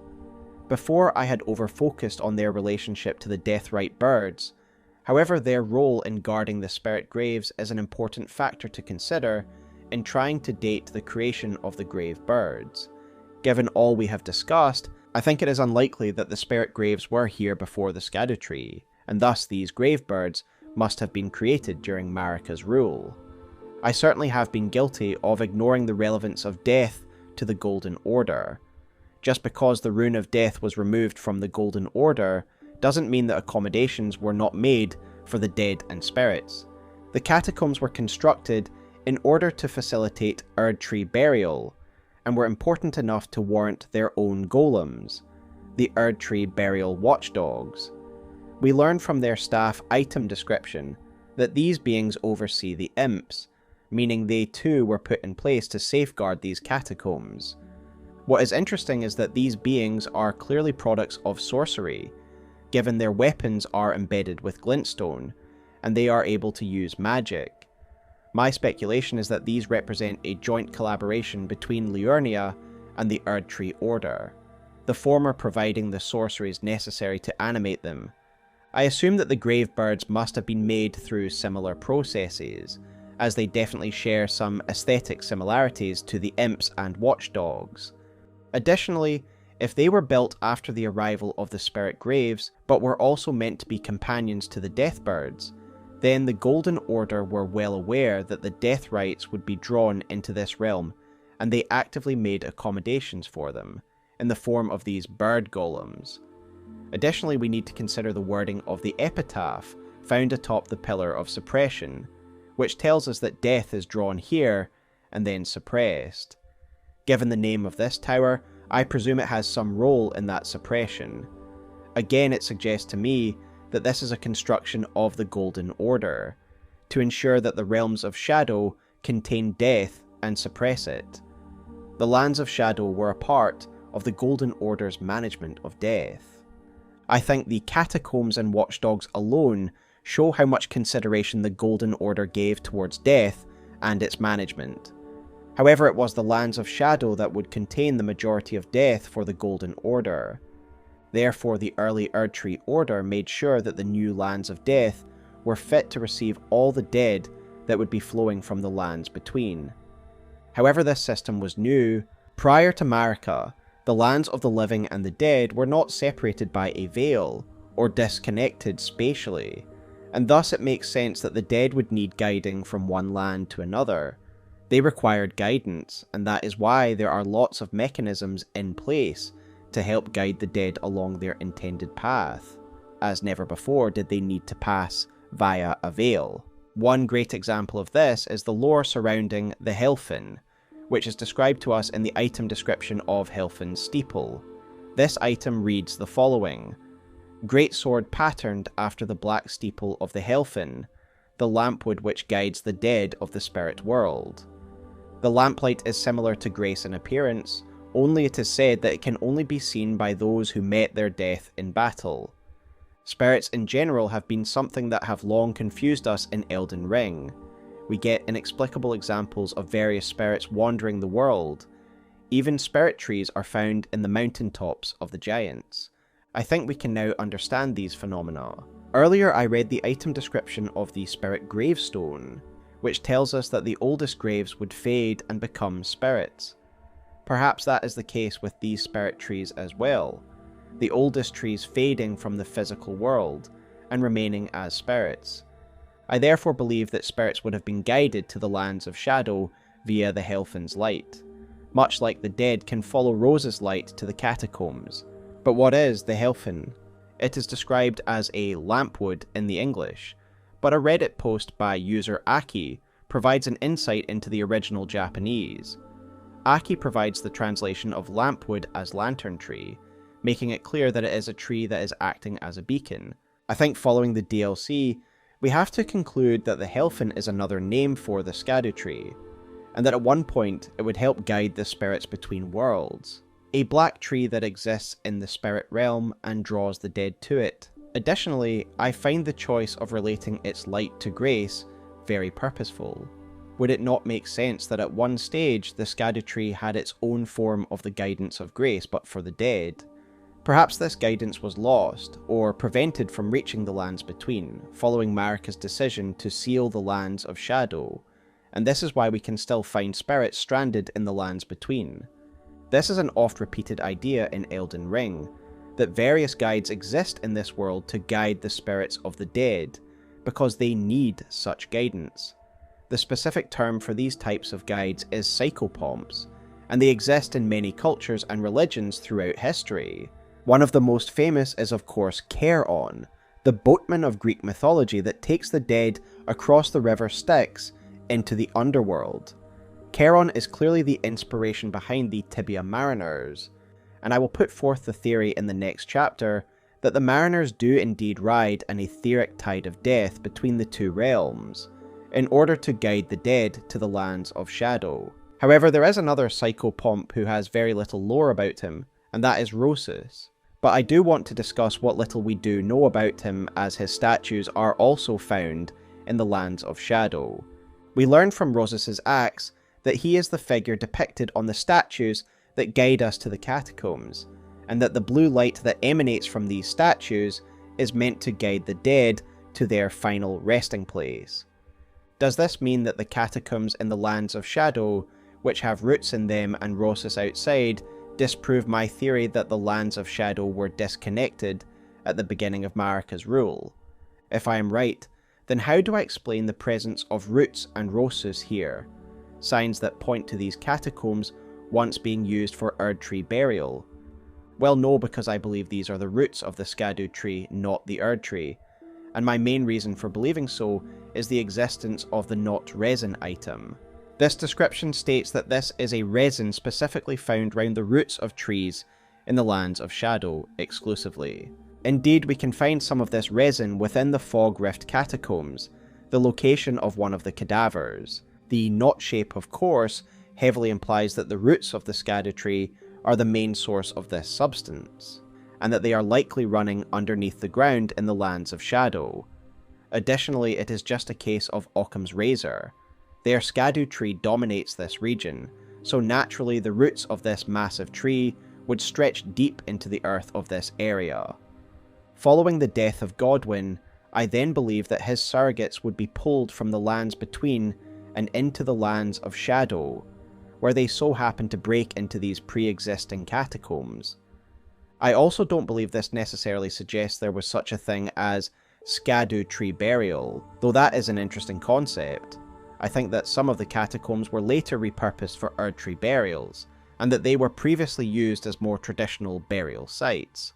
However, as pointed out by Zafe in his Godwyn lore video, you can indeed see humans being absorbed by the Scadutree. I do believe that despite being spatially disconnected, that the Scadutree and the Erdtree are ultimately connected, and thus Scadutree burial would work just as well as Erdtree burial.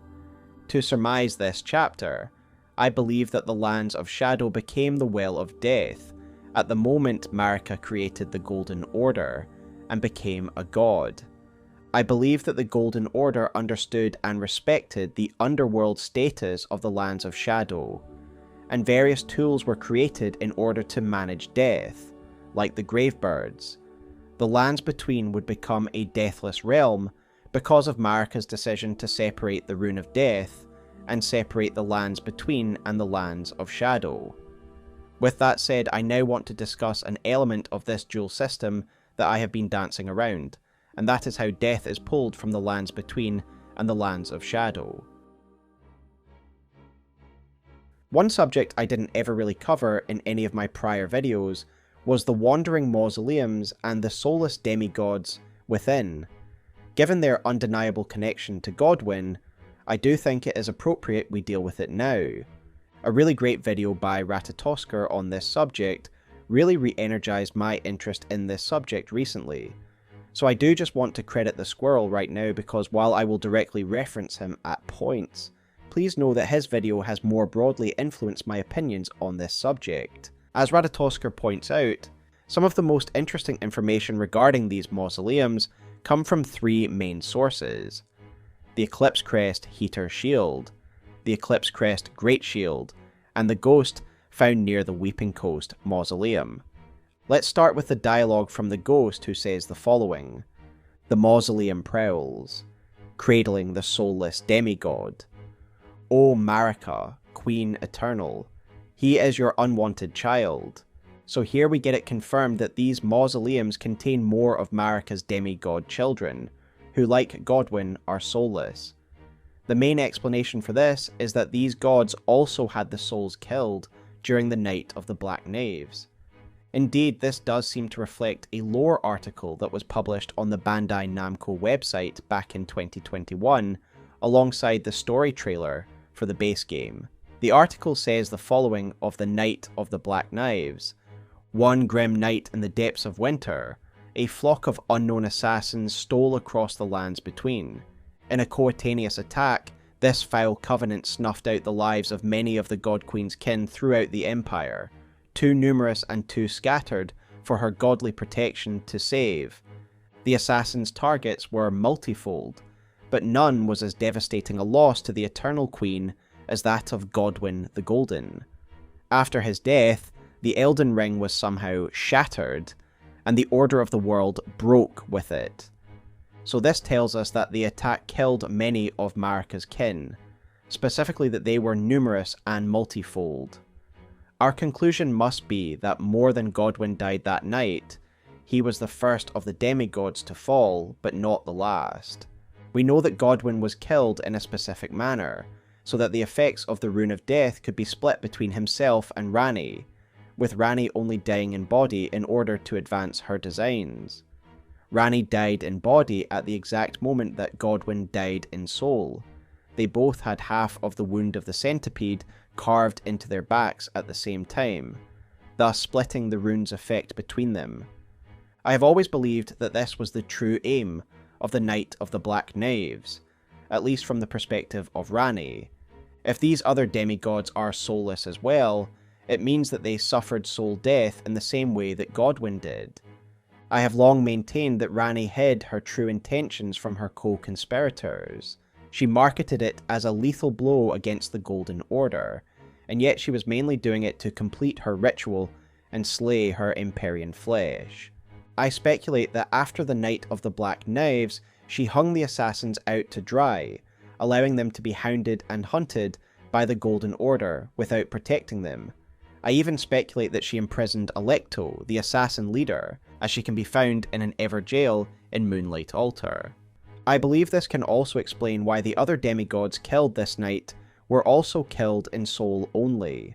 Ranni needed Godwyn to die a soul death for her purposes, but she wouldn't want to share the true reason why. She wouldn't want to draw attention to Godwyn's murder by specifying a different way of killing. Therefore, I believe she told the assassins to kill them all in the manner Godwyn was killed, in soul only.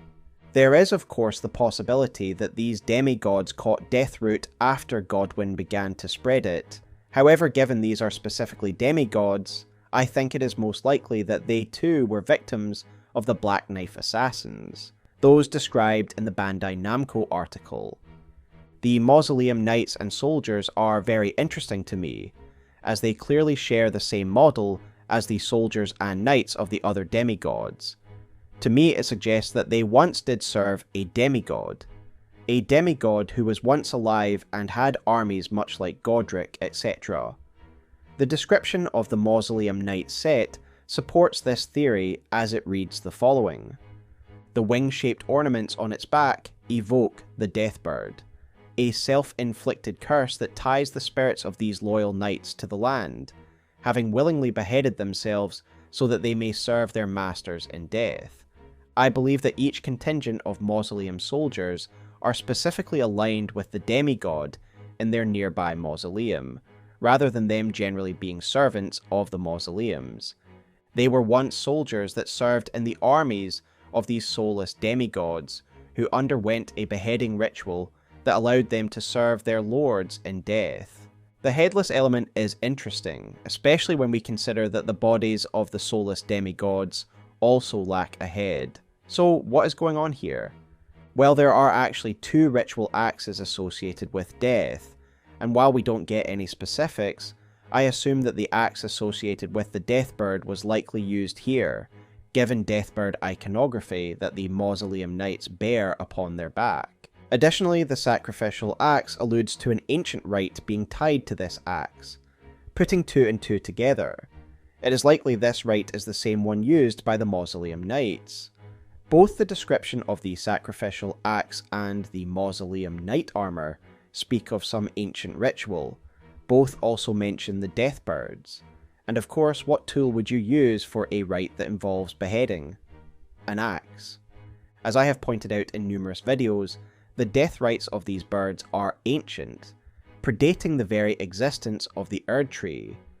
As such, it is likely a very old rite here that is being employed to allow these soldiers to persist as spirit warriors. It was only under Marika's rule that the Rune of Death was removed from the Elden Ring and confined to the Scadutree. In the times before the Erdtree, we can imagine that the Rune of Death would have been utilised more freely and in more unique ways. I would therefore suggest that this beheading ritual utilises half of the Rune of Death in order to kill these warriors in body only, much like Ranni was, and as a result they are able to persist in soul after death. This is of course speculation, and I would love to hear your thoughts on this beheading ritual in the comments below. What about the soulless demigod? Why are they beheaded? Why are they in this mausoleum to begin with? Why does it need to walk? Well, the reason for the mausoleums are seemingly revealed in the description of the Eclipse Crest's great shield, which reads the following.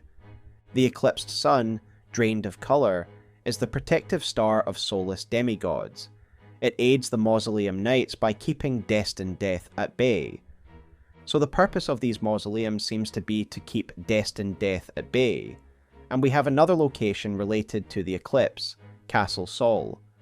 This location is about returning the soul to Godwyn, who presumed to be Miquella's comrade, that is mentioned in the dialogue of a ghost found here, who says the following. Lord Miquella, forgive me. The sun has not been swallowed. Our prayers were lacking.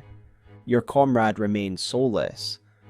So we have 2 locations connected to the eclipse and the soulless demigods, and we know their aims are twofold. To keep destined death at bay, and to return their souls. I would therefore suggest that decapitation must also play a role in this. Perhaps the removal of their head delays the approach of destined death. Beheading is often ritualistic, and so it was in the case of their soldiers who were beheaded prior to death, and in some way this preserves them from full death. To me, these mausoleums are meant to protect the soulless demigods, to prevent destined death from fully claiming them, to give them time to return their soul to them. They are meant to preserve them from full death. Why are they on legs? Well, this is where we get into speculation, but having looked more closely at the visual details of the mausoleum, I do have some ideas. You will of course know that at the base of these golems are legs that seem to be covered in skulls, and it took me a long time to realise what these are supposed to be. They are meant to be barnacles of death. Now I find this to be very interesting because there is a lot of water imagery associated with death in Elden Ring's lore, and this is something I discussed extensively in my prior Godwyn video, and I would direct you there for a more in-depth explanation. But in short, I believe the reason water is so commonly associated with death in Elden Ring is due to a symbolic combination of the Greek myth of the river Styx and the Japanese ideas of stagnation and corruption, or kagari, the latter of which is often represented by stagnant water, like that we see pooling around Godwyn in deep root depths.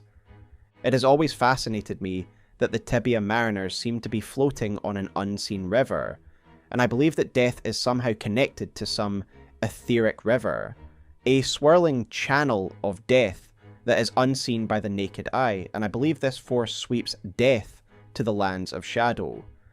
We now know that all things death eventually end up in the lands of shadow. For example, the Gravebird helm reads the following. Gravebirds are ancient golems, created to guard the spirit graves built where all manners of death ultimately drift. so dead things drift here, be that spirits or undead dragons. Some metaphysical force pulls death from the lands between to the lands of shadow. In the prior chapter we explained the relation the lands of shadow have to death, that it is a land completely separated from the lands between, and it sucks all death from the former.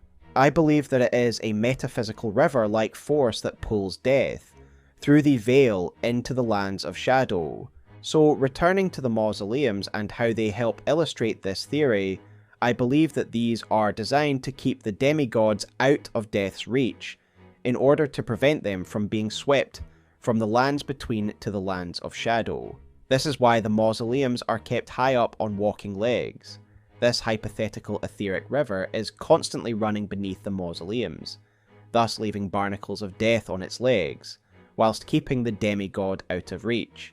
In the DLC we do have 3 more soulless demigods, which function the exact same way, except they are on the ground and without a mausoleum. I believe divesting these 3 of mausoleums was a purposeful lore choice, as these are demigods who have been pulled into the realm of the Erdtree. A walking mausoleum would have no role here in the lands of shadow. I want to go back to the description of the Gravebird Helm, which tells us that all death drifts to the lands of shadow. Drift is a word that we could associate with tidal movements, considering driftwood is a term given to wood that is washed up on shores. However, there is a more direct allusion to death and water in relation to the lands of shadow, and we find this in the epitaph found atop the Pillar of Suppression. It reads the following: "The very centre of the lands between. All manners of death wash up here, only to be suppressed. Death washes up here." The relation to water could not be more direct, and I therefore think it is very fair to conclude that an etheric stream of some kind, understood only by the Tibia Mariner, drags death from the lands between to the lands of shadow. I would suggest that the Tibia Mariners do indeed take on a similar role to Charon, guiding the dead along this stream, making sure it arrives correctly on the shores of the lands of shadow. Indeed, it is hard to ignore the fact we have a location in the lands of shadow called Ker-Oh's Hidden Grave, which is an obvious reference to Charon, and is an area very heavily associated with death, given it hosts a deathrite bird, gravebirds, and a Tibia Mariner. The lands of shadow have other forms of death arriving on its shores, including the stone coffins, which are also described as having drifted here. The map of the southern shore reads the following: "A captivating vista of brilliant blue flowers, intermingled with colossal stone coffins of unknown origin that seemingly drifted to this place." So the coffins are not native to this place, they have drifted here. They contain death in the form of the putrescence, and so it isn't surprising that they too have been pulled here via the etheric tide we have been discussing. All of this is to explain how Godwyn's copies can be found here. As I mentioned earlier, there is some debate on when the lands of shadow were separated from the lands between, either at the moment of Marika's ascension when she created the system of gold and shadow, or when she sealed Messmer and his crusade here. I myself have argued the latter in prior videos, citing the presence of Devonia and Godwyn as proof that the lands of shadow must have still been attached to the lands between, as how else would they both have been able to travel here? Well, having discussed what I have regarding this theoretical etheric tide, I now don't think we can use Godwyn as an argument, as clearly his copy bodies could have been drawn here, given how suffused in death he is. Likewise, his Death Knights are indeed dead. They are wearing their own funerary masks as helms after all, so they too would be able to travel here in the same manner. That is to say, I believe that all things death would be able to metaphysically travel to these lands, despite the physical displacement of the lands of shadow. With that all said, let us now move on to the discussion of Godwyn's copy bodies, and what role they play in the greater story. Again, I have discussed the phenomenon of the Godwyn's copies in my prior video, and to surmise I largely agree with Zuli's analysis of these unusual artifacts. In a video called The Terrible Truth About Godwyn, Zuli argues that the additional faces of Godwyn are likely just growths, or extensions. Zuli points out that we can even see Godwyn's eyes through the spread of Deathroot, as if he himself is part of this growth. Additionally, Zaif the Scholar, in his video about Godwyn's corruption, points out that some of the roots actually have fish-like appendages, much like we find on Godwyn himself, and my conclusion is that Godwyn is infused through Deathroot itself. And so when it spreads, not only does it spread undeath, but it also spreads Godwyn himself. Hence why we can see his eyes on roots, and infected animals like the giant crabs of Liurnia. Godwyn is now an infectious growth that is spreading through the lands between. Thus the Godwyn below Stormveil is just a more advanced form of Deathroot growth, in my opinion. The armour set of the Death Knights gives the growths found in the Lands of Shadow a specific title, a surrogate cadaver. Additionally, we learn from the Death Knight twin axes that these loyal followers sought these out and now guard them. I think it is clear that these catacombs were not built around Godwyn's cadaver, due to the broken Rosa statues found outside. These were regular catacombs like any other, but they have been taken over by the Death Prince's followers, as it contains Death Knights and these Death Sorcerers who cast Death Sorceries. Additionally, we have to consider the new basilisk statues found in these catacombs, deadly Godwyn-themed traps that are clearly intended to protect these surrogate cadavers. But what is so important about these surrogates? Why has so much effort been expended by the followers of Godwyn to protect these additional growths? Well, I do think there is a slight difference in these surrogates and the copy found at Stormveil Castle, and I believe that difference is they are physically disconnected from the original Godwyn. These cadavers have made their way to the Lands of Shadow, and thus are spatially displaced, unlike the one at Stormveil that is likely still connected to the original Godwyn. Thus, these cadavers in the Lands of Shadow are a completely untouched vessel that could be used for Godwyn's resurrection. Zaif does raise an interesting question about these Godwyn surrogates in his video that can play into everything I have been saying. In his video, he questions how these Godwyn surrogates could be growths, if there is no Deathroot growth surrounding them. He is correct, as in most places associated with Godwyn we see the undeniable corruption of Deathroot, yet in these DLC catacombs there is nothing, no sign of Deathroot corruption. My answer to this question is the main thesis of this video. These Godwyn surrogates did not grow here, they were pulled here, and through this process, they became separated from the original Godwyn. This is why these cadaver surrogates are special and valued by the Death Knights. They are distinct separate vessels that could be used as a replacement body for Godwyn. I think it is almost undeniable that the intent behind these additional surrogates is meant to tie to the Gate of Divinity and the resurrection of a Lord. The language used regarding a surrogate cadaver, to me, is very similar to Mohg's body being used as a vessel for Radahn's return. Mohg's body is a cadaver surrogate for Radahn's soul. We also cannot ignore the reference to the age of the Duskborn, the ending we get if we incorporate the rune of the Death Prince into the Elden Ring. Make no mistake, this ending is Godwyn's ending, with those who live in death given a place in the New Order. In this ending, Godwyn would become the most important demigod in the Lands Between, and this has always been my favourite ending, and the one that I chose in my first playthrough. However, while the Prince of Death will be elevated to a position of prominence in the Age of the Duskborn, he will be a passive figure, a powerful totem, but not a god that will take direct actions. Perhaps Godwyn's followers envisage the Prince of Death taking a more active role in this new age by restoring his soul and mind. It does make me wonder if there was going to be more here at some point in development. A lot of groundwork seems to have been laid with his surrounding lore, as if Godwyn was going to have a chance of restoration via the Gate of Divinity. Maybe Miquella was going to take Godwyn as his consort, and his Death Knights here were part of that story. Or perhaps they were here separate from Miquella, but there would have been more in regards to them restoring their lord. One final thought I want to end this video on is the presence of the vulgar militia in the Lands of Shadow. As I have noted in prior videos, these beings are very useful from a lore perspective, as their presence usually marks a location that is forbidden by the Golden Order. We know this because of the tools that they use, the red flames of destined death and the bestial claw incantation. This shows that they are the underlings of Malekith. This is also why they guard the bestial sanctum. They are his tools, and he wields them to preserve Marika's rule. This is why they guard the forbidden path between Leyndell and the mountaintops of the Giants, as well as the hidden path to the Erdtree.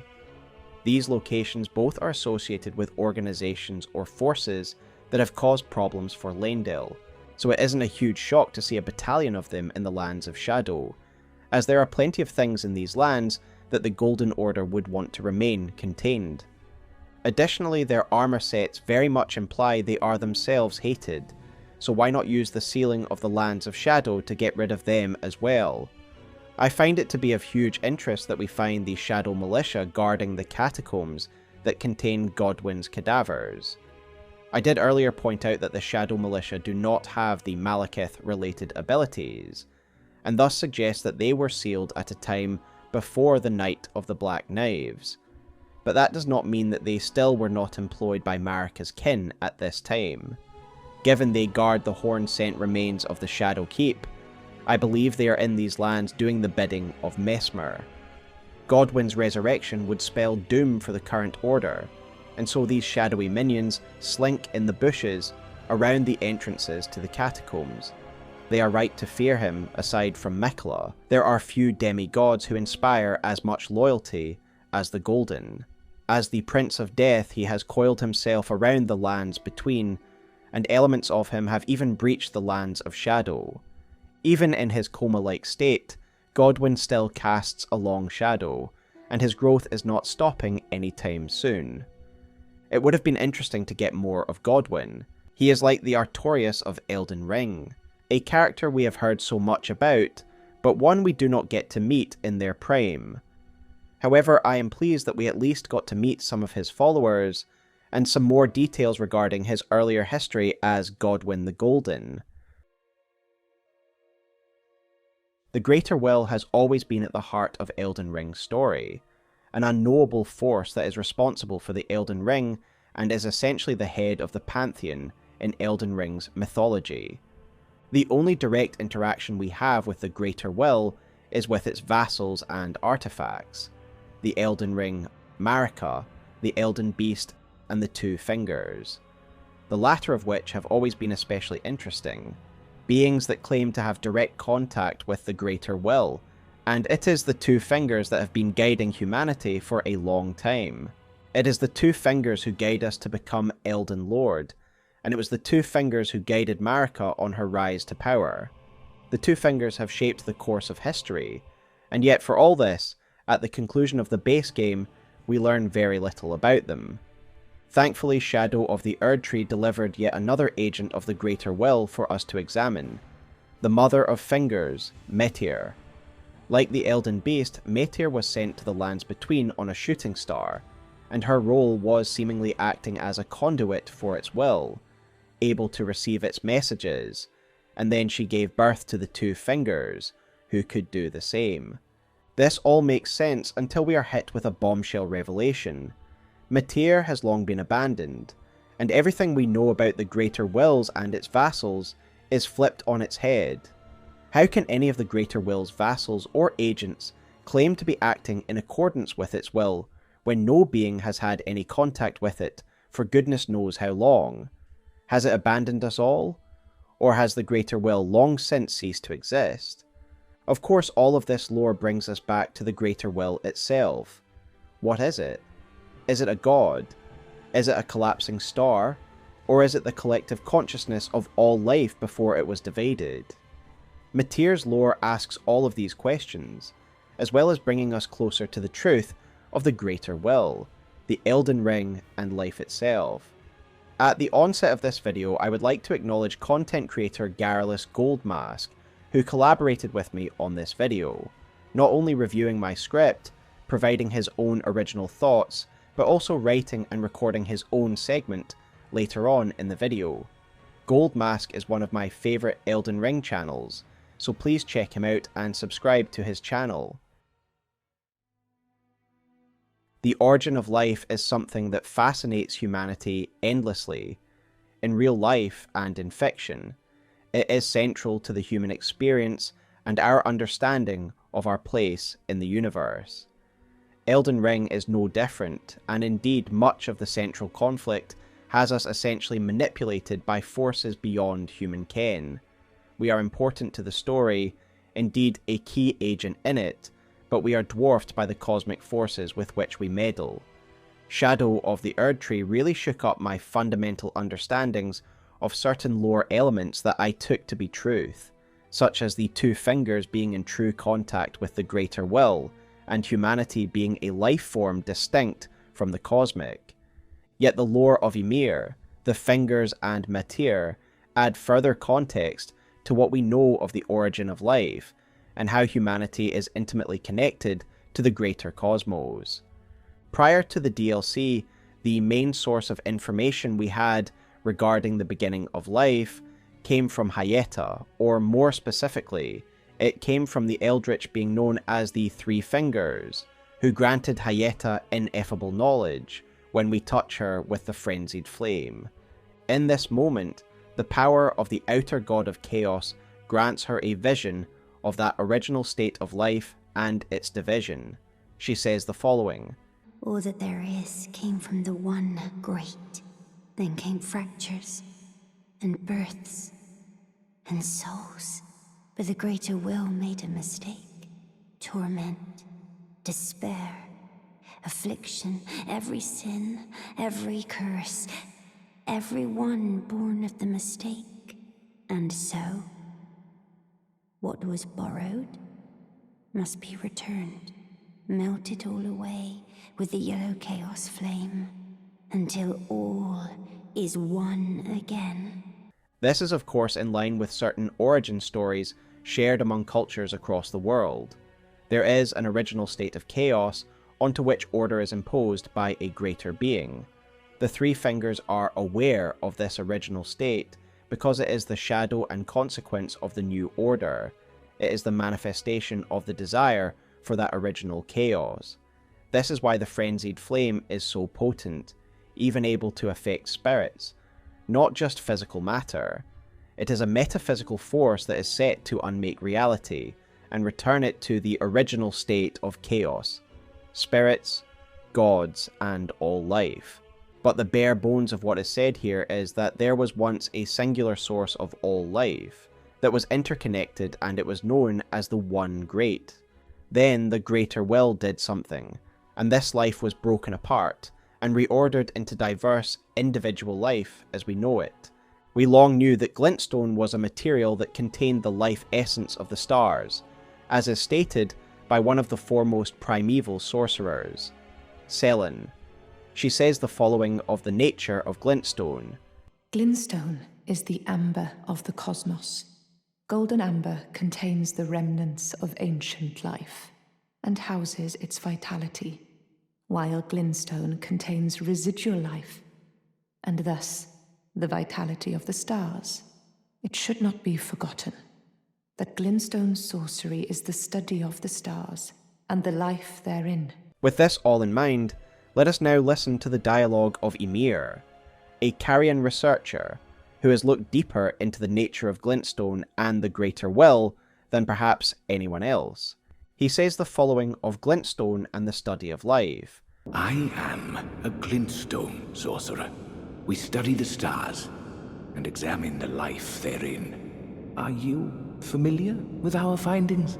Long ago, we began as stardust, born of a great rupture far across the skies. We too are children of the greater will. Is that not divine? Is that not sublime? And yet, none can fathom its implications. Its utter brilliance. The implications of this statement are quite extraordinary.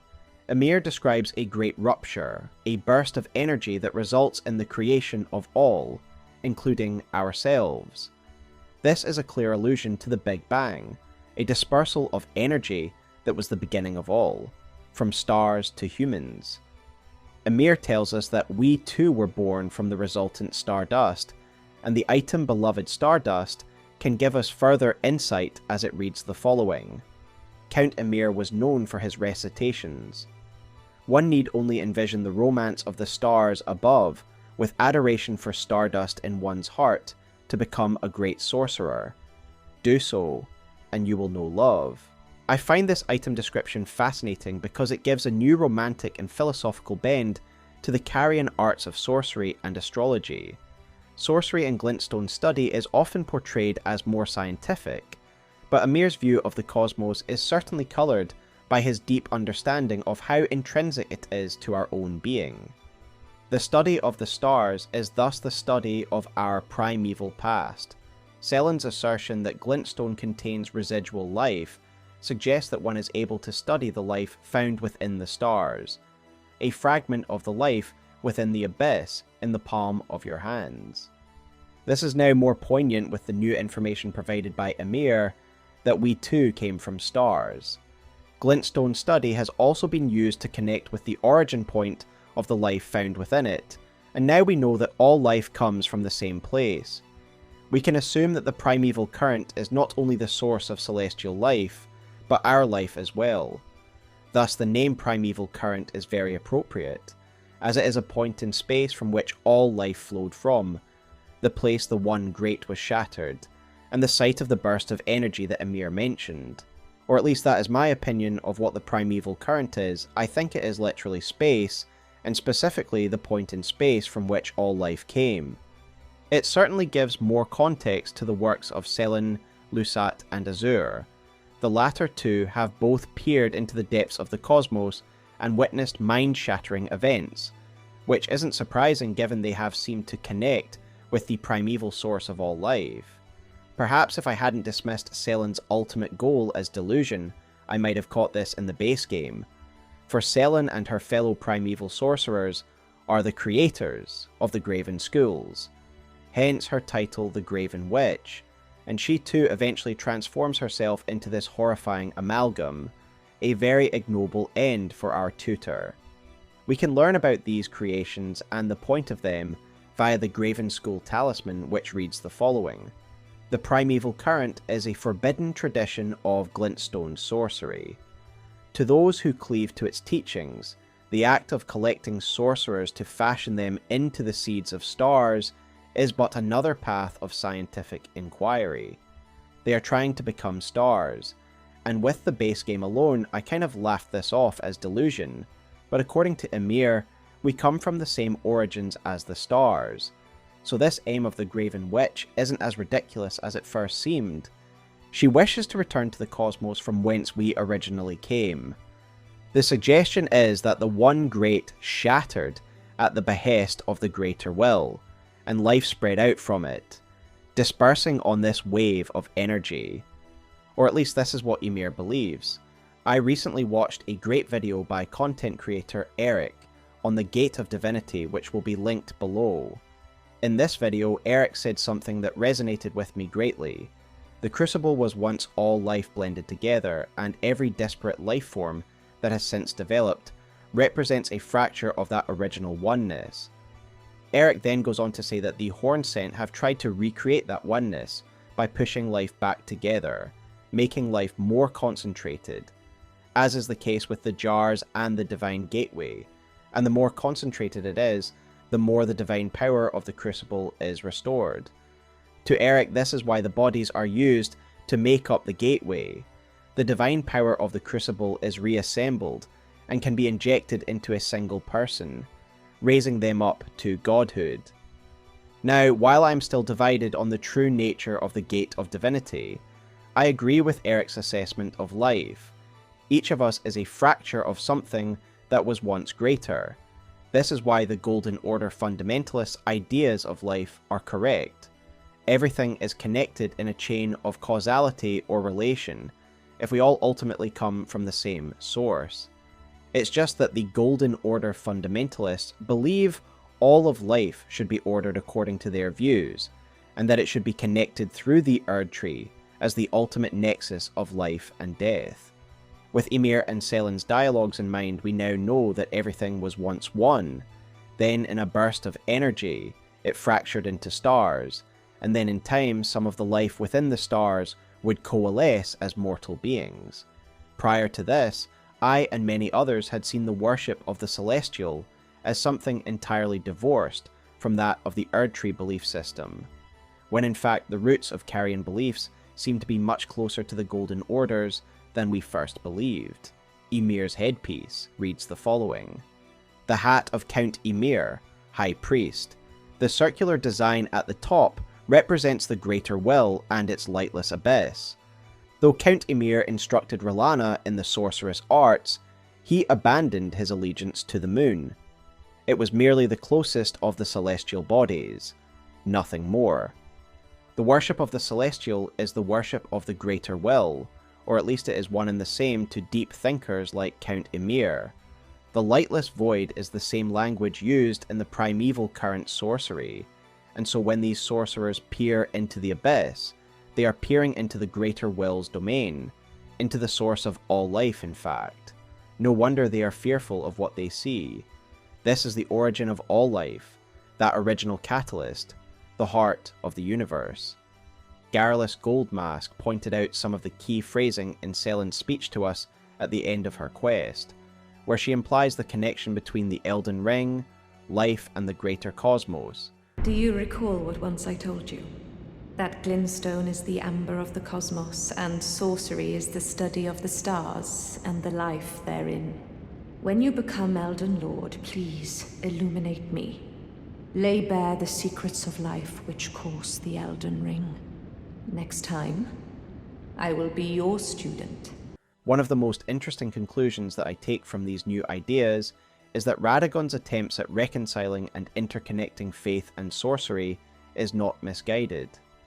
As Tarnished Archaeologist has long pointed out, Radagon is, in part, inspired by Leonardo da Vinci, a Renaissance man who also blended ideas of science and religion. Radagon isn't wrong to see the links between these two, as we now know that even astrologers ultimately are looking at the Greater Will's work, just in a more scientific way. The worship of the moon and stars, according to Ymir, is just an extension of the Greater Will's pantheon. It's just that the Greater Will is out of reach. Think about it. If everything came from this Big Bang, and we too came from this celestial burst of energy, then so did the moons, meaning they are subjects of the Greater Will, whether you believe the Greater Will is the Great Collective, the Big Bang, or a more traditional celestial being. I want to wrap up my conclusions of this chapter, because there is a lot that we have discussed. The fracturing of the One Great that Hayeta speaks of is likely an event akin to the Big Bang, a singular state of matter shattered and spread itself throughout the cosmos. Ourselves, stars, and everything else all seem to come from this matter, and this is why those like Selin want to become stars. They want to return from where we came. Thus I believe that the primordial current is so named because it allows an insight into the part of deep space where life originated, where this burst of energy took place. The primeval sorcerers who peered into this abyss are essentially peering into the birthplace of life itself, and view cosmic level events of destruction and creation, breaking their mortal minds completely. Additionally, it reveals more about the Greater Will. I have long argued that the Greater Will is something different from an outer god, and I believe this further emphasizes the unique status of the Greater Will. Albeit I was wrong in what I thought the Greater Will was, as I used to liken it more to a traditional monotheistic god, and while I think the new information helps separate the Greater Will from outer gods, neither do I believe the Greater Will is a god in the classic sense. But what do I think it is? I know that theorists such as Garrulous Goldmask have suggested, even before the DLC, that the Greater Will is dead. I now lean this way, and there are some interesting theories around this, and how this could be the case, in light of the new information. For example, I have seen theories on Reddit suggesting that the Greater Will is a star cluster that has collapsed in on itself, citing the event that Lusat saw as evidence. I do really like this theory, however I do tend to lean another way. As I hinted at earlier when I discussed Eric's video, I lean towards the Greater Will being just that. The Greater Will of all interconnected life, a sort of pseudo-sentience that was just a singular being when it was the One Great. It was then dispersed, and perhaps over time, that explains why certain beings have lost contact with this Greater Will. Perhaps as matter dispersed, so too did the Greater Will fade and individuality took hold. I think the Greater Will was once all life, a greater sentience that has been broken down in a Big Bang event, fading over time until individuality remained. I think that it broke down slowly, with Metyr being the first daughter of this separation, explaining how it was able to maintain contact with the Greater Will, which had not yet fully broken apart. I think artifacts like the Elden Beast and Elden Ring are the greatest remainders or concentrations of its power. The two fingers have essentially been operating without the Greater Will for a long time, acting in a way they believe the Greater Will would want, but without any direct instruction. We will talk about the Greater Will's absence in the final chapter of this video, but with that said, let us talk about Metyr, and its relation to the Greater Will and life in general.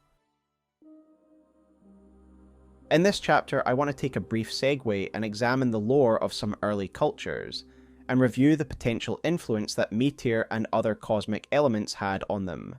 Additionally, it is my wish to take a look at the mysterious old gods that are mentioned in the DLC in order to examine their potential connections to the cosmic, smithing, the divine towers, the golems, and of course the two fingers. We have long known that the Elden Beast is an important vassal of the Greater Will, and it is essentially the avatar of order in the lands between. It is clearly a cosmic being, and given everything we have just discussed about life's origins, this is completely expected. Its remembrance implies that its role here as the Elden Ring was to impose order upon the material realm, and this is indeed the effect of the Elden Ring, as we can alter the very order of things by adding and removing runes. However, in a surprising twist, we have now learned that the Elden Beast was not the first agent of the Greater Will to arrive here. Metyr's remembrance reads the following. The mother of all two fingers and finger creepers was in turn a magnificently gleaming daughter of the Greater Will, and the first shooting star to fall upon the lands between. Metyr being called the Greater Will's daughter is not insignificant to me. Even beings as important as Marika and the Elden Beast are referred to as vassals. Metyr earning the title, to me, suggests how close she was to the Greater Will. As I suggested earlier, I believe the Greater Will was the collective consciousness of the One Great, that would eventually divide itself into individual beings. I believe that Metyr was one of the first beings to be created from the Greater Will, and is thus its daughter. I find the form that Metyr and her children take very interesting as well, and we do need to ask, why do they take the form of fingers? Well, it is likely because Metyr is like the hand of the ineffable Greater Will. It is via the fingers that the Greater Will, ostensibly at least, interacts with the material world. This gives Metyr some serious importance if she preceded the bearer of the Elden Ring itself, and to understand why Metyr was sent here, we need to analyse her role. In the base game, we already were aware that the two fingers were a sort of antenna that could ostensibly commune with the Greater Will, and thus were essentially its mouthpiece on the mortal plane. We should therefore expect that Metyr, as their mother, would also play a role in establishing communication with the Greater Will, and indeed this seems to be true because the Staff of the Great Beyond reads the following. The mother received signs from the Greater Will from the beyond of the microcosm.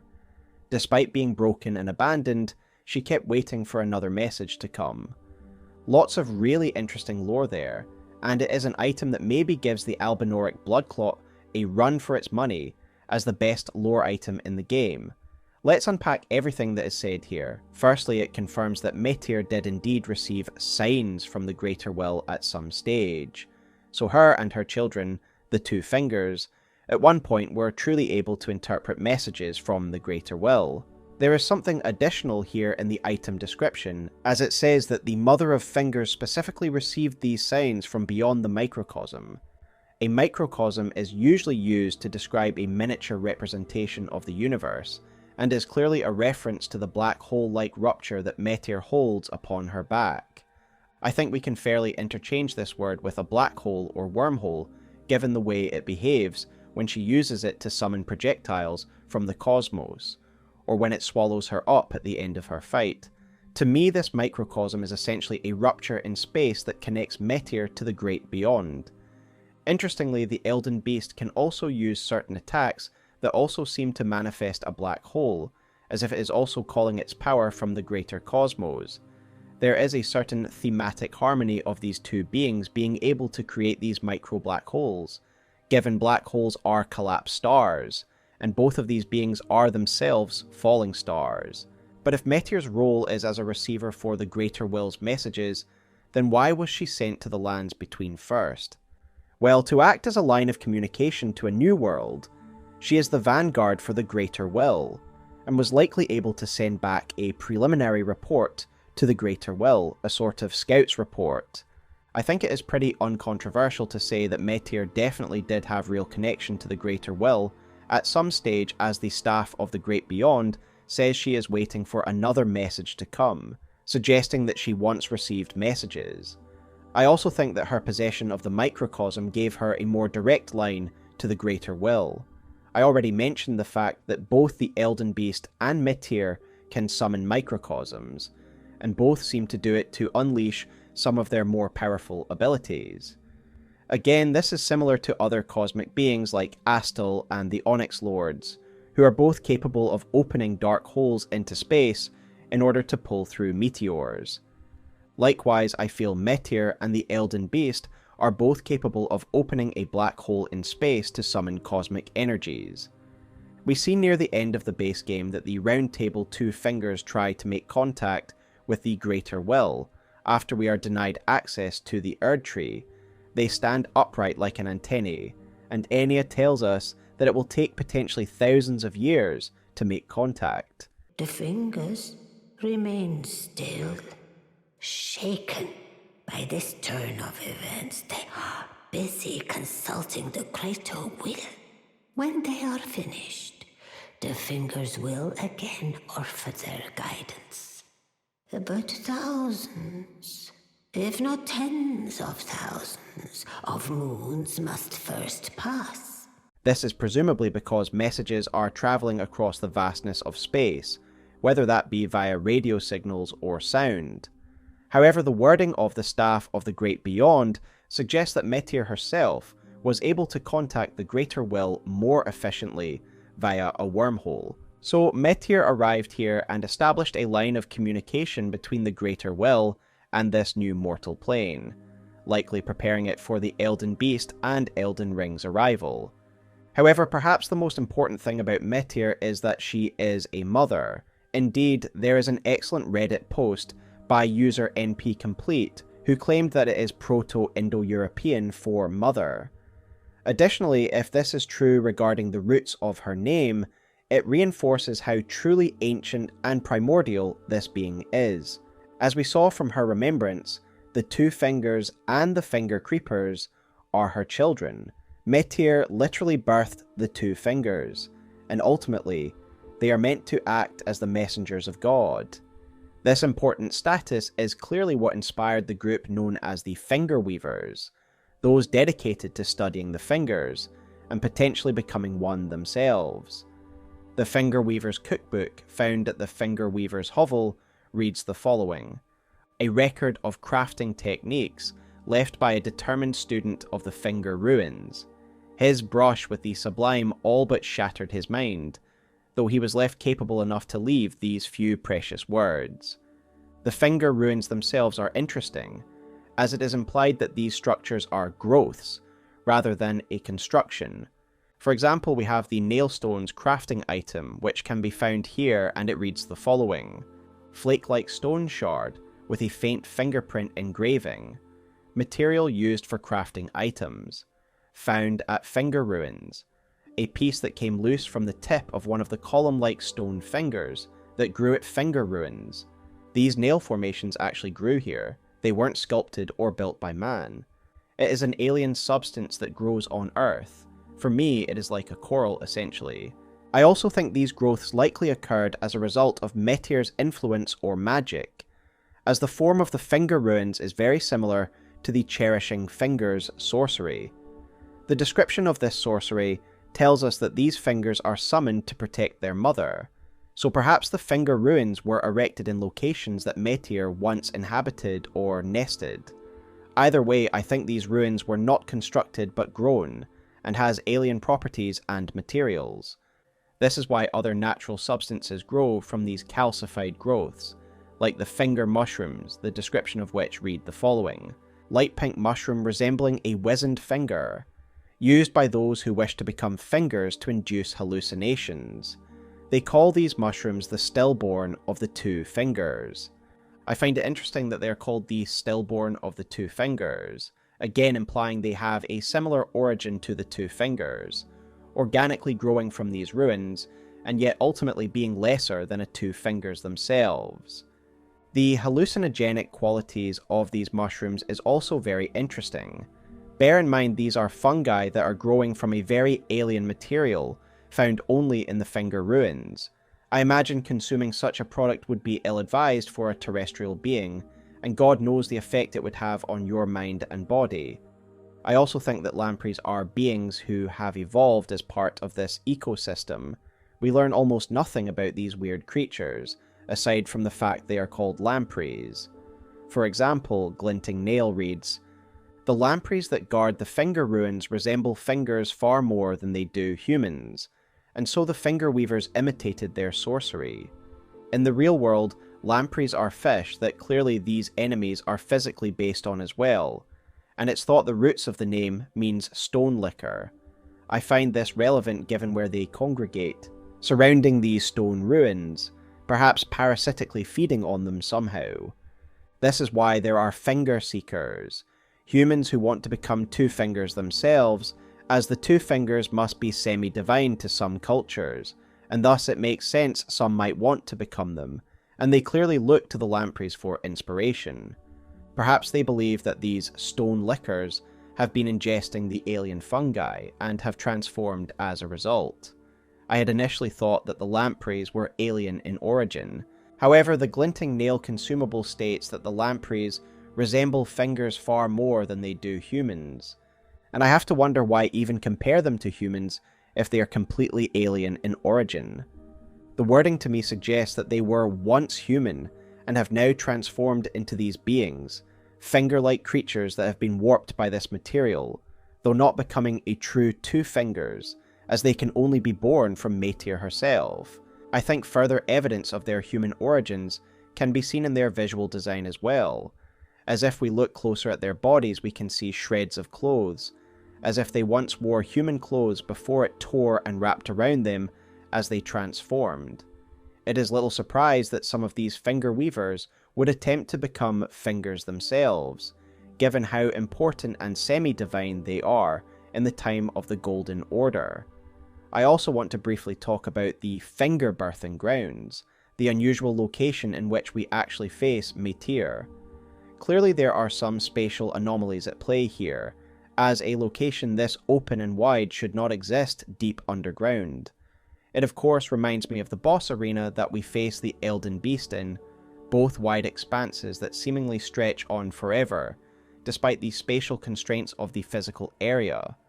So given we have two similar beings in two similar boss arenas, my conclusion is that Metyr and the Elden beast are affecting the immediate vicinity around them, the cosmic beings that they are.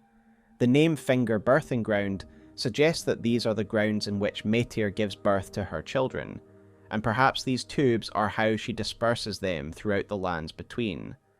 Perhaps they all connect to different points in space, allowing these fairly immobile beings to be delivered to where they need to be. Or perhaps they are communication tubes, so to speak, that give her the ability to communicate to her dispersed children or the greater will itself. In a more abstract sense, I just think they represent Metyr's role as a communication router, but let me know your thoughts on these fascinating objects.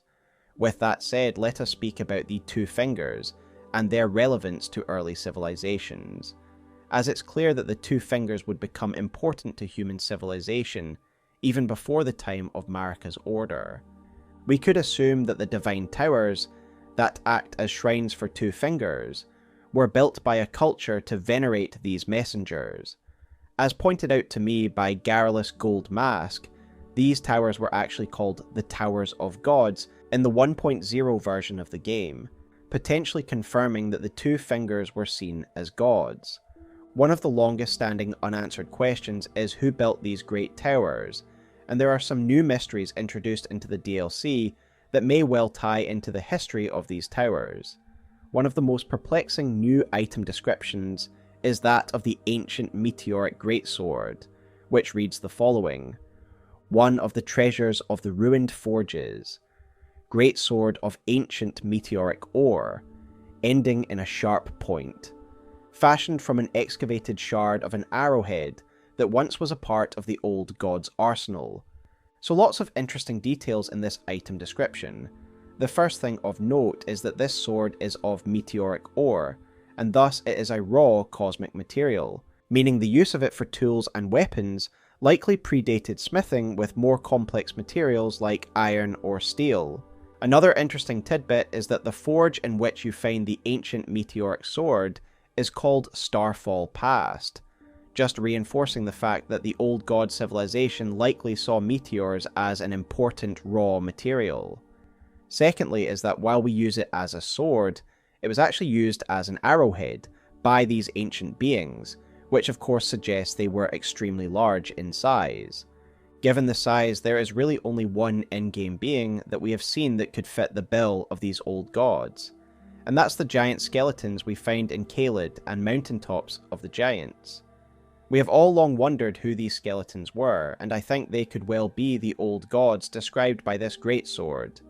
They are of an extraordinary size, and certainly could have been considered as gods by early societies, the old gods of the lands between, predating the Erdtree, the Elden beast, and perhaps even the dragons. I have also always wondered about the Divine Towers, given the architecture of these towers is vastly different from anything built by Farum Azula, or the Lanedale civilizations. Perhaps these old gods were also responsible for their construction. I have previously theorized that either the giants or another unnamed race were the ones who built the stone golems and the Divine Towers, given the similarities between the forge and these towers, and the prevalence of the golems found around the mountaintops of the giants. Perhaps these old gods are a precursor race to the fire giants. Another potential connection that Garrulous Goldmask pointed out to me is that the Divine Towers also seem to have meteoric ore embedded in them, and given the old god civilization used it in their weapons, perhaps they also used it in their construction. The ancient meteoric greatsword would have made for a great arrowhead, given its Ash of War drags you into its target, like a magnetic effect, which is a common thematic illusion found in meteor and gravity magic, and thus we can assume the weapon art is a consequence of its meteoric nature. However, given that the stone golem arrows also seem to home in on their targets, could their weapons also be made with the same principle and thus have the same creators? Indeed, if one looks at the item description of the golem great arrows, it mentions it is made by a long-gone civilization and is made from a black stone, meteoric black ore perhaps. We have so little concrete evidence about the golems and the Divine Towers. However, I do believe that it is likely that these old gods were a race of giants who oversaw an ancient culture. This culture likely used the meteoric ore that came with, and likely followed Metyr, and potentially acted as a precursor to the fire giants. The old god culture, as I will call it, likely would have had a humanoid population who would have worshipped these giant beings as gods. Additionally, we have to consider the forges that the ancient meteoric greatsword was found in, as we already know from the hammer item description that smithing originated from the giants. And while I have always believed these giants to be the fire giants, We now cannot ignore this new connection between the old gods, likely giant beings, and smithing. With this in mind, Garrulous Gold Mask pointed out that it is also worth looking at the description of Telu's ashes, which reads the following: the spirit of the stalwart stone golem, who launches his own fists as projectiles. Telu was said to be the runt of the litter and the first to stop moving, but it was he who became the guardian deity of smithery. So lots to consider here. Firstly, that this being found operating the forges we know are likely connected to the old gods is a golem, again reinforcing the argument I've made that the old god society is behind the creation of the stone golems, the warrior variants and the smithing variants. Secondly, the hammer tells us that smithing used to be considered divine, and we now know this golem became the deity of smithing. Taking all of this together, I conclude that the old god society were the giants who created golems and invented smithing, with it being considered as a divine act, likely because it was invented by these old gods. Garrulous Gold Mask then highlighted this culture's potential connection to a more cosmic golem, the Crystallians. The crystal dart item description tells us that these beings were indeed crafted, and who better fits the bill than this old god society? An ancient society with a closer connection to the cosmic, and master of smithing, golems, and building. I think in general we begin to paint a picture of how more ancient societies were closer to the cosmic than the later civilizations, who were more faith-based. All of these early societies and people do seem to have one similarity that I keep noticing: their use of meteor ore instead of iron or metals. The Clayman, the Onyx and Alabaster Lords, and the Old Gods all use meteor in their weapons, and the Divine Towers also have meteors embedded in them, once again implying they were made by an earlier ancient civilization that had great contact with the cosmos and the Two Fingers. I could certainly see Metyr being an important godlike figure in these earlier periods of history, especially if her children are being enshrined in towers and venerated like gods. There is further speculation to be had that could connect Metyr to some other earlier civilizations, specifically the ancient civilization that built old palaces.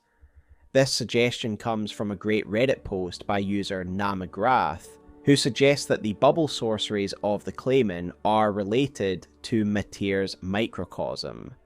McGrath draws the parallels between the wording of Great Oracular Bubble and Fleeting Microcosm, how the both seem to produce a bubble-like construct that pulses and then ruptures. Additionally, they point out that the fact that these bubbles were used as an oracular instrument, as if trying to recreate the conditions of Metyr's microcosm, as if they are trying to connect with the greater will. Furthermore, Goldmask pointed out to me that in the 1.0 version of the game, the Great Oracular Bubble was described as a lost, ancient glintstone sorcery, potentially tying it to Ymir's study of glintstone and the greater will. Having looked more closely at the spell itself, I definitely find myself agreeing with NaMcGrath, as up close these bubbles do look like a microcosm. Additionally, there are other connections between the cosmic and the ancient dynasty that may well point to a cosmic influence. As is pointed out in that same Reddit post by NaMcGrath, the ancient dynasty is the location for the greatest concentration of the malformed stars, the grey Astal-like creatures, and their presence suggests a relationship between the dynasty and the cosmic realm. I had long believed that Astal came from the void directly before attacking the Eternal City, and while he may have been originally born there, perhaps he had inhabited this underground region for some time because of the machinations of the ancient dynasty. Additionally, the Claymen oracles use meteoric-tipped harpoons, reinforcing their relationship with beings and items from beyond the terrestrial, especially when you also consider the presence of an Alabaster Lord found in the Lake of Rot, where the dynasty's cloister lay. Of course, none of this is definitive, but I certainly think it is plausible that Metyr and her two-finger children may have had a greater influence on and contact with earlier cultures. I honestly could go on a massive tangent here about the early civilizations, and how they evolved from here, but I do think we are starting to get a better picture of these early civilizations, and if humanity was once stardust, it then makes sense that the older the civilization, the closer the relation between them and the stars. We are heavily speculating, but if Metyr was the main god of these lands prior to the Elden beast arriving, then it makes her abandonment by the Greater Will all the more tragic. Another item that we can make from Metyr's remembrance is the Gazing Finger weapon, and its Ash of War is called Kowtower's Resentment, suggesting that Metyr was a loyal and obedient servant to the Greater Will, but was cast aside for the Elden beast, and thus she is resentful. Keeping all of this in mind, it is therefore extremely interesting when we consider the role that the two fingers played in Queen Marika's rise to power and the birth of the Erdtree. At this stage, I have discussed Marika's origins numerous times, but for the sake of completeness, it is probably relevant to discuss one more time. Marika's hometown was revealed to us in the DLC, a now untouched village that is shielded and hidden by the modern Shadow Keep. It is known as the Village of the Shamans. In this Village of the Shamans, we find various direct clues that tell us this was her home. There is the statue of Marika we need to pass through to even get here. There is the presence of the golden braid that names Marika, and of course there is the minor Erdtree incantation that again mentions Queen Marika and her hometown. The Shamans were an oppressed underclass during Hornsent rule, as they seem to have been a critical component in the potentate practices, as is evidenced by the Tooth Whip and a dialogue by a certain ghost NPC found at Bonny Village. Taken together, we learn a number of things. Firstly, that shamans have a special physiology that means their flesh can be used as the glue for these abominations once their flesh has been tenderized by the fetid Tooth Whips. Secondly, the language used by the ghost potentate suggests that the Hornsent very much looked down on the shamans as a lesser race who should have been grateful for this rough treatment. Shamans are clearly a separate race of humanoids from the Hornsent, of what we see of them. They clearly do not have horns upon their head, and they also seem to have a unique relationship with the trees, which is relevant when we consider Marika's Erdtree that would be the foundation of her power much later. We can see that the grandmother of Shaman Village, likely an elder that Marika once sought advice from, has since become a tree following her death, and another corpse of a shaman found in Bonny Village also seems to be undergoing a similar process. Additionally, I have noticed that in Aner Ilim, there are many trees that seem to be made of people. There is no direct mention of these trees, but my speculation is that these are trees made of shamans forced together and killed by the Hornsent. Bear in mind the Hornsent worship the spiral currents of the Crucible as a spiral tree, and thus, like the jar punishment, I feel these trees could be another Hornsent way of oppressing the shaman people, and devising unique punishments that adhere with their worship of the Crucible. However you interpret these elements, it is clear that the shamans were a different race, who had a relationship with trees, and they suffered under the Hornsent. However, we know at some stage Marika would be elected an Empyrean, as she is described as such in Malekith's remembrance. We know from Ranni's speech about her past that Empyreans are selected by a two fingers, and so we must assume Marika must have faced a similar selection process, and indeed there is plenty of evidence in the DLC that also suggests this was the case. Firstly, there is the proximity of the finger ruins of Dio to Shaman Village itself, making it almost inevitable that she would come into contact with a two finger. There is more direct evidence that the two fingers played a critical role in Marika's usurpation of power that can be found in the Cerulean and Crimson Seed +1 talismans, which indeed are found at the Finger Ruins. Their item description reads the following: the Erdtree seed of this talisman was presumed to be an object of myth. This age-old artifact also depicts the two fingers, perhaps harking back to the birth of the Erdtree. I wonder if Marika's shaman origins, and their relationship to trees, played a role in the new order manifesting as an Erdtree. Perhaps the Two Fingers believed a tree would be an appealing objective for a shaman like Marika, or perhaps it best jives with her existing powers. This description also hints that the Two Fingers might have been the ones to provide Queen Marika with the initial seed from which the Erdtree grew. This subtle lore detail raises a lot of questions about the nature of the Erdtree and the complex motivations of the Fingers. Why do the Two Fingers want to usurp the current order? Perhaps it is just the way of things that every stagnant order must be replaced, and it is for this reason that the Two Fingers assisted Marika. In turn, when Marika's order began to stagnate, the Two Fingers would raise up some new Empyreans, the Gloam-Eyed Queen, who Marika actually defeated with the help of Malekith. Then we have Ranni, and the twins all elected as Empyreans, as the Two Fingers clearly prepared for the collapse of Marika's regime. There has always been a question of the relationship between the Two Fingers and the Erdtree, with both even having their own branches of incantations. To try and untangle this complex relationship, I would now like to invite Garrulous Goldmask to provide his cogitation on the matter. Thanks to the DLC, we know that Metyr and the Elden Beast spawned two separate and distinct lineages. In fact, the revelation about Metyr turned what I thought was a glitch into a very clever piece of foreshadowing. See, when you first arrive at the Round Table Hold and talk to Corrin, he says this: I teach incantations, the strength granted us by the Two Fingers, and explore the secrets of the Golden Order, so that one day, if a Tarnished of the Round Table Hold should become Elden Lord, I might counsel them, ensuring order regains its proper form, righting rule over men. Later on, if you visit the original Round Table Hold in Lane Dell, you can find the Two Fingers prayer book. But if you hand over the prayer book to Corrin, he says this: That is a work of heresy.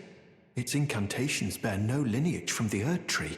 Since that's the same line of dialogue you get when you hand Corrin almost any other prayer book, I thought this was just a funny glitch or an oversight, or maybe a sly dig at how dogmatic the Golden Order fundamentalists can be. But Corrin does have separate dialogue if you give him the Golden Order Principia. This is a volume of incantation. It's good to see your enthusiasm. Indeed, I will happily take it off your hands. Now, if this were just a bug, it would be pretty easy to fix, and since this interaction hasn't been changed in over 2 years, I do think it is intentional, and after playing Shadow of the Erdtree, we do know that the Two Fingers have a completely separate lineage from the Erdtree.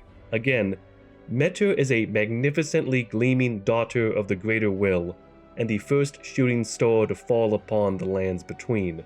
Meanwhile, according to the spell Elden Stars, it is said that long ago, the Greater Will sent a golden star bearing a beast into the lands between, which would become the Elden Ring. And Elden Stars is the most ancient of those that derive from the Erdtree, and according to none other than Bandai Namco, the Elden Ring was the source of the Erdtree. So to reiterate, Metyr arrived first in the lands between and spawned the Two Fingers and their incantations, while the Elden Stars carried the Elden Beast, which became the Elden Ring. Now, Corrin calling the Two Fingers a form of heresy may seem a bit odd at first, but this is completely consistent with one of the key themes of the game, that what's considered sacred and blasphemous are arbitrary and fluid. We knew in the base game that the Crucible was once praised and held in high regard, but was later ostracized by Marika and her Golden Order. And in the DLC, the Hornsent met an even worse fate. Of course, with Corrin invoking heresy, we have to mention everyone's favorite dog in the game. Heresy is not native to the world. Like so much of the lore in Elden Ring, it turns out that Muriel was being very literal. After all, both the Two Fingers and the Erdtree ultimately came from space, and so they are not truly native to the lands between. Meanwhile, the Two Fingers are effectively using the Tarnished to wage war on the Golden Order. The item descriptions for the various fortification spells offer the Tarnished the following piece of advice. Follow the path that has been set for you, and you will make enemies of all others. The monks, the sorcerers, the ancient dragon knights, and the scions of gold. Heed me, the lands between offers no welcome to the Tarnished. Yet those factions are all a part of Marika's Golden Order. As Rogier tells us, the battle art you've learned is of the Glintstone family. They were conceived at the Great Academy of Rea Lucaria, to the north of this castle. In the past, they obeyed laws which contravened the Golden Order, or so I'm told. Fascinating, isn't it? That the Golden Order was pliable enough to absorb practices that contradicted itself in the past. With the Order broken, twisted, and in need of repair, such adaptability is more important now than ever. Likewise, after Godwyn the Golden befriended Fortisax, the ancient dragon cult was incorporated into Marika's religion. According to the Gravelstone Seal, the worship of the ancient dragons does not conflict with belief in the Erdtree. After all, this seal and lightning itself are both imbued with gold. In addition, the Scions of Gold consider themselves the true heirs to Marika and the Erdtree. It's also worth pointing out that both Malekith and the Elden Beast deal holy damage, while the two spells that boost holy damage negation, Divine Fortification and Lord's Divine Fortification, are both incantations of the Two Fingers. So I now wonder if the Two Fingers developed those spells so that their champions could counter both Marika's Shadowbound Beast and her Space Whale. Viewing this from another angle, Metyr and the Elden Beast consider the other illegitimate and are seeking to displace them. This sibling rivalry is a thematic parallel to the Shattering War, where demigod brothers and sisters clashed and fought in order to succeed Marika. The DLC might even give us a motive for Metyr.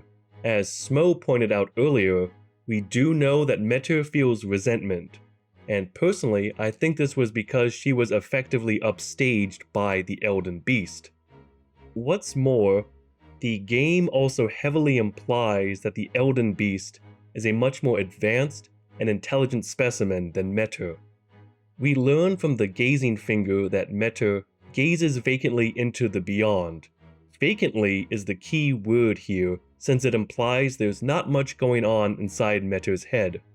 And if you take a closer look, Metyr doesn't actually have any thumbs, her hands are just two sets of two fingers. Yet the Elden Beast does have opposable thumbs, and just like in all world, having thumbs is a key sign of evolution. According to the item description for the Chenquidea, having 5 fingers is symbolic of the intelligence once granted upon the Beastmen, while today it's left deliberately vague as to who or what exactly granted intelligence to the Beastmen. The 1.0 version explicitly said it was granted by the Greater Will. Of course, while Metyr and the Elden Beast squabble, that does raise the question as to what happened with the Greater Will. And for that, I'll send it back to Smotown. I'm Garrulous Goldmask, and thank you so much, Smo, for having me on. So I think almost everything we've spoken about really points to how Metyr has been very much left behind by the rule of the Erdtree and the Elden Beast, despite the Two Fingers' potential role in convincing Marika to create the Erdtree. But I think what is more important is what Ymir says about Metyr and the Erdtree. The conceits, the hypocrisy of the world built upon the Erdtree. The follies of men. Their bitter suffering. Is there no hope for redemption? The answer, sadly, is clear. There never was any hope. They were each of them defective. Unhinged from the start. Marika herself. And the fingers that guided her. And this is what troubles me. No matter our efforts, if the roots are rotten, then we have little recourse. Do you recall what I said? That Marika and the fingers that guided her were unsound from the start? Well, the truth lies deeper still. It is their mother who is damaged and unhinged. This is earth-shattering lore, and it illuminates a truth that some have clearly known for some time. The Greater Will has either abandoned the Two Fingers, or it has ceased to exist entirely. The Two Fingers no longer have the ability to commune with the Greater Will, and those in power are not there because of some divine providence. I think a great observation was made by fellow content creator Cosmos, who pointed out that Lord's divine fortification suggests that Gideon also had learned this truth, as it reads, Gideon gained true knowledge after his long exchange with the Two Fingers, discovering all had been broken long ago, that the trembling fingers, bent with age, and the Erdtree itself were no exception. This would certainly explain his irreverence to a lot of things, including burning the Erdtree, which he pragmatically views as something that just needs to be done. Take no heed of cardinal sin. The Two Fingers lost their purpose a long, long time ago. Perhaps it also explains his loyalty to Queen Marika. I've mentioned before that I believe Gideon is actually being manipulated by Radagon, but ultimately he believes he is defending Marika's throne against us. Perhaps because he has realized that the Greater Will is gone, he sees Marika and the Elden Beast as the closest thing to gods we have, and thus they should be defended. That is what I believe in the light of Ymir's allegations, that there is no true god beyond the Elden Beast, the outer gods, and those who are currently in power. Marika is god only because she seized power via the Gate of Divinity, and is now the vessel of the powerful Elden Ring.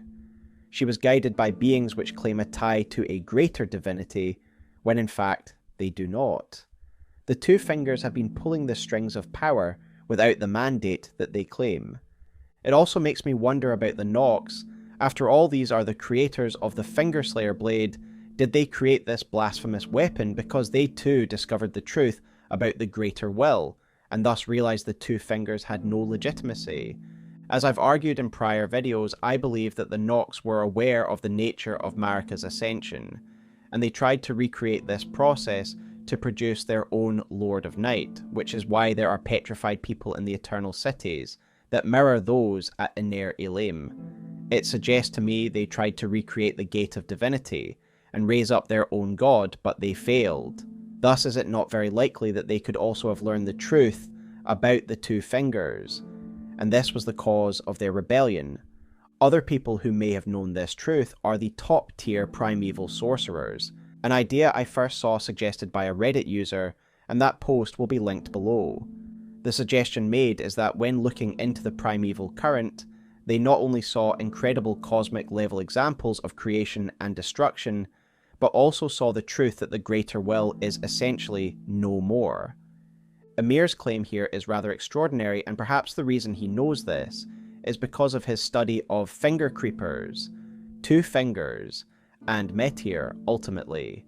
We mentioned in passing the sorcery known as Fleeting Microcosm. What I didn't highlight was that this is essentially a recreation of Metyr's microcosm. If I am right in assuming that Metyr could use this to somehow connect with the Greater Will directly, then perhaps Ymir knows the fingers are worthless, because he has used Metyr's methods to try and connect with the Greater Will, and upon failing, he has realized that Metyr herself also is incapable of communing with the Greater Will. As I have argued already, this means that at the very least, the Greater Will has abandoned Metyr and the Fingers. But I believe that the Greater Will is actually no more, and this is the true reason behind the communications blackout. Metyr did used to receive messages from the Greater Will, and perhaps the Two Fingers did even after the Greater Will finally ceased to be. After all, it seems as though the Two Fingers received messages across space, and thus messages would take a long time to arrive. Perhaps the Greater Will did send them messages, but by the time they arrived, the Greater Will had long ceased to be. This is an argument actually made by Garrulous Gold Mask in his video that predates the DLC. The idea that the Greater Will had long died, but because of the vast distance of space, its messengers on Earth have not yet received that news, or perhaps by the time they received their last communications from the Greater Will, he was already dead. Of course, I am just speculating on the disappearance of the Greater Will, but either way, Ymir has become aware that the Two Fingers and Metyr no longer have true contact with the Greater Will. Everyone in the lands between, from Empyreans to Tarnished, trust the word of the Two Fingers, as if they are the mouthpiece of the Greater Will. Trust and due reverence is given to them because of this status, and their words are followed because it has legitimacy. But if that is a lie and the Two Fingers are improvising, then the truths of divinity and the world that has been built by their guidance is all built on a lie. The Erdtree, long seen as the vessel of divinity and the Greater Will's word, was created by Marika at the suggestion of the Two Fingers. We the Tarnished are guided by the Two Fingers to become Elden Lord, believing we have been divinely ordained. The Two Fingers even have churches outside of the lands between that serve to spread their word, with zealot confessors who employ violence in their name. The Two Fingers raise up and empower Empyreans to create a new order when they believe it is time.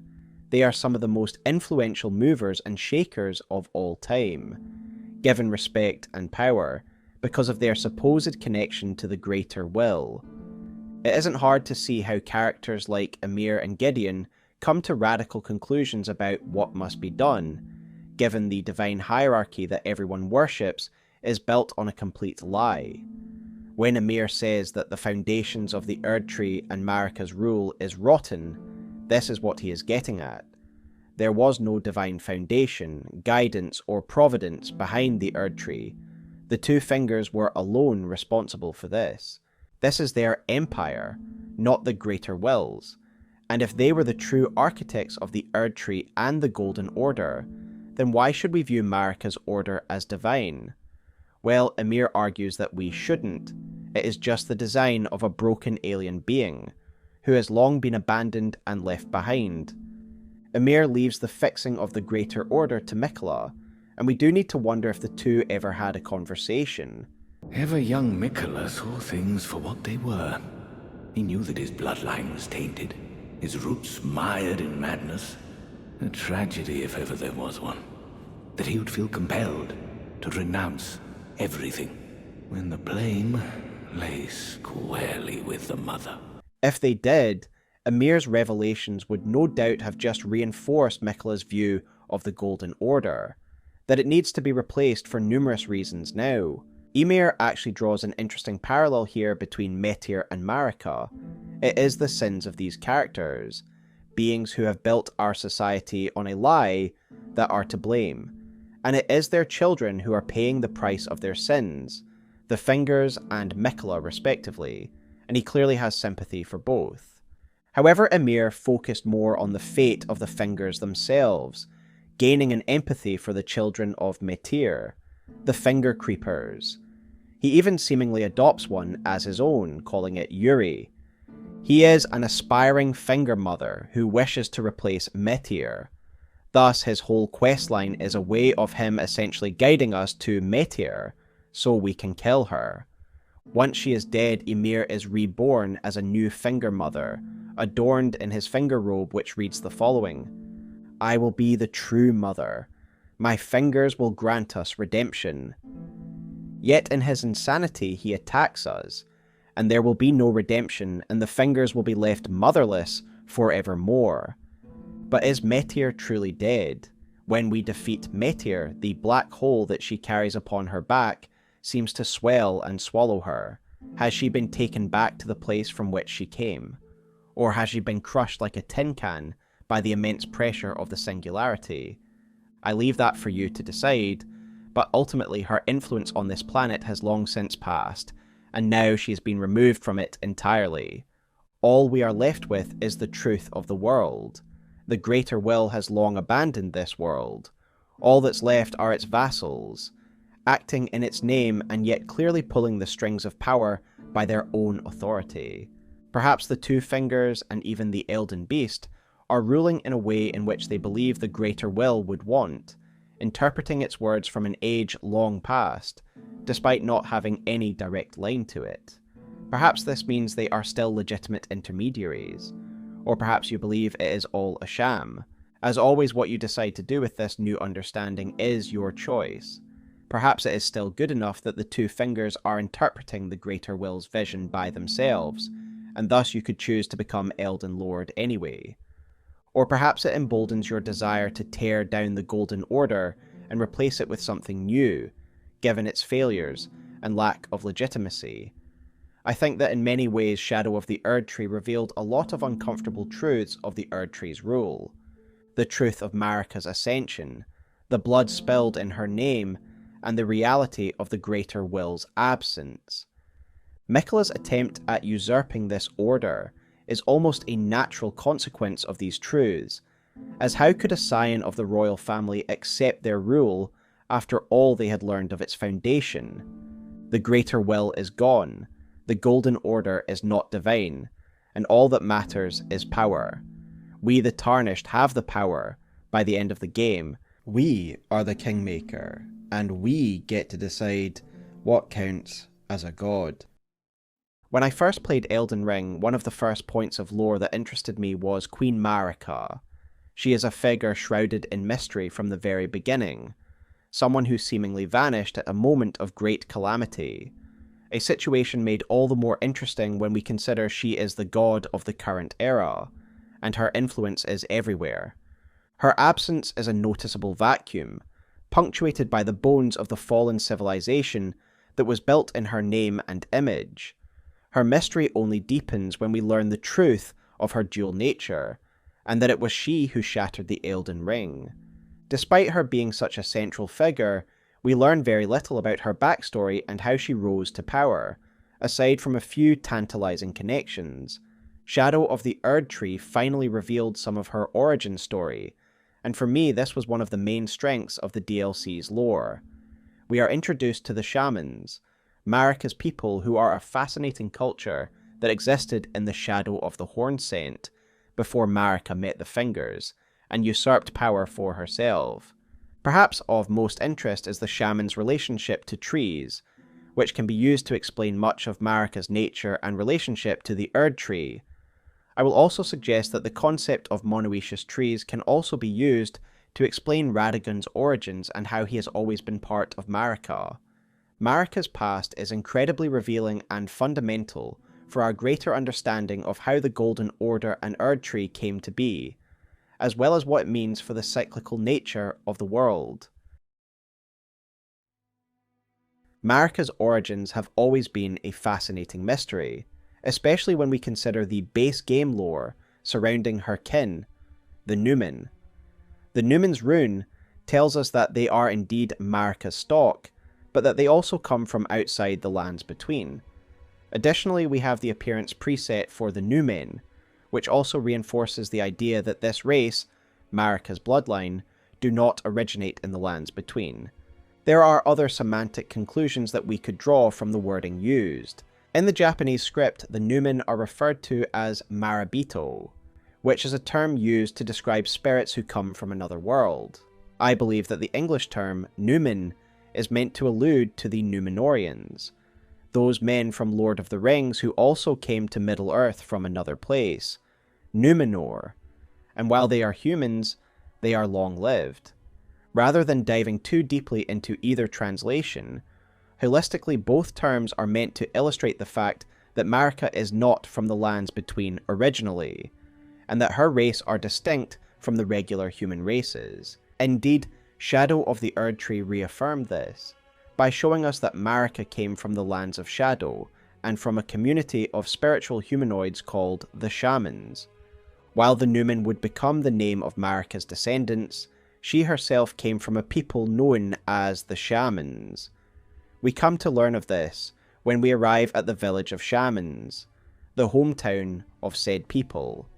In a meadow in the village, we find the minor Erdtree incantation, which tells us this was cast by Marika in her hometown.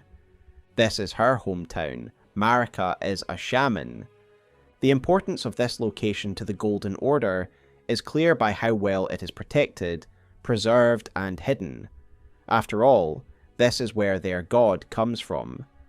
At the onset of this segment, I do want to acknowledge my script editor Ash, who was the one who first presented the ideas of shaman being akin to monoecious trees, and the Miranda prayer connection to me. Both these, as you will see, have had a profound impact on the following segments, and I want to give them full credit. The shaman's connection to trees is undeniable, and we will talk about that in depth shortly, but first I want to talk about their innate spiritual qualities. Even the name of their race is a clue to this, as the term shaman usually implies a connection to certain spiritual or religious practices, and for me it is meant to indicate that they have religious practices that have a connection to nature and or trees. It also implies that they are inherently spiritual, as the term for shamans in the Japanese script refers to shrine maidens, those who commune with Shinto deities in Japanese culture. So even in the semantics of their name we learn something about the author's intent. Indeed, Marika's bloodline seems to have a strong connection to spirits, and while we will talk about melding and physical grafting a lot, it is also clear that they attune to spirits just as easily. In our journey we meet Roderica, and she eventually becomes a spirit tuner. Hugh is the one who trains her to do this, saying that he recognizes her ability because she reminds him of a spirit tuner he once knew.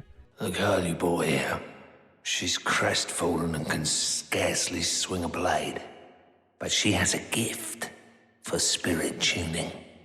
I saw another one like her long ago. Their eyes share the same hue. Now, in the past I have overlooked this statement, but what if the spirit tuner he knew was none other than Marika? We know Hugh had contact with Marika, as she was the one who imprisoned him here and instructed him to assist the Tarnished. We get examples of Marika's bloodline being able to trap or graft spirits in a couple of places, which could eventually translate to spirit tuning. First we have the Erdtree itself, essentially an extension of Marika, which seems to be able to trap the remembrance of those who have died within it, as can the Skadu tree, a fragment of their spirit being etched into the Erdtree. We also get evidence from the jar process that the shamans are subjected to, and we will talk more about it shortly.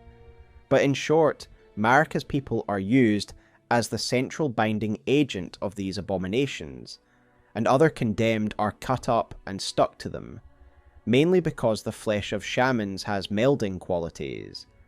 However, we learn that not only the flesh of others stick to them, but so too do their spirits, as the innard meat reads the following: scraps of flesh for filling great jars.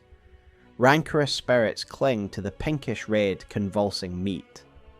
The rancorous spirits of the victims cling to the flesh of the shamans, because of their innate spiritual qualities, and this could remind us of a certain demigod.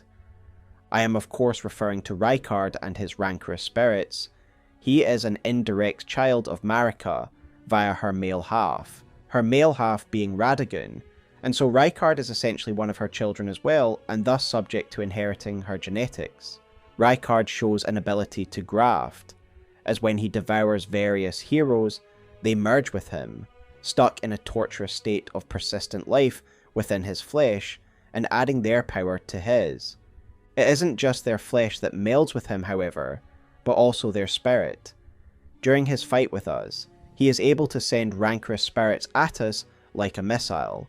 We are able to recreate Rykard's rancor from his remembrance, and it reads the following: these spirits manifest from the rancor of heroes who met a violent end. The Lord granted them an audience, whereupon they were welcomed by the maw of the great Serpent, and within the Serpent's bowels they became the Lord's kin.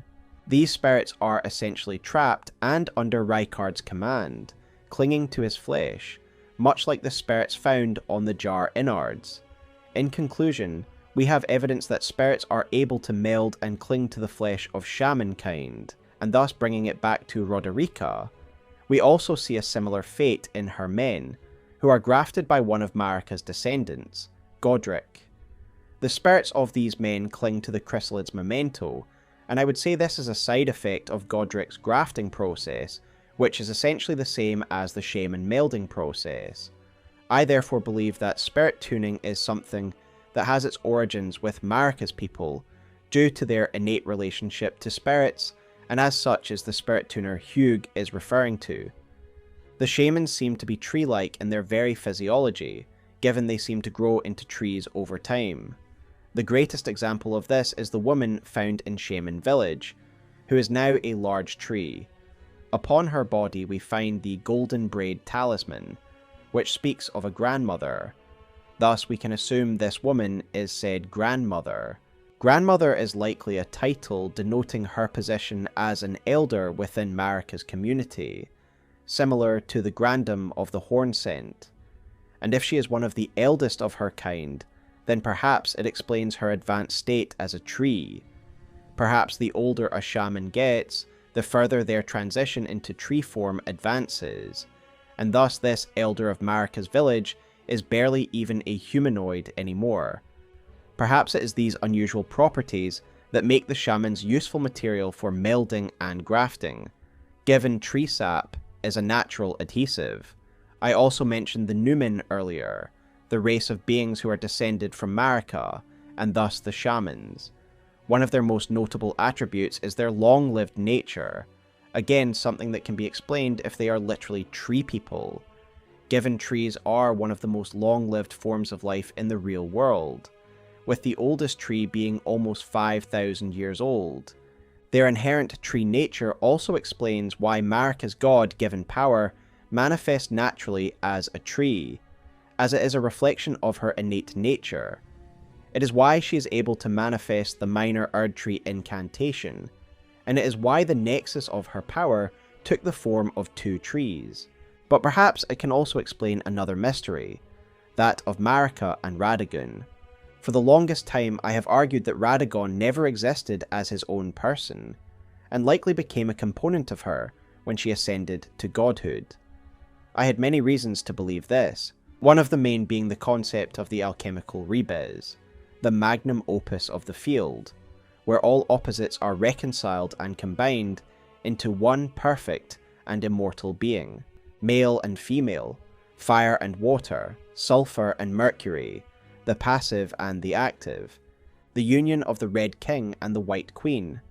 It is hard to ignore the aesthetic choice here, that clearly alludes to Marika's union to Radagon, and I do think part of this choice is to emphasize Marika's godhood, given the rebis is immortal and perfect, a holistic being in which all matter is reconciled and purified. Additionally, we know that Marika's order is one of opposites, gold and shadow, represented by the two trees that she would gestate when she became a god and vessel for the Elden Ring. Thus I have theorized in the past that when she created this order of duality, she created a duality within herself, and thus Radagon came into being. This is still very much possible, and would like to emphasize that I am not necessarily saying I don't believe it anymore. Rather, I am considering another possibility. What if Radagon didn't come into being because of the order of duality, but his existence with Marika, before she even became a god, was what made her order one of duality? Trees are interesting forms of life, especially in regards to reproduction. Trees do have sexes, and some forms of tree do have separate sexes, i.e. some trees are female and some are male. These are known as dioecious trees. However, there are trees known as monoecious, and these trees are not one gender, rather they have both sexes but within the same structure. Examples of this would be oak and birch, and these trees do not need a separate pollinator for their reproductive needs, they are self-sufficient. Does this not very much sound like Marika and Radagon's single-bodied reproduction that led to the birth of Malenia and Miquella? Marika being of a race of tree people fits really nicely here because it opens up the possibility that Marika's race were monoecious, and thus Radagon has always been a part of her from the moment she was born. If he was always part of her, and she has always existed as a duality, then perhaps this is why her order manifested as a duality as well. When she ascended to godhood and became the vessel for the Elden Ring, her order manifested as a reflection of her, as two halves with two trees. We see some of the elements of the shamans passed down to her bloodline, For example, we can see that the melding quality of her flesh made its way to Godric, who is able to graft others' body parts to his own person. Then we have Miquella, who seems to have inherited his mother's dual state of being, having both a female and male persona within him. We can also further theorize on where the shamans first came from, and the answer may come from a cut item that relates to the Miranda flowers, Miranda's prayer. This cut item would have explained why these flowers are named as such, as it reads the following. This statuette depicts a flower that preys on humans, posed in prayer. Miranda, Maiden of the Flower Crucible, is said to have been the very first of this breed.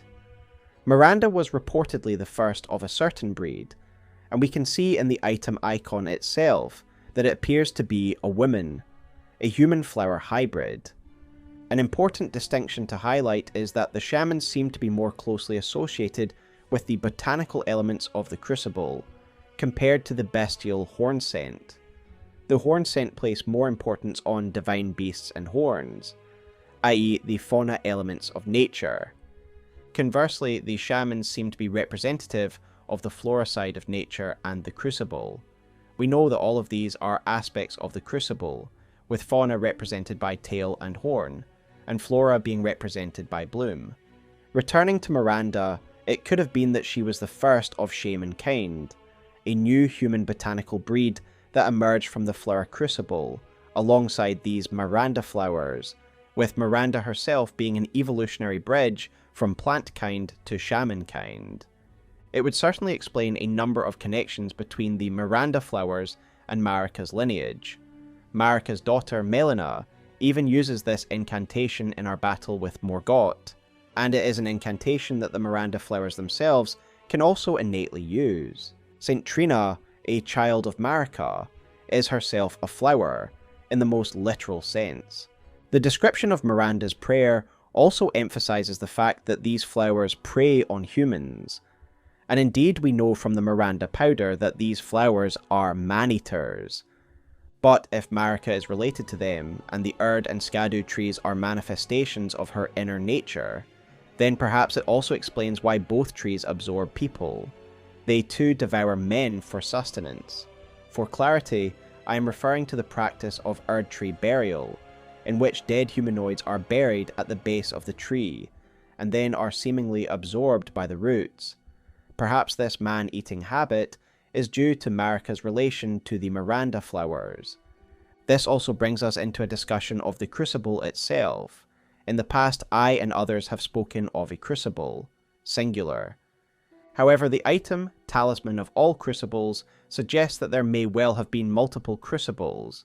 Miranda's prayer speaks of a flower crucible specifically, and as such I believe it was from this specific botanical-based crucible that the shamans first emerged from. Shaman Village is not an easy area to access.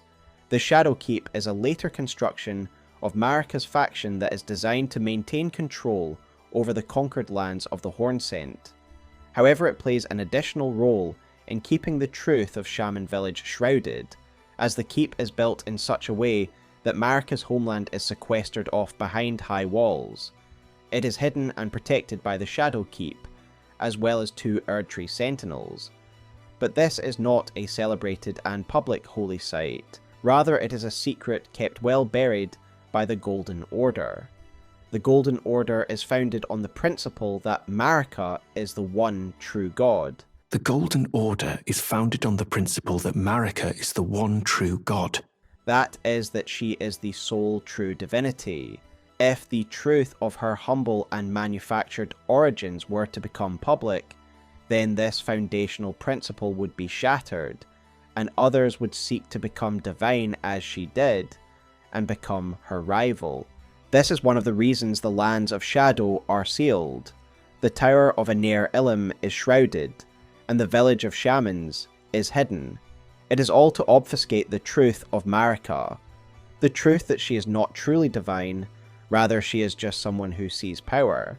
So with that said, let us peel back the shroud and look at the shamans, and how they existed under the rule of the Hornsent. I do have a full video on the Hornsent and their culture, which I would highly recommend, but in short, the DLC presents the Hornsent as the dominant culture that existed prior to Marika's Golden Order. The Erdtree is the dominant icon of worship today, yet it only came about following Marika's ascension, and in the time prior to her rule, the Crucible was the force which commanded worship. This is something we already knew from the base game, but it is reinforced by the Hornsent's close relationship to the Crucible. We can first of all see this in their symbolic representation of the Spiral and Spiral Tree. We know from Spira and the Spiral Tree seal that this is how the Hornsent view the Crucible. Thus we see it everywhere. Aeneir Illim itself is built as a spiral in order to emulate the form of the Crucible, showing how central it was to their religious and cultural beliefs. We also know, even from the base game, that contact with Crucible often results in horn growth, but that this is a negative thing in the age of the Erdtree, given contact with the Crucible is no longer seen as divine. Conversely, in the time of the Hornsent, this type of growth was seen as divine. For example, we have the Fine Crucible Feather Talisman, which reads the following: "The Hornsent view the Crucible as sacred for the refinement wrought through its evolutionary gifts, most prominently their tangled horns. Hence the Hornsent even uses horns as their currency, and while we could continue to discuss the nuances of their belief system, the long and the short of it is that they were a culture that primarily worshipped the Crucible and had very particular beliefs centered around it. The Crucible and its bestial manifestations were venerated, and we see this most prominently in the importance they place on horns, and via their divine beast worship and warrior practices. Such strong beliefs are held up by dogmatic practices, which we see in the Hornsent's intolerant treatment of other beliefs that deviate from the state religion. The very existence of an Inquisition is proof of this. Given in the real world, the Spanish Inquisition was a movement meant to enforce religious uniformity by investigating reports of heresy and apostasy. The Hornsent Inquisitors do the same. We see this in the case of Midra and his followers, who are brutally put to the sword for dabbling with the flame of frenzy, albeit this is a dangerous material that does need to be contained, but it is their brutal methodology that I want to call attention to. A very apt piece of lore, and one I have pointed out a lot in my videos, is the line found in the Great Sword of Damnation's Ash of War, which reads the following: "There is something of the Golden Order in the sight of those fixed upon this crux." The point of this statement is to point out the cyclical nature of the world of Elden Ring. Just as Marika and her kin suffered under the Hornsent, so too would her order eventually become cruel and intolerant to those deemed divergent.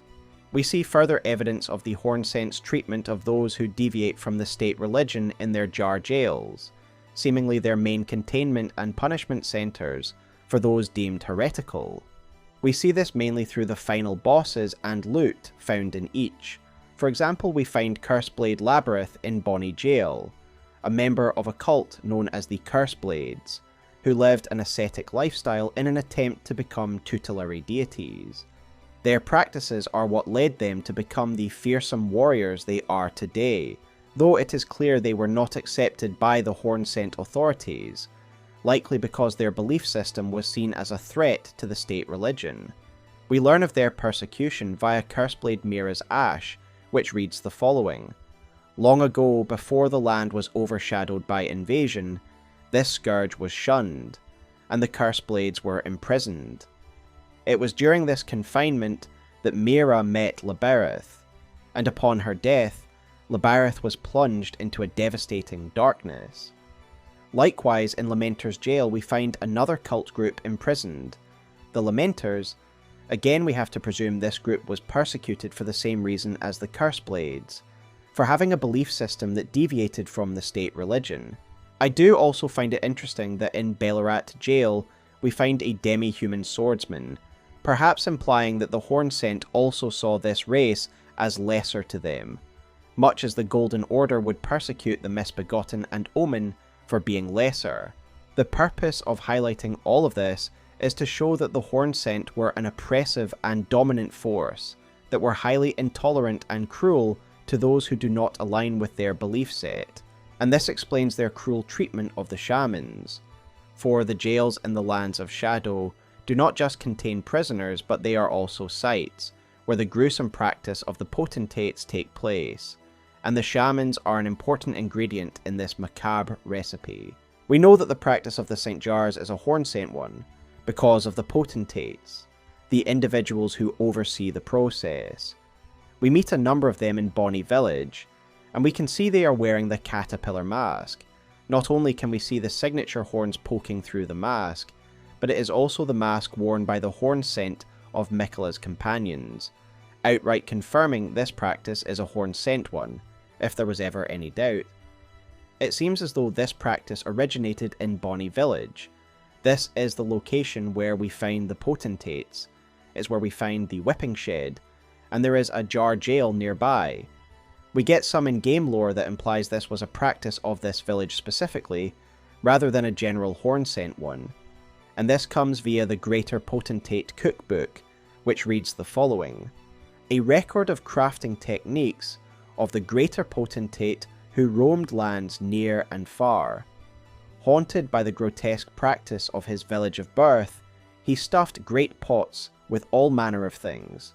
While we can still see that the practice is centered on this village, it has spread far and wide within the domain of the Hornsent, with a jar jail being found directly below Ballarat itself.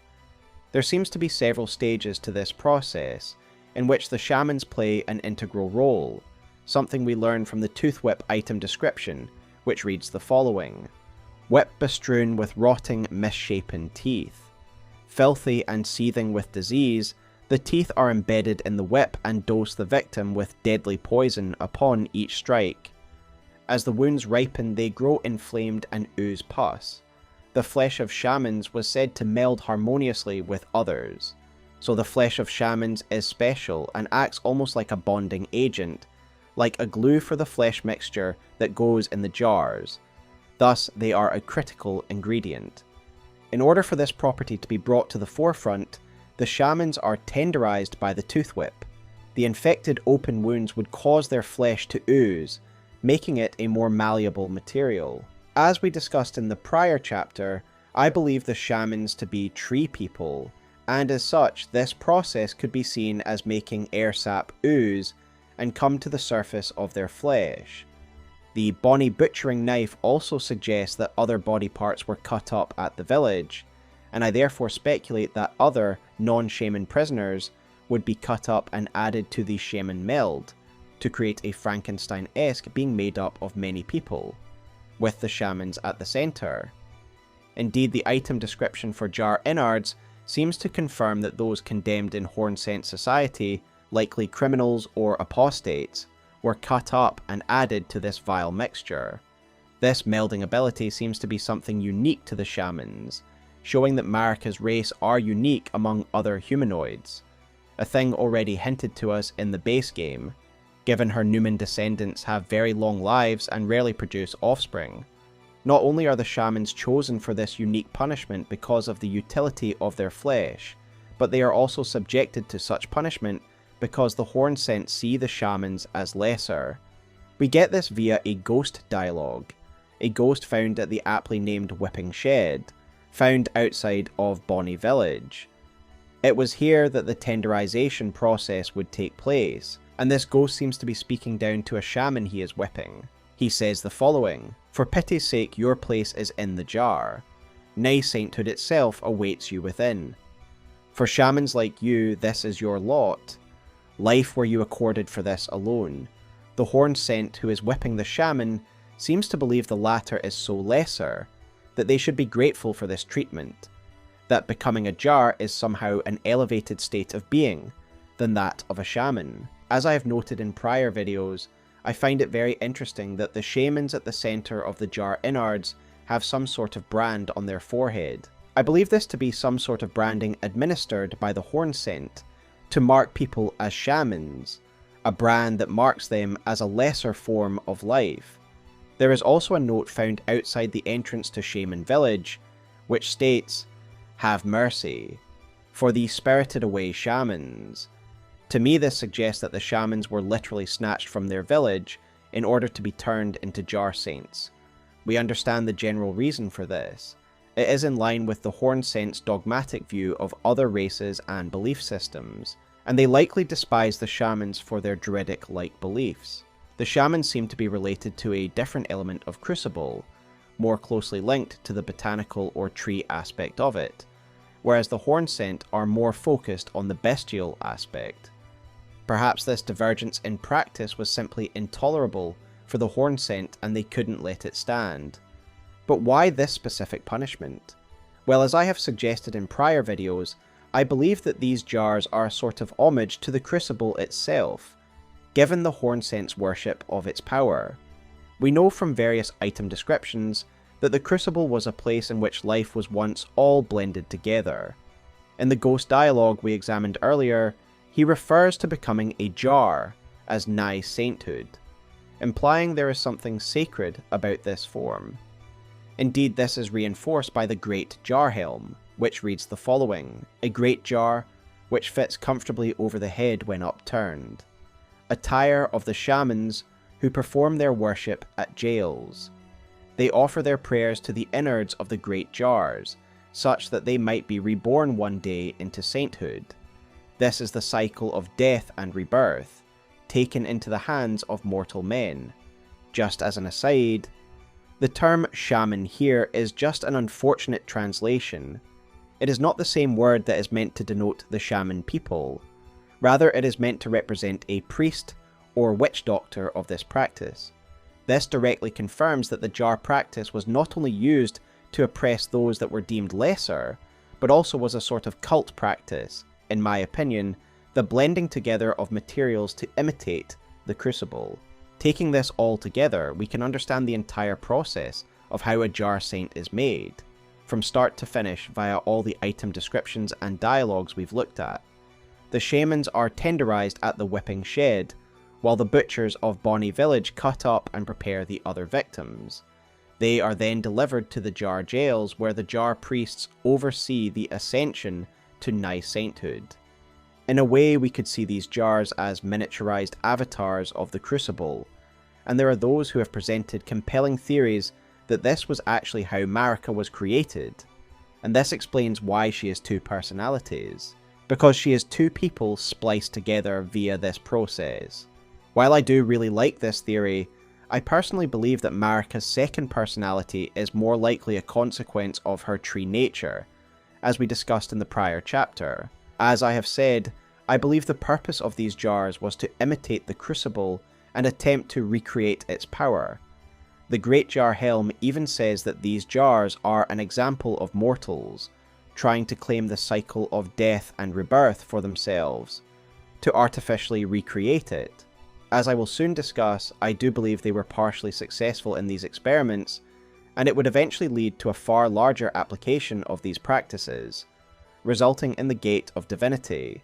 It is hard not to notice the fact that the Gate of Divinity itself is a construction made of many people, and in the past, I had tried to claim that this was the result of the Crucible, that it was a point in space where the power of the Crucible coalesced, and thus it pulled all of these people together. However, as I often do, I have changed my position on this, and where I once believed that the gate was the result of the Crucible's power, I now believe the gate has power because it was constructed in a certain way. In a really interesting video, content creator Eric makes a compelling argument about the nature of its power. He suggests that life was once more concentrated, whether that be in the One Great or in the Crucible, where life was all blended together. Eric suggests that in this early form of oneness, power was whole, and as life dispersed and became disparate, so too did power. Thus Eric suggests that by concentrating so much life around the gate, it becomes a massive source of energy or power. This is close to what I believe now, and when we reach the chapter of Marika's Ascension, you will see that I argue that both the jars and the gateway create power, because of the concentration of energy, and it was this energy that Marika tapped into in order to ascend. But for now, I want to pause the conversation there and refocus on how this practice seemingly devastated the shamans. They were a people harvested, and rounded up. The golden braid item description reads the following. What was her prayer? Her wish? Her confession? There is no one left to answer, and Marika never returned home again. There was no one left to answer. To me, this paints a picture of Queen Marika returning to her village, either just before or after her ascension, and by this time, her village has gone quiet. There is no one left of her people, aside from the tree that was once her elder. The message outside their village takes on a more tragic meaning, as I believe all the shamans were purged and rounded up and either made into jars or used as a bonding agent for the gateway. The Numen are described as Marika's descendants.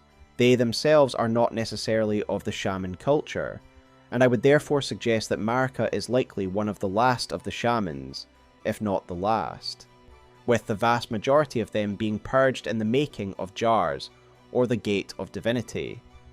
All in all, the jar practice of the Hornsent is grotesque, and it is hard not to feel bad for Marika and her people's fate. A fate far worse than death, in my opinion, especially if the vast majority of her people ended up in the Gate of Divinity. Marika would survive the Shaman Purge, no doubt as a result of her alliance with Metyr and the Two Fingers. As an elected Empyrean, she would have received her shadow-bound beast, Malekith, a fearsome warrior who would have kept her safe. While her people were used in this grotesque construction, Marika and the Two Fingers conspired for her to take the gateway's power for herself. After all, it was her people's power, and thus her birthright, not the Hornsent's. There is something poetic about the mutilated remains of her people, being used to raise up the last of their kind over their oppressors. By the time Marika had overthrown the Hornsent and claimed the power of the Elden Ring, there was no one left in her village to celebrate her victory. The shaman's position in the Lands of Shadow was far from ideal, under the heel of the Hornsent, but the shaman village has an interesting position on the map, as it can be found next to one of the finger ruins. As we discussed in my Metyr video on the subject, these finger ruins actually grew, rather than them being a man-made construction. My conclusion is that they are a result of Metyr, the envoy of the Greater Will who came to this world even before the Elden Beast. The presence of the ruins so close to Marika means that it was almost inevitable that she would come into contact with Metyr's brood, and indeed she seemingly did. We already knew from the base game that Marika herself was once Empyrean, and as Ranni tells us, each Empyrean is chosen by a Two Fingers. Each of us was chosen by our own Two Fingers, as a candidate to succeed Queen Marika, to become the new god of the coming age, which is when I received Blythe, in the form of a vassal tailored for an Empyrean. However, we get further confirmation in the DLC that it was indeed the Two Fingers, Metyr's children, who gave guidance to Marika. Ymir, an expert in the fingers and the Greater Will, says the following of Marika's rise to power. The conceits, the hypocrisy of the world built upon the Erdtree, the follies of men, their bitter suffering. Is there no hope for redemption? The answer, sadly, is clear. There never was any hope. They were each of them defective, unhinged from the start. Marika herself, and the fingers that guided her. It was the Two Fingers that gave Marika the guidance to usurp the current order and establish the Golden Order. There is further confirmation that the Two Fingers were involved in the birth of the Erdtree that comes to us via the Crimson Seed Talisman +1, which reads the following. The Erdtree seed of this talisman was presumed to be an object of myth. This age-old artifact also depicts the Two Fingers, perhaps harking back to the birth of the Erdtree. The Two Fingers were directly responsible for Marika's rise to power. It was they who incited Marika to take power for herself, and it was the Two Fingers who guided her on her path to ascension. In the base game, the Two Fingers essentially suggest that Marika is chosen by the Greater Will itself, and that these fingers speak for it. We long accepted this narrative, seeing the two fingers as the incontrovertible voice of God. Even in the base game, however, certain nuggets or lore hint to the truth, that the two fingers have lost contact with the greater will. Every bit of guidance they have given us and others is not the word of the divine, it is their own. A truth hidden from most, beside from the likes of Ymir, Gideon and Vari. Ymir suggests that Metyr was an unhinged and defective guide, and this makes sense when we examine the staff of the Great Beyond, which reads the following: staff fashioned from the tail fingers of Metyr, the mother of fingers, and the microcosm raised aloft over the crux they form. The mother receives signs from the greater will from the beyond of the microcosm. Despite being broken and abandoned, she kept waiting for another message to come. This means it was Metyr and her kin who had Marika rise to power, a plan of her devising with no input from the greater will. But why? Well, in my Metyr video, I collaborated with content creator Garrulous Goldmask, who suggested that Metyr may be envious of the Elden beast, who in many ways has supplanted Metyr. Both came to the earth as a shooting star, both vessels of the greater will, but Metyr was the first. Given Metyr's seems to be associated with communication, my assumption has always been that Metyr came here first as a sort of vanguard for the greater will, setting up a communication link and reporting back the lay of the land. I also suggested in that video that Metyr may well have been worshipped as a god by early civilizations. After all, before the arrival of the Elden Ring and Elden Beast, Metyr was the sole earthly representative of the greater will. At this stage, Metyr and the fingers will literally have been the mouth of God, and it is easy to imagine they would be worshipped as divine. We have long speculated about the divine towers and who could have built them, but the one detail that is clear is that they are meant to enshrine the two fingers that are found at the top of each of them, as if it is the creation of a civilization that worships these beings. Yet whatever preeminence Metyr enjoyed in the past is clearly long past, as the Elden Beast is now the centre of the current order and the source of the greater will's influence, as the Elden Ring. Conversely, Metyr's influence is greatly diminished, with her being long cut off from the greater will and left to rot in a forgotten corner of the lands of shadow. We also know that Metyr resents her position, given that the Ash of War of the Gazing Finger, a weapon made from her remembrance, is called Kowtower's Resentment. As such, Garrulous Goldmask, in my Metyr video, argued that it is possible that Metyr was competing with the Elden Beast for power. To prove his point, Goldmask made some rather compelling arguments that could be viewed through this lens. One example was found in Corrin's dialogue, in which Goldmask highlighted the fact that if you gave him the Two Fingers prayer book, then Corrin, a man loyal to the Golden Order, would describe this book as heresy. That is a work of heresy. Its incantations bear no lineage from the Erdtree. To reiterate, Corrin describes the two-finger incantations as heresy, marking a clear delineation between two-finger incantations and that of the Golden Order. In fact, if you give Corrin the Golden Order Principia, then he hails it as a piece of holy work. This seems to suggest a clear distinction between the two fingers and the Golden Order. They are not considered one and the same by the Erdtree faithful. It makes me reconsider the Empyrean system altogether. In the past, it seemed to be a system that worked in concert with the Elden Ring, an election system where the two fingers choose candidates for godhood, the next custodians of the Elden Ring. Perhaps this was the case at some time, that Metyr and the Elden Beast were two cogs of the same machine, and this election process was for the stability of the Elden Ring's order. But it does make me consider when this all happened. When exactly was Metyr cut off, and when the fingers started using this process for their own designs?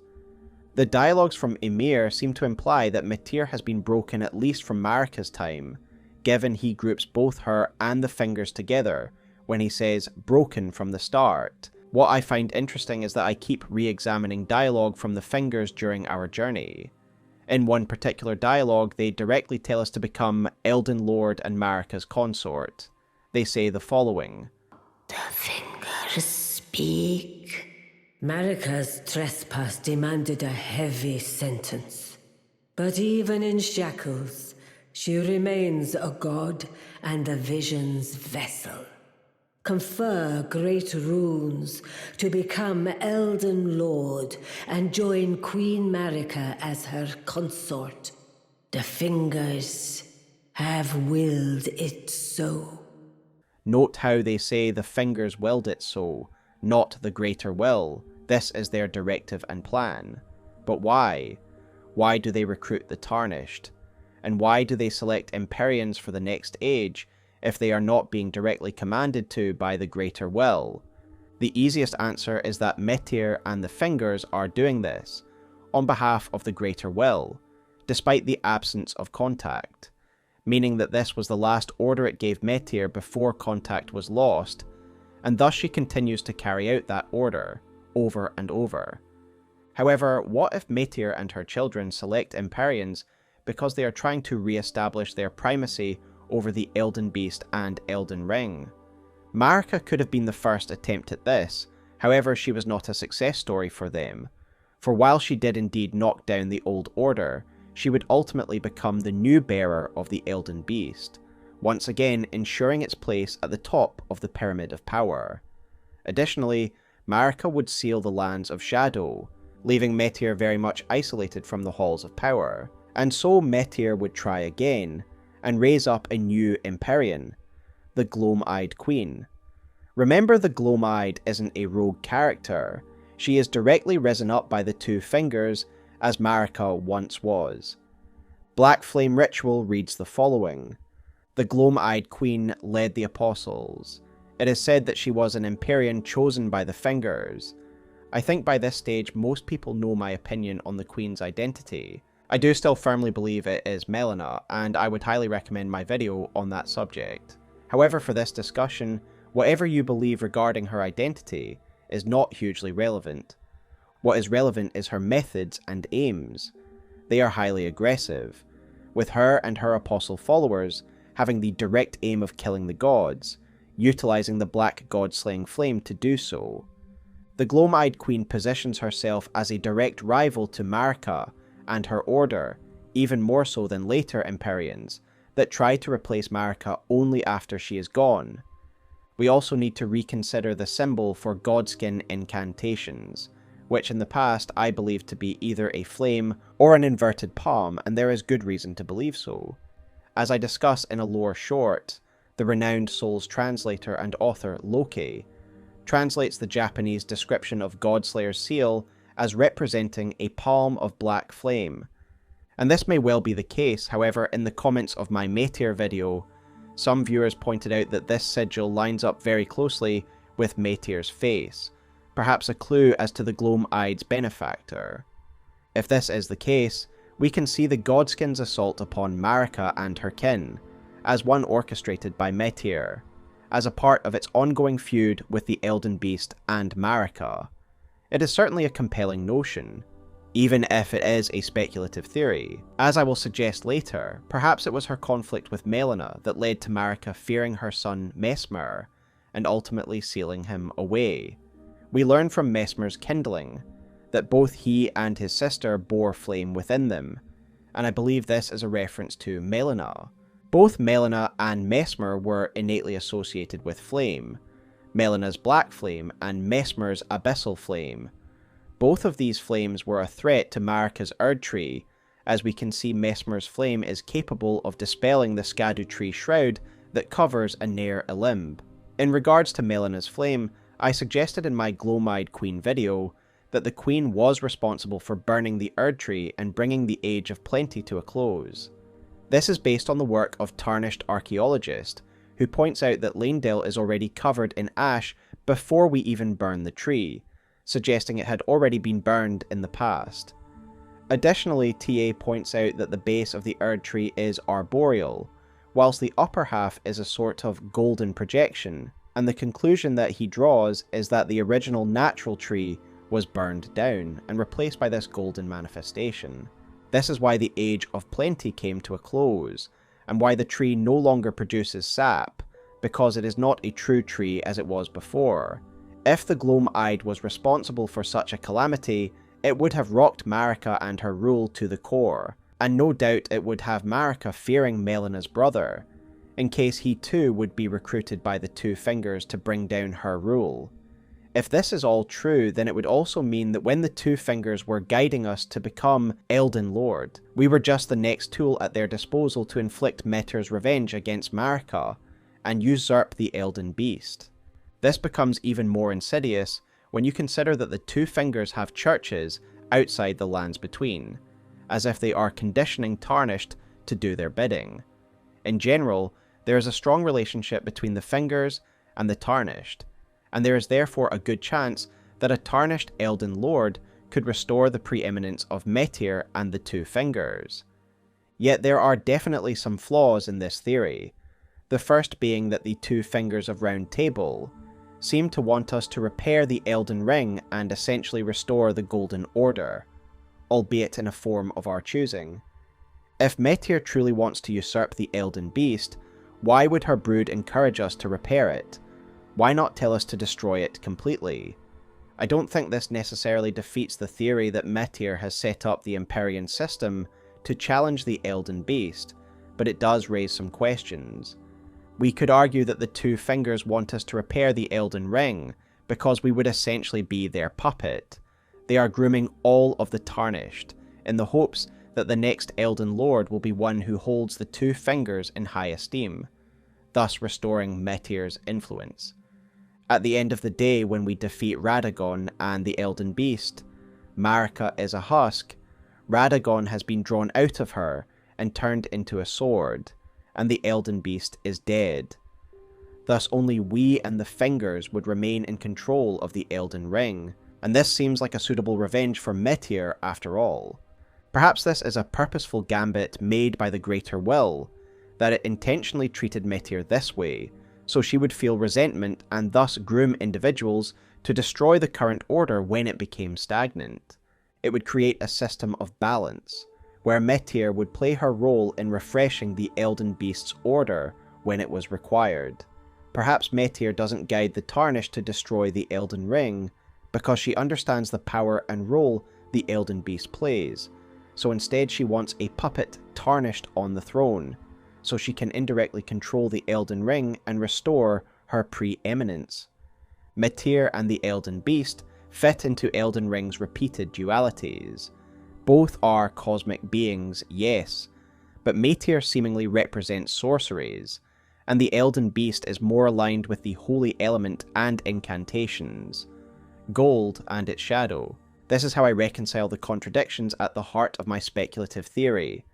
Metyr's role, as given by the Greater Will, was to select Empyreans, but that she also had personal motivations in doing so. Perhaps Metyr groomed Marika in hopes that when she took power, she would be able to control and manipulate the Queen. Instead, Queen Marika would seal away the lands of Shadow and Metyr with it, diminishing the influence of the Two Fingers and their mother. Thus she created a force of vengeance, the Gloam-Eye Queen and her Godskins, to take revenge against Marika, and supplant her with a more pliable ruler.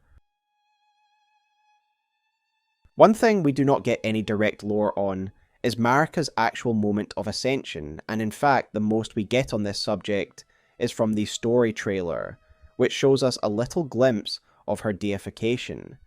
It also gives some tantalizing details surrounding these events, describing this original event as a seduction and betrayal. We then see Marika pulling some golden strands from a corpse that lies on the steps up the gateway.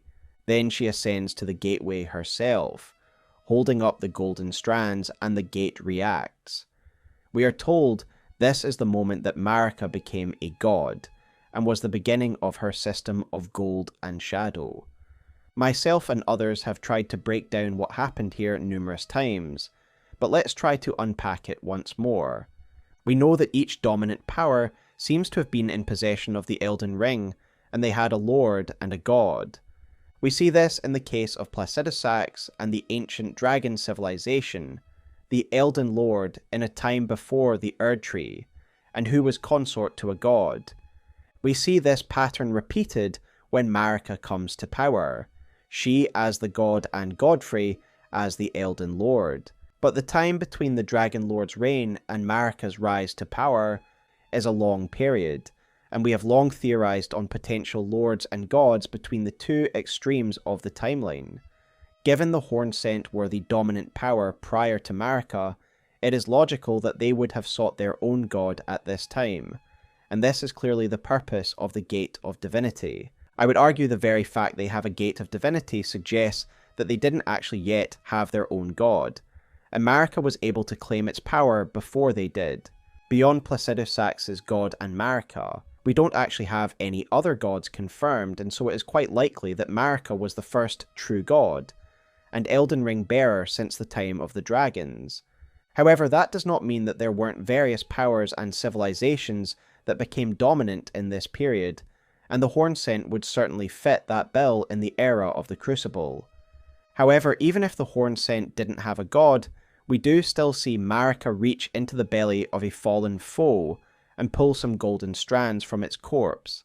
So what or who is this? And what are these golden strands? Well, earlier I referenced Eric and his idea that the Gate of Divinity has power, because it gathers the inherent power within everyone into one place. It becomes concentrated. If you view the trailer with slightly higher contrast, then you can see that these golden strands are being pulled from the bodies in the gate itself. And I want to give credit to Reddit user The Senate, who first made this observation in a Reddit post, which will be linked below. But yes, as you can see, these golden strands that Marika is grasping are being pulled directly from the bodies that make up the gateway. We can also see that jar sense as trial attempts by the Hornsent to concentrate this kind of power, as one can see gold beneath the surface of the skin of the jar innards when they use a grab attack, and credit to Zlowski for providing these images, and Reddit user Admirable Example for the observation. This is why the jars are considered to be nigh saints, because they were sources of accumulated power and ultimately prototypes for the divine gateway, which would allow one access to huge reserves of concentrated power. I would therefore suggest that Marika is merely accessing the power found in the gateway itself, by drawing the concentrated runes from the amassed pile of corpses. As for the corpse that she is taking some runes from before climbing the steps, we could see this as a high-ranking or powerful Hornsent who she has killed. She then takes their significant reserves of grace to add to her power and aid her ascension. After all, is this not what we also do in our rise to power, gathering runes from the bodies of those we defeat to grow stronger? Regardless, we know from Miquella's own ascension that there are certain requirements for deification, as the secret rite scroll reads the following: a scroll made of white tree bark. Few can decipher the scroll, which describes the secret rite of the divine gateway said to be found at the tower enshrouded by shadow. A lord will usher in a god's return, and the lord's soul will require a vessel. A lord is required, and in Miquella's ascension, Radahn is that lord, and thus many have speculated about who played that role in Marika's ritual. Myself and others have speculated that Radagon was that lord, and that this was why and how he was created, that Marika played the role of both lord and god, and thus the power of the rite created Radagon within her. Again, this is in line with my old pre-Shadow of the Erdtree videos, where I state that Radagon was created at the moment of Marika's deification. Now don't get me wrong, I still think this is a valid theory. However, I do personally prefer the idea that Radagon was always a part of Marika, due to her tree nature. If that was the case, then the lord that partook in Marika's ritual could be none other than Godfrey. After all, he is the first Elden Lord, and thus it wouldn't make sense if Radagon played this role at the beginning. Godfrey being chosen by Marika at this early period does make sense, given how closely Hoarah seems to be tied to the age of the Crucible. We know from meeting Hoarah ourselves that he was a man of violence, who believed in a sort of might makes right mantra. Following Marika's ascension, she more or less immediately embarked on a campaign of conquest, in which she destroyed those who could not be assimilated and conquered those who could. The aim was ultimate Erdtree domination, and it is likely that Marika was able to draw Godfrey to her side, when she was an aspiring Empyrean with promises of conflict and conquest. However, there is more evidence when we look a bit closer that allows us to paint a picture of Godfrey's position within Hornsent civilization. In my Hornsent video, we discussed the position of the divine beast lion dancers within their society, that it is a fated position that must be earned. You must progress to being a divine beast warrior, and only those who can master the power of the storm and the dance can then become a sculpted keeper, aka a divine beast dancing lion. But the divine beast warriors themselves are a coveted position, made up of only the best horned warriors. Thus the chain of progression is from horned warrior to divine beast warrior to sculpted keeper, a divine warrior's path within Hornsent society, and honoured positions all.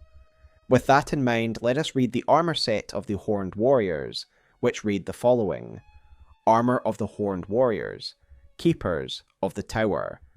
The ochre fabric is draped over a chest piece made to resemble the unclothed form of a hero from older times. So who is this unclothed hero? Well, there is only one real warrior of significance who we know to be largely unclothed, Horaloo.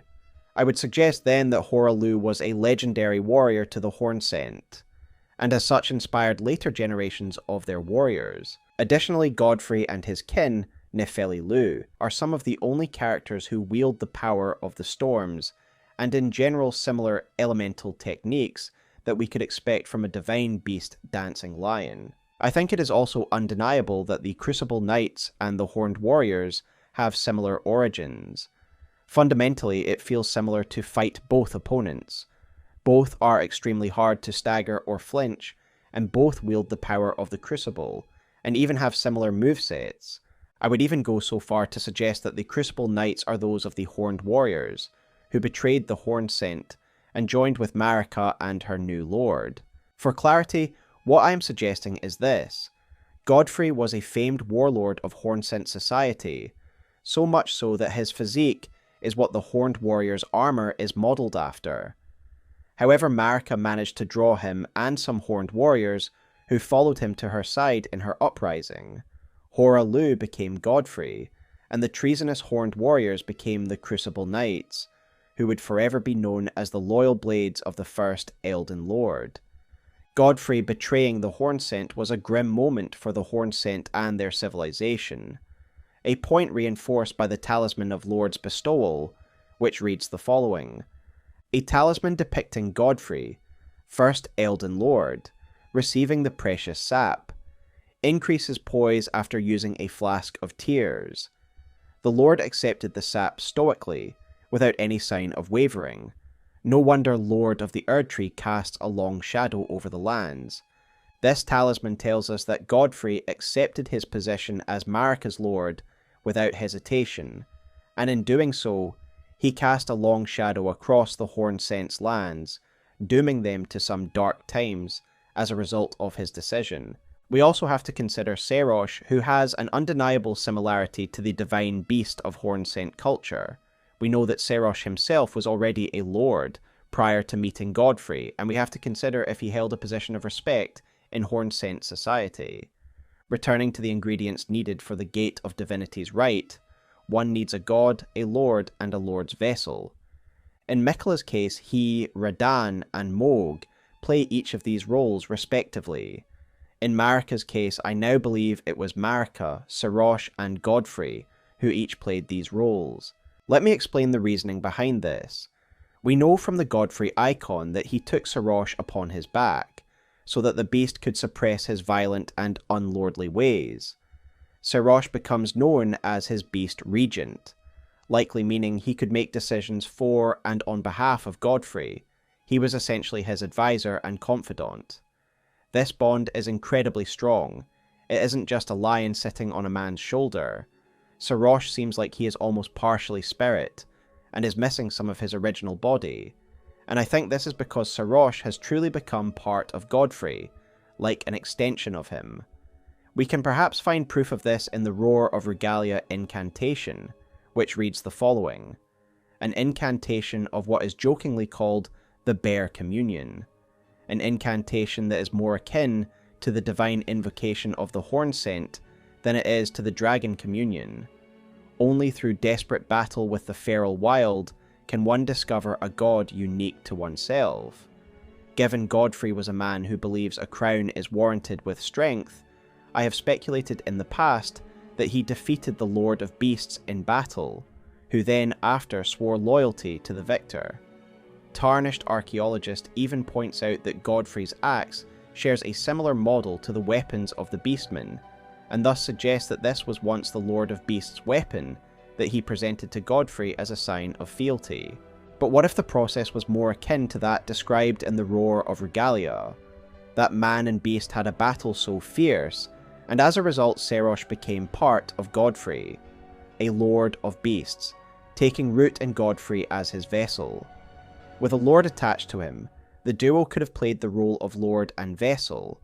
Additionally, the presence of the Lord of Beasts within Godfrey made him more lordly. Thus he was transformed from the unclothed barbarian to the righteous lord of the golden lineage. Again, I want to credit my script editor for first suggesting these ideas of Godfrey and his regent, being vessel and lord respectively, as well as a Reddit comment by Professor Smash, which compounded my understanding of these ideas, and it will be linked below. I believe that these events are the seduction and betrayal referred to in the story trailer, Marika seducing Godfrey, the Lord of Beasts, and the Crucible Knights to her side. Suddenly the humble shaman seems quite powerful, with Malekith, Godfrey, and the knights at her back to assist her in her uprising against their own people. The story trailer describes Marika's ascension as a betrayal, and this certainly gives new weight to that word. If two highly regarded individuals chose to side with a shaman upstart, alongside a good number of their warriors. When we later meet the Hornsent Grandam, she has some strong words to say in regards to Marika and her kin. Listen, progeny of the Wanton's trumpet. For thy sins thou shalt have thy recompense. The sacred beast shall unleash its ire. Strumpet is a derogatory term used against women, and could well be a reference to Marika's seduction of Godfrey to her side. A great betrayal to Hornsent society as a whole, given how highly Godfrey could have been regarded. Taking this all together, what do we have? Marika was one of the last surviving members of her people, most of whom were rounded up for the Hornsent's horrific experiments, and used to build the Gate of Divinity. Marika had likely survived due to the influence of Metyr in the Fingers, who had already granted her Malekith as a protector, and nominated her Empyrean. Marika then brought Horalu and some of the Horned Warriors to her side, and it was this betrayal that allowed her to claim power for herself. With the Tower of Anir Ilim secured by Godfrey and his warriors, she stepped into the Gate of Divinity, completing the requirements described in the Secret Rite Scroll, and became a god. Godfrey will likely have been present in order to complete his part of the ritual, and Marika would have become a god. The power of the Elden Ring settles within her, and her new order manifests as the Skadu Tree and Erdtree, as a reflection of her innate tree nature.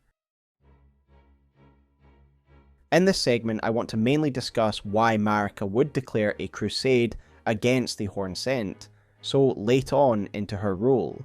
I have discussed the more basic details about the actual crusade itself in my Messmer video, and so I would direct you there if you were interested in the events of the war itself. Marika's overthrowing of the Hornsent would later have consequences, but, as I have said in prior videos, it seems as though Marika was initially content to leave their civilization intact, despite the crimes they had perpetrated against her kind.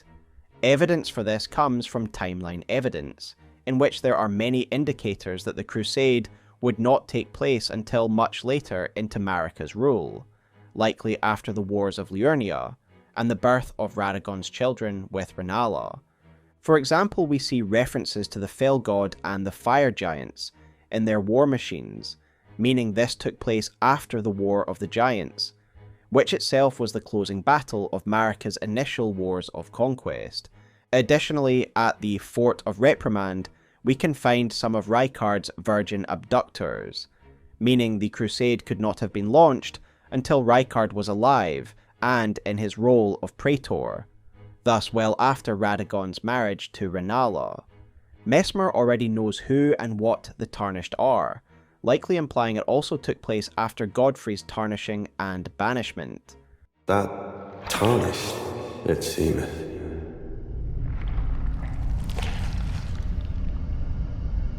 Mother, wouldst thou truly lordship sanction in one so bereft of light? To conclude, Marika did not obliterate the Hornsent at the beginning of her rule, as she did to the Fire Giants, and allowed them to persist for a long period of time, under her authority, of course. We also get further evidence of her regime's tolerance of Hornsent culture via the item description of Festive Greece, which reads the following.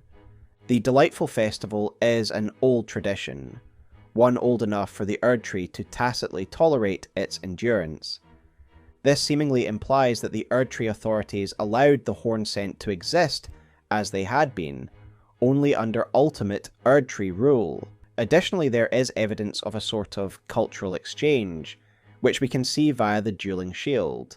This item description implies that the gladiatorial combat customs established by Godfrey, and later erased by Radagon, also made their way to the lands of Shadow. Yet it is undeniable that there will have been some cultural chafing, as the main religion of the lands will have become the worship of Marika and the Erdtree. So while the Hornsent will have been tolerated for a time, there likely will have been tension between the two cultures, and perhaps it is in this tension that we can find the reason behind Marika's decision to launch a crusade against them. We mentioned the Hornsent Grandam earlier, and to me she seems to be an avatar of the Hornsent's grudge against Marika and the Erdtree, albeit most of her ire is directed against Messmer, and his more recent crusade against the Hornsent. However, should one attack Grandam, she has some interesting voice lines, depending on the choices you have made. If you have previously interacted with her while wearing the Divine Beast head, then she believes you are a legit sculpted keeper, and will actually encourage you to eat her as a sacrifice, as long as it helps you in your quest to take down Messmer and take revenge. However, it is her second combat dialogue that is of interest to us, which you get when you attack her as the Tarnished, in which she taunts you about the fate of Marika and her brood. A curse upon the Strumpet's progeny, upon Marika's children, each and all.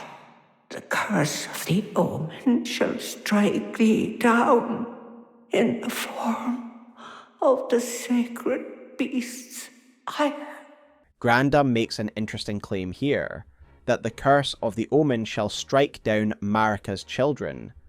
Now it is clear that the horned beings known as the omen are similar to the Hornsent. Both have horns that grow from their flesh, and both of these conditions seem to be rooted in the power of the Crucible. It is also clear that things associated with the Crucible would become slowly hated as the era of the Erdtree advanced, with Marika's people seeing it as an uncouth reminder of a more primitive past. However, I have always wondered how the omen condition spreads. How did these individuals come into contact with the Crucible? We know that in regards to the Hornsent, that the lands they inhabited, the lands of Shadow, were deeply connected to the power of the Crucible, such as described by the item description of the Bloom incantation or Beast Horn, the latter of which reads the following. Found by hunting horned beasts of the realm of Shadow. The Crucible has a particularly strong influence on the beasts of the realm of Shadow, causing many to grow horns despite the characteristics of their species. So it is no mystery as to how they grew their horns. But what of the omen of the lands between?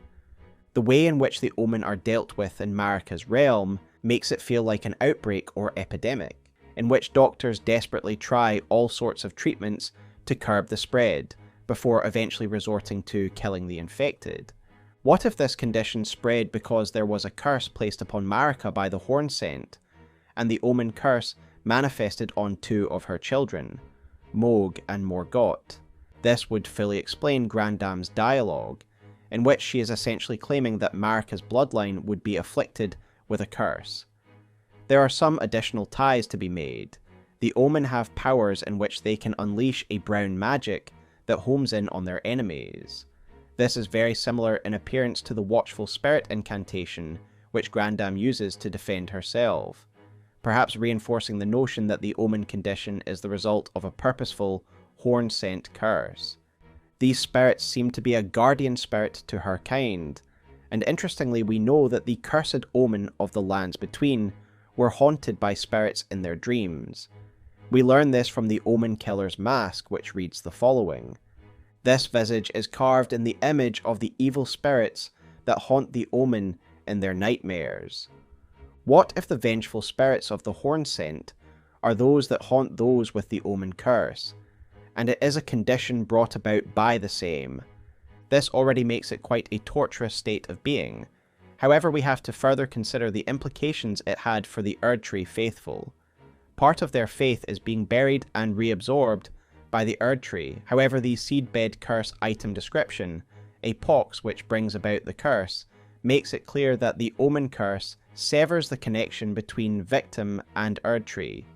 It is essentially being denied entry to heaven, and removing oneself from the divine grace of the Erdtree. No wonder people began to fear and revile the Omen. Better to slaughter them lest you catch this unholy condition yourself. 2 of Marika's proud golden lineage were afflicted with this, her own divine line severed from her Erdtree and hidden out of embarrassment, for surely Marika's own children being cursed would have caused a scandal. A fitting revenge orchestrated by those among the Hornsent who never forgot Marika's betrayal of seducing one of their great heroes, stealing the gate of divinity and usurping their position in society. Despite her allowing them to live, perhaps many could not stomach living under the rule of a lowly shaman, one who rose up and overthrew them long ago, a fact they would never forget. I therefore speculate that it was this curse that drove Marika to call a crusade against the Hornsent, unable to suffer this slight against her very bloodline.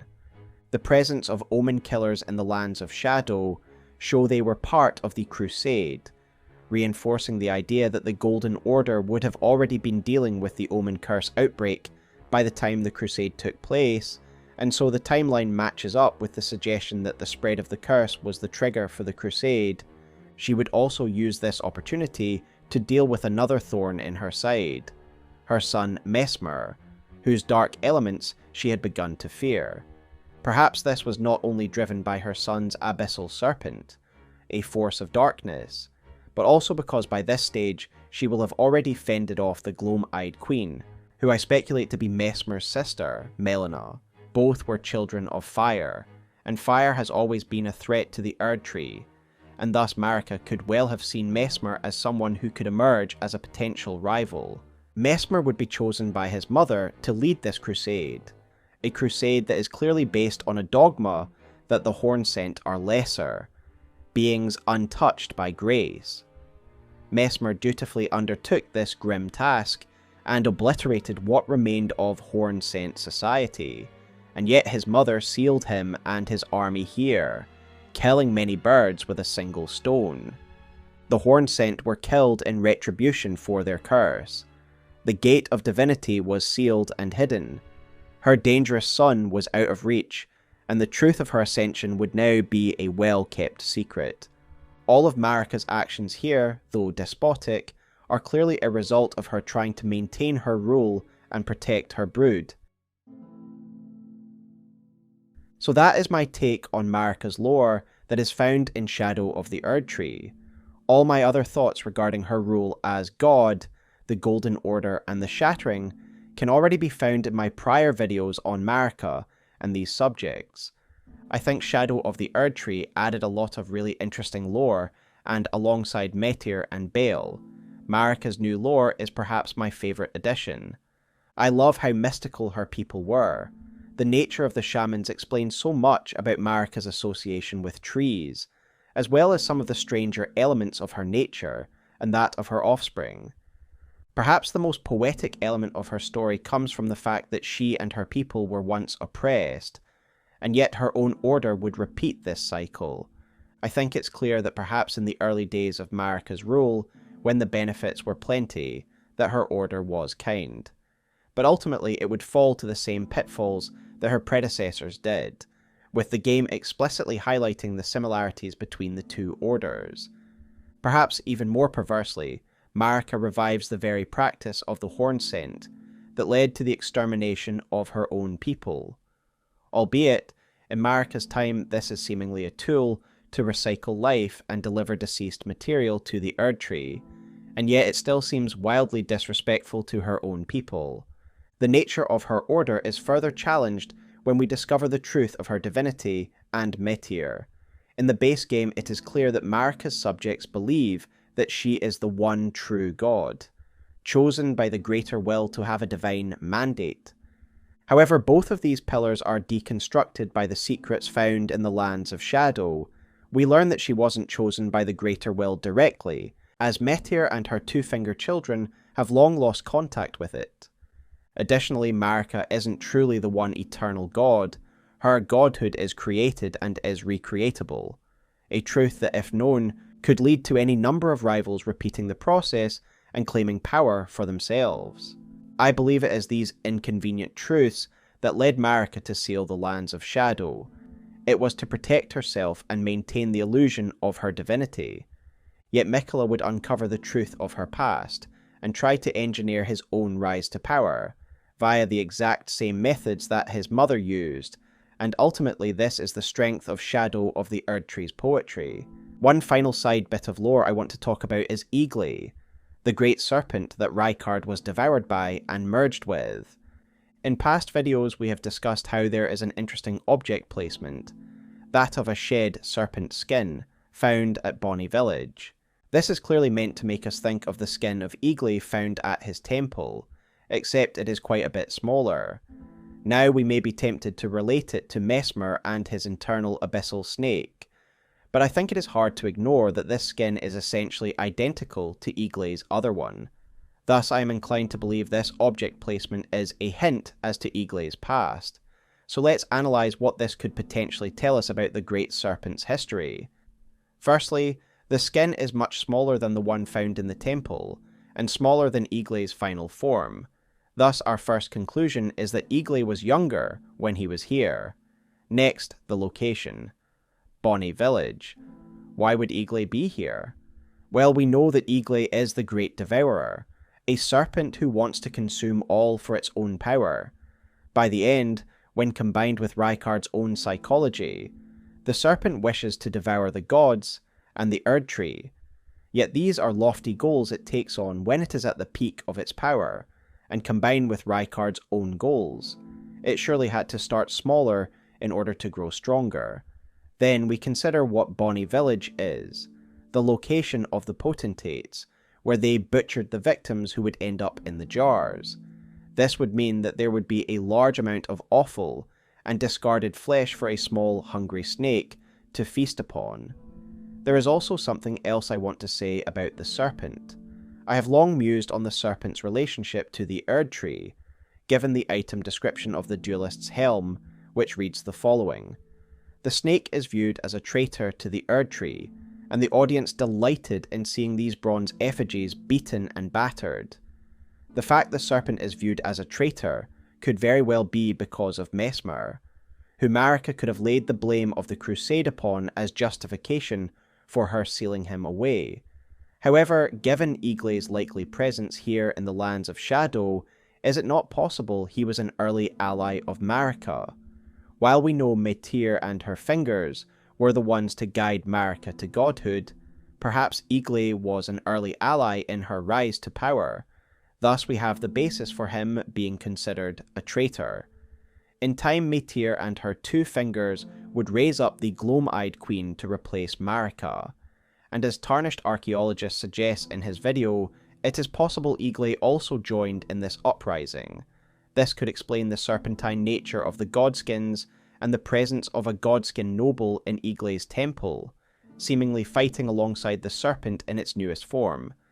Both events, the Godskins and Rykard's rebellion, could be seen as betrayals of the Serpent against the Erdtree, who could have once been one of Marika's earliest allies, who came with her from the lands of Shadow. It is certainly food for thought, and for more discussion on Messmer's Abyssal Serpent, I would direct you to that video.